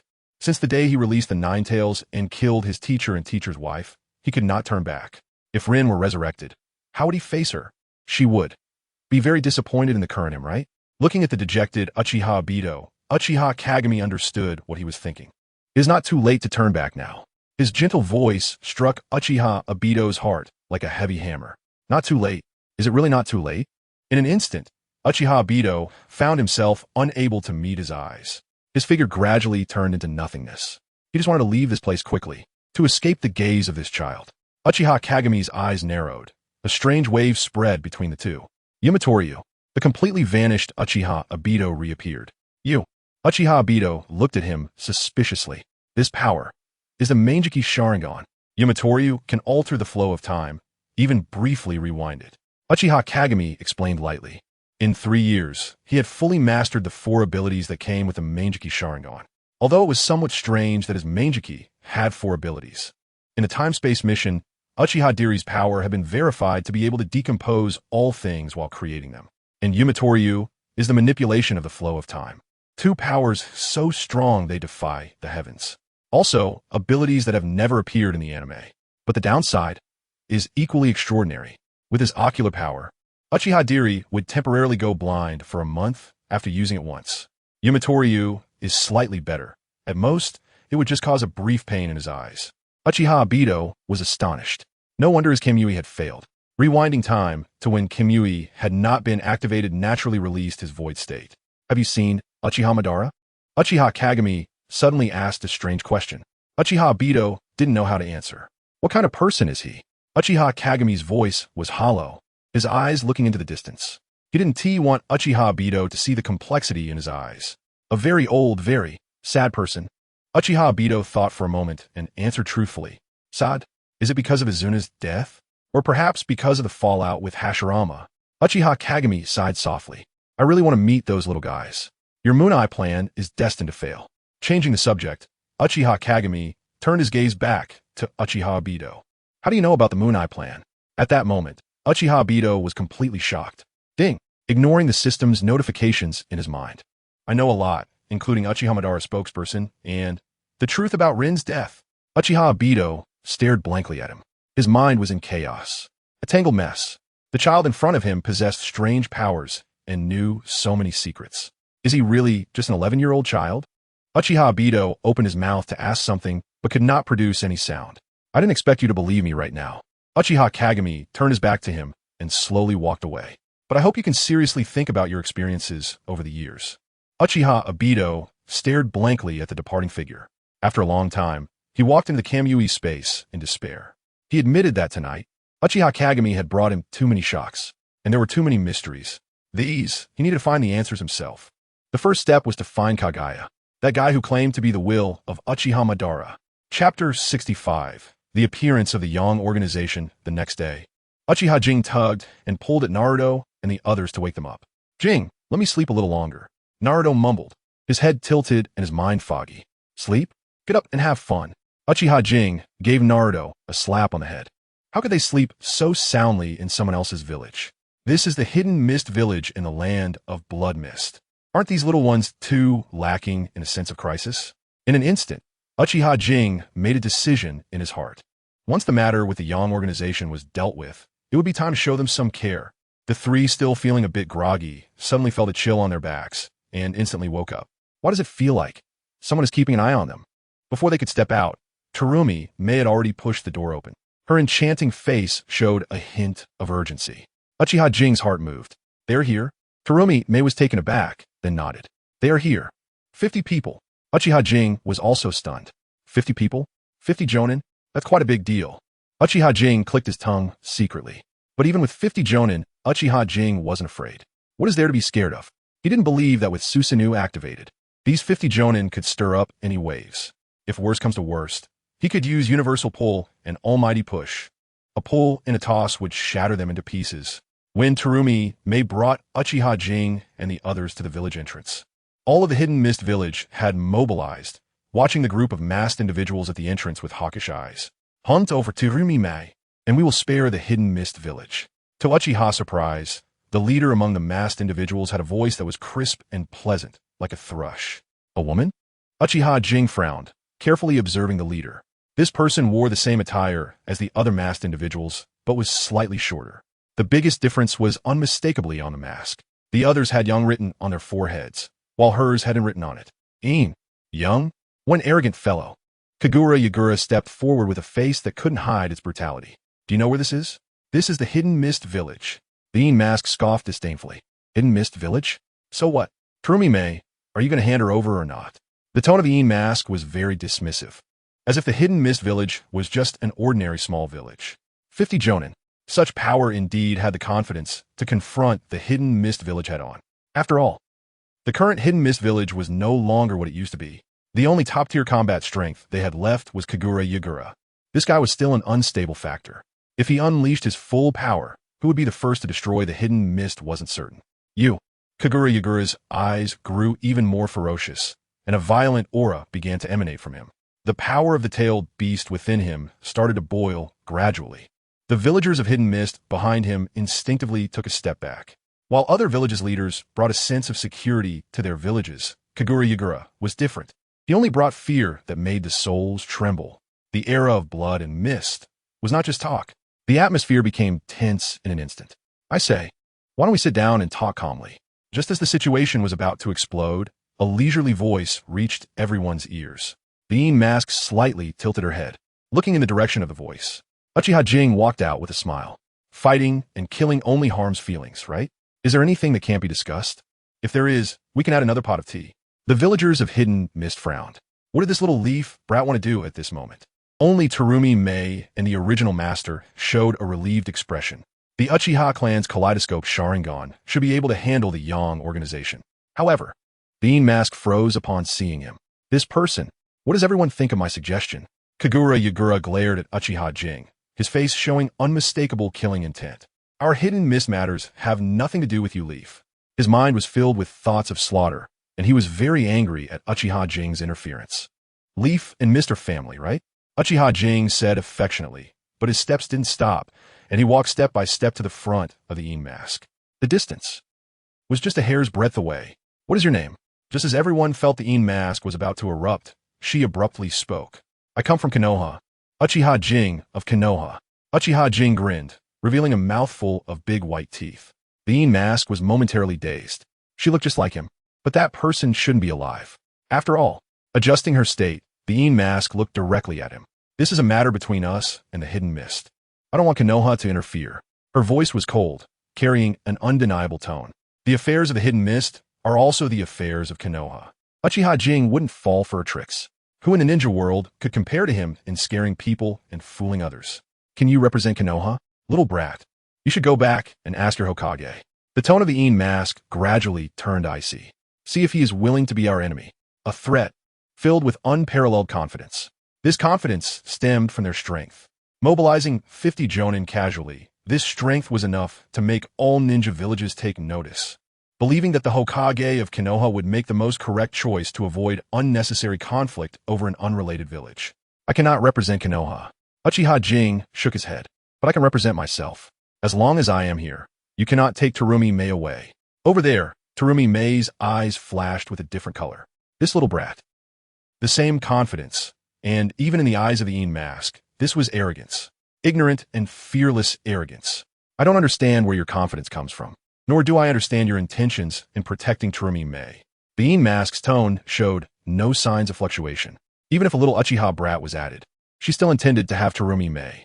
However, the mask raised her hand slightly. You will regret this decision. Trust me. The hand also gently fell. 50 jonin grinned, rushing towards Uchiha Jing like a swarm of bees. In their eyes, Uchiha Jing was just a little bug. With a little effort, they could crush him.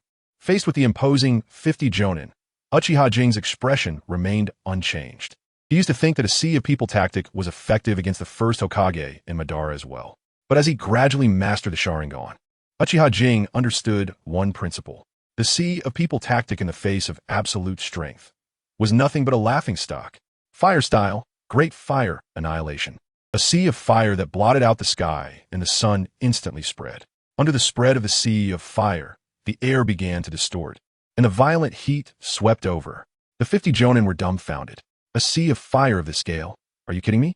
In an instant, all kinds of ninjutsu were unleashed, not to attack Uchiha Jing at the end of the sea of fire, but entirely to survive under the sea of fire.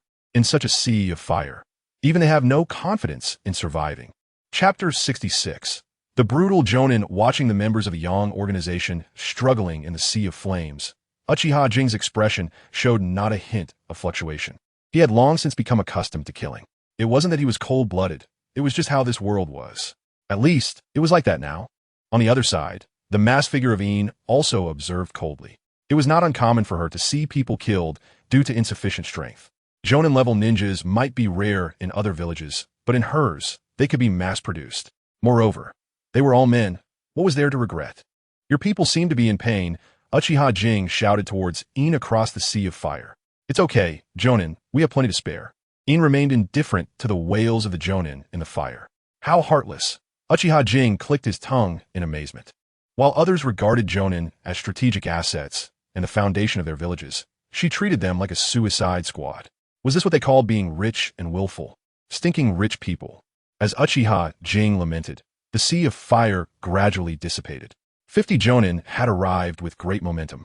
But now only over 30 remained alive in the flames, each charred and in disarray. If you can't kill him, then there's no need for you to survive. Yin's voice was cold, yet it carried boundless killing intent. The remaining Jonin trembled at her words, each face filled with terror. No one understood Yin better than they did. When she said they would die, it meant there would be no survivors. Charge! The remaining Jonin roared, recklessly charging at Uchiha Jing. This terrifying little brat had to die. He must die at all costs. Otherwise, they would die. Facing the charging Jonin, Uchiha Jing shook his head helplessly. Fire release, great fire, annihilation. Fire release, great fire extinguishment. Fire release, dragon flame, song technique. Hand signs traced through the air, and various fire techniques erupted like they were free of cost. 10 meters in front of him, it had become a sea of flames. The raging fire swept through.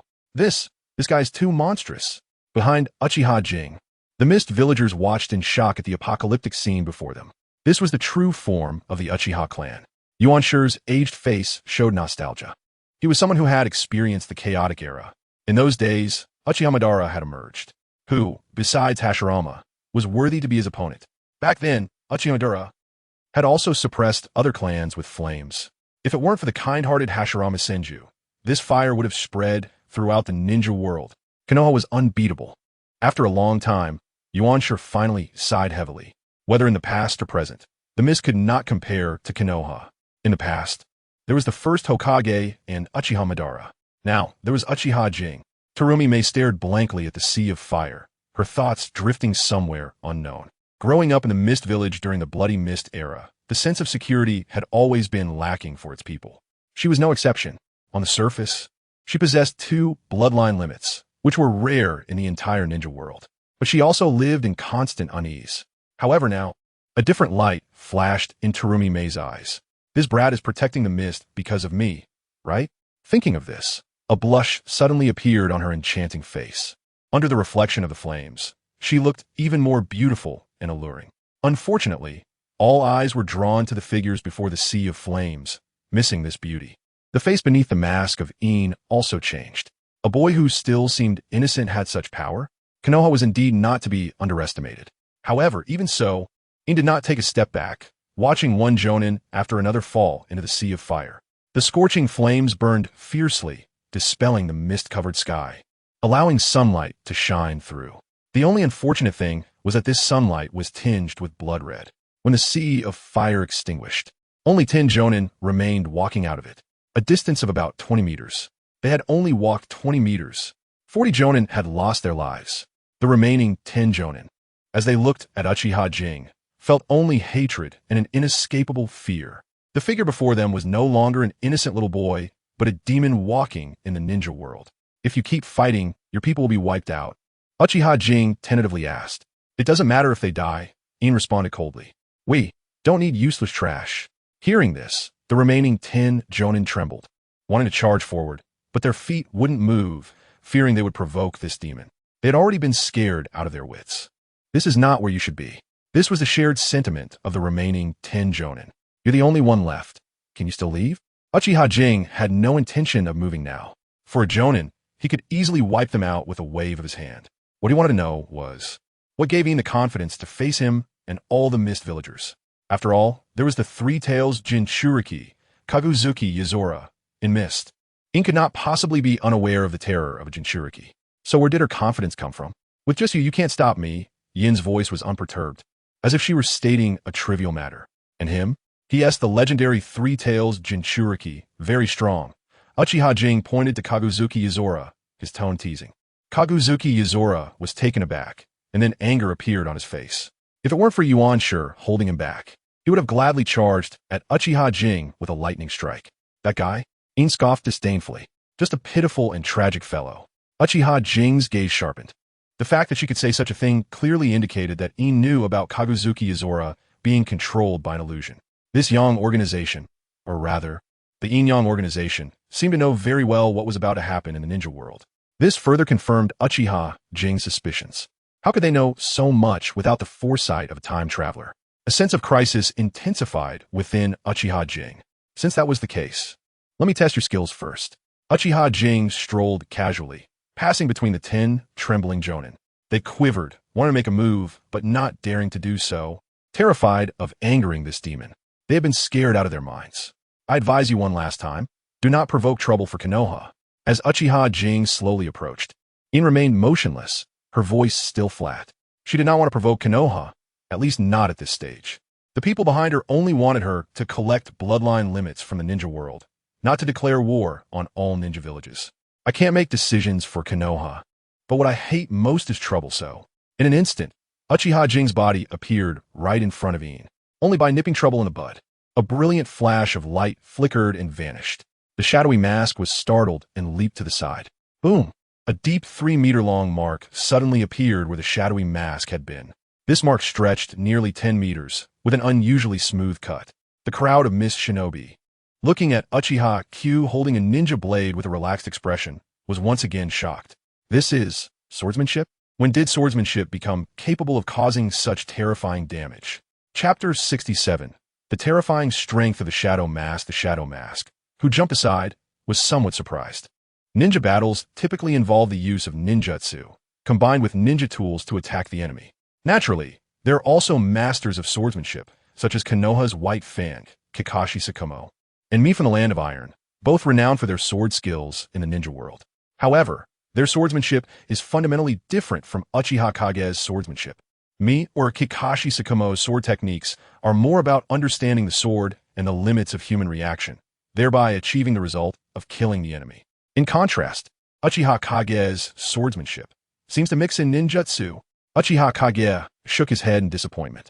Over the past 3 years, apart from developing the Manjiki and Rinnegan, he focused more on how to combine ninjutsu and swordsmanship.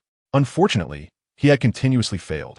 It seemed that swordsmanship and ninjutsu were naturally opposed, and no matter what methods he tried, he couldn't combine them.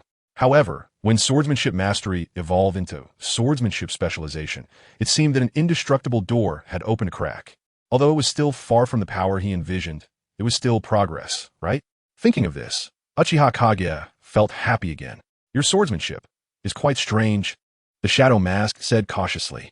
Such swordsmanship is undoubtedly a unique existence in the ninja world. Isn't it cool? Uchiha Kage grinned, revealing a big white tooth. Cool. It should be quite cool, the Shadow Mask replied, somewhat speechless. The little guy in front of him was clearly powerful, yet he always said things that didn't match his imposing aura.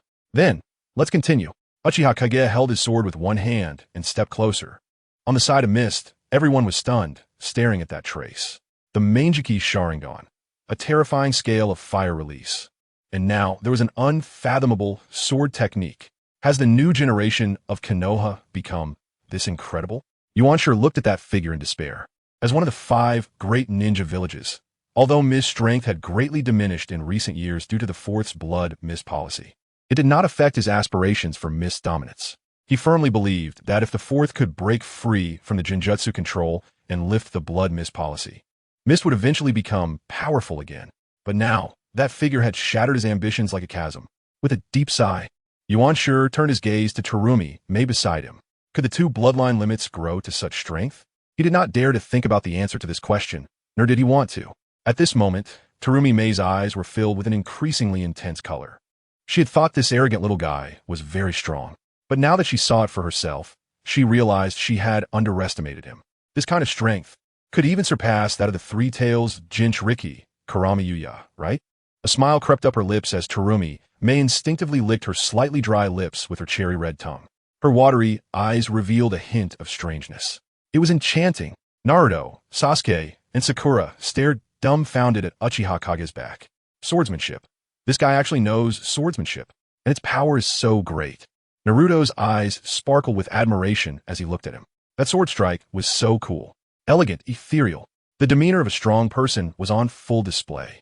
Meanwhile, Sasuke felt a bit disappointed. Kage is still this strong. No wonder his brother admires him so much. As he thought about it, Sasuke clenched his fists, his gaze firmly fixed on Kage's back. One day he too would be as powerful as Kage. As for Sakura, well, forget it. No need to mention her. While everyone was marveling, Uchiha Kage was not relaxing at all. This Shadow Mask was definitely the strongest opponent he had encountered since arriving in the Hokage world. This feeling was inexplicable, yet so real. He did not dare to let his guard down against the Shadow Mask. It was precisely because of this that he used swordsmanship at the first opportunity. The Shadow Mask was equally on guard. This little guy is peculiar. It definitely wasn't something that could be easily resolved like before. However, she had strong confidence in her own strength. Do you know what the saddest thing in this world is? The Shadow Mask slowly raised her hand. A strange feeling emerged in Uchiha Kage's mind. Is it that people live, but money is gone? The Shadow Mask's mouth twitched beneath the mask. What kind of answer is that? Is it that people die, but the money hasn't been spent? Uchiha Kage continued to respond. This time, not only did the Shadow Mask's mouth twitch, but even the corners of her eyes began to twitch. Does this little guy have so many fresh phrases? The saddest thing is, people are alive, money is there, but the wife ran off with someone? Uchiha Kage blinked innocently. Shut up. For the first time, the Shadow Mask showed a change in emotion, unusually irritable. The saddest thing is being narrow-minded. The Shadow Mask spoke extremely quickly, not giving Uchiha Kage a chance to interject. If this continued, she feared she might explode with anger. Void escape, void slash. The Shadow Mask cried out, simultaneously sweeping her hands downward. Uchiha Kage was taken aback. Void escape? Is there such a thing in Naruto? Just as he was puzzled, an intense sense of crisis suddenly surged in his heart. Looking at the calmness around him, Uchiha Kage furrowed his brows tightly. Sizzle. A force existing in the void suddenly erupted. Uchiha Kage's pupils constricted, instinctively wanting to dodge to the side. But that unknown power seemed to follow him closely, rippling through the air. A streak of bright red appeared in everyone's sight. The mist villagers looked at Uchiha Kage in terror. A grotesque wound had unexpectedly appeared on Uchiha Kage's chest. It extended from his shoulder all the way to his chest.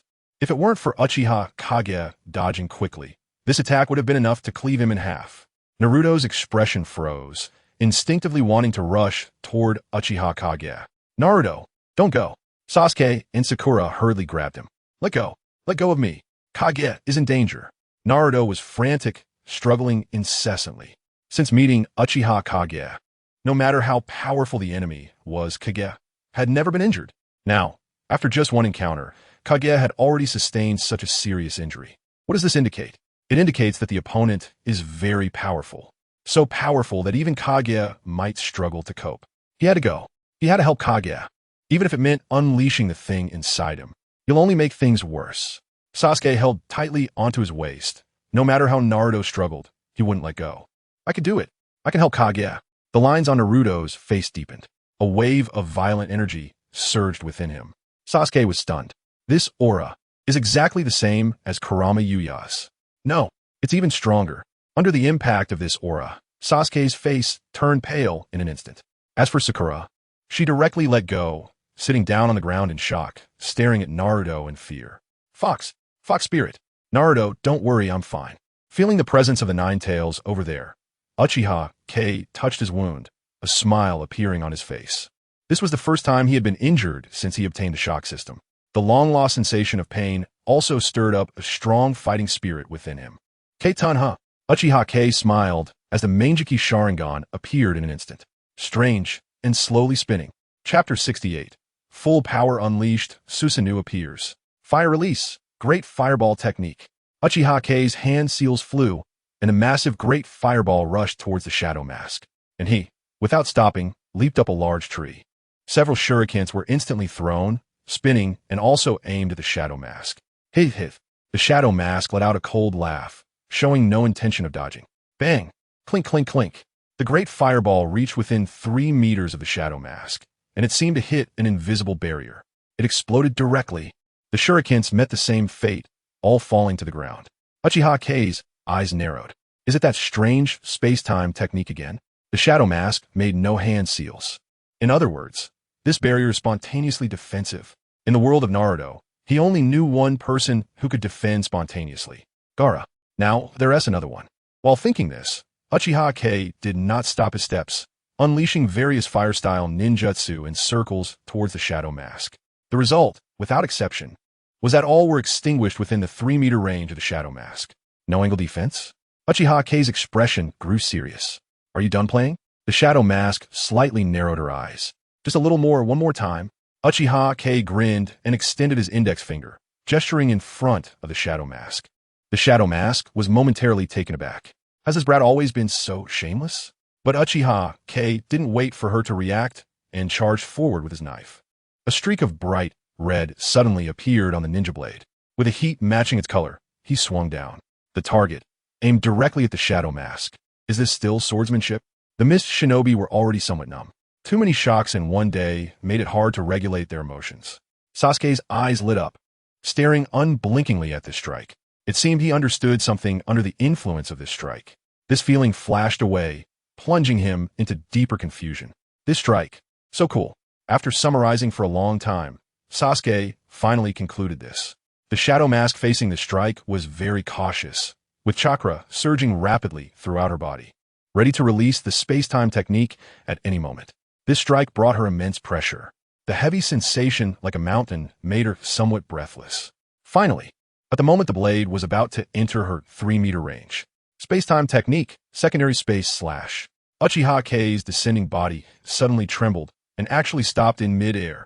Yes, it stopped in mid-air. As if time had stopped, Uchiha Kei frantically circulated his chakra, pouring it into the ninja blade as if it were free. He felt this strike was like colliding with another equally powerful blade, but there was clearly nothing in front of him. Uchiha Kei continued to increase the chakra output, and the red ninja blade became even hotter. The blade gradually moved forward. The shadow mask was also struggling. The clothes that had always been kept dry became damp at this moment.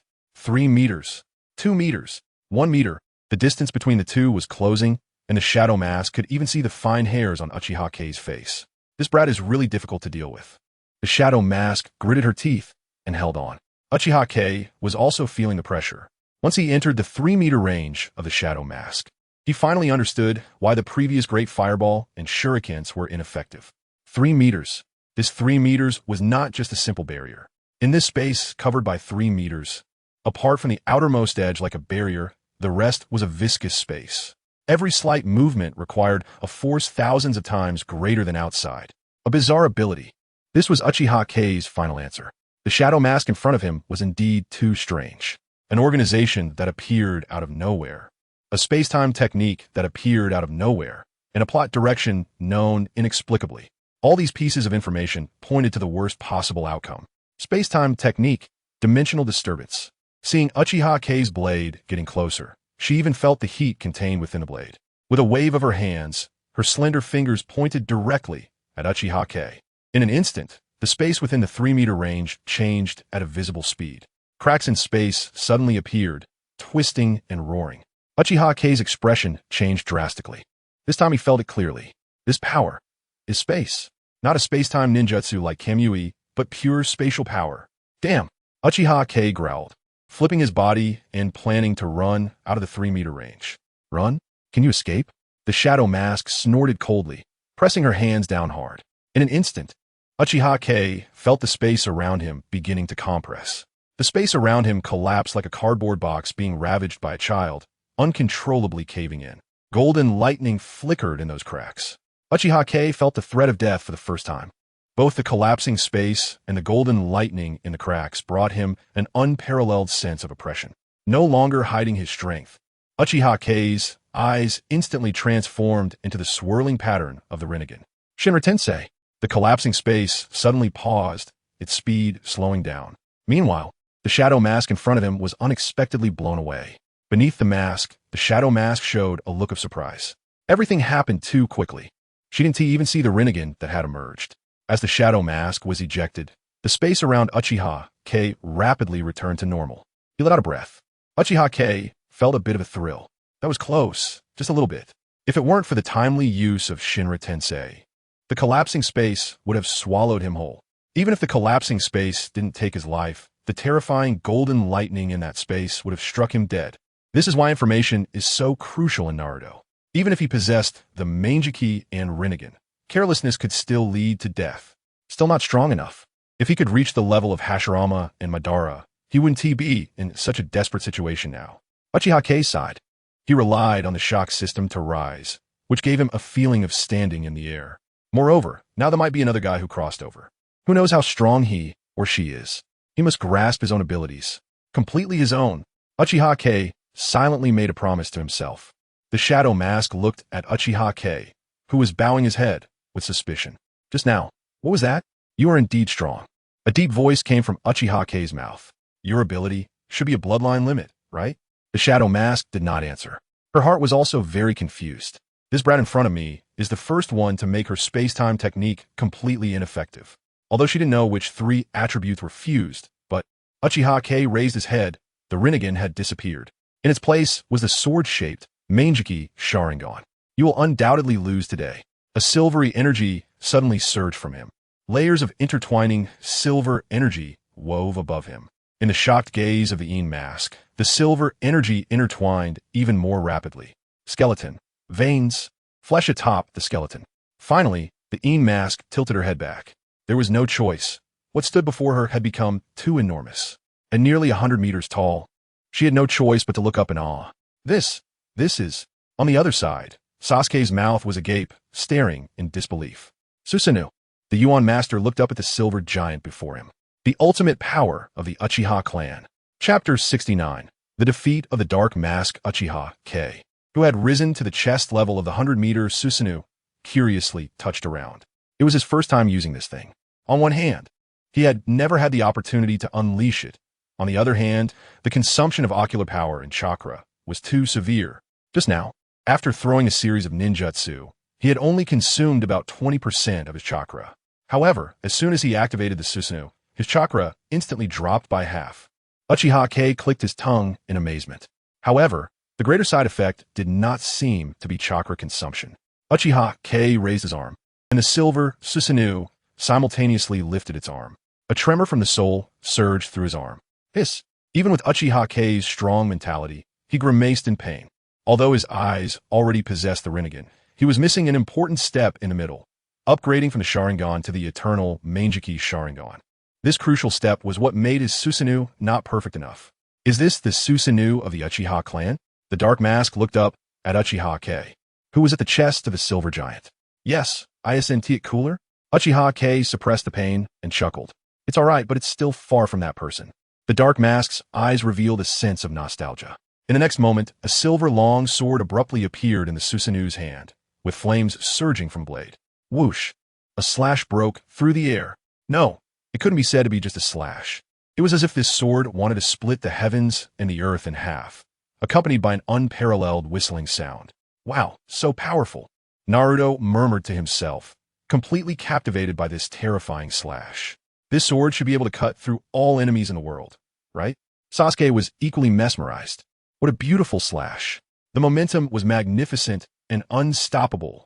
As for Sakura beside them, forget it, no need to mention her. In the crowd, only Terumi May's face showed not shock, but a deep smile. This little man really is unfathomable. Just when you think this is his limit, he always surprises you with something even greater. Yuan sure was lost in thought as he looked at this sword. The moment the Susanoo appeared, he understood one thing. Konoha is unbeatable. Even the mature Terumi May was the same. On the other side, the dark mask looked solemnly at the descending blade. Feeling the scorching heat akin to the sun, she raised both hands. A layer of visible spatial ripples appeared above her head. Space escape, spatial transfer. Just as the blade was about to cut through the ripples, a crisp sound arrived on cue. There was no panic. There was no fear. The tone of us astalm asvater. Buzz. Under the slash of the blade, the ripples surged more violently. The spatial cracks that had appeared earlier reemerged, surrounding the blade in a circle. Uchiha Kei looked on in amazement. As the user, he could clearly feel the chakra contained within the blade rapidly disappearing. Upon closer inspection, every flash of golden lightning that darted through the spatial rifts took away a portion of the chakra from the blade. All the spaces behind the cracks, with the flickering golden lightning, could absorb chakra? Uchiha Kei thought, raising his hand to retract the long sword. The spatial rifts that couldn't find a target flickered a few times before disappearing from view. The dark mask let out a sigh of relief. Is the Susanoo strong? Very strong, exceptionally strong. This is what allowed Madara to dominate the ninja world. But the Susanoo also has fatal flaws. The need for massive chakra consumption is just one aspect. More importantly, while in the Susanoo state, ninjutsu cannot be used. Therefore, the Susanoo can only engage in close combat. Knowing this, the dark mask could be so confident. No matter how strong the Susanoo is, can it break through her flawless spatial escape defense? Uchiha Kei obviously thought of this too, rubbing his chin. If it's too close, what about from a distance? With this thought, Uchiha Kei closed his eyes and reached behind him. The dark mask looked at him in confusion. What does this mean? ISNT surrender done with both hands? One hand reaching behind his. The next scene interrupted her contemplation. A shiny silver longbow was slowly drawn out from behind by Uchiha Kei. Under the mask, the dark mask's cherry-red lips parted slightly. Besides the long sword, there is also a bow. Whoosh, whoosh, whoosh. Without giving the dark mask time to react, Uchiha Kei pulled back the bowstring. A silver streak of light appeared on the bowstring. Release, pull back, release, pull back. One silver streak after another shot towards the dark mask. Clang, clang, clang. Still within a 3-meter range. After the silver streaks reached the 3-meter range of the dark mask, they produced a series of loud, crashing sounds. Seeing the floating silver streaks, the dark mask finally breathed a sigh of relief. Finally, space escape is still impressive. Uchiha Kei wore an innocent smile. Boom! With a light shout, 3 floating, motionless silver streaks rapidly expanded. The 5-meter-long streaks instantly expanded to about 20 meters. The dark mask trembled slightly, raising her hand to do something. But she was engulfed by a dazzling silver light. Boom! The silver light enveloped the surrounding area for hundreds of meters. With a series of earth-shaking explosions, the massive blast echoed across the entire small island. Any animals on the island ran for their lives in the opposite direction of the explosion. Thick smoke billowed, shooting up into the sky. After a long while, the smoke gradually dissipated. Kagura Ōtsutsuki had half transformed into a tailed beast, standing with a sinister expression in front of the Mist Shinobi. He was not there to protect the Mist Shinobi. It was purely a thick thread of death that involuntarily brought out the 3 tails. At this moment, Kagura Ōtsutsuki was in a frenzied state, continuously growling, searching everywhere for those 2 damn guys. They almost got killed. Those 2 bastards, come on, die.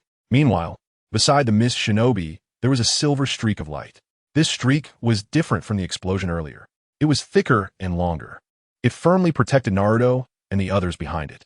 Compared to the chaos and injuries among the Mist Shinobi, Naruto and his team were completely unharmed. Even their clothes were clean. Although this silver streak made the Mist Shinobi's hearts race, it was clearly Uchiha Kei's means of protecting the Konoha kids. As the dust gradually settled, the place where the fierce battle had erupted was now devoid of nearly 100-meter-tall silver Susanoo. Terumi May anxiously stared at that spot. Where did the Susanoo go? How could it disappear? Could it be that the explosion just now killed the little man? Impossible. Would the little man be so foolish as to blow himself up with his own attack? In an instant, Terumi May thought of numerous excuses to comfort herself.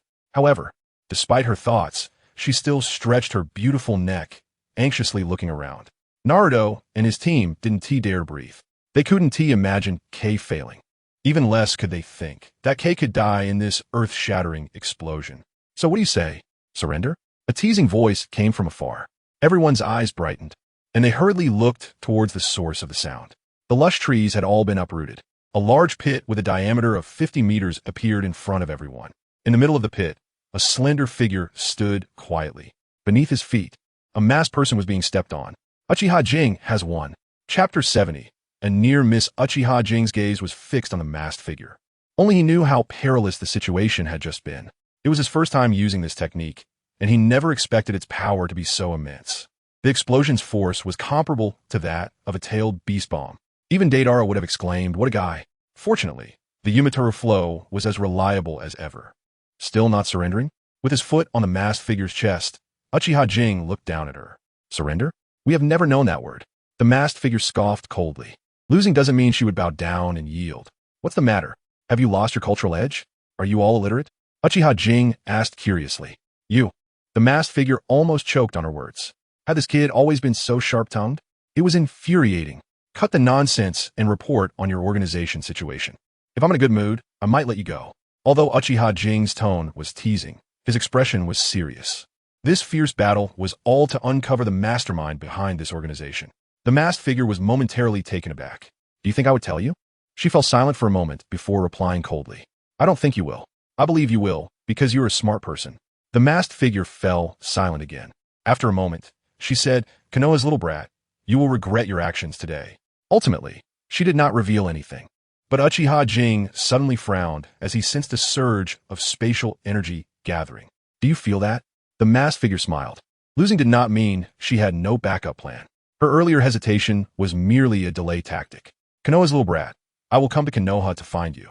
A spatial rift suddenly appeared beneath the masked figure. At the same time, the same rifts appeared beneath the remaining 10 jonin. Uchiha Jing's expression changed drastically as he immediately activated the Yumitoru flow. Unfortunately, this time the Yumitoru flow lost its effect. He could only watch helplessly as everyone from the Yong Organization vanished from sight. Damn it! Uchiha Jing punched the spot where the masked figure had been. It was so close. He could have learned the secrets behind this mysterious Yong Organization. He had underestimated them too much. Uchiha Jing felt very frustrated. Jing, are you okay? Naruto and the others rushed over with concerned expressions. I'm fine, just a bit disappointed, Uchiha Jing said as he stood up. The Mist Village members also gathered around. Your wound. Terumi May came over, her expression quite peculiar. At least that was how it appeared to Uchiha Jing. It's just a minor injury, nothing serious. Uchiha Jing waved his hand dismissively. Yuan Sure stepped forward from the Mist Village crowd, sighing. Konoha is still as strong as ever. With you in Konoha, the position of the 5 great ninja villages will be unshakable. That was his sincere opinion. Uchiha Jing's performance today could not merely be described as stunning. It was shocking. Judging by his displayed strength, Uchiha Jing had far surpassed the average Kage level power. You're overpraising me. Uchiha Jing gathered his fallen spirits and smiled widely. That's not flattery. It's the truth, Yuan Sure said seriously. Uchiha Jing wanted to say a few humble words, but was interrupted by a cold snort. Just a Konoha brat.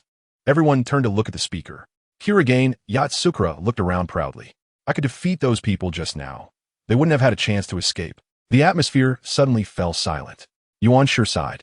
Could Rinnegan, Ōtsutsuki really defeat those people? Perhaps he could, but only if he transformed into a tailed beast.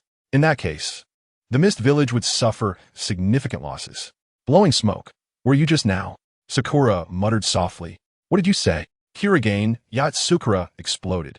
A tailed beast-like tail suddenly appearing behind him. A violent aura spread out. Sakura screamed, almost sitting down in shock. You, what do you want? Don't come any closer. Sakura backed away, her face filled with terror as she looked to Sasuke for help. Sasuke tilted his head up to the sky at a 45-degree angle. The starlight is so bright today, Naruto. Naruto felt a bit reluctant, somewhat restless, but made no move. Yeah, the sunlight is great, warm, and cozy. Sakura, what are these 2 idiots talking about? It's daytime. Where's the starlight? It's sunny. But this is the Mist Village. It's foggy and not warm at all. Sakura turned her gaze to Uchiha Jing. Hey, I noticed your hand patterns are great. You'll definitely have a boy in the future. Uchiha Jing took Terumi May's hand, as if he had discovered a rare treasure. Is that so? Terumi May was taken aback, her face instantly flushed with 2 red clouds. Absolutely. I never lie. Looking at Uchiha Jing's lecherous expression, Sakura almost spat out a mouthful of blood. Was it that obvious? Rinnegan Ōtsutsuki wore a sinister grin, raising his hand high. Here it comes. The violent chakra of the 3 tails surged down. Clang. The metallic sound echoed far away. Are you not going to dodge? Uchiha Jing's figure appeared in front of Sakura. He swore. He really didn't want to save her. Uchiha Jing felt deep-seated annoyance toward Sakura, no matter how she was portrayed in the anime. The real Sakura was someone he truly disliked. But, for Naruto, the devoted one, he reluctantly glanced back at Naruto's pleading gaze. Lord Fourth Mizukage, she is from Konoha. Can you do whatever you want with her? Uchiha Jing turned back, grinning at Rinnegan Ōtsutsuki. So what if she's from Konoha? Rinnegan Ōtsutsuki roared angrily, the features of the 3 tails becoming increasingly pronounced. What a waste, Fourth Mizukage, to be so deeply influenced by Genjutsu. Uchiha Jing shook his head, lightly placing a hand on Rinnegan Ōtsutsukir's chest. In that case, it's better for you to return to normal.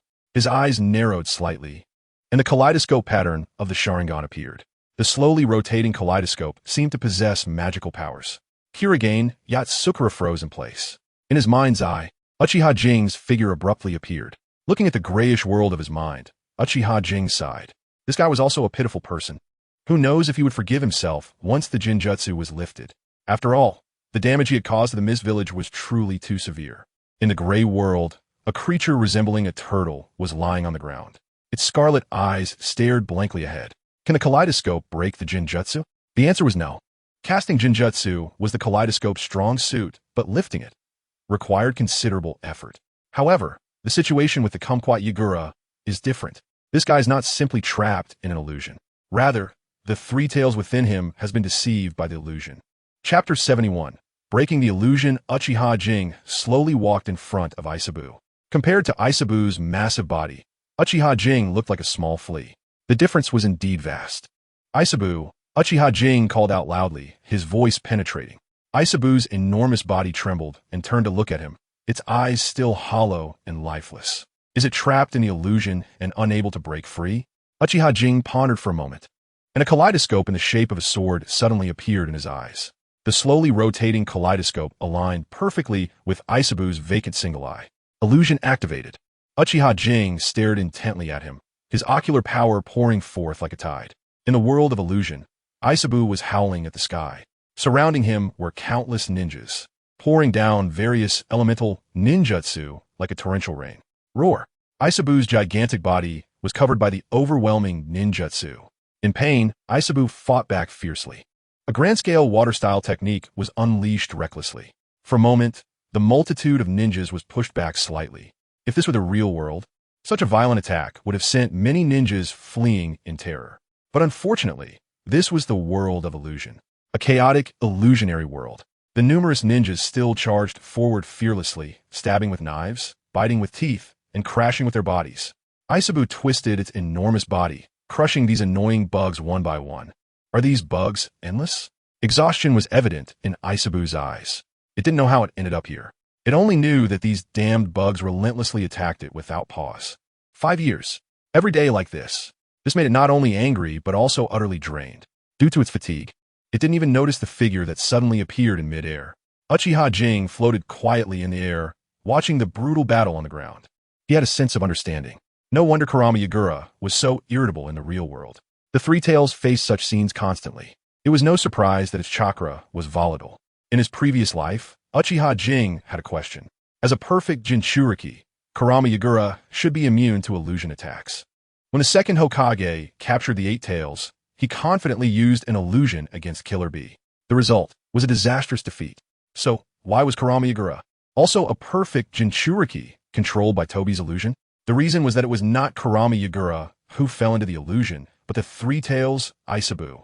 And as the Jinchuriki, Kurama Yagura was merely influenced by its violent chakra, amplifying the violent traits of its personality.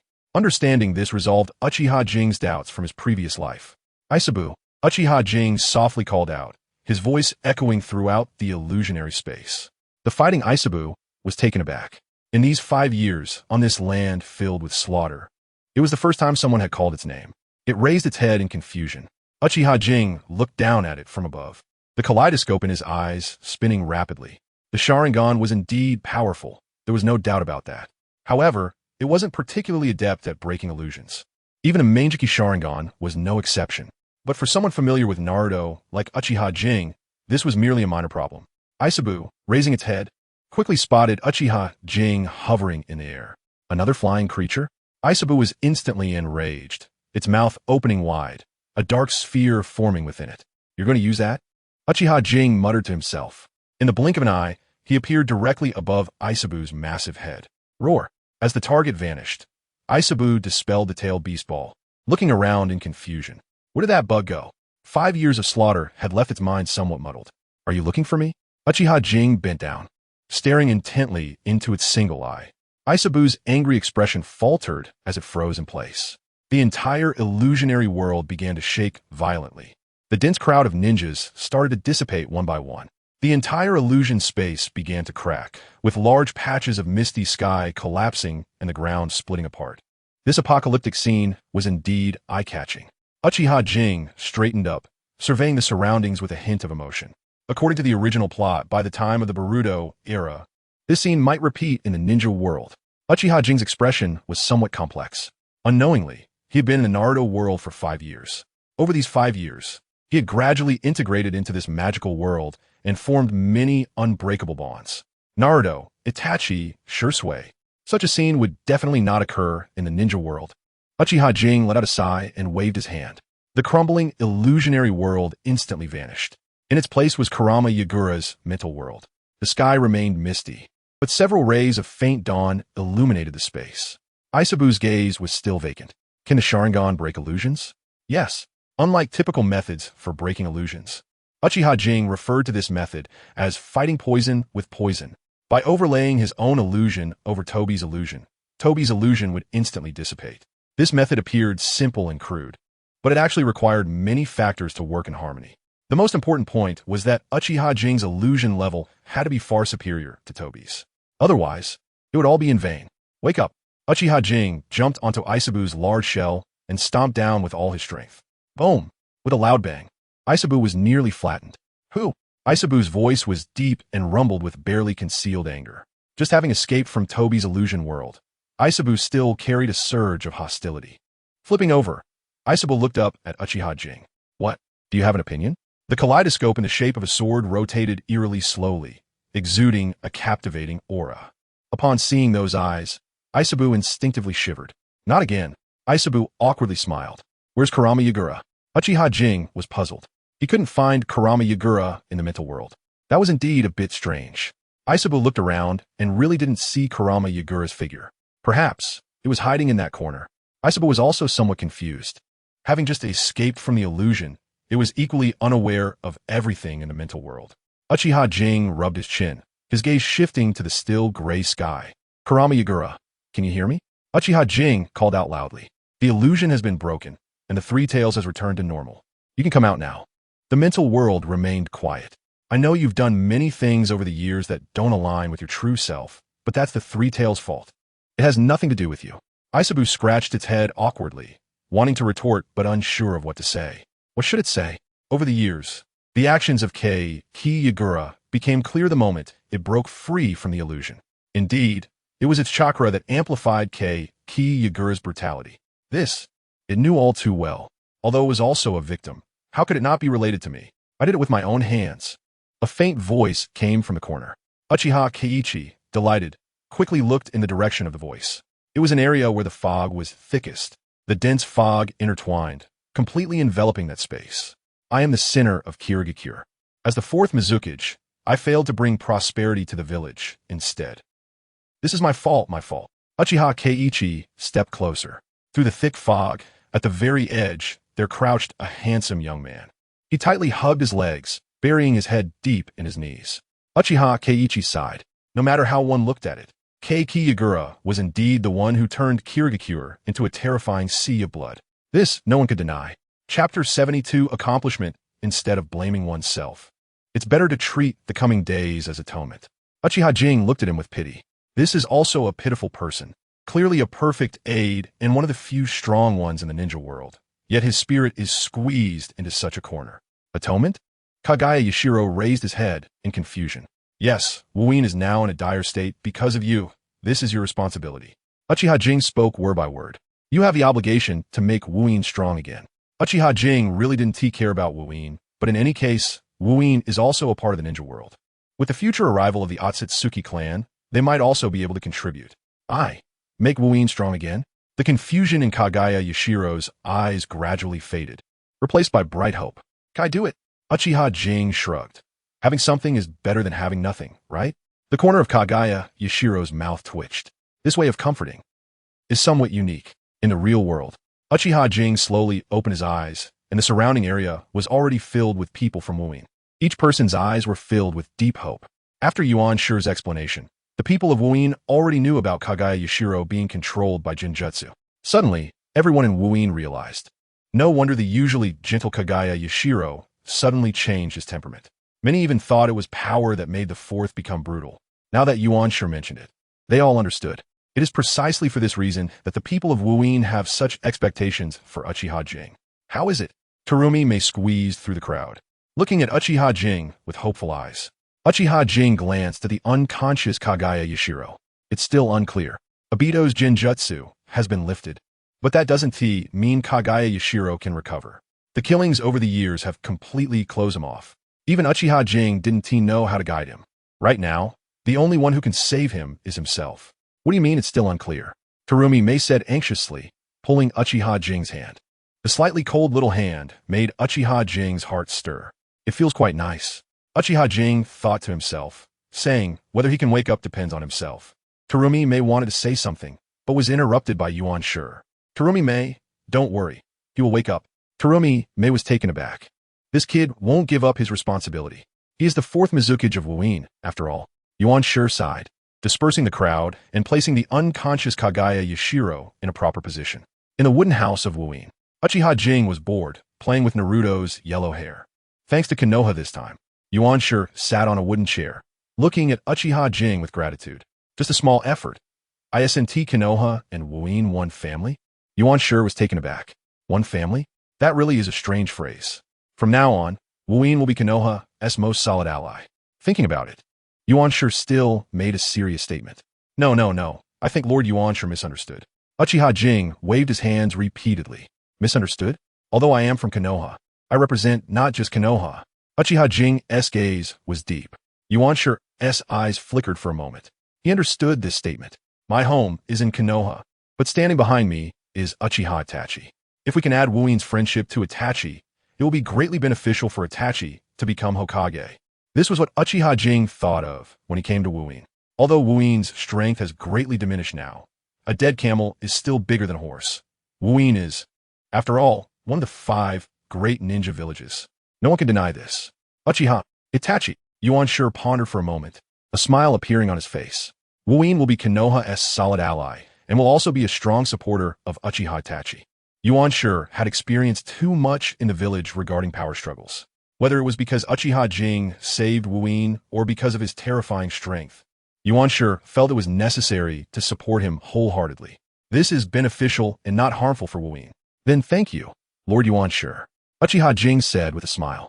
Terumi May, standing aside, also understood. With a strong political sense, she was not unfamiliar with these matters. In fact, she heard even more information from these words. Konoha, which has been silent for a long time, is about to change. She looked at Uchiha Jing with some envy. How could Konoha cultivate such an outstanding individual? At this point, she had to admit Uchiha Jing's excellence. Strong strength, extraordinary strategy, decisive in killing. This is her final evaluation of Uchiha Jing. The Jinjutsu on the 4th Mizukage has been lifted, and we should return to the village. After some pleasantries, Uchiha Jing proposed to leave. His main purpose for coming to wherein was to uncover the mysterious Yong Organization. Although it ultimately ended in failure, gaining wherein support was also an unexpected joy. Leaving so soon? Yuan Shi hadn't spoken yet, but Terumi May exclaimed. Yes, taking them out for a mission and temporarily discovering the information about the Yong Organization. Wherein is already delayed for a long time this time. Uchiha Jing was taken aback, explaining. Since we have already delayed for so long, staying another day or 2 wouldn't matter, and the 4th hasn't woken up yet. Terumi May muttered softly. Uchiha Jing was momentarily speechless. This girl seemed a bit strange. Is it because she is worried about the 4th Mizukage? I have already lifted his Jinjutsu. The rest can only rely on him. But halfway through her words, Terumi May lowered her head, gripping her clothes tightly. That annoying little brat. Really? Yuan Shi instead appeared to be deep in thought. I believe the 4th will wake up, so I have no objections to your leaving. Terumi May suddenly raised her head, looking at Yuan Shi with some anger. However, I have an unreasonable request. Uchiha Jing waved his hand.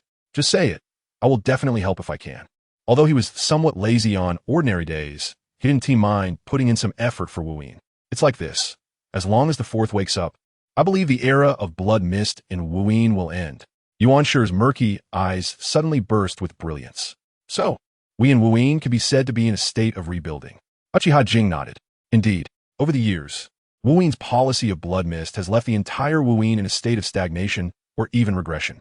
Saying it is a time of rebuilding is no problem at all.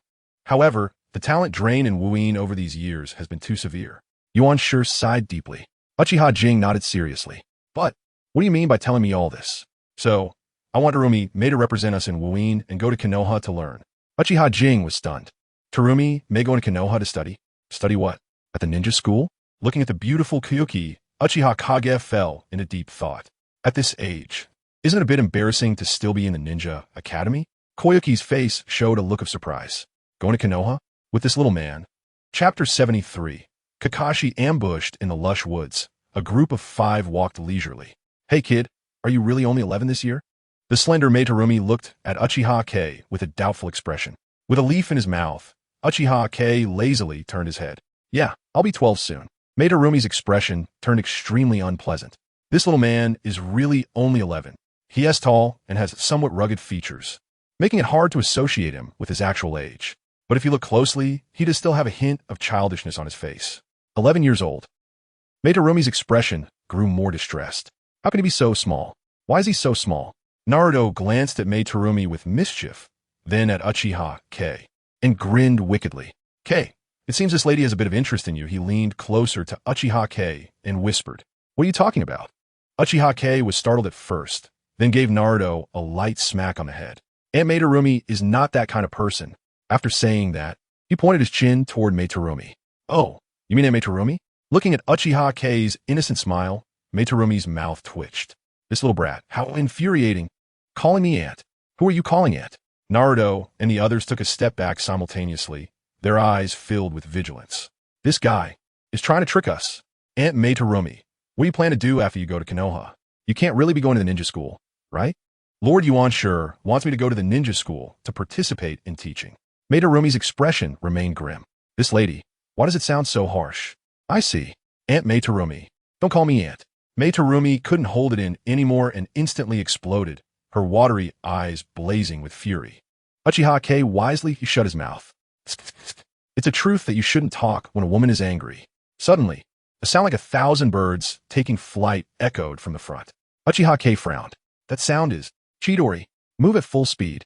Uchiha Kei growled, quickly jumping to the side of a large tree, disappearing into the distance with a few leaps. Naruto and the others hurriedly followed. 500 meters ahead, the surrounding trees were broken in half, the cut surfaces dark. The ground was pockmarked and in disarray. In the center, 4 figures intertwined and collided. Surging chakra filled the air. Lightning release, Chidori. Among the 4, a silver-haired man wearing a Konoha headband shouted, his figure like lightning, a blue-white flash appearing in his hand. With a sound like 1,000 birds chirping, the silver-haired man instantly pierced one person's chest. Bang! The person whose chest was pierced erupted in white smoke, revealing a broken piece of wood. Body replacement technique. The silver-haired man did not hesitate and immediately flipped over. A gleaming ninja knife swiftly stabbed towards his original position. Landing. The silver-haired man revealed only one eye, vigilantly staring at the others. As fellow Umbu of Konoha, how dare you? His voice was cold, his single eye filled with killing intent. Oomph. The remaining 3 also halted their movements, standing in a line. Umbu? We are not Umbu. The silver-haired man was taken aback. The men simultaneously removed their animal masks, their expressions quite sinister. Kakashi, we respect you, but we hope you won't resist unnecessarily. Hand over the information. Kakashi furrowed his brows. Information? His mission this time was only a B rank, hardly a major task. Do they really need 3 elite jonin to steal such information? What information do you want? Kakashi probed. Konoha Daily. Information about the members of Root. Root? A cold glint flashed in Kakashi's eyes. His task was to investigate the movements of the daimyo of the water country. What does that have to do with Konoha Daily? And what is the connection between Konoha Daily and the Root Organization? Most importantly, this organization hasn't been disbanded yet. It seems this information is very important to you. Though confused, Kakashi continued to ask. As someone who was once courted by Danzo, Kakashi understood the darkness of Root very well. This matter could not be taken lightly. This has nothing to do with you.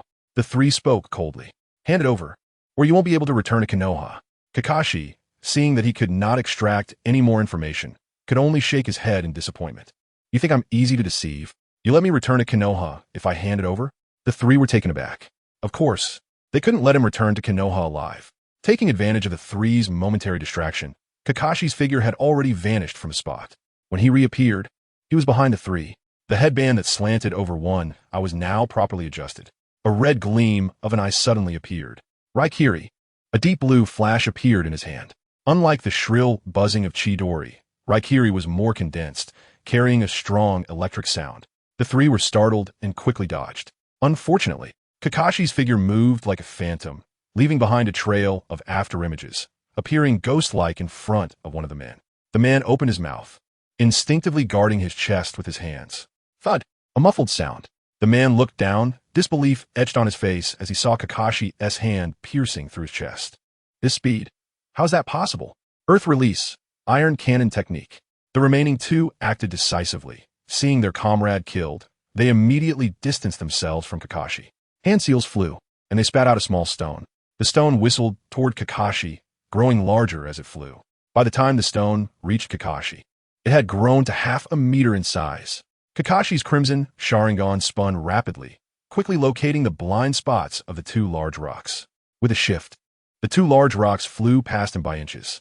Before they landed, sharp stone pillars resembling bamboo shoots suddenly shot up from ground. Earth release, earth pillar explosion. A loud shout, and the sharp stone pillars exploded just as Kakashi landed.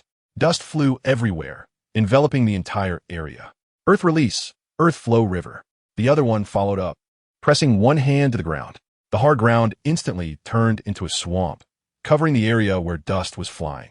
The two panted heavily, bending over, their eyes fixed intently. Under such a barrage of attacks, even Kakashi Hatake should. Chidori. The buzzing sound of Chidori rang out from the swirling dust. The blue-white light suddenly burst forth. Watch out. The eyes of the two widened in fear, instinctively trying to dodge to the side. Unfortunately, the lightning-fast Chidori vanished in an instant. Slash.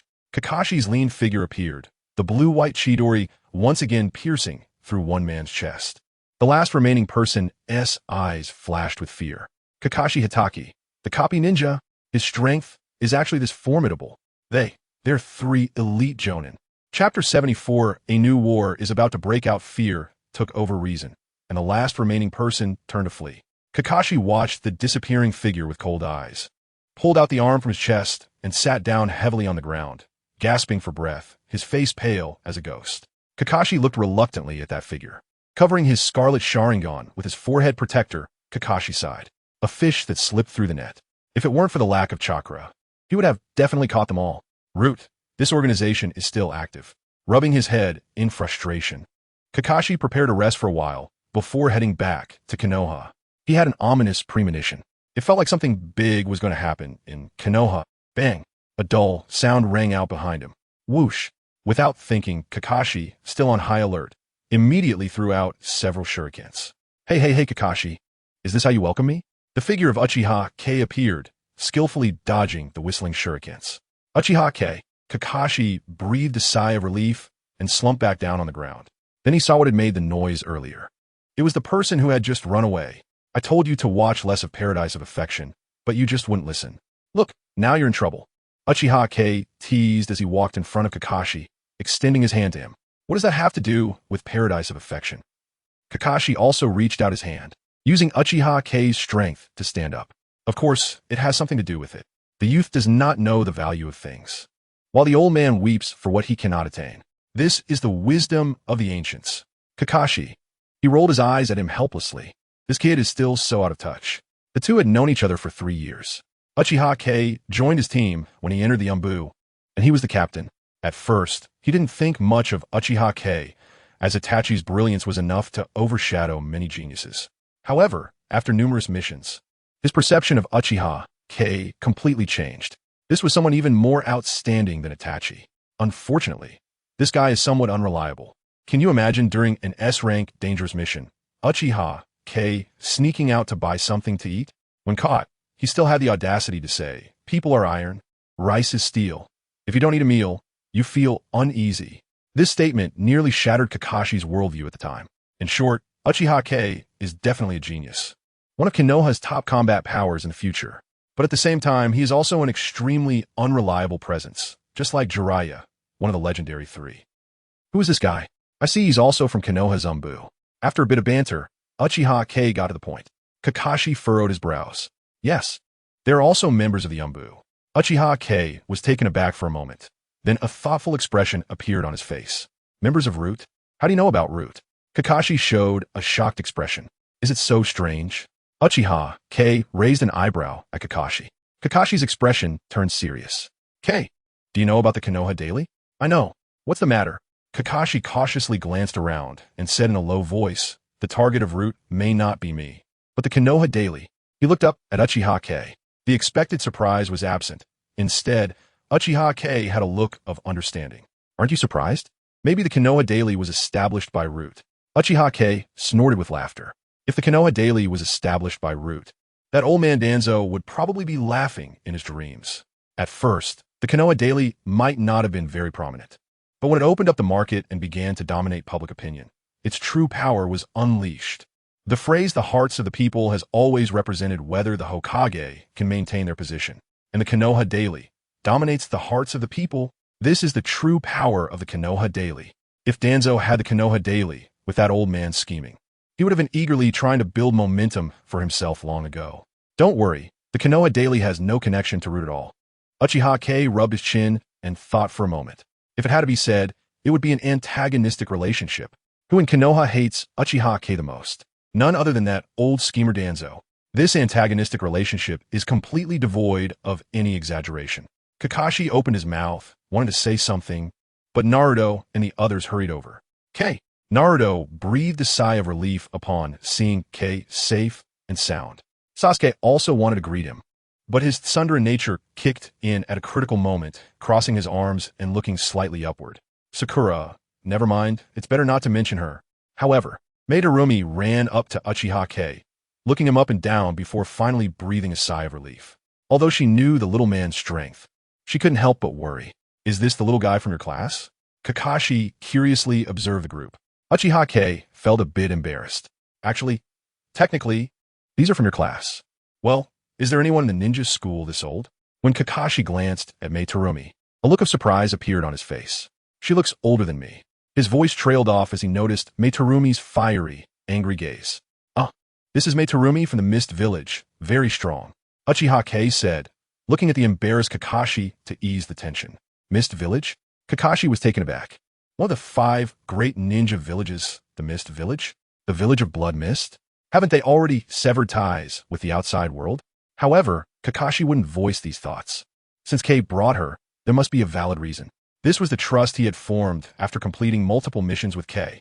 After dropping the last member of Root, the group continued their journey back to Konoha. Along the way, Uchiha Kei asked about the recent situation in Konoha. Since Root had started targeting the Konoha Daily, it indicated that Shisui and Itachi had begun executing their plan. Uchiha Kei was eager to learn about the recent developments. Konoha is the same as usual. Kakashi thought for a moment and replied truthfully. However, there have been quite a few more missions lately. Kakashi only touched on the subject of Umbu missions. Uchiha Kei pondered for a moment. The increase in Umbu missions. It seems the plan is progressing quite smoothly. At the very least, everything is heading in a positive direction. Thinking of this, Uchiha Kei was even more eager to return to the village. After all, the Konoha Daily was created by him. Compared to manipulating public opinion, Shisui and Itachi together couldn't match his level. Uchiha Kei's gaze deepened as he looked at the trees flying by. If all goes well, 1 year, at most 1 year, Itachi will become the new Hokage of Konoha. Uchiha Kei was filled with a sense of urgency, and the group noticed his eagerness. The speed of their return to the village increased. Even the physically weakest Sakura gritted her teeth to keep up. A 3-day journey was covered in just a day and a half by the 6 of them. Looking at the Konoha gates that were now within reach, Uchiha Kei felt a surge of excitement in his heart. Sarutobi Hiruzen. Danzo, a new war is about to begin. Are you ready? Chapter 75. The conflict between Sarutobi Hiruzen and Danzo. So, the Yong Organization has appeared again? Is its purpose the bloodline limits? In the Hokage office, Sarutobi Hiruzen rested his chin on his hand, looking quite grim. Uchiha Kagami nodded. The weakest among them are all jonin. Sarutobi Hiruzen felt a headache coming on. The ninja world had just achieved peace for a few years, and now this organization has emerged. Is it really so difficult to maintain lasting peace? For a moment, Sarutobi Hiruzen felt a bit lost. Lord Hokage, I wonder what Konoha's view on the Yong Organization is? Terumi May, standing beside him, seized the opportunity to speak. Among the 5 great shinobi villages, Konoha is the strongest. If Konoha is willing to ally with a few other villages, the Yong Organization's space for survival will be further compressed. The combined power of the 5 great shinobi villages would surely make the Yong Organization think twice, right? View? I guess from Kirigakure. What do you mean by that? Sarutobi Hiruzen smiled faintly, a glimmer of sharpness flashing in his murky eyes. I believe the Hokage wouldn't fail to see the threat posed by the Yong Organization, right?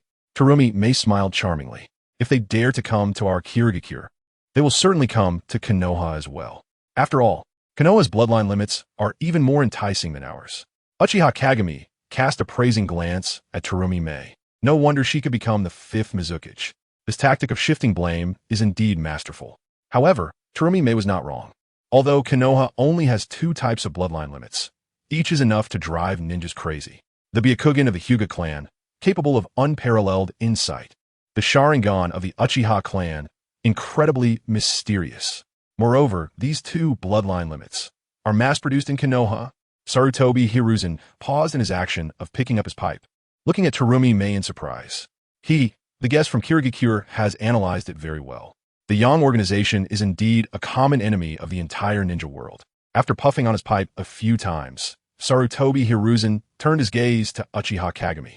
Kagami, you discovered the intelligence about the Yong Organization twice. What do you think?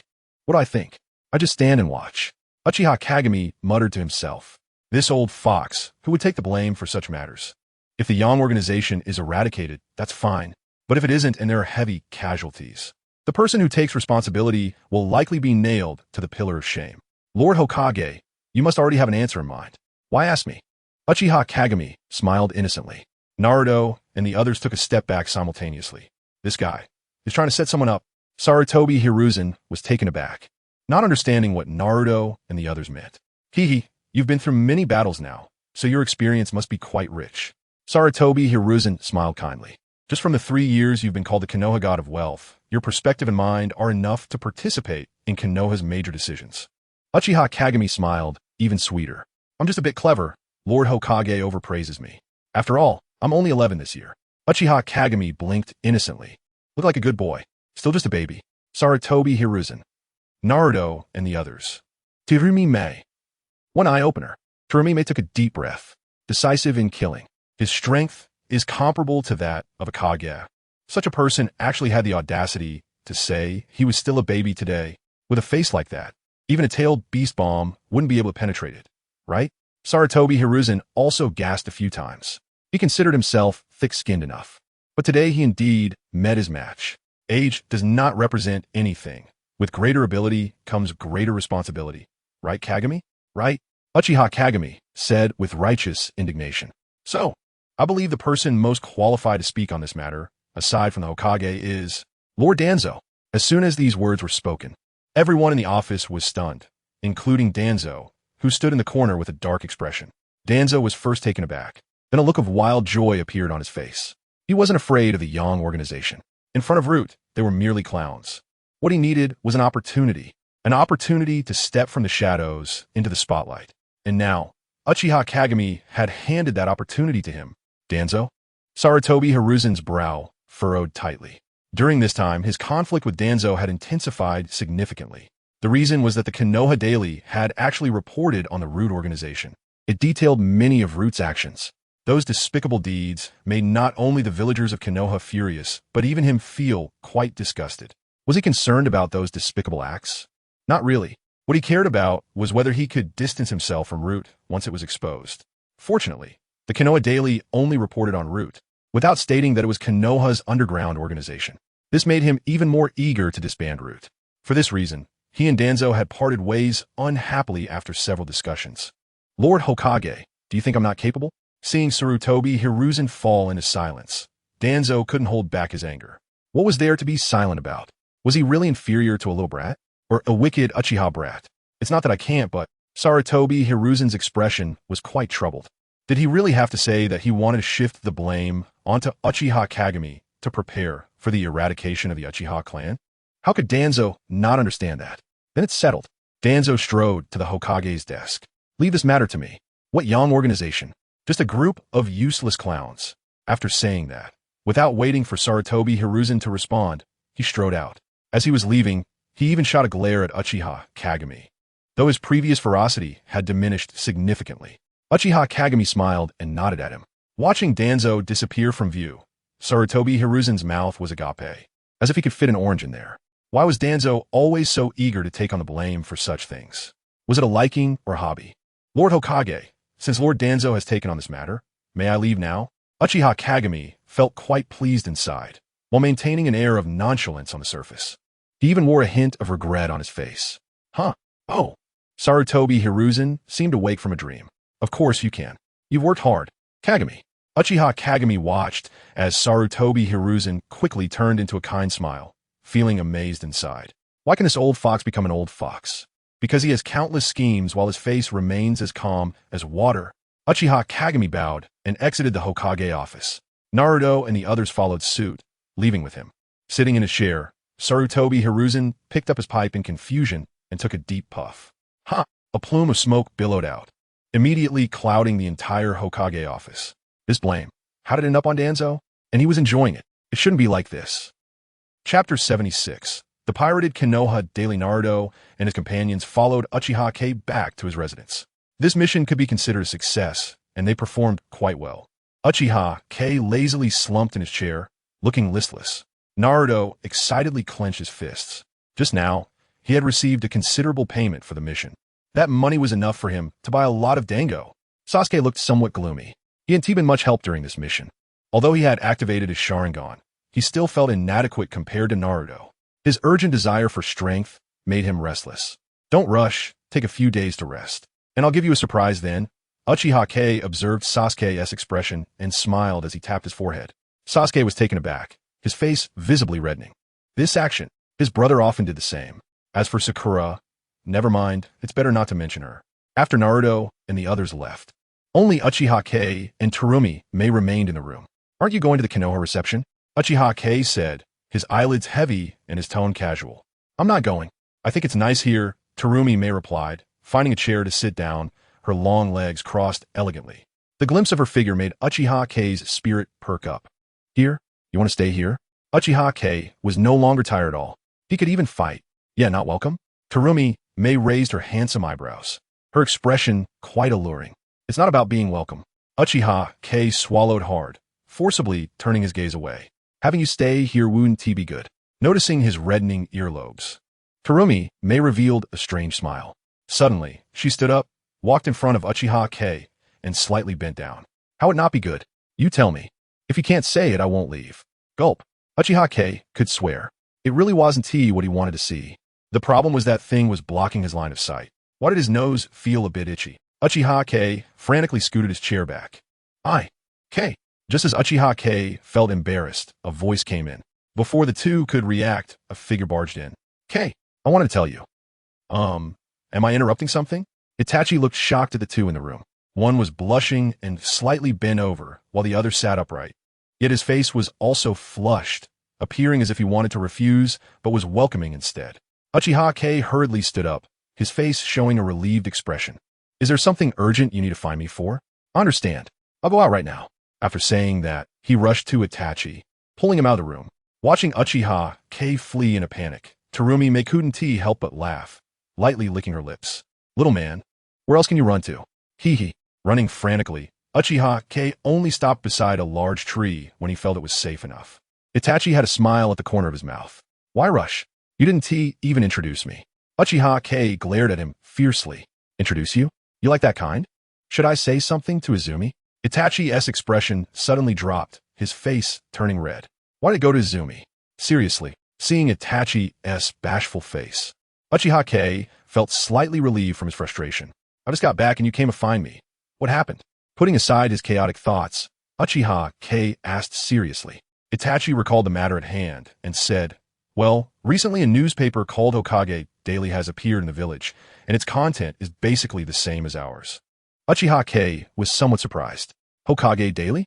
Created by Sarutobi Hiruzen? Is there a copy? Let me see it. Itachi nodded and pulled out a piece of paper from his pocket, handing it to him. Uchiha Kei took it and skimmed through it. The content was quite similar to Konoha Daily, documenting various events in Konoha.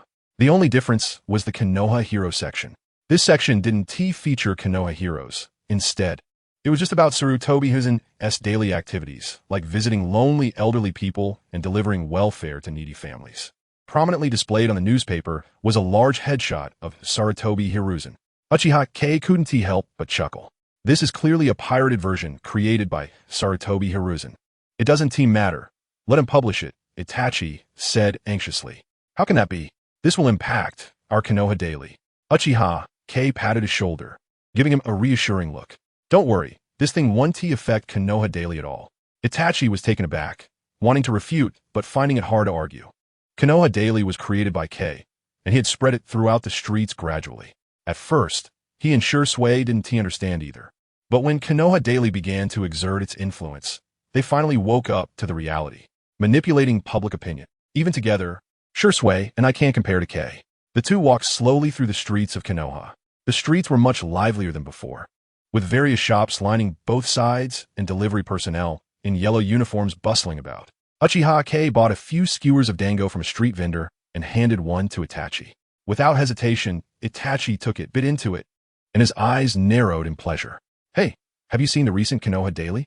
On the street, about 10 people gathered together, excitedly discussing. I saw it. The latest Konoha hero, Uchiha Kei. A genius like Itachi. Exactly. How come there are so many geniuses in the Uchiha clan?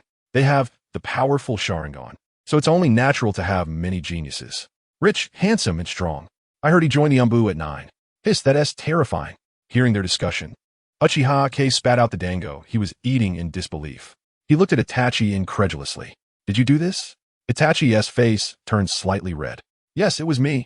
Shisui consistently promoted Kei's ideas, highlighting Itachi in every issue. But Itachi couldn't take it anymore. He couldn't handle the stares he received when he went out. It made him want to run away. Unfortunately, he couldn't escape in such a predicament and could only force himself to wave at everyone calmly. He really couldn't continue living like this.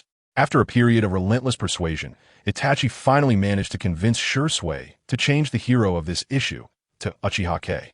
Uchiha Kei looked at Itachi with a mix of amusement and exasperation. From Itachi's flushed face, Kei instantly understood the background of the situation. You plan to become the 5th Hokage in the future. How can you have such a thin skin? Uchiha Kei didn't blame Itachi, though. This guy wasn't really a scheming person, so it was indeed a challenge for him to put himself out there. You have no idea. Today, the 4th Hokage's face was incredibly thick. I would call his ability to change expressions the strongest. Uchiha Kei shamelessly said, unaware that Sarutobi Hiruzen thought the same. Aki, Hokage's office. Sarutobi Hiruzen rubbed his red nose, feeling somewhat confused. Why did he sneeze? Could it be that he caught a cold? Chapter 77. Heading to the Hyuga clan. Look, the topic of discussion in every street and alley is still the Konoha Daily. After walking for a long time, Uchiha Kei and Itachi found a secluded place to sit down. But even so, they couldn't ignore the Hokage Daily. Itachi still insisted on his own opinion.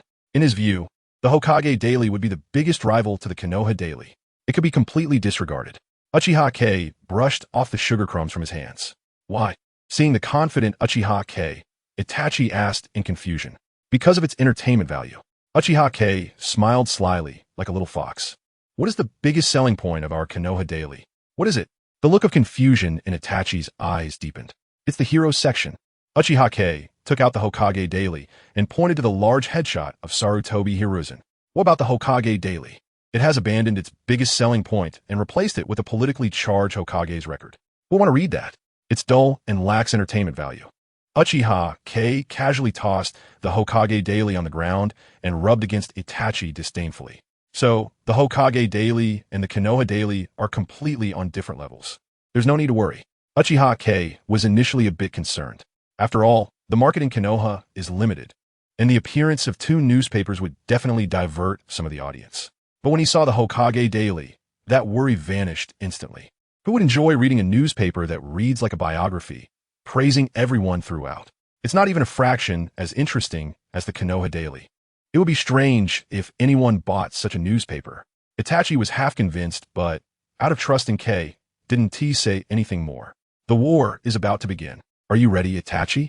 Uchiha Kei looked at Itachi with piercing eyes. Itachi was taken aback.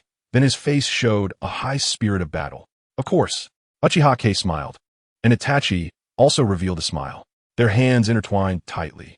Konoha is about to undergo a transformation. Separating from Itachi, Uchiha Kei walked alone to the Hyuga clan's territory. Looking up at the buildings, Uchiha Kei took a deep breath and stepped inside.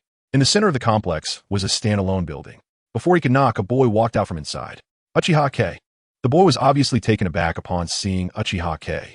Yo, Niji, good morning, Uchiha Kei said with a cheeky grin. Hinata Niji's mouth twitched. He glanced at the setting sun. Morning? It's almost dark, okay? Is the clan leader in? I'd like to pay a visit. A look of surprise flashed in Hinata Niji's eyes. The relationship between the Hyuga clan and the Uchiha clan isn't bad, but certainly isn't very good either. One is the police force of Konoha, used to being arrogant, while the other is the clan with the richest heritage in Konoha, known for being reserved and low-key. Although in recent years, the Uchiha clan's image has changed significantly in the eyes of Konoha villagers due to the Konoha Daily's portrayal, the Hyuga clan still maintains a certain distance from them. Why would a new generation of Uchiha come to visit the clan leader today? He is in. The clan leader is currently teaching the eldest and second young ladies. Teaching Hinata and Hanabi? Uchiha Kei nodded knowingly. I'll go report to the clan leader first. Please wait a moment. After saying that, Hinata Niji turned back. He didn't keep Uchiha Kei waiting for long. Within a few minutes, Hinata Niji came out again. The clan leader invites you in. Hinata Niji had a somewhat strange expression on his face. Uchiha Kei raised an eyebrow and strode inside. Hinata Niji thought for a moment and followed him in. Hinata, your movements are wrong again. Before even entering the living room, Uchiha Kei heard an angry voice. Is this how you perform the gentle fist? Look at your younger sister. Uchiha Kei entered the hall and immediately saw Hinata with her head bowed, and a tall man standing across from her. You are the elder sister, the future head of the clan. How can you lose to Hanabi, who is 5 years younger than you? Hyuga Hizashi had a frosty expression, coldly staring at the bowed Hinata. Beside him stood a delicate little girl dressed in loose training clothes, looking like a doll. This must be Hanabi, Uchiha Kei thought. Hyuga Hizashi turned his gaze to Uchiha Kei, and his expression eased a little. The fortune god of the Uchiha clan? Hyuga Hizashi wiped his hands and walked straight to the chair in the center of the hall to sit down. I wonder what the fortune god has come to my Hyuga clan for. His tone was neither cold nor warm, and didn't he express dislike. Uchiha Kei approached with a smile. I haven't visited the Hyuga clan in a long time. I hope the clan leader won't mind my sudden visit. Seeing Hinata, who was bowing her head and feeling extremely down, Uchiha Kei felt a bit of sympathy. After all, she would be his future sister-in-law. Today, he had just witnessed the strict family style of the Hyuga clan. No wonder they could still thrive. Hyuga Hizashi's expression finally relaxed. Compliments are always welcomed. Who doesn't like to hear a few kind words, especially when they are true? Hinata secretly raised her head and saw the smiling Uchiha Kei. Uchiha Kei? Why is he at my house? If he is here, then is Naruto-kun also here? With that thought, Hinata's small face flushed red. Speak, what brings you here? Hyuga Hizashi picked up a teacup placed nearby and took a gentle sip. Ha! I came here to talk to the clan leader about the future of Konoha. As soon as these words were spoken, Hyuga Hizashi's action of drinking tea paused. Hinata Niji beside him was also stunned. The future of Konoha? Uchiha Kei came to discuss this? A mere 11-year-old child? Is this something he should be considering? Hyuga Hizashi didn't show much surprise. From the moment Uchiha Kei began to shine, all the major families in Konoha had their eyes on this little guy. Over the past 3 years, Konoha has undergone many changes, and a large part of that was due to this little fellow before him. Hyuga Hizashi pondered for a moment. Niji, take Hinata outside. Hinata Niji responded and led the bowed Hinata out of the hall. In the entire hall, only Uchiha Kei, Hyuga Hizashi, and the little girl Hyuga Hanabi remained. All right, you may speak now. Uchiha Kei looked at Hyuga Hanabi, lost in thought. I wonder what the clan leader thinks of Konoha now. Very good, peaceful and stable. Although the growth of strength is slow, it is still orderly. Uchiha Kei nodded. If the third Hokage set aside his desire for power, he indeed did well in maintaining stability. Unfortunately, yes, peaceful and stable. That's good. Uchiha Kei first agreed with Hyuga Hizashi's statement, but then he changed the topic. But can such a Konoha really adapt to the current ninja world? Hyuga Hizashi was taken aback. What does this mean? Chapter 78. Little lowly Hinata Hanabi. Surely the Hinata clan leader is aware of the situation with the Yong Organization, right? Uchiha Jing's tone was flat. Hinata Hizashi pondered for a moment and nodded. As one of the top families in Konoha, it was not surprising that they would know such news.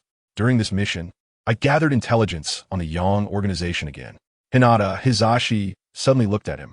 After 3 years without any information, he encountered the Yong Organization again. This time it was in the Mist Village, where the Yong Organization dispatched 50J Nin along with an existence comparable to a Kage level.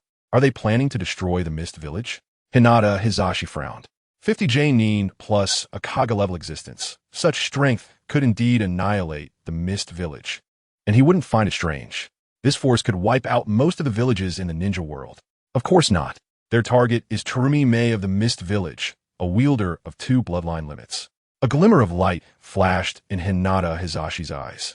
To become the leader of the Hinata clan, he was certainly no fool. The Yong Organization's goal is the bloodline limits. If they dare to go to the Mist Village, they might not hesitate to come to Konoha. 50 J-nin, along with the Kage level. Such strength would require Konoha to consider carefully. Konoha's bloodline limits are none other than the Byakugan of the Hinata and the Sharingan of the Uchiha. Right? What was the outcome? Hinata Hizashi thought for a moment and asked. 40 J-nin died, and the Kage level strength masked figure fled. Hinata Hizashi was taken aback. The fourth Mizukage transformed into a tail beast? That was the only possibility he could think of, even in the peak period of the Mist Village. Facing such a force would leave them severely weakened. Given the current policies of the Blood Mist Village, unless the fourth Mizukage transformed into a tailed beast, annihilating the village was still possible. Uchiha Jing shook his head. How could that be? The Mist Village does not have such strength. Hinata Hizashi said in confusion. With the current policies of the Blood Mist Village, a large number of ninjas defecting, how could? Speaking of which, he suddenly remembered something. Uchiha Jing discovered the intelligence on the Yong Organization? It couldn't be. Looking at the increasingly astonished expression of Hinata Hizashi, Uchiha Jing smiled. Yes, it was me. Seeing Uchiha Jing admit it, Hinata Hizashi, who already had his suspicions, couldn't help but feel shocked. 11 years old, killed 40 J-nin, and defeated a Kage level. This was simply insane. Does this mean Uchiha Jing has at least Kage level strength?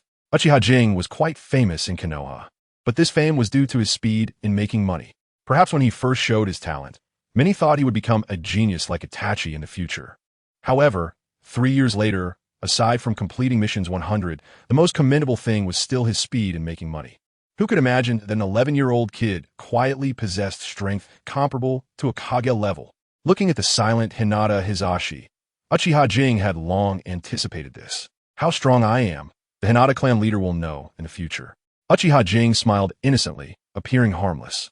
I can say clearly that the Yong Organization is definitely not that simple. According to my intelligence, the number of J-nin in the Yong Organization is over 500. The Kage level strength is unknown.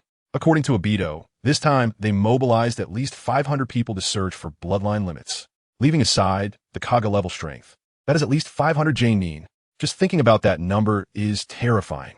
Hinata Hizashi's hands trembled slightly. As a clan leader, he had to consider many more aspects than ordinary people.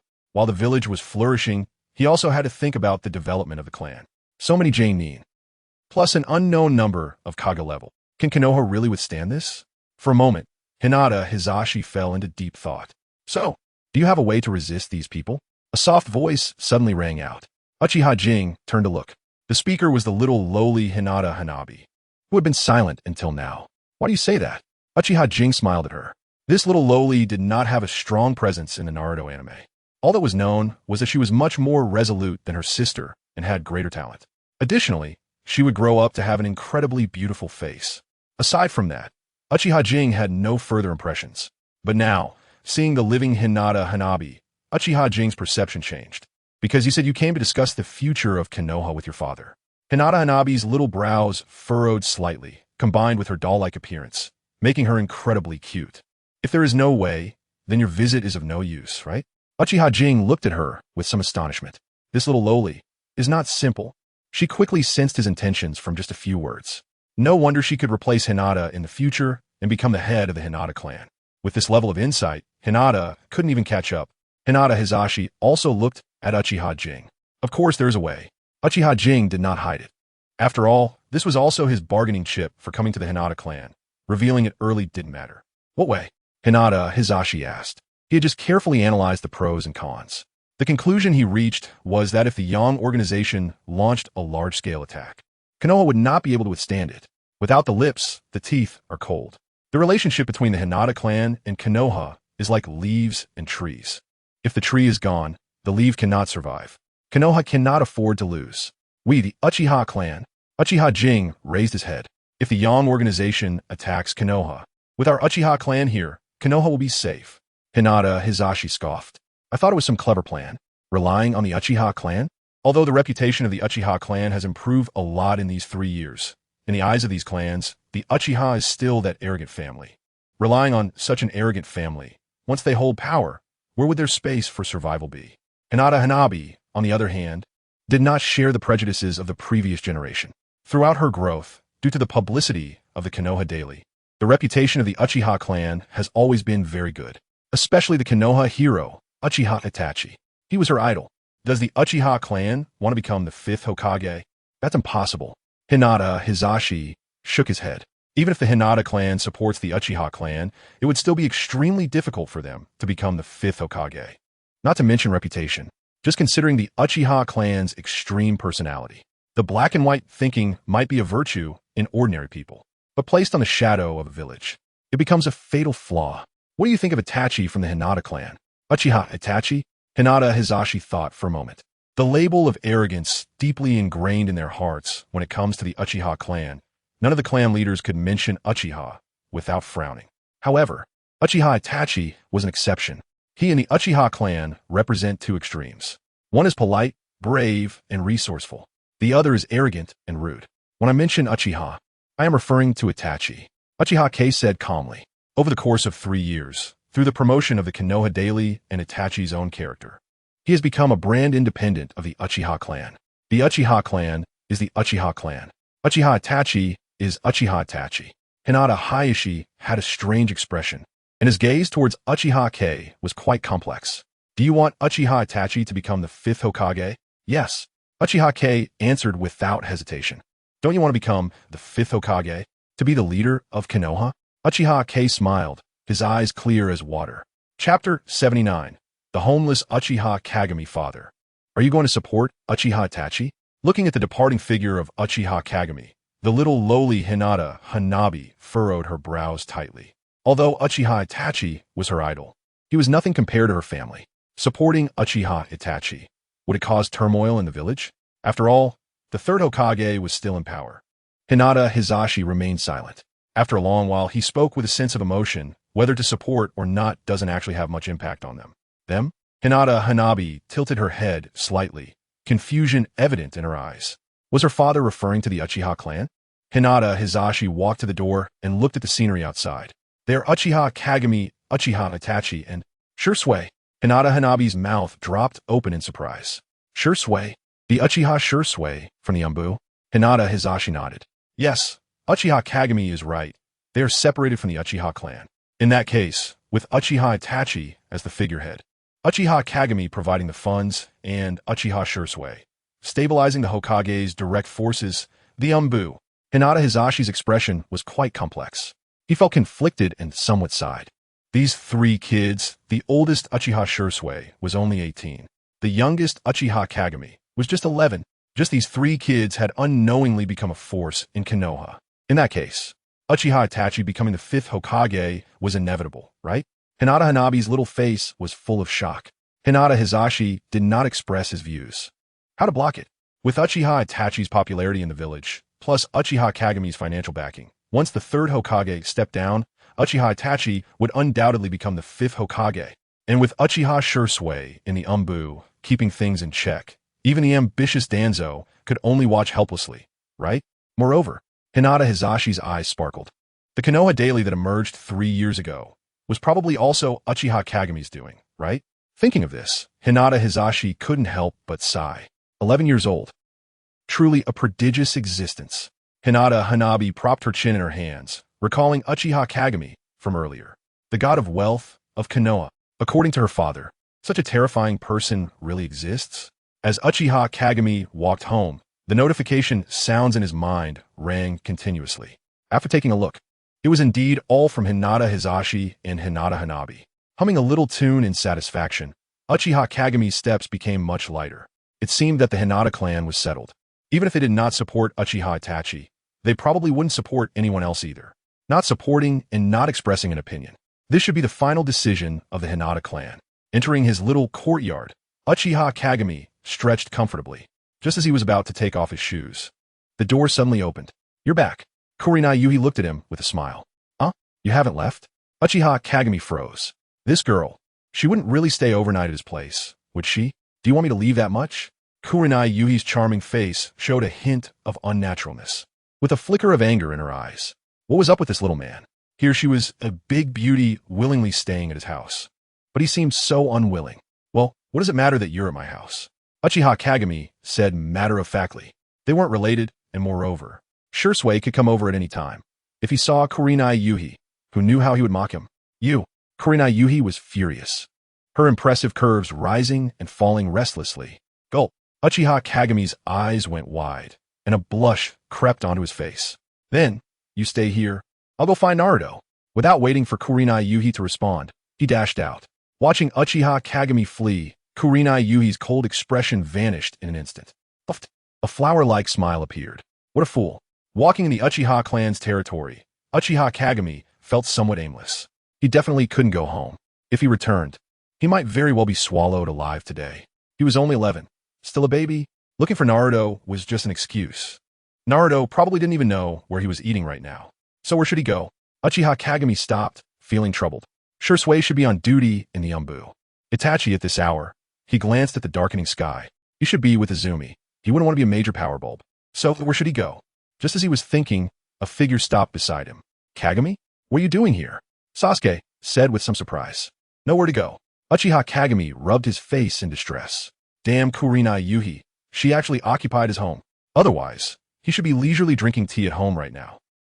Nowhere to go. Sasuke tilted his head in confusion. Uchiha Kagame sighed and glanced at Sasuke. Suddenly, a thought came to his mind. Sasuke, are you busy right now? Uchiha Kagame looked at him with shining eyes. Sasuke shook his head in confusion. He had just been in the small forest practicing shuriken for a long time. With the help of his Sharingan, his shuriken throwing had become more precise. Do you remember when I said I would give you a surprise? Uchiha Kagame smiled innocently. Sasuke's mouth twitched. A surprise is a surprise, but what does that smile mean? Are you trying to trick me? Ignoring his strange expression, Uchiha Kagame leaned closer and whispered in his ear, I have a jutsu that's perfect for you. Do you want to learn it? Sasuke hurriedly nodded. Strong power was what he desperately needed now. Even if it meant being tricked, it was worth it. I'll teach you, but Uchiha Kagame smiled mysteriously. Today, you have to give me a room to stay in. Sasuke's house was the residence of the Uchiha clan's head, so there were naturally plenty of places to stay. He had scouted it last time when he went to find Uchiha Fugaku. No problem. Sasuke readily agreed. He thought it was some trick, but it turned out to just be a request for a place to stay for the night. Such a request was simply too easy. Deal. Uchiha Kagame laughed heartily and threw an arm around Sasuke. Let's go small forest. Sasuke was taken aback, glancing at the darkening sky. Now, well, if you want to be stronger than Naruto, you have to work harder than him. Uchiha Kagame said with righteous conviction. He definitely didn't know where Naruto was eating right now. So at this moment, you had to put in the effort. Sasuke felt a bit confused, but Uchiha Kagame's words seemed very reasonable to him. So what if he got scolded for coming home late? Compared to strength, what did that count for? Nothing at all. Thinking this, Sasuke nodded vigorously. Let's go, let's go. Uchiha Kagame was beaming as he pulled Sasuke towards the small grove. Today, there's a place to stay. Uchiha Kagame was filled with joy.